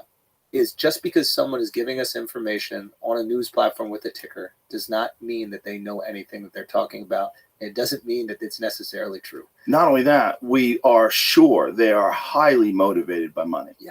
Highly motivated. Yeah. Sponsored by money, put in position by money. Yeah. The commercials, it's all money, making that money. Yeah. Yeah. And no one's listening. That's what's crazy. But isn't that a beautiful thing? It is a beautiful thing. That means that people know, and that people will seek out the information that they deem truthful. Yes, there's going to be some wackos that seek out the most extreme versions. Yes, that's us sometimes because it's really fun. I want to indulge in all the conspiracies. It's awesome. It's fun. But at the end of the day, when I have to make a real decision, I'm going to seek out the information. I'm going to read as many things as possible. If it's my life on the line or my kid's life on the line, my friend's life on the line, I'm going to actually go out there and figure it out. Hopefully. And the thing is, if it's not for a few brave people that stand up and tell you the truth, how do you, if there's no Peter McCullough, if there's no Robert Malone, if there's no RFK Jr., Malone is if there's no Pierre Corey, if there's none of these people that stand up and lose like a sizable portion of their income, their careers get destroyed, their reputations get dragged through the mud, hit pieces get written about them. If it wasn't for these people that stand up and do that, and I never would have imagined in my wildest dreams that I would get sucked into that. What do you mean? I never thought that I would get sucked into something like that where people would be like lying about me. But when you watch it, like on CNN, that's just a function of power, dude. Out lying. But it's wild. And the dumbest lie. Like, bitch, do you think I'm taking horse medicine? You don't think I know, like, really good doctors that are telling me what to take? And how about the fact that I got better quick? That doesn't freak you out at all? I got better real quick. Oh, you were so happy at that when that shit kicked. What was it, 48 hours that it was? Like 3 days later after I was sick, I made that video, and I was fine. 3 days after that, I did 10 rounds on the back. Wow. 6 days in, I did 10 rounds in the back. I'm like, let's see how I feel. I worked out 5 days in. I felt pretty good. I said, all right, tomorrow, let's get after it. Wow. And I did 10 fucking rounds on the back, full clip. No problems. No problems. No lack of energy. I felt 100% 6 days later. 100%. But I'm on top of my fucking health all day long, all year round. I'm always in shape. I always take vitamins. I'm always eating well. I sleep good. I do a lot of things. Like, you can't say that everyone has to adhere to the rules of this thing when you're lying about the results, you're lying about the studies, you're influencing all these talking heads to say these things that turn out to not even be remotely true. Not only that, there's no studies behind it. They had to admit when they were speaking in front of whatever it was in the UK that they never even tested these drugs for transmission. They just tested them to see if they created the antibodies. Then all that other stuff they said was bullshit. Yeah, that's the tricky thing about like making rules for 300 million people is that 300 million people are not the same. The way that you take care of your body is completely different than some asshole that's a consultant. He's sitting at his fucking desk all day, weighs 300 pounds. And that rules, it's like an SAT. Like, we have to find a way to judge intellect so that kids can go to school or not. There's some kid who flunked the SATs who's a fucking genius, and he's going to go out there and make money. He's just bored with these things, and he doesn't pay any attention. It's what you focus on. You could be a very smart person who doesn't study. And you take classes and you fucking bomb in your classes. You suck. Because you don't know what you're talking about. But if you ask that dude how to fucking fix a turbocharger, that dude knows how to re-engineer things.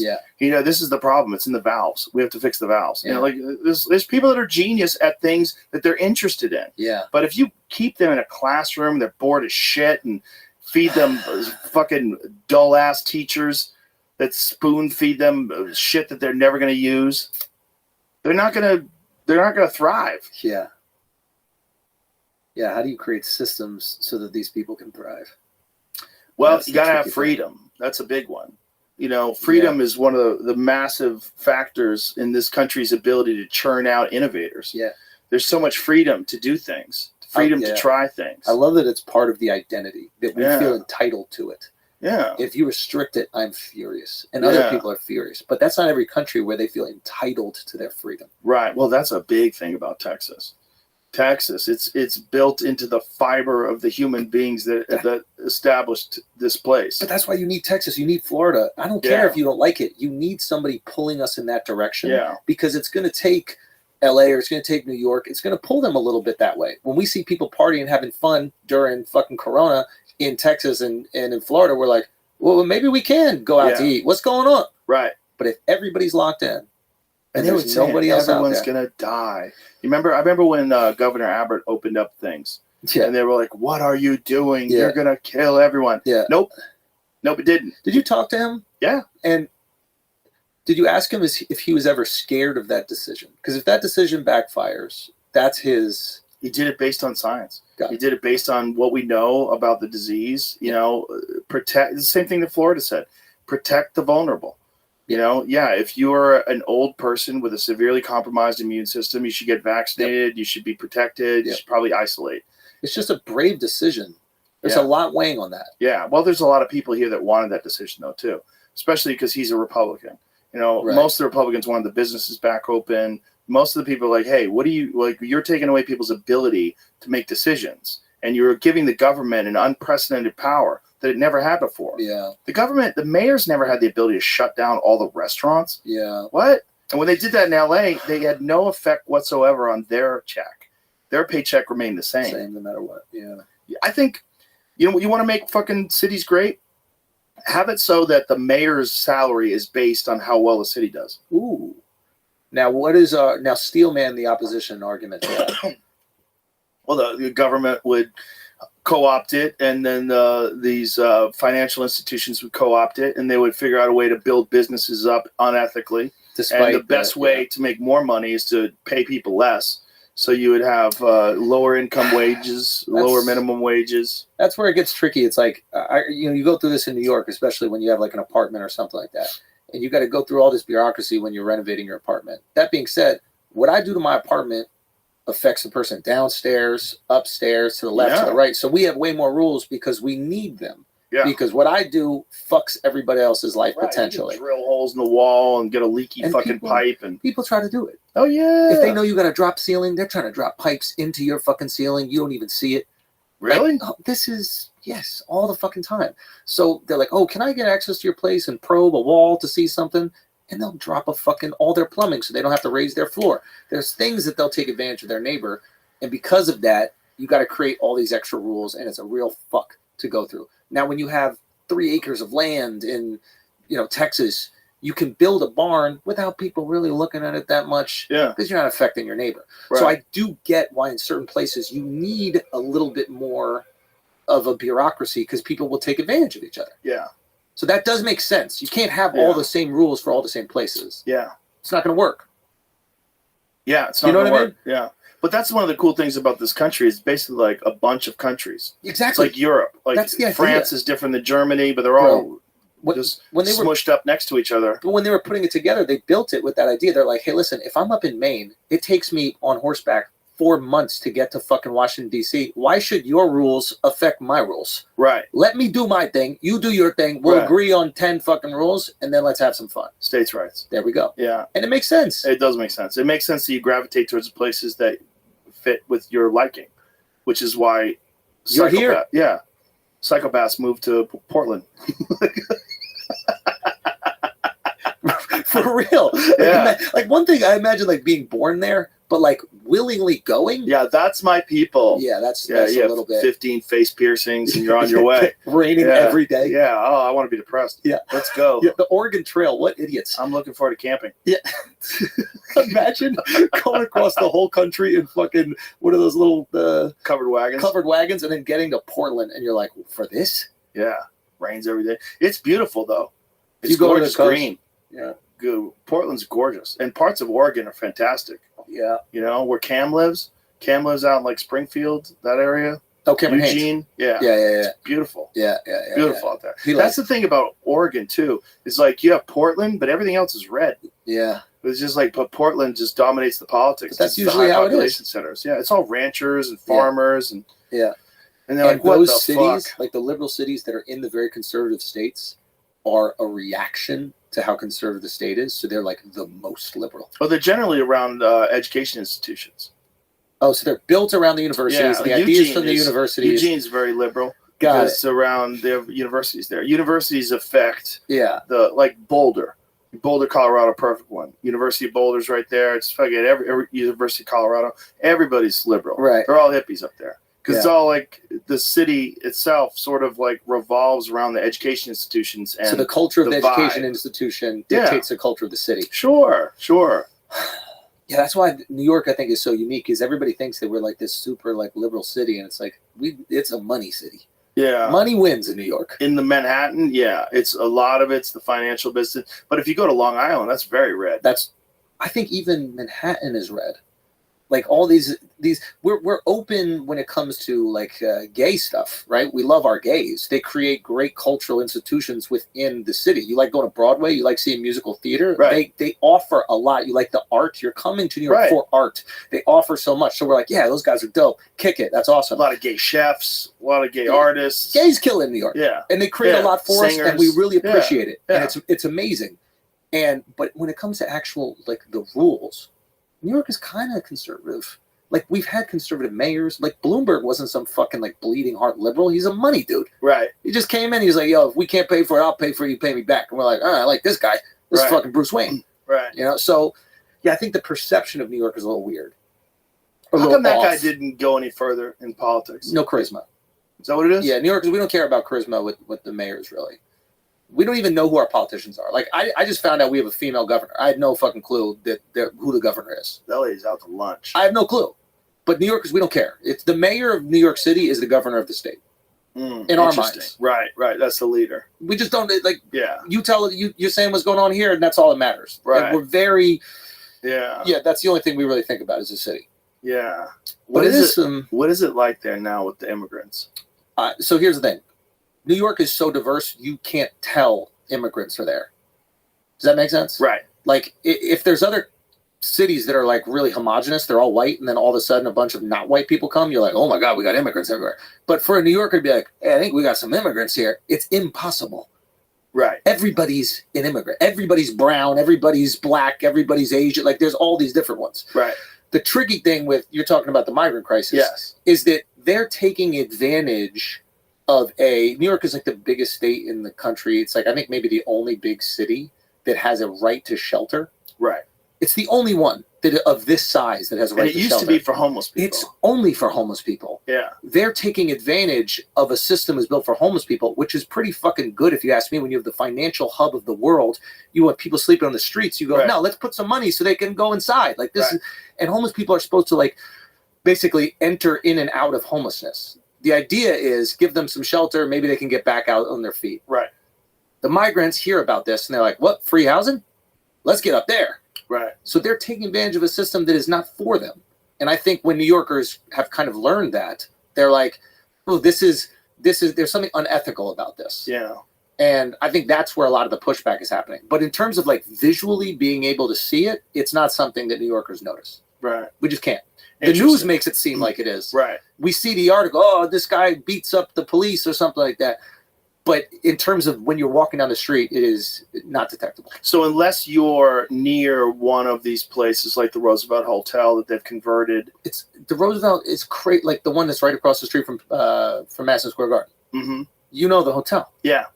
I couldn't believe they converted the whole thing. It's an iconic hotel. Brother. It was in that fucking Jennifer Lopez movie. Oh, yeah, she works there. When she's the maid? When she's the maid. Yeah. Yeah. So, but this is like a hotel we all know. We see it after every Knicks game. It's like you can't fathom that the whole hotel.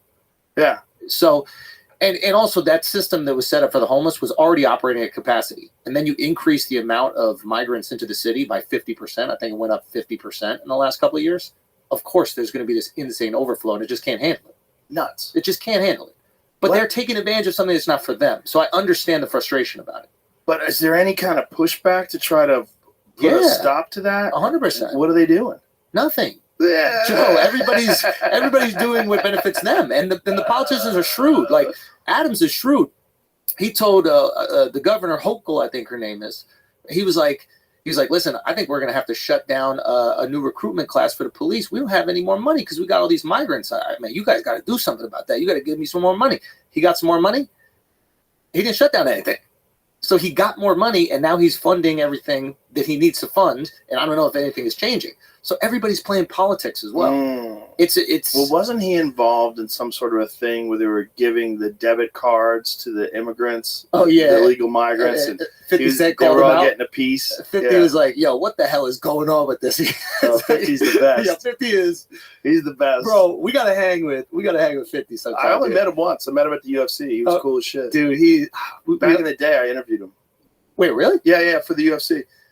And it was real quick. It was, like he was a celebrity sitting, cage side. Bro, dude. He goes all in, bro. He goes all in. We hung out in Boston once, and he was telling me like hood stories from Queens because he was like really in that life. And it was like blowing my. It was like somebody explaining The Godfather to you if you never saw the movie. Wow. You're like, this happens. This is real. Yeah, just like he's a fucking man. Anyway, how come he's never been on your show? I want to get him on. I mean, we just connected for the first time when I was doing the shows up in Boston. He was there. He was there as well. And but I want him on. He's a perfect podcast guest. Oh, dude, he goes all in. He goes all that shit on the Breakfast Club with him about Diddy, bro. And he's been that way forever. You know that, right? Yeah. He's like, why is this guy trying to take me shopping? Yeah. What? What the fuck did he just say? What the fuck did he just say? And did you see when Diddy went on? He goes, I was just trying to be nice. No, he goes, I thought he wanted some clothes. I thought he needed some clothes. That's like a subtle jab too. That was funny. But, a little bit. Yeah. But also like what? Dude, them going at it is just hilarious. 50's one of those dudes where it's like, if 50 don't like you, I gotta hear him out. Yeah. Yeah. I gotta hear him out. Yeah. He might know something. Right. He might be onto something.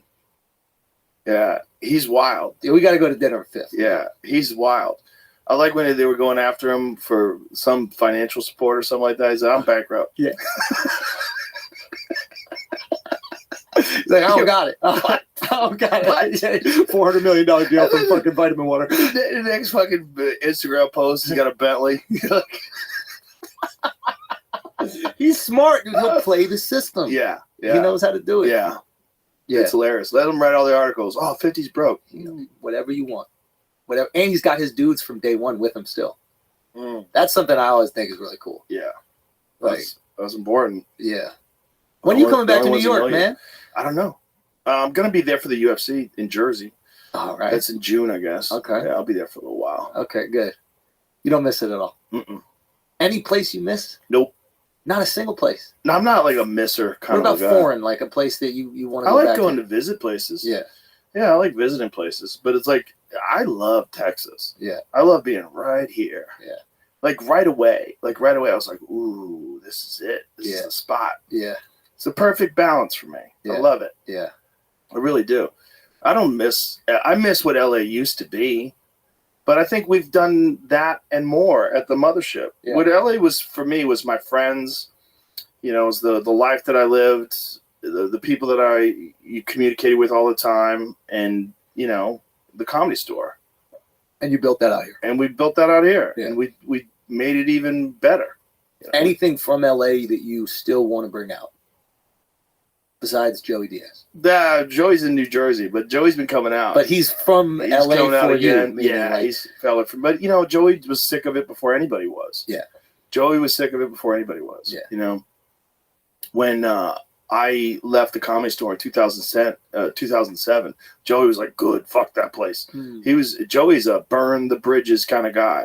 He doesn't give a fuck. Yeah, and he was the first guy to I think he moved to Jersey early on, man. Like right around the time I was moving to Texas, he was moving to Jersey. He's like, I'm getting the fuck out of here. Yeah. I was trying to get him to come out here, but he wasn't interested. He loves Jersey, but I think he'll eventually come out here. There we go. Yeah, he loved it when he was here, man. I had him out here for 3 days, and I got him out here for 420 weekend out here. Nice. And when he's out here, it's like he misses the hang. Yeah. He misses being around comics. Misses the green room. How was the energy in the green room when he was phenomenal? Yeah. It was just such a party. On fire. It was such a party, and everybody was like, "Dude, I feel like Joey just belonged there. Like he just sat down in the green room. He's like, he's always been here. Yeah, because he kind of always has been here. That sign, "Get it together, bitch," that's on the wall. Yeah, that's Joey. Yeah. That's what he always used to say. Yeah. You getting ready to go on stage, like, "Get it together, bitch." Yeah, yeah. And it was like that meant the party was about to jump off. Yeah. So to have that neon sign in the green room, the spirit of Joey has always been there. That's your last Avenger, bro. You get that together. He's the Hulk. Yeah, that's facts. You call him in. You call him in when you got the a Hulk. problem. Yeah. Yeah. Joey, man. He's been murdering on stage too. He hasn't Really? lost a beat. Lost a beat. Yeah. Does he go up in Jersey? He goes up. Okay. Goes up a couple times a week just to Okay. keep the dust off of it. Yeah. But when he came here, he was tuned in, man. Really? He was ready to go. Oh my God, it was hilarious. I'll tell you some of the shit you saying.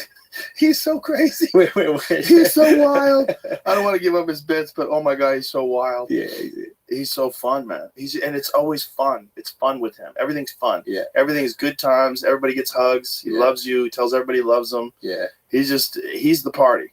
Nah, he's fantastic, man. Yeah. His stories. I remember when he came on the pod. I mean, his stories, just being in Colorado, those stories. Oh yeah. It's a movie. Like you're watching a movie in your head. Just this mook, just fucking walking around Colorado, taking advantage of all these dumb idiots. They're like, oh, the trees are green. Like, he's like, oh, I'm gonna take all of their money. Like, it was just amazing. Yeah.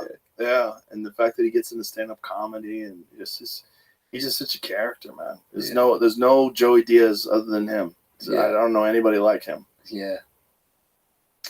You get real lucky in this world that we live in.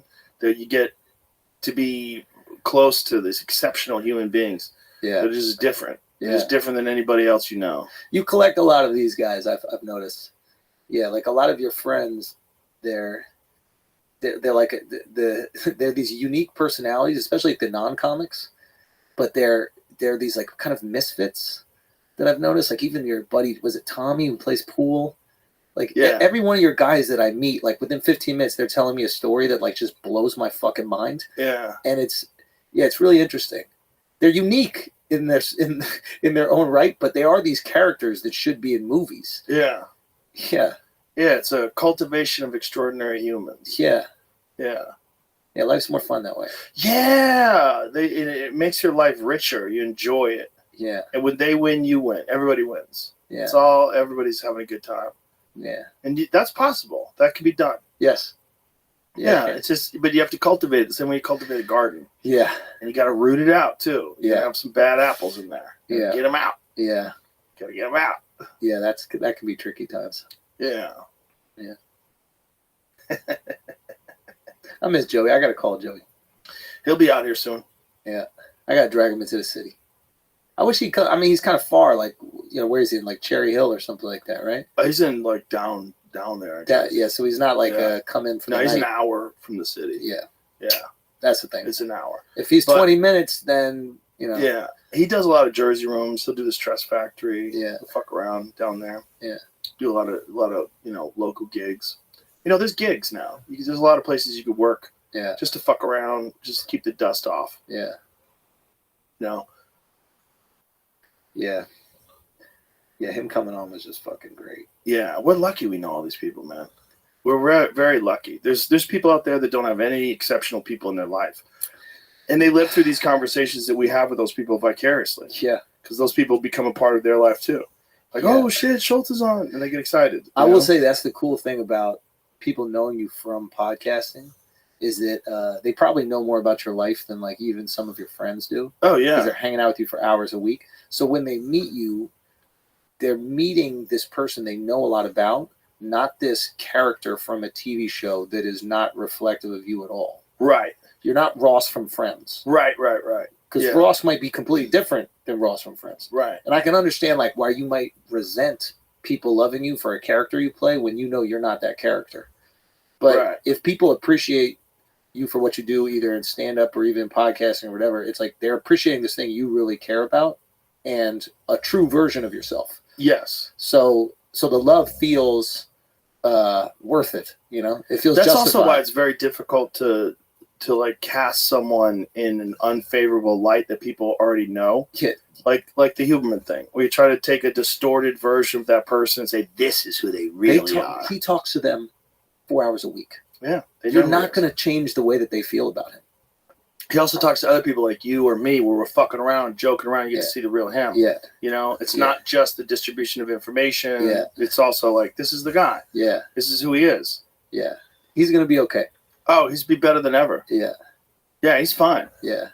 And it's good that people see that he's at a position where they want to attack him. Yeah. That means he's doing something good. Well, he's a target. And if you're popular and famous, you're a target.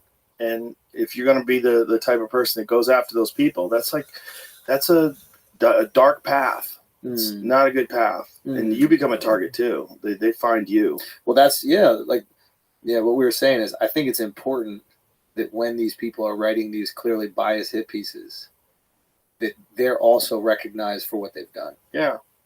And the world will see that if you put out something like this, there's a cost. Yeah. You're not doing it with impunity. It's also there's a cost in your own mind. You know what you did. These motherfuckers, I don't think they care. I think they do and they don't. I think they can do it because they're supposed to do it because that's their job. But I think once the impact comes back their way, they're like, I don't want to pay this price. Yeah, the blowback is awful, and that blowback stays on you. It doesn't. People will Google that for years to come. They'll know when you write something else. I'll never trust anything you put out again. This is and then they'll dig into your past, man. They'll find some things that you did. They'll find some people that are upset at you, you know? And it's just like negative energy. You're putting out negative energy. People that build people up, people that build people up through their own version of reality that they're writing about, and they're inspiring people, and they're giving people hope, and they're giving people something positive.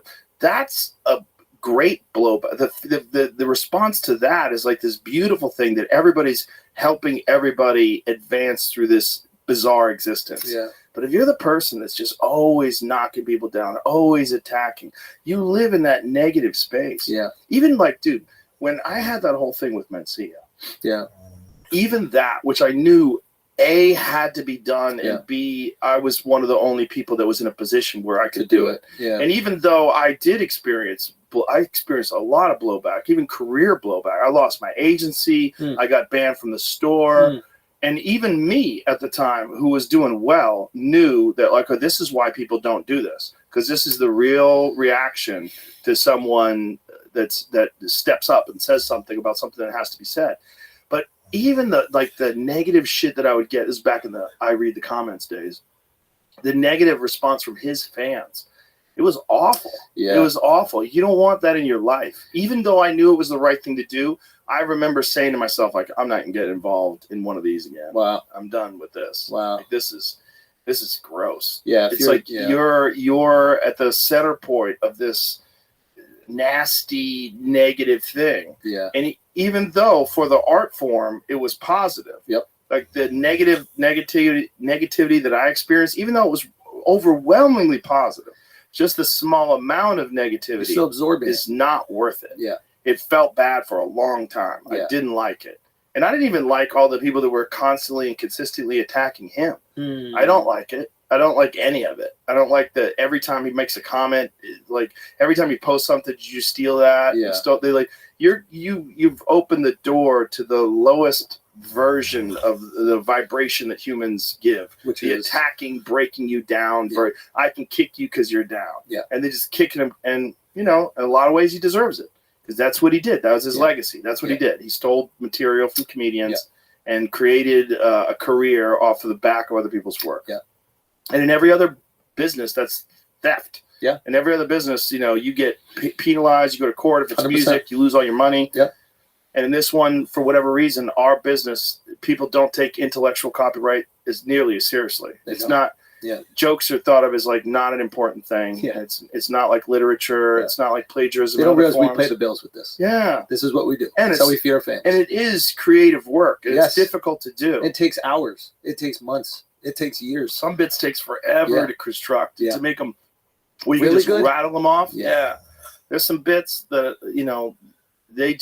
they require years of like hammering that steel and sharpening that blade. Yeah. It takes forever. I think that's the best metaphor for it. It is sharpening a blade, banging away at it constantly. Yeah. And you're doing it wrong, you got to correct it. You're doing it right, you got to remember it. Yeah. Yeah, you got to go over the recordings. You got to sit down with the notes. Come back a couple months. Like, this is exciting. Yes. But to take somebody's work like that is infuriating. But it's a really interesting perspective to have for you to even look back at that and find empathy for him. Oh, I definitely have empathy for him. I have empathy for everybody, and people that make horrible mistakes like he did for so long. I have empathy for him, and it's the trap that he's in because he won't admit it either. It's the worst. That's the worst. Wait a minute, to this day? Yeah, he won't admit it. So he's trapped. He's trapped in this justification that nobody believes, and he tries to spin a tale that nobody believes because the truth is the only thing that'll set you free. Yeah. And the problem with those people, and there's a bunch of them, and we know quite a few of them, is there are people that start their career stealing. Yeah. And they do really well, and they kill it. and then they get exposed, and then they have to write their own shit. And it doesn't add up. Oh boy, that drop off. Yeah. Oh boy, is that drop off substantial. Yeah. There are people that had initial specials that were bangers. Yeah. And then after that initial special, everything after that is hot dog shit. Because now they got to do the work. Now they have to do the work. And they don't know how to do it. They don't understand the language they're speaking. It's basically like speaking French, but you don't know what the words mean. Yeah, but you say, parlez-vous français? And everybody's like, amazing. Yeah, yeah. But you don't know what the fuck you're saying. You spoke French in a movie. Yeah. And they gave you all the lines, and you did the lines, and everybody's like, this person's fluent in French. And now you got to go to Paris and walk around. And people are speaking to you in French. And you're like, I don't understand a fucking word anybody's saying. The language of comedy, too, is something that the type of mindset that would make a person steal someone's bit and do it verbatim on stage is the exact opposite mindset of a creative person. Because you want to do the different thing. You want to do the unique thing. You want to have the take nobody else has. Right. Yes. Which is the banger. Yeah. And you go, well, hold on. Yeah. What about that? And it was like, yeah. Who told them that? How come that just fucking stopped being an issue? The beautiful thing about a joke is that, like, it always is existing right. The great ones are always existing right in front of us. Yeah. And we just haven't grabbed on it. So when somebody says it, you're like, you motherfucker. Exactly. How did I not? Exactly. It's that's the best feeling when someone has a bit. You're like, why didn't I think of that? Yeah. That's the best feeling. Or when someone comes up to you and goes, yeah, oh my God, that bit is so good. And it can be simple. Yeah. It can be such a simple. But that requires it. You're not thinking about yourself. Yeah. You're thinking about the work, the thing, the piece that you're working on. When you're a person thinks about themselves, like, I'm going to kill by saying these things and I'm going to get this. Yeah. You're literally like blocking creativity. Yeah. Yeah. And so then when they have to be creative, it's terrible. They just never learned. They don't never spend the time it. in the gym. They don't know how to lift the weights. They just don't know what it is. And they're pretending they're black belts. Yeah. They're out there pretending to be a black belt with all the confidence of a black belt. But they got bullshit moves. Yeah. They get knocked out. Yeah, they get fucked up. No, that does happen. Yeah. And it's like, it's hilarious when you see a really bad special from a known thief. Yeah. Some of them, they'll still step on premises that they know other people have done, and it still sucks because they can't steal anymore. The language is the best way of putting it. Yeah. It's like, you understand the language of comedy. Yeah. It is a fucking, and that's something I wonder, like the people who start really young, like, you know how, like, when you learn a language young, you have a way greater aptitude for it, and there's a fluency and a comfort within it. Whereas if you try to learn a language at like 40, maybe it's just not going to be as strong. Like, you can memorize vocabulary, you can do all these things, just a little bit harder for you to be. Well, you don't have the resources because you know, like when you're 40, you have bills and family and obligations, and things that are bothering you all day long. Yeah. When you're 15 or 12, you don't have any of those problems. You have a few problems with friends. You don't have any bills. Food's on dinner's available every night. Yeah. You're not worrying about how the electric stays on. I don't give a shit about that. You know, the internet's on. I type in.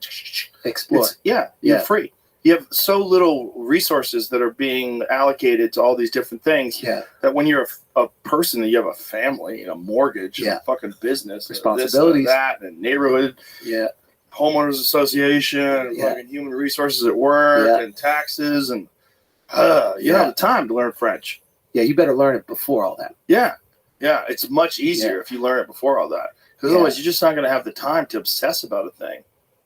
And the obsession and like the purity when you really care about the thing you're talking about.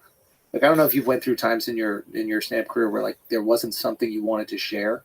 Did you ever go through stretches? Yeah, you have like nothing that? to talk about. Yeah, especially when you're young. Yeah, and it's like, or like there was times where like I felt like I talked about all the things, and I had like a stretch before this last hour. I was like, man, what do I want to say? All right, I did the thing about abortion. I've done the thing about trans. I did all the things. I'm like, I don't want to just be grabbing at a topic. I want to really like feel strongly about something. Actually be interested. Exactly. Yeah. And I took like a little bit of time off before I actually felt something. And the funny thing is when you feel strongly about something, it pours out. It's not hard. The jokes might not be good at first, but you can't wait to tell them and figure them out. Right. Trying to figure out a joke you don't care about is a job. Yeah. It's not an art. That's a job. Yeah. But when you care and it's fun and it's exciting and the stakes are fucking high and it could fuck up, that I want to get on stage. I can't wait. Give me another spot. How do I work? And you try to figure it out in real time in front of a group of people. And you have to elicit a specific response from them. It has to be humor. You know what's so funny is like you ever listen to a recording of like a new bit, and when you were on stage doing it, you're like, that crushed. And then when you listen back, you're like, oh, it did okay. But you were just so excited that it worked. Yes. That the excitement changed almost the way that you interpreted the crowd. Yes. And I don't know, for me, I'm like, oh, that means I really like this. But also, that's the problem with old bits. You don't get enthusiastic about it anymore. And the audience doesn't feel the enthusiasm from you. And you're like, why is this not working? Right. It's because you're not working. Because it's not math. Like some people are doing like word problem jokes. At its core, it's not word problem. It's like those people got to connect to the way you feel about this thing. Exactly. And they'll pick up quick. Exactly. And there's ways to trick the system with like Mr. X and all this kind of stuff. But if they can feel, they can sense that deep down you don't give a fuck. Right. They're not giving it up. And you got guys like Joey's a perfect example. It's like when he's fucking rolling, he feels it. Yeah. It feels like he is equally passionate about it the first time he said it, and you get caught up. It's not becoming a joke. Yeah. It's hypnosis. Yeah. It is. Yeah. You're hypnotizing the entire crowd to think the way Joey thinks. Yes. Yeah. Yes. That's what he's doing. You're on like an emotional wavelength. Yes. And to me, that's like that's the highest form of it. Obviously, you want to have the structure, you want to have the jokes, and you want to have the Mr. X and all these things 100%. But to me, I think those are almost like, that's like the icing and sprinkles on the cake. The cake is built with how much do I really fucking care about this position? Yes. And sometimes the position is just me being naughty or silly or absurd. It doesn't matter. Yeah. But I got to fucking care about it. Right. Yeah. It has to be important to you. Yeah. And they feel that. Yeah. Yeah. And those, I don't know, those are the bits I always remember. They can be the silliest little fucking things, like little things Patrice would do about, the subway stopping. You saw that one where like, excuse me, someone's just been hit by the subway. There's going to be a delay. And he just stands there, and all of a sudden he like moves his sleeve to look at his watch to see how late he's going to be to work. And it's just this little tiny thing, which is like, that's how we would feel in that moment. Like, just that, he didn't even need a punchline. It's just like, that guy's dead, turned into jelly on the tracks. He's like, 9:15, fuck. Yeah. Like, yeah. How many of those can I make in my life? Yeah. That's to me. And you always think that when you have a new bit, like, this is the last new bit. Like, I don't have anything else to say. Yeah. But you'll always have something to say. You just need the time. Yeah. You need the time and you need to think. And again, it needs to be something you're actually interested in. Yeah. So you have to find something you're actually interested in. Yeah. That's the difference between thieves. Like, that's why they don't have it. They have interest in killing themselves. Exactly. They're interested in themselves. How can I succeed? Yeah. How can I win? Yeah. Yeah. Mm-hmm. Yeah. And they're usually always tearing down other comedians too. Yeah. Which is always ironic. Well, because they're projecting how they feel about themselves. Yeah. It's fascinating. It's fascinating. But it's also fascinating that there's still a few thieves out there that have managed to like slip through, and they're existing around us. We're all aware of them. Like, there's one. There's one. Look at him over there. Why do you think that there are more people that don't call him out then? Because there's definitely career implications, consequences. Yeah. Like some of these people wind up being successful and they hire people. That's one of the things they love to do. Thieves will hire a bunch of other thieves when they got a television show, and they have thieves like a thief will hire a bunch of comedians, I should say, when they get a television show, and they give them work and they support them. And then this is like, then you have a bunch of people that'll defend you. Like, that's very common. And because you're paying them. Exactly. Like, the thieves will go out and get a bunch of people that maybe they swipe some bits from, and they'll put them on their television show. Yeah, I know people have done that. So and that's their way of almost like paying them back for silence. Paying them back. Yeah. Hooking them up, paying them back. I'll give you examples after the show. Okay. We don't need to be negative, talk about people, but there's a bunch of that I know. But, there's also a bunch of people that are killing it that we know are pure. Yeah. And having this, like, amazing, successful run right now because of the internet, because of streaming platforms that are leaning into really good comedy and not comedy that, like, fits a certain narrative. Yeah. And I think those people, if I look at the people who are having the most success right now, I think it's the people that are pure. And there's a lot of that, yeah. I mean, we can talk after, but the people that I see crushing it, the people I'm looking at, and I'm just like, holy shit, this guy deserves, like, Shane deserves it. Yeah. And he's just hilarious. Yeah. And I'm looking at these people, and I'm just like, that could have went a different way. 100%. Like it could have went a really different way. Yeah. But the structure was set up in a way where he had another opportunity, and with his second chance, demolished anything that could have stood in his way. Yeah. And it's like, okay, I look at that and I go, okay, there is some justice in this. It's also like people are in his corner. Yeah. They want him to succeed. Yeah. Well, when And they you're know that good, he's people doing the want to work. fight for you. Yeah. This is a great time for comedy, man. Yeah. I think it might be the best time ever. Of I really course. do. I think this is legitimately the golden age of comedy. We're in it. And this is also when, like Ari said it best, it's like comedy's dangerous now. Because it's fun, because comedy's dangerous again. Yeah. Because, you know, like there's so many people that want to restrict what people can and can't talk about. That's unique. I feel like the restriction is less now. Really? Yeah. Now, right now, currently. Like in today, I feel like we can kind of say anything. As opposed to like 2 years ago.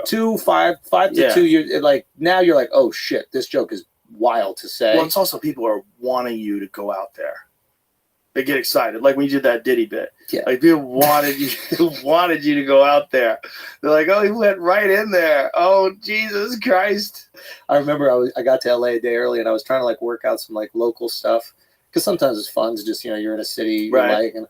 and I was at the store and I was bombing my ass off with local shit. Every local joke I tried to do just fucking bombed. And I was like, what the fuck am I going to talk about the forum? Like everything I try.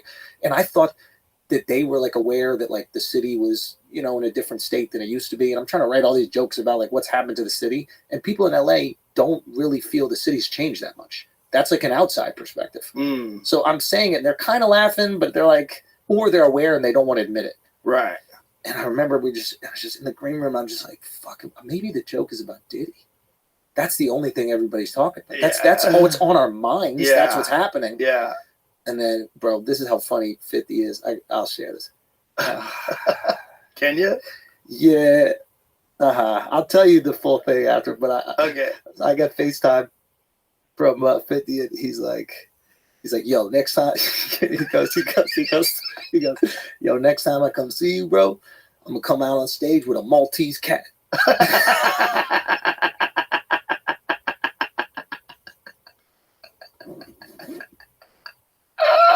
I'm like, bro, you the craziest motherfucker. Imagine him walking out on the show, petting the fucking cat. So what do you think was going on?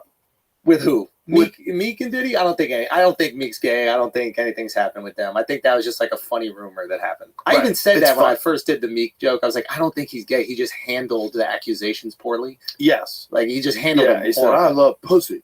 Who does that? That's the gayest thing. Yeah, it seems gay. But I don't think he's gay. But yeah. But that's just an unsophisticated approach to PR. Yeah. Like his PR team's probably like, hey, maybe don't say that. You've got to do something. Yeah. Yeah. Who knows? I mean, he's probably not consulting with anybody. Yeah. If I had to guess. Nobody consults with you when something happens. You just post whatever you want. Yeah. Yeah. I don't have like a team telling me, don't say that before the podcast. That would be a problem. Yeah, it would be. I would have never gotten anywhere. Yes. Yeah. We need you to not have a team, actually. Yeah, it's actually kind of important. You don't have a bunch of people you consult with about what could be dangerous. Because then who controls them? What are their intentions? Yeah, exactly. And what are they doing this based on? Mm-hmm. You know, self-preservation. Yeah. Yeah, it's just wild that apparently he had cameras in every room of his house. That's what they're saying. Has that been verified? I don't think it's been verified. I think like the Epstein shit, it never will be. Now, I'm not saying that he's like Epstein. I think that he could have some fucking wild parties, etc. But if he was filming everybody. If he's filming everybody, I understand why Hummer showed up to the house. Because people who went to the parties were like, get those fucking things. Hundreds of hidden cameras discovered in Diddy's homes, lawsuit says. Oh, well then it's a wrap. Done. Hundreds. Yeah, we'll never see any of that footage. This dude had hundreds of cameras. That is so crazy. Because if he's doing wild shit. A court filing, Jones said he worked with Combs between September 22nd and to September of 2022 and September of 2023 to produce the rapper's most recent release. So he said hundreds of cameras in his homes in LA, New York, and Miami. And did he like to throw the parties? Like he would throw the white party. He'd do, But who's he have taking care of that footage?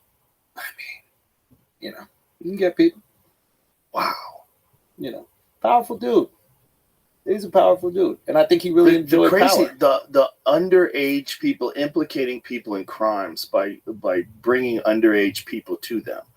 And wait, what does that mean? That was the whole thing about the Epstein place. Is that like if you've got underage girls and you don't tell these guys these are underage girls, and then you get them drugged up, get them drunk, give them coke, whatever it is, and then film them. Yep. Well, they don't even know. So they don't know that they're committing acts of pedophilia. Could be, or could be they do know and they think it's safe to do it because this guy's protecting them. But meanwhile, they're just coked up and they're getting filmed. Yeah. You know, which is also the theory. Yeah.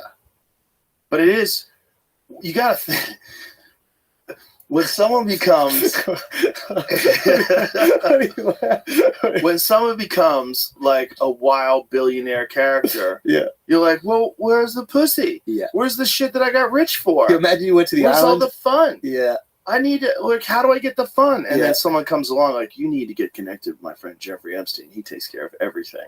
And he brings the fun. And so you just keep flying to hang out with them. And so that's your partying. You can't go to Vegas and go to Dre's and pick up hoes and get crazy and bring them back to your suite with coke. And people talk too much. So here's the thing. It's like these tech guys have made all this money. Right. Right? They made all this money. They're hanging out in Miami or wherever they're hanging. Uh-huh. And they're like, I'm a billionaire now. Why am I not getting pussy? I got to connect with some people that can make me the man. I thought I'd be the man now that I'm a billionaire.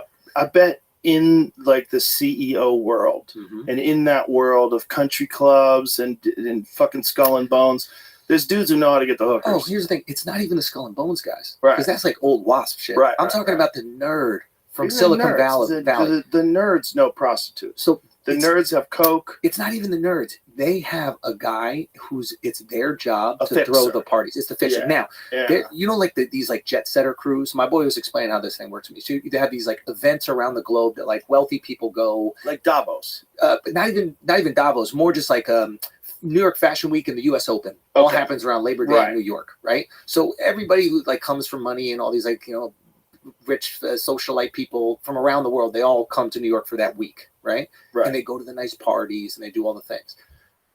Tech bros or the crypto bros want to be included in that cool thing. Right. How do they be included? They got to throw the best party. How do you make the best party? You have to have all the models. You have to have the cool people. Right. They don't know any of those. Right. So you get the fixer. The fixers get paid crazy money from the tech bros or crypto bros because they want in on this thing. And you develop a reputation of being the guy who puts on the crazy bashes. Now, right. Once you have that reputation, they think they're in. All these other people who are like the socialite people who come from tons of money and their parents are lords and shit, they look at them like, oh, you're paying to play. It's a bringer show for comedy. You're not really selling out Caroline's. You did the bringer show. Right. But they don't know that. So they're like, yeah, we're all partying. We're doing the thing. So there's this whole economy that kind of like feasts off these people who just have money. But here's the thing. Those people are doing the fixers. They got the models to show up. These models are curating their Instagram by going to these parties around the world. Sometimes they're getting paid to go to the parties. I imagine the models that are more fun, in other words, they get a little loose, they like to party, they like to fuck a little bit, they get invited more. Yeah. The ones that are less fun, maybe a little bit more tight, they don't get invited as much. So you don't even have to say, yo, you gotta fuck these guys. You just want to know if you want to get invited to this nice party in Switzerland. Right. You know what kind and you start doing a little blow, start doing a little molly. That's what you like to do in the first place. And then you get to party on yachts, and you're hanging out with all these guys, and maybe they even pay you. Oh, they are paying. Yeah. And everybody's fucking maybe the it's same a lot girls. of money. It's a lot of money. Like, you know the Sultan of Brunei's deal? What is it? Oh, my God. Sultan of Brunei, he had his own nightclub. Maybe he still does. Okay. So he had his own night. He has like 500 Ferraris. Like these guys have insane amounts of money because it's not public. Yeah. Right. So they don't have to be like the world's richest men. Exactly. Like yeah. But they're richer than everybody. Yeah. Right. They have trillions. Yeah. And so he had his own nightclub. Okay. And so what he would do is he would pay actresses. He would find these girls, get me her, and he would get these gals and give them exorbitant amounts of money to come. And then he would have a nightclub where it was only him. And he would go down there and it's filled with gorgeous women. And he would go down there and just go, you come with me. And then they'd go fucking party. And they were making a lot of money. And one of them was writing a book. And so she had a laptop, and she was like documenting all. They confiscated her laptop, and then she went back to America. That she spilled the beans, and she ratted out all the other girls that were doing it. It kind of fucked up the whole thing because like A-list people were getting shit tons of money. This thing to go over there and we party. know.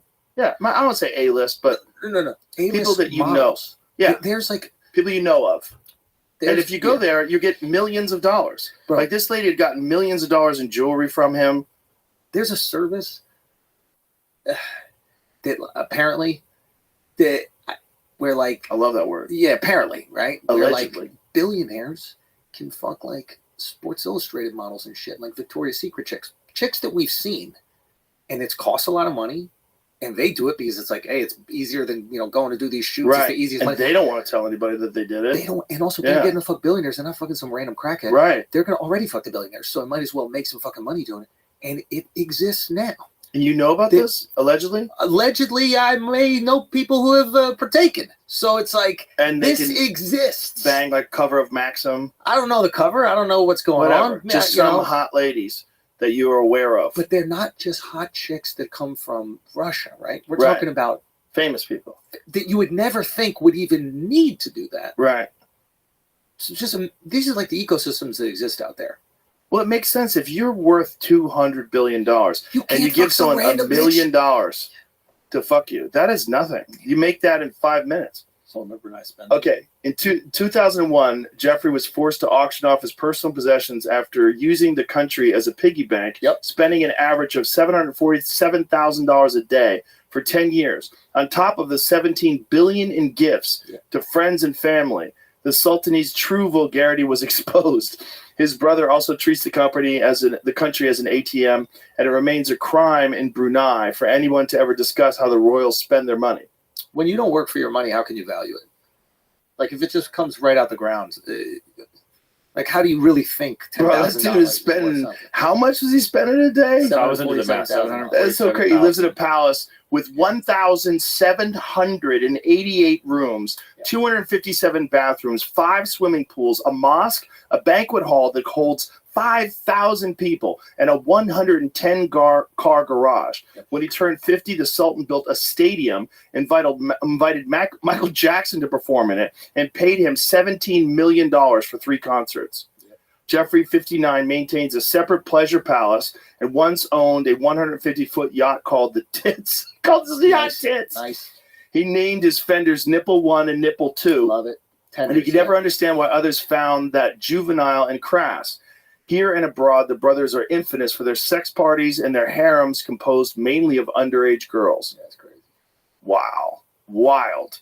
Bro, that amount of money that he's spending, that is so crazy. $3 billion plus. But that doesn't, that's like I said, it didn't include the $17 billion that he was giving out to people. Wow. It says up here too. Did you mention the Michael Jackson thing for his birthday? Yeah. Okay. That dude's balling, son. But yeah, these fucking things exist all over the place. Crazy. And it's the easiest money that these girls will ever make. Crazy. Yeah. Yeah. Well, and it's so, if you've got that much money, it doesn't mean anything. It doesn't mean anything. They light it on fire. And the money's coming every day. It's just stacking up. Giving someone $1 million to fuck. And the girl's probably like, wait, $1 million is regular sex? He's not going to shit on me?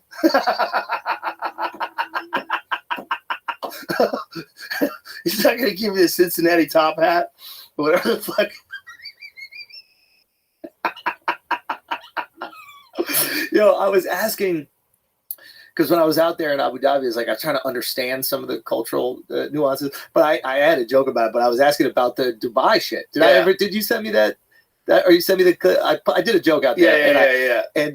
But they told me that the Burj Khalifa has a separate sewage system because it wasn't connected to the sewage system of Dubai. So they have these poop trucks that take the poop out. Right. Yeah. And the joke I said was like, well, that's why they have to shit on the hooker's chest because it's not connected to the plumbing. Right. Yeah. And but they were telling me like these interesting cultural things that happen out there, like with the license plates. Have you heard about this? Yes. Where the lower the number, the more expensive it is. Yeah. And I go, crazy expensive. Yeah. Millions of dollars for a number 3 license plate. And I'm like, why is that? And one of the kids who's from the royal family goes, you have to understand, like, when everybody has a G-Wagon or a Range Rover, it is not a big deal to have a G-Wagon or Range Rover. Right. And people have this need to show off. Yeah.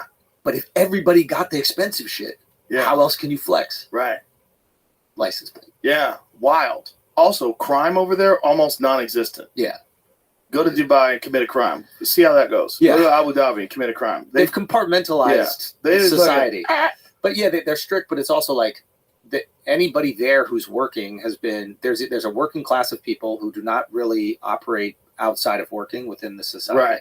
And then everybody else there who's not part of the working class has money. So why would you commit crime? There's also did you ever see the Vice documentary on some of the people that built Dubai? No. So some of the contractors, what they would do is they would go to third world countries. They'd promise people exorbitant amounts of money to go over there and work construction. Then they'd bring them over to Dubai and then take their passports and then force them to live in squalor, give them a fraction of what they paid, and they're basically indentured servants. Yeah. So the working system is, I don't know how different it is from that even today, but basically like you work there for 11 months, you get 1 month off, you get paid very little money. It's not enough money for upward mobility. While you're there, you are working just to work and then send money back home to your family, wherever it is. You never will become part of society.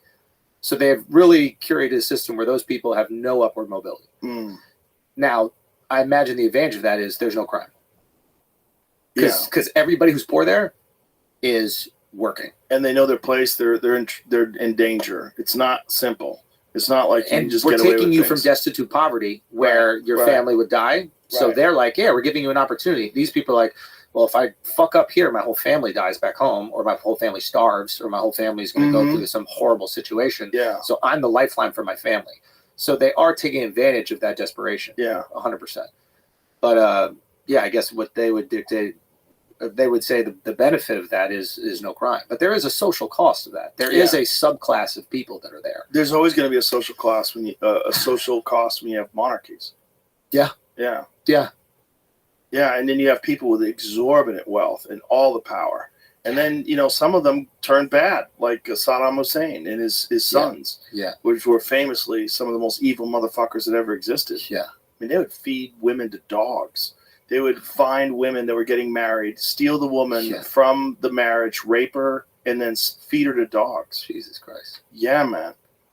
Uday and Kusei. There's been many tales written about how evil they were. I mean, they were like that is legitimate serial killers. That's the risk of the monarchy, right? Yeah. Is that you don't know if that egg that comes out is good. Well, it's also like having a child that grows up with total, complete power. You're going to have a Joffrey, I mean, sometimes the archetype. But maybe you get what is the guy that everybody thinks said everything great? Marcus Aurelius. Yeah, exactly. Yeah. I don't know. He did a lot of psychedelics. Really? Yeah. Yeah, he was a part of the Eleusinian Mysteries. Yeah. I didn't know that. Yeah, he was a part of that whole Greek Eleusinian Mysteries thing. Yeah. Yeah, he was involved in those ceremonies. Yeah, there's a lot of speculation that ancient Greek society, specifically from Brian Murarescu's work. Did you ever talk to him? No, but I read some stuff about there's certain plants that grow that elicited the same chemical compounds as DMT or something. As LSD. Or LSD, yeah. Well, there's a bunch of different ones that do like all kinds of different psychoactive ones, but they've absolutely found definitive proof of the use of ergot. And ergot is a fungus that gives people the same sort of psychedelic experience as LSD. Ergot? Ergot. Yeah, it's a fungus. It's also a fungus that they connect with Salem witch trials. Like a mushroom? It's a fungus that grows on wheat, and that fungus it can be toxic for some people. It can kill them at certain doses, but it also imparts an LSD effect. And they found ergot in some of the wine vessels. So they were taking it without even knowing. No, they were taking it on purpose. Oh. What is this? A heroic Greek potion. Ergot was in this drink. The kykeon. Yeah, that's what they called it. This drink. And so they believed this drink contained a mixture of a bunch of different psychedelic compounds. One of which for sure they know is ergot, but there's a few other ones that I can't remember that they know are in there as well. And they found this from studying these ancient pottery vessels. Your saucer looks like a mushroom. Is that on purpose? I don't think so, but it could. But if your whole idea is, that saucers and mushrooms do have a lot of similarities. But the stoned ape theory is if the mushrooms that took us to the next level, and now we have the aliens taking us to the next level. It might be the aliens brought us the mushrooms. There we go. Who knows? Anyway, but yeah, this is crazy. Yeah. So then he was taking all that, and that's why all this wisdom. Well, that's why he was so beyond wise. And he also believed in forgiveness, even forgiveness of his enemies. He's a Roman emperor.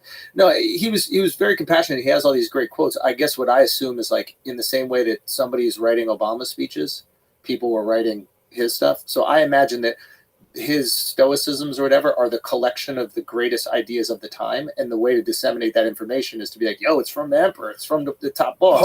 Part of it, but Meditations I don't believe was ever written with the intent of it being distributed. Oh, so they just found this diary of his. Find that out. I think that's I'm not trying to discredit him. I'm just trying to say I know what you're saying. Well, for sure, definitely he did. I mean, everybody at any point in time has the information of the greatest minds they've encountered. Of course. Einstein was talking to other great people, and then he might have had the greatest mind, but he's still able to... Yeah, it's a collaborative effort. Yeah. And including with philosophy, and certainly back then. But, this one guy, his experiences, to this day, they resonate. You read Meditations today, this is a guidebook to how to live your life in a better way. Yeah. And it's real. rare that you would have someone in his circumstance where he was raised to be king. Exactly. Then he would be successful. Yeah, and and then his son turns out to be a cunt. But didn't they say that was because of the lead pipes or something like that? I'm sure that had something to do with it. There was something about I was reading, or was it Nero? Who was there was one emperor that just went crazy, and they said he wasn't raised in the castle, he wasn't raised in the forum or whatever the fuck it was, and then when he moved there, he started consuming the water from the lead pipes. That they started to warp his brain, and then he went more and more crazy throughout. I mean, this is what some tour guide told me. Totally makes sense. But yeah, they didn't know what lead did to you. No, they were stoked to have pipes. George Washington's teeth were made with lead. Yeah.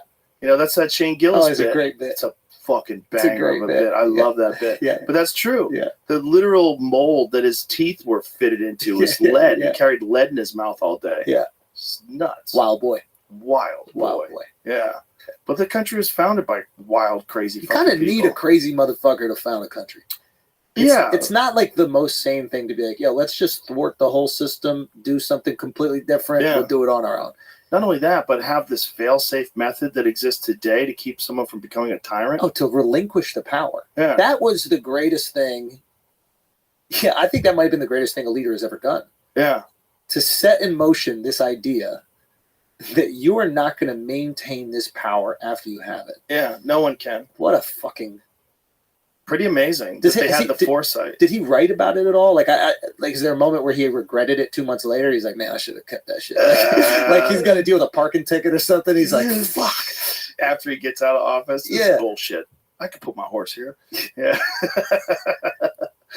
I mean, imagine if someone tried to form a country today, how quick they'd put the kibosh on that. I mean, it happens all the time. Yeah, but if somebody went to some new Greenland or something, just said, we're going to set up shop here. Yeah.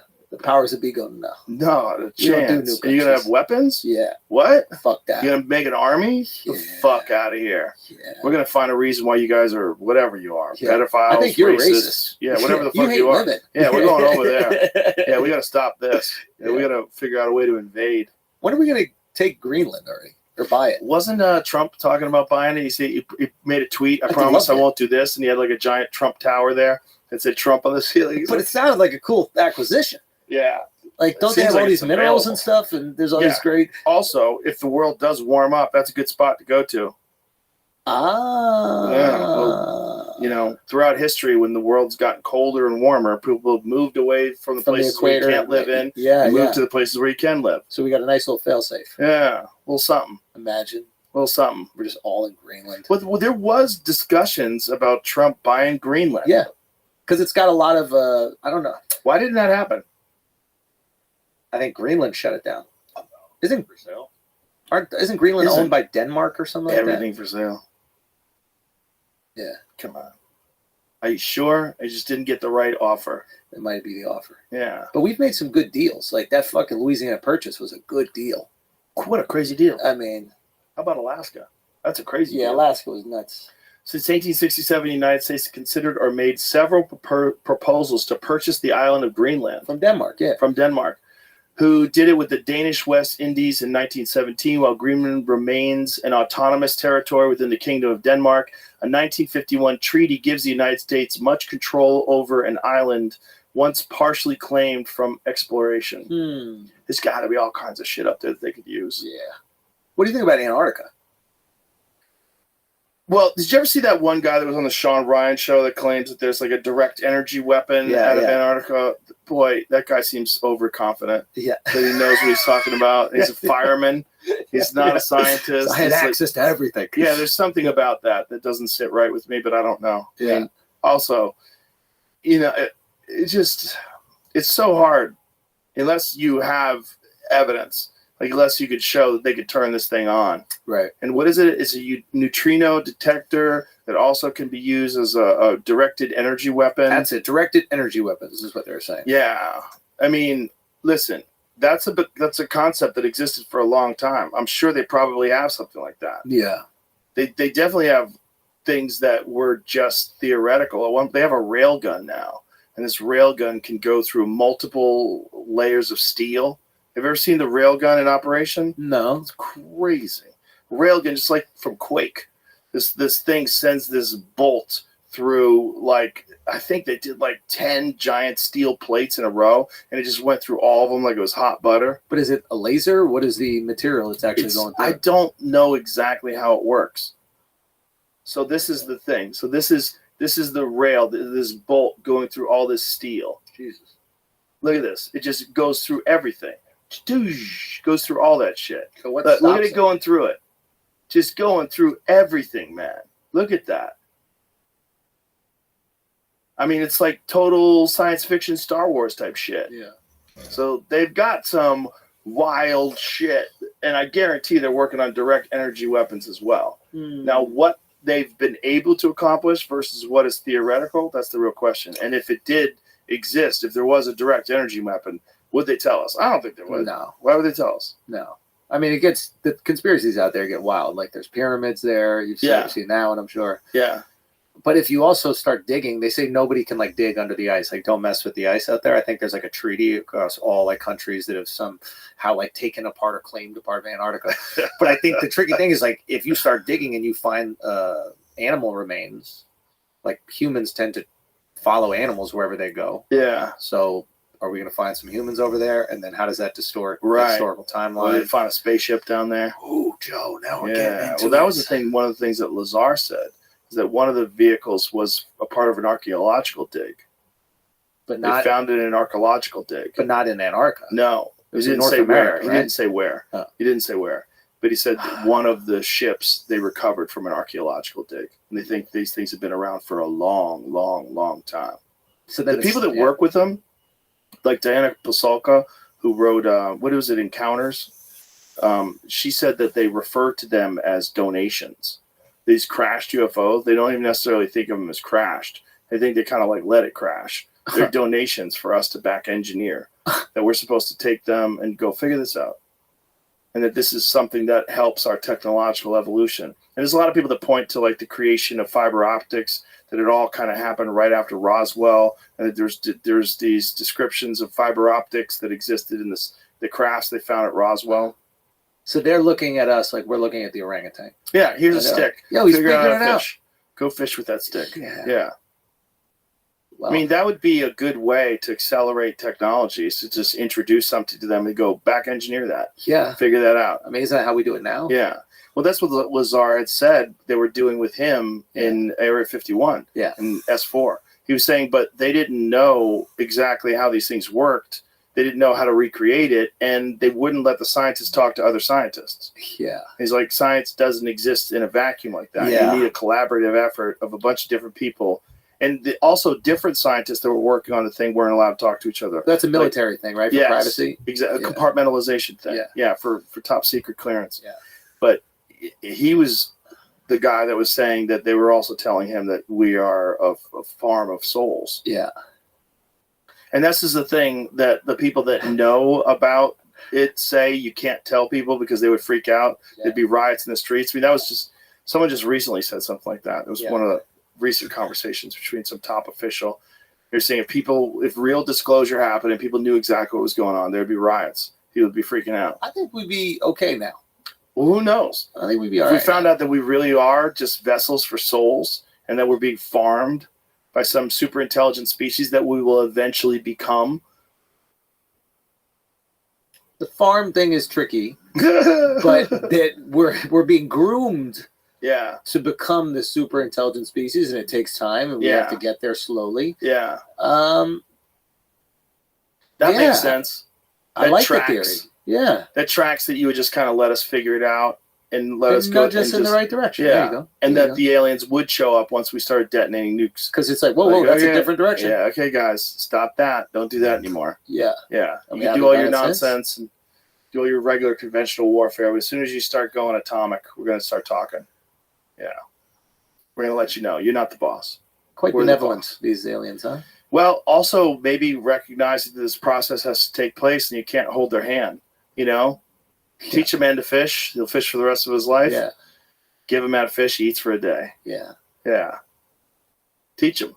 You might meet him one day, Joe. Yeah. You might meet him one day. Yeah, I might already out of meet him. Will we believe you? Don't believe me. I'll lie. It's the one thing I'll lie about. I don't lie about anything. I will lie to everybody about that. Joe's already met him. That means he's already met him. I don't know shit. I think it's all fake. It's all Russian propaganda. We need to support Ukraine. Meanwhile, there's fucking things in this room with us right now, observing from other dimensions. Fuck. Yeah, just making sure we're on the general path towards technological progression, which is what eventually gives birth to it. So they're us. Yeah, but they're what every intelligent species eventually becomes. But they're basically on a further timeline. So they're influencing their own timeline.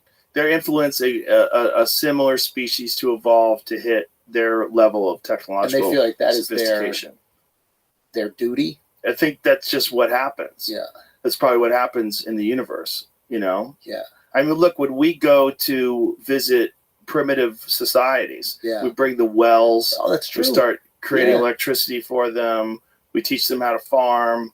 Yeah. So we do. It just makes sense that they would do that, especially if they're beyond advanced, like incomprehensibly more advanced than we are. They would slowly help us do it right. Yeah. And stop us from making catastrophic errors. And we're fun. We're like dogs in a way. Like dogs are fun. You want to teach them how to sit and shit outside. Also, like, look at them go. Yeah. Look at these people. We create some good stuff. Yeah, look at them making drones and shit. This is wild. Yeah. Look what they're doing. Rail guns and shit. Look at these psychos. Hypersonic jets. Yeah. Look at them go. And still cage fighting. Yeah. We've got it all. Slap we fighting. got the whole slap fighting. Slap fighting is like, that's the bottom. When that comes onto the alien's desk. Wait, they're doing what? Slap. They can't defend each other. They have to stand there. Yeah. Do they know about brain damage? Oh, yeah. Yeah. The people that host it also host MMA. They know everything about it. They know everything about brain damage. Yeah. And they just say, look, sign up at the dotted line. You can ride a bull. You can fucking dirt bike ride. You can get slapped. Yeah. You can do whatever you want in this country. Yes. Yeah. Yeah. Yeah, that's probably what the aliens are like. Jesus Christ. They probably look at slap fighting and go, oh, my God. Yeah. Someone trying to tell them not to do that. Yeah. America's like, the way that we look at Trump, they look at America. You know what I mean? We're like, the guy's fucking crazy, but he's funny as hell. Right. That's them. They're just looking at us like, they invented what? Yeah. Yeah. What a bunch of psychos. Yeah. Yeah. And maybe all advancing civilizations are psychos. Maybe they all eventually have to become integrated with technology to escape the boundaries and the walls that are set up by their biology. Yeah. Because your biology has allowed you through in a natural environment to achieve a place where you could be detached from the natural environment with cities and buildings and structures and electricity and power and technology and weapons that allow soft, fleshy water balloons filled with blood to go out there and kill grizzly bears from 100 yards. Boom! And you stand next to them. Look at me. Look what I did. You know, it's wild. But it seems like that is the only way you get to be sophisticated enough to create technology. Yeah. You have to have controlled your environment enough where you've stopped all the enemies, stopped all the predators. Egypt. Like, in order to build those pyramids, you need a long time of safety. Yeah. You can't build them at the same time that you're at war. Right. You're being attacked. There's famine. There's no water. Right. You need long, thousands of years. Thousands safe. Yeah. And food and abundance. And then you need a thing for people to do so they don't kill each other.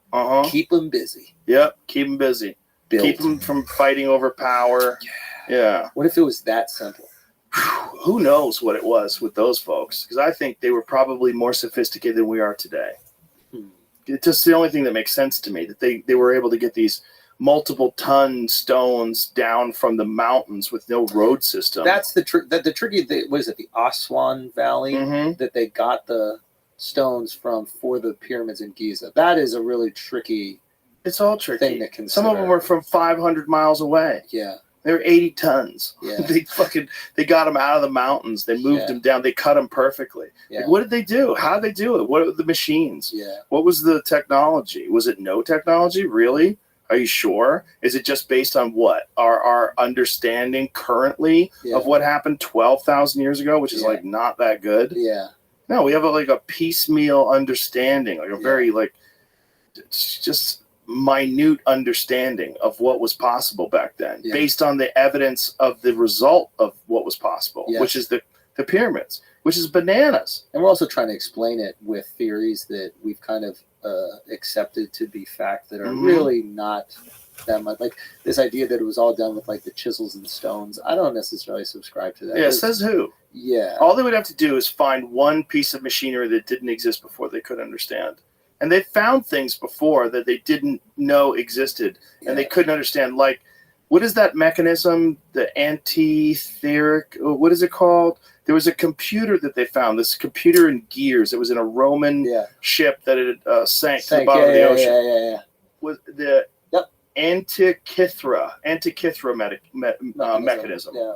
So this thing, it's an ancient Greek.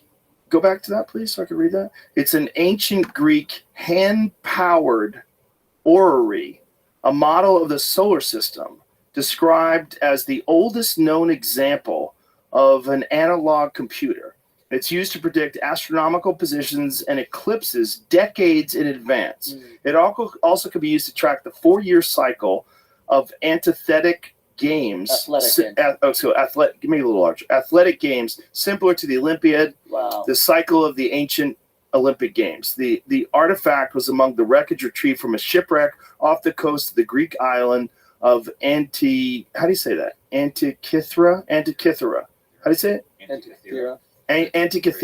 In 1901. In 1902, it was identified by archaeologists Valerio Staeus as containing a gear. The device housed in the remains of a wooden frame case of uncertain overall size, 34 centimeters by 18 centimeters by 9 centimeters, was found as one lump, later separated into 3 main fragments, which are now divided into 82 separate fragments after conservation efforts. 4 of these fragments contain gears, while inscriptions are found on many others. The largest gear is about 13 centimeters in diameter and originally had 223 teeth. All these fragments of the mechanisms are kept in the National Archaeological Museum in Athens, along with the reconstructions and replicas to demonstrate how it may have looked and worked. See if we can find what the replica of what it looked like. But, so they had to sort of like figure out how the fuck did they do this? Like, how did they know this? What's involved in this? Like, was this ancient technology that existed like a long time ago that they had preserved and held on to? Like, when was the creation of that thing? So there's things that we know that we didn't think that they could do that sort of really throw a monkey wrench to our understanding. Yeah. That's just one. That's just one that they found. I mean, there could have been stuff from thousands of years before that just doesn't exist anymore. Yeah. You deal with erosion, you deal with time, especially over thousands of years, 12,000 years. Boy, you have nothing left. There's no evidence of whatever these machines were. It would be interesting to study, like, what happened to technology during the medieval age. What is it called? What is it during the Black Plague? Or what was it called? Medieval ages? Was that the term? Yeah, but during the plague. During the plague, right? Where was there an erosion of intellectual property? Right, because people were dying off. Exactly, people are dying off, and do the physicists die? Like, because we always talk about this. What happened when all the physicists died? What happened when all the scientists died? So was there an erosion? Was there a step back in our ability to create things That's a good during that question. period. And if there was something that was even worse than that happened throughout history, i.e., like asteroid or something hitting the Earth, well, that erosion would just be 10 times worse. 100 times worse. But I'd like to 1,000 look times into worse. that. Yeah. Because you still see great works of art that happened during the medieval ages? Yeah. You see these great cathedrals go up. So there still were, I would imagine, they were maintaining their ability to create these great structures. Right, but there had to be a dip in productivity. So let's see what that dip is, and then multiply it by the catastrophe. Right.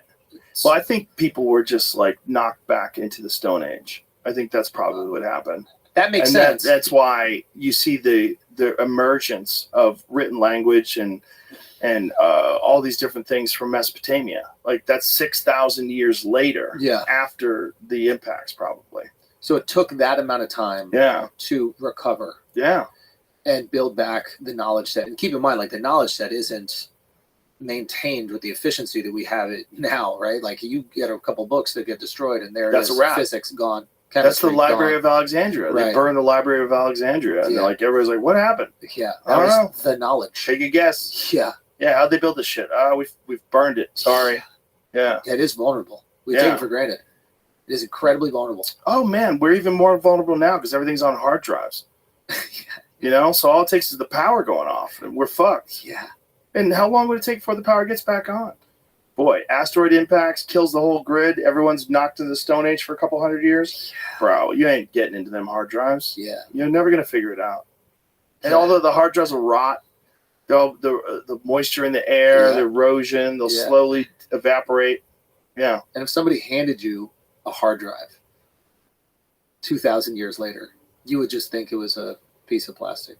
Yeah. You have no clue that it'd be a lump. How about that thing? That thing was just a lump. We don't know what the fuck that it was all corroded and fucked up. They don't know what it is. It's the only one they've ever found, I think, I'm reading. Yeah. I mean, how many of them were there? It wasn't the only one. Yeah. They probably had a bunch of them. They probably had even better ones. That's the question they're saying. Like, what if it was the only one? It's a mystery. It's a fucking mystery, baby. We love it. But it's a fun time. Oh, it's the best. It's a fun time to be alive. As chaotic as it is, this is a really fun time to be alive. Amen. All right, my brother. I love you to death. You're the man. Thank you. Thanks for being here. My man. I'm so happy to see you killing it. It's beautiful to watch. You're out there crushing it. Come on, man. Appreciate you. You're on top of it. I love it. Thank you, man. All right. Anything to tell anybody? Go check out. You know, if you want to come check out the tour, that'd be great. Life tour. We're coming to Austin, actually. When are you coming?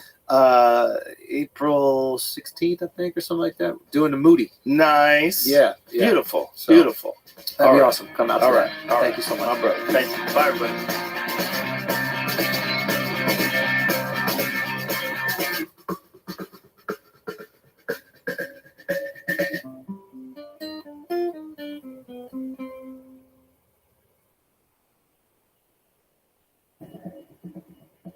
Joe Rogan Podcast, check it out.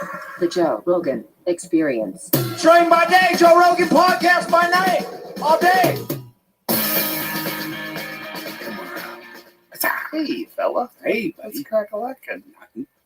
Have you been fucking around with the Chat GPT? I saw you brought it. Yeah, I just got the 4.0, the one that they've been showing where you could talk to it naturally and stuff. Duncan had it in the green room. We were talking shit to it. Yeah. About it replacing us. Yeah. It's pretty crazy, you know. It's weird how AI came out of nowhere, and then we're like, how long has this been, you know, being worked on? And then now it's like everywhere. Like my vacuum cleaner has AI now. It's crazy. What does it do? It's one of those robot vacs where it scans your whole house and then like it detects things using AI. Like, oh, that's shit. Don't run over it. It's like if dog shits on the floor, it recognizes dog shit. And it doesn't do a good job because the first thing it did, it went right over this dog shit and just starts smearing dog shit through the whole entire kitchen. Why is your dog shitting in the kitchen? Because once in a while, you know, dogs, shih tzus don't care. They're like, I have to shit. I don't want to. That's the problem Jamie has with Carl. Yeah. It's a little dog thing. You got to keep an eye on Carl. Carl will just drop a deuce anywhere. Yeah, it's quick. I think when they're really little, they don't understand outside. Like everything's so big. like why would I go outside when I get shit right here? Right. I'm nowhere. I don't sleep anywhere near this pile. Yeah. It's gross though, having shit smeared all over your floor. Especially by a super smart AI vacuum cleaner. That's so dumb. Yeah, there's all these different things are going to sync together. Like, that's one of the things that people say about Samsung. Like, people that are Samsung fanboys, like, if you have a Samsung refrigerator and a Samsung TV and a Samsung phone, like, you could use your phone to control everything. Mm-hmm. Your phone will, like, there's I guess there's refrigerators out there. I don't know exactly where they're at right now because I only saw, like, an ad for them, where your refrigerator will tell you when things are going to expire. Right. So, like, scans so if you got orange juice or something like that, your orange juice is only good for 3 more days. Like, that kind of shit. Yeah.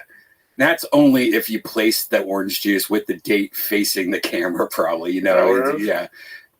I think that it's been out for a while, but it doesn't really work great. There's a few things refrigerators do that have too much technology in them. What impresses the shit about me, and the thing that entices me towards Samsung phones, is the AI with notes.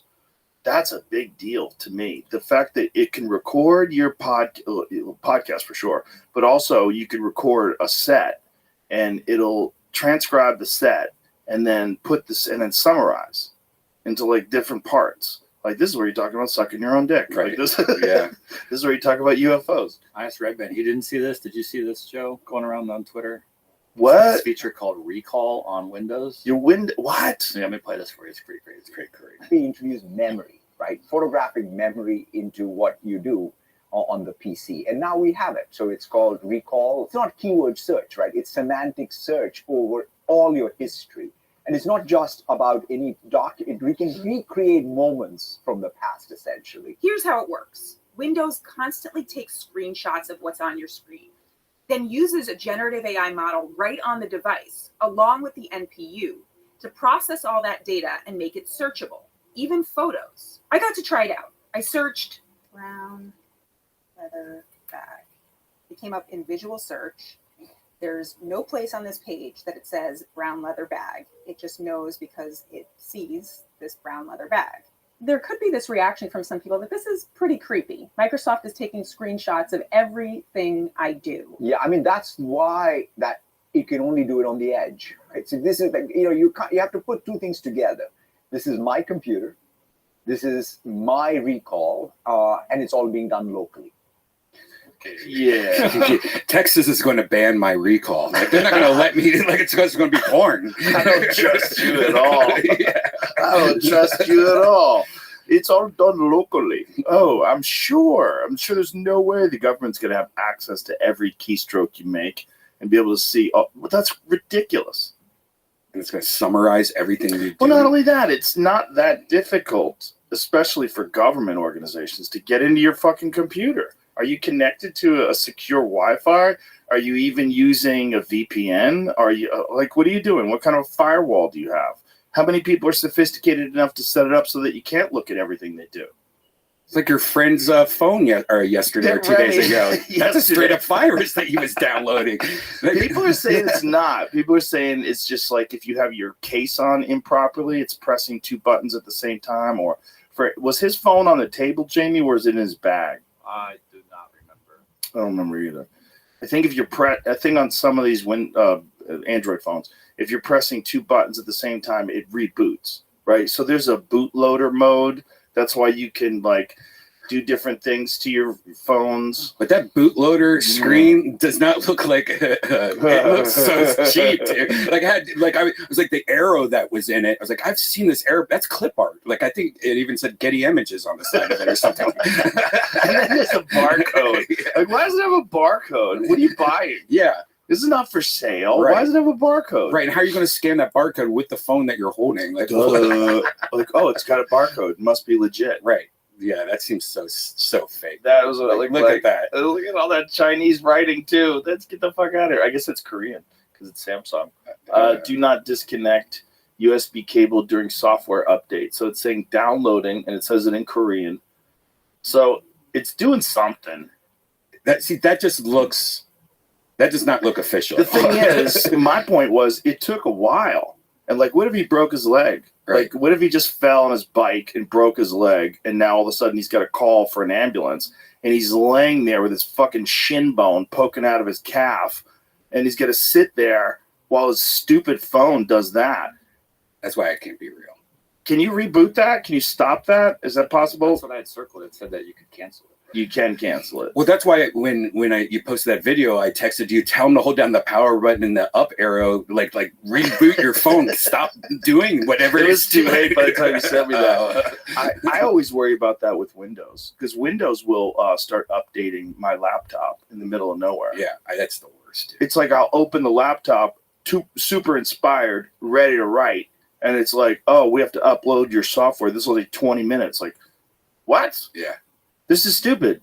Give me the option to not do this. Like Mac at least will give me the option. It'll say it up in the corner. Do you want to, there's a new update available. Do you want to update it? Right. And then it downloads it and then goes, do you want to do this right now? Yeah. We download it. We can do it later. With Windows, is that normal? Or maybe, I think it was like an old. Turn off for I think. Really? What's that? This is a setting to turn off like auto updates or whatever. Oh, there's a setting on Windows as well? Yeah.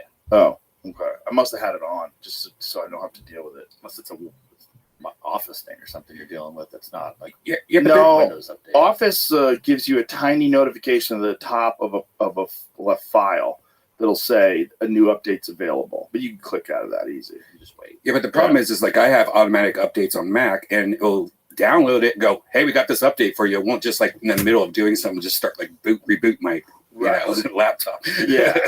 Mine just rebooted it. Like the moment I opened it up, but I hadn't used that laptop in a while. It was just sitting there. You know what I want to try? I want to try a laptop with, I'm a big keyboard fan. Like one of the reasons why I write, I have a home like Mac that I write on. That is, those are nice. The new keyboards. Yeah, the MacBook Pro ones. They're dope. It really is like a MacBook. Yeah. So what we're looking at right now is Red Bands. Yo, skinny that. I know Jamie has one. This is the new iPad, which is insane. It's so insane. It's like it is as thin as possible where you could still use a USB-C connector. And I thought this was skinny, and that's twice. I know so much. Your phone, which is super skinny, is so much fatter than this iPad. This iPad is amazing. And it has insane battery life, too, which is crazy. And this probably has like 2 terabytes, right? 10 hours. This is 1 terabyte, but you can get up to 2 terabytes. Fucking nuts. Nuts. But what I really like is the keyboards on ThinkPads. Because ThinkPads have a longer stroke. And when you're writing with keys, like you have more feedback with the longer keystrokes. And then you're more accurate with your typing. And it's been proven, like when people do like how many words per minute can you write, they can write more words per minute on keyboards with better feedback, like longer keystrokes. But Alienware, because a lot of gamers like mechanical keyboards because they have the clicky clack feel and it's like even more accurate. Well, they have a mechanical keyboard now on their laptops. And so I've been thinking about getting one of those. How thick is that laptop, though? It's not that thick. So it has long key travel. I think the key travel is 1.8 millimeters, which is like ideal. My old ThinkPad had like 2.2, which was nice. Long keystrokes. And you just get real accurate with like your writing. So for me, like a lot of times I'm writing, I'm stoned. I don't have time to like go back and fucking, I want to just get my thought out while it's in my head. And with an IBM, Lenovo now, with a Lenovo ThinkPad, I'm just much more accurate when I'm writing. Yeah, I like it, but it sounds, I don't know, after a while it's like, God, this is so The Mac ones are terrible. Yeah. The ones on MacBooks, I have a MacBook, it's fucking terrible to write on. It's really short keystrokes. It's a really like flat key. It's just not good to write on. You can do it. It's definitely better than like writing by hand. Right? I type on it all the time. I do write on it all the time. But it's just when you go over to that ThinkPad, you're like, oh, this is what it's supposed to feel like. Or at home, I have like an ergonomic keyboard that I use on my Mac, and that is like the best. It's like real easy. I'm really accurate. I don't even have to think. I can just write and look at the screen, and I just get it right all the time. Why don't you use voice though? It's so accurate now.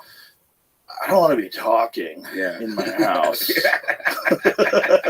But some of the things I write. Right. And some of the things I write, I like writing because the thing about writing is, like, say if I'm writing, fucking artificial intelligence. As I'm writing artificial intelligence, it takes longer to write it than it does to think the word. So you're spending more time on each, instead of just barfing out words like I do when I talk, or sometimes I don't even know what the fuck I'm saying while I'm saying it. When I'm writing and typing, it takes a little longer, so it makes me think a little more, and I have more possibilities open up about where to go with things. So it actually benefits me to slow me down a little, but I still want it to be accurate. I want it to be so slow that I'm fucking with every key. I don't want that. I want accuracy, but a little slower than talking for writing.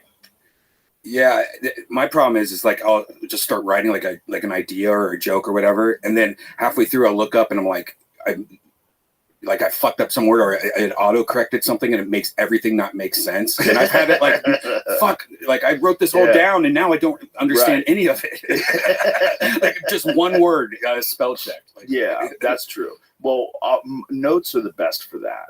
Yeah, audio for notes. voice. And the thing about the phone is you can do it like while you're in the car. You can press, like if you have Apple CarPlay, you press on the screen and say, make a voice note. And then you could just make a note. Or just make a note, rather. And it'll make a note for you and leave it in there. It's great. So there's many times that I've, like, at the end of the night, I've done that. And then I go back over it. So what I do is I have, like, a whole folder that's just ideas. So I got this folder.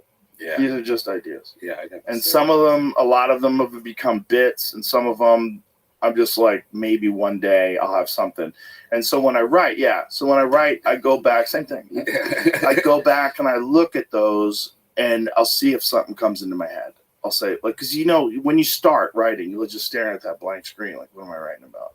And then I'll just go into the phone and I'll say, what do you got for me? What have I been thinking about? Borders. Open borders. Okay. Yeah, okay. What would it be like if there's no borders? How would that suck? What would it be like if there was more borders? Would that suck? And then I'll just start writing. Wouldn't it be cool to take all our notes, put in an AI, and like combine this into one story, like a 20-page story? Right, that would be like the perfect new 1 hour set. Yeah. The thing about AI though is like I've never used AI like GPT to write a joke, but I know people are doing that now. And my thought is, I wouldn't feel as good about it when it was done. Like, I don't want it just to be good.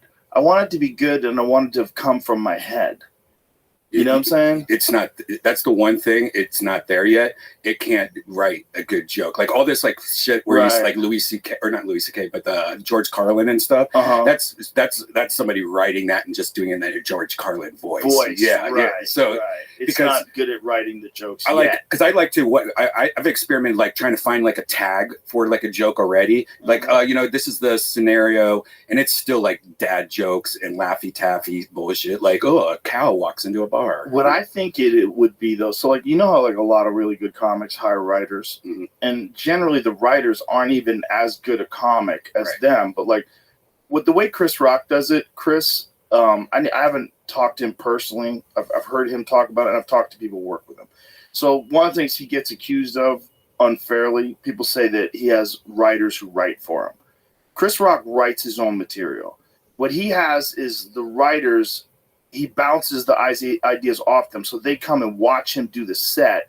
And then they say, maybe when you do this, say that first, or maybe expand on this, or I got a tag for that. And so, but those guys who are doing that aren't as good a comic as him.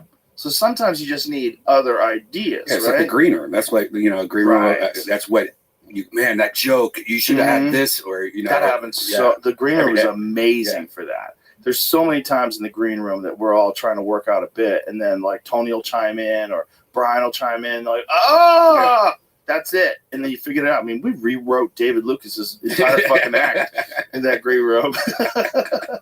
But that's one thing. So like if Chat GPT just gave you like ideas, I just need like a framework sometimes. I feel like each subject is just a scaffolding. So I get the scaffolding. Now, once I have the scaffolding, I have to build a house. And so, but I have to have a fucking location where I can start building. So the location is the subject, whatever the idea is. And then I start building. That's how I do it. Mm-hmm. But I mean, everybody does it different, man. I mean, everybody does it. Some people have to write it down on paper. Like some people, all their stuff, like Colin Quinn's shit's all on paper. A lot of people, it's just they write it down. Like Christina P. She has this notebook she brings with her, and you look at the note, it's filled with ideas. It's just all written. She goes, I have to write it down on paper.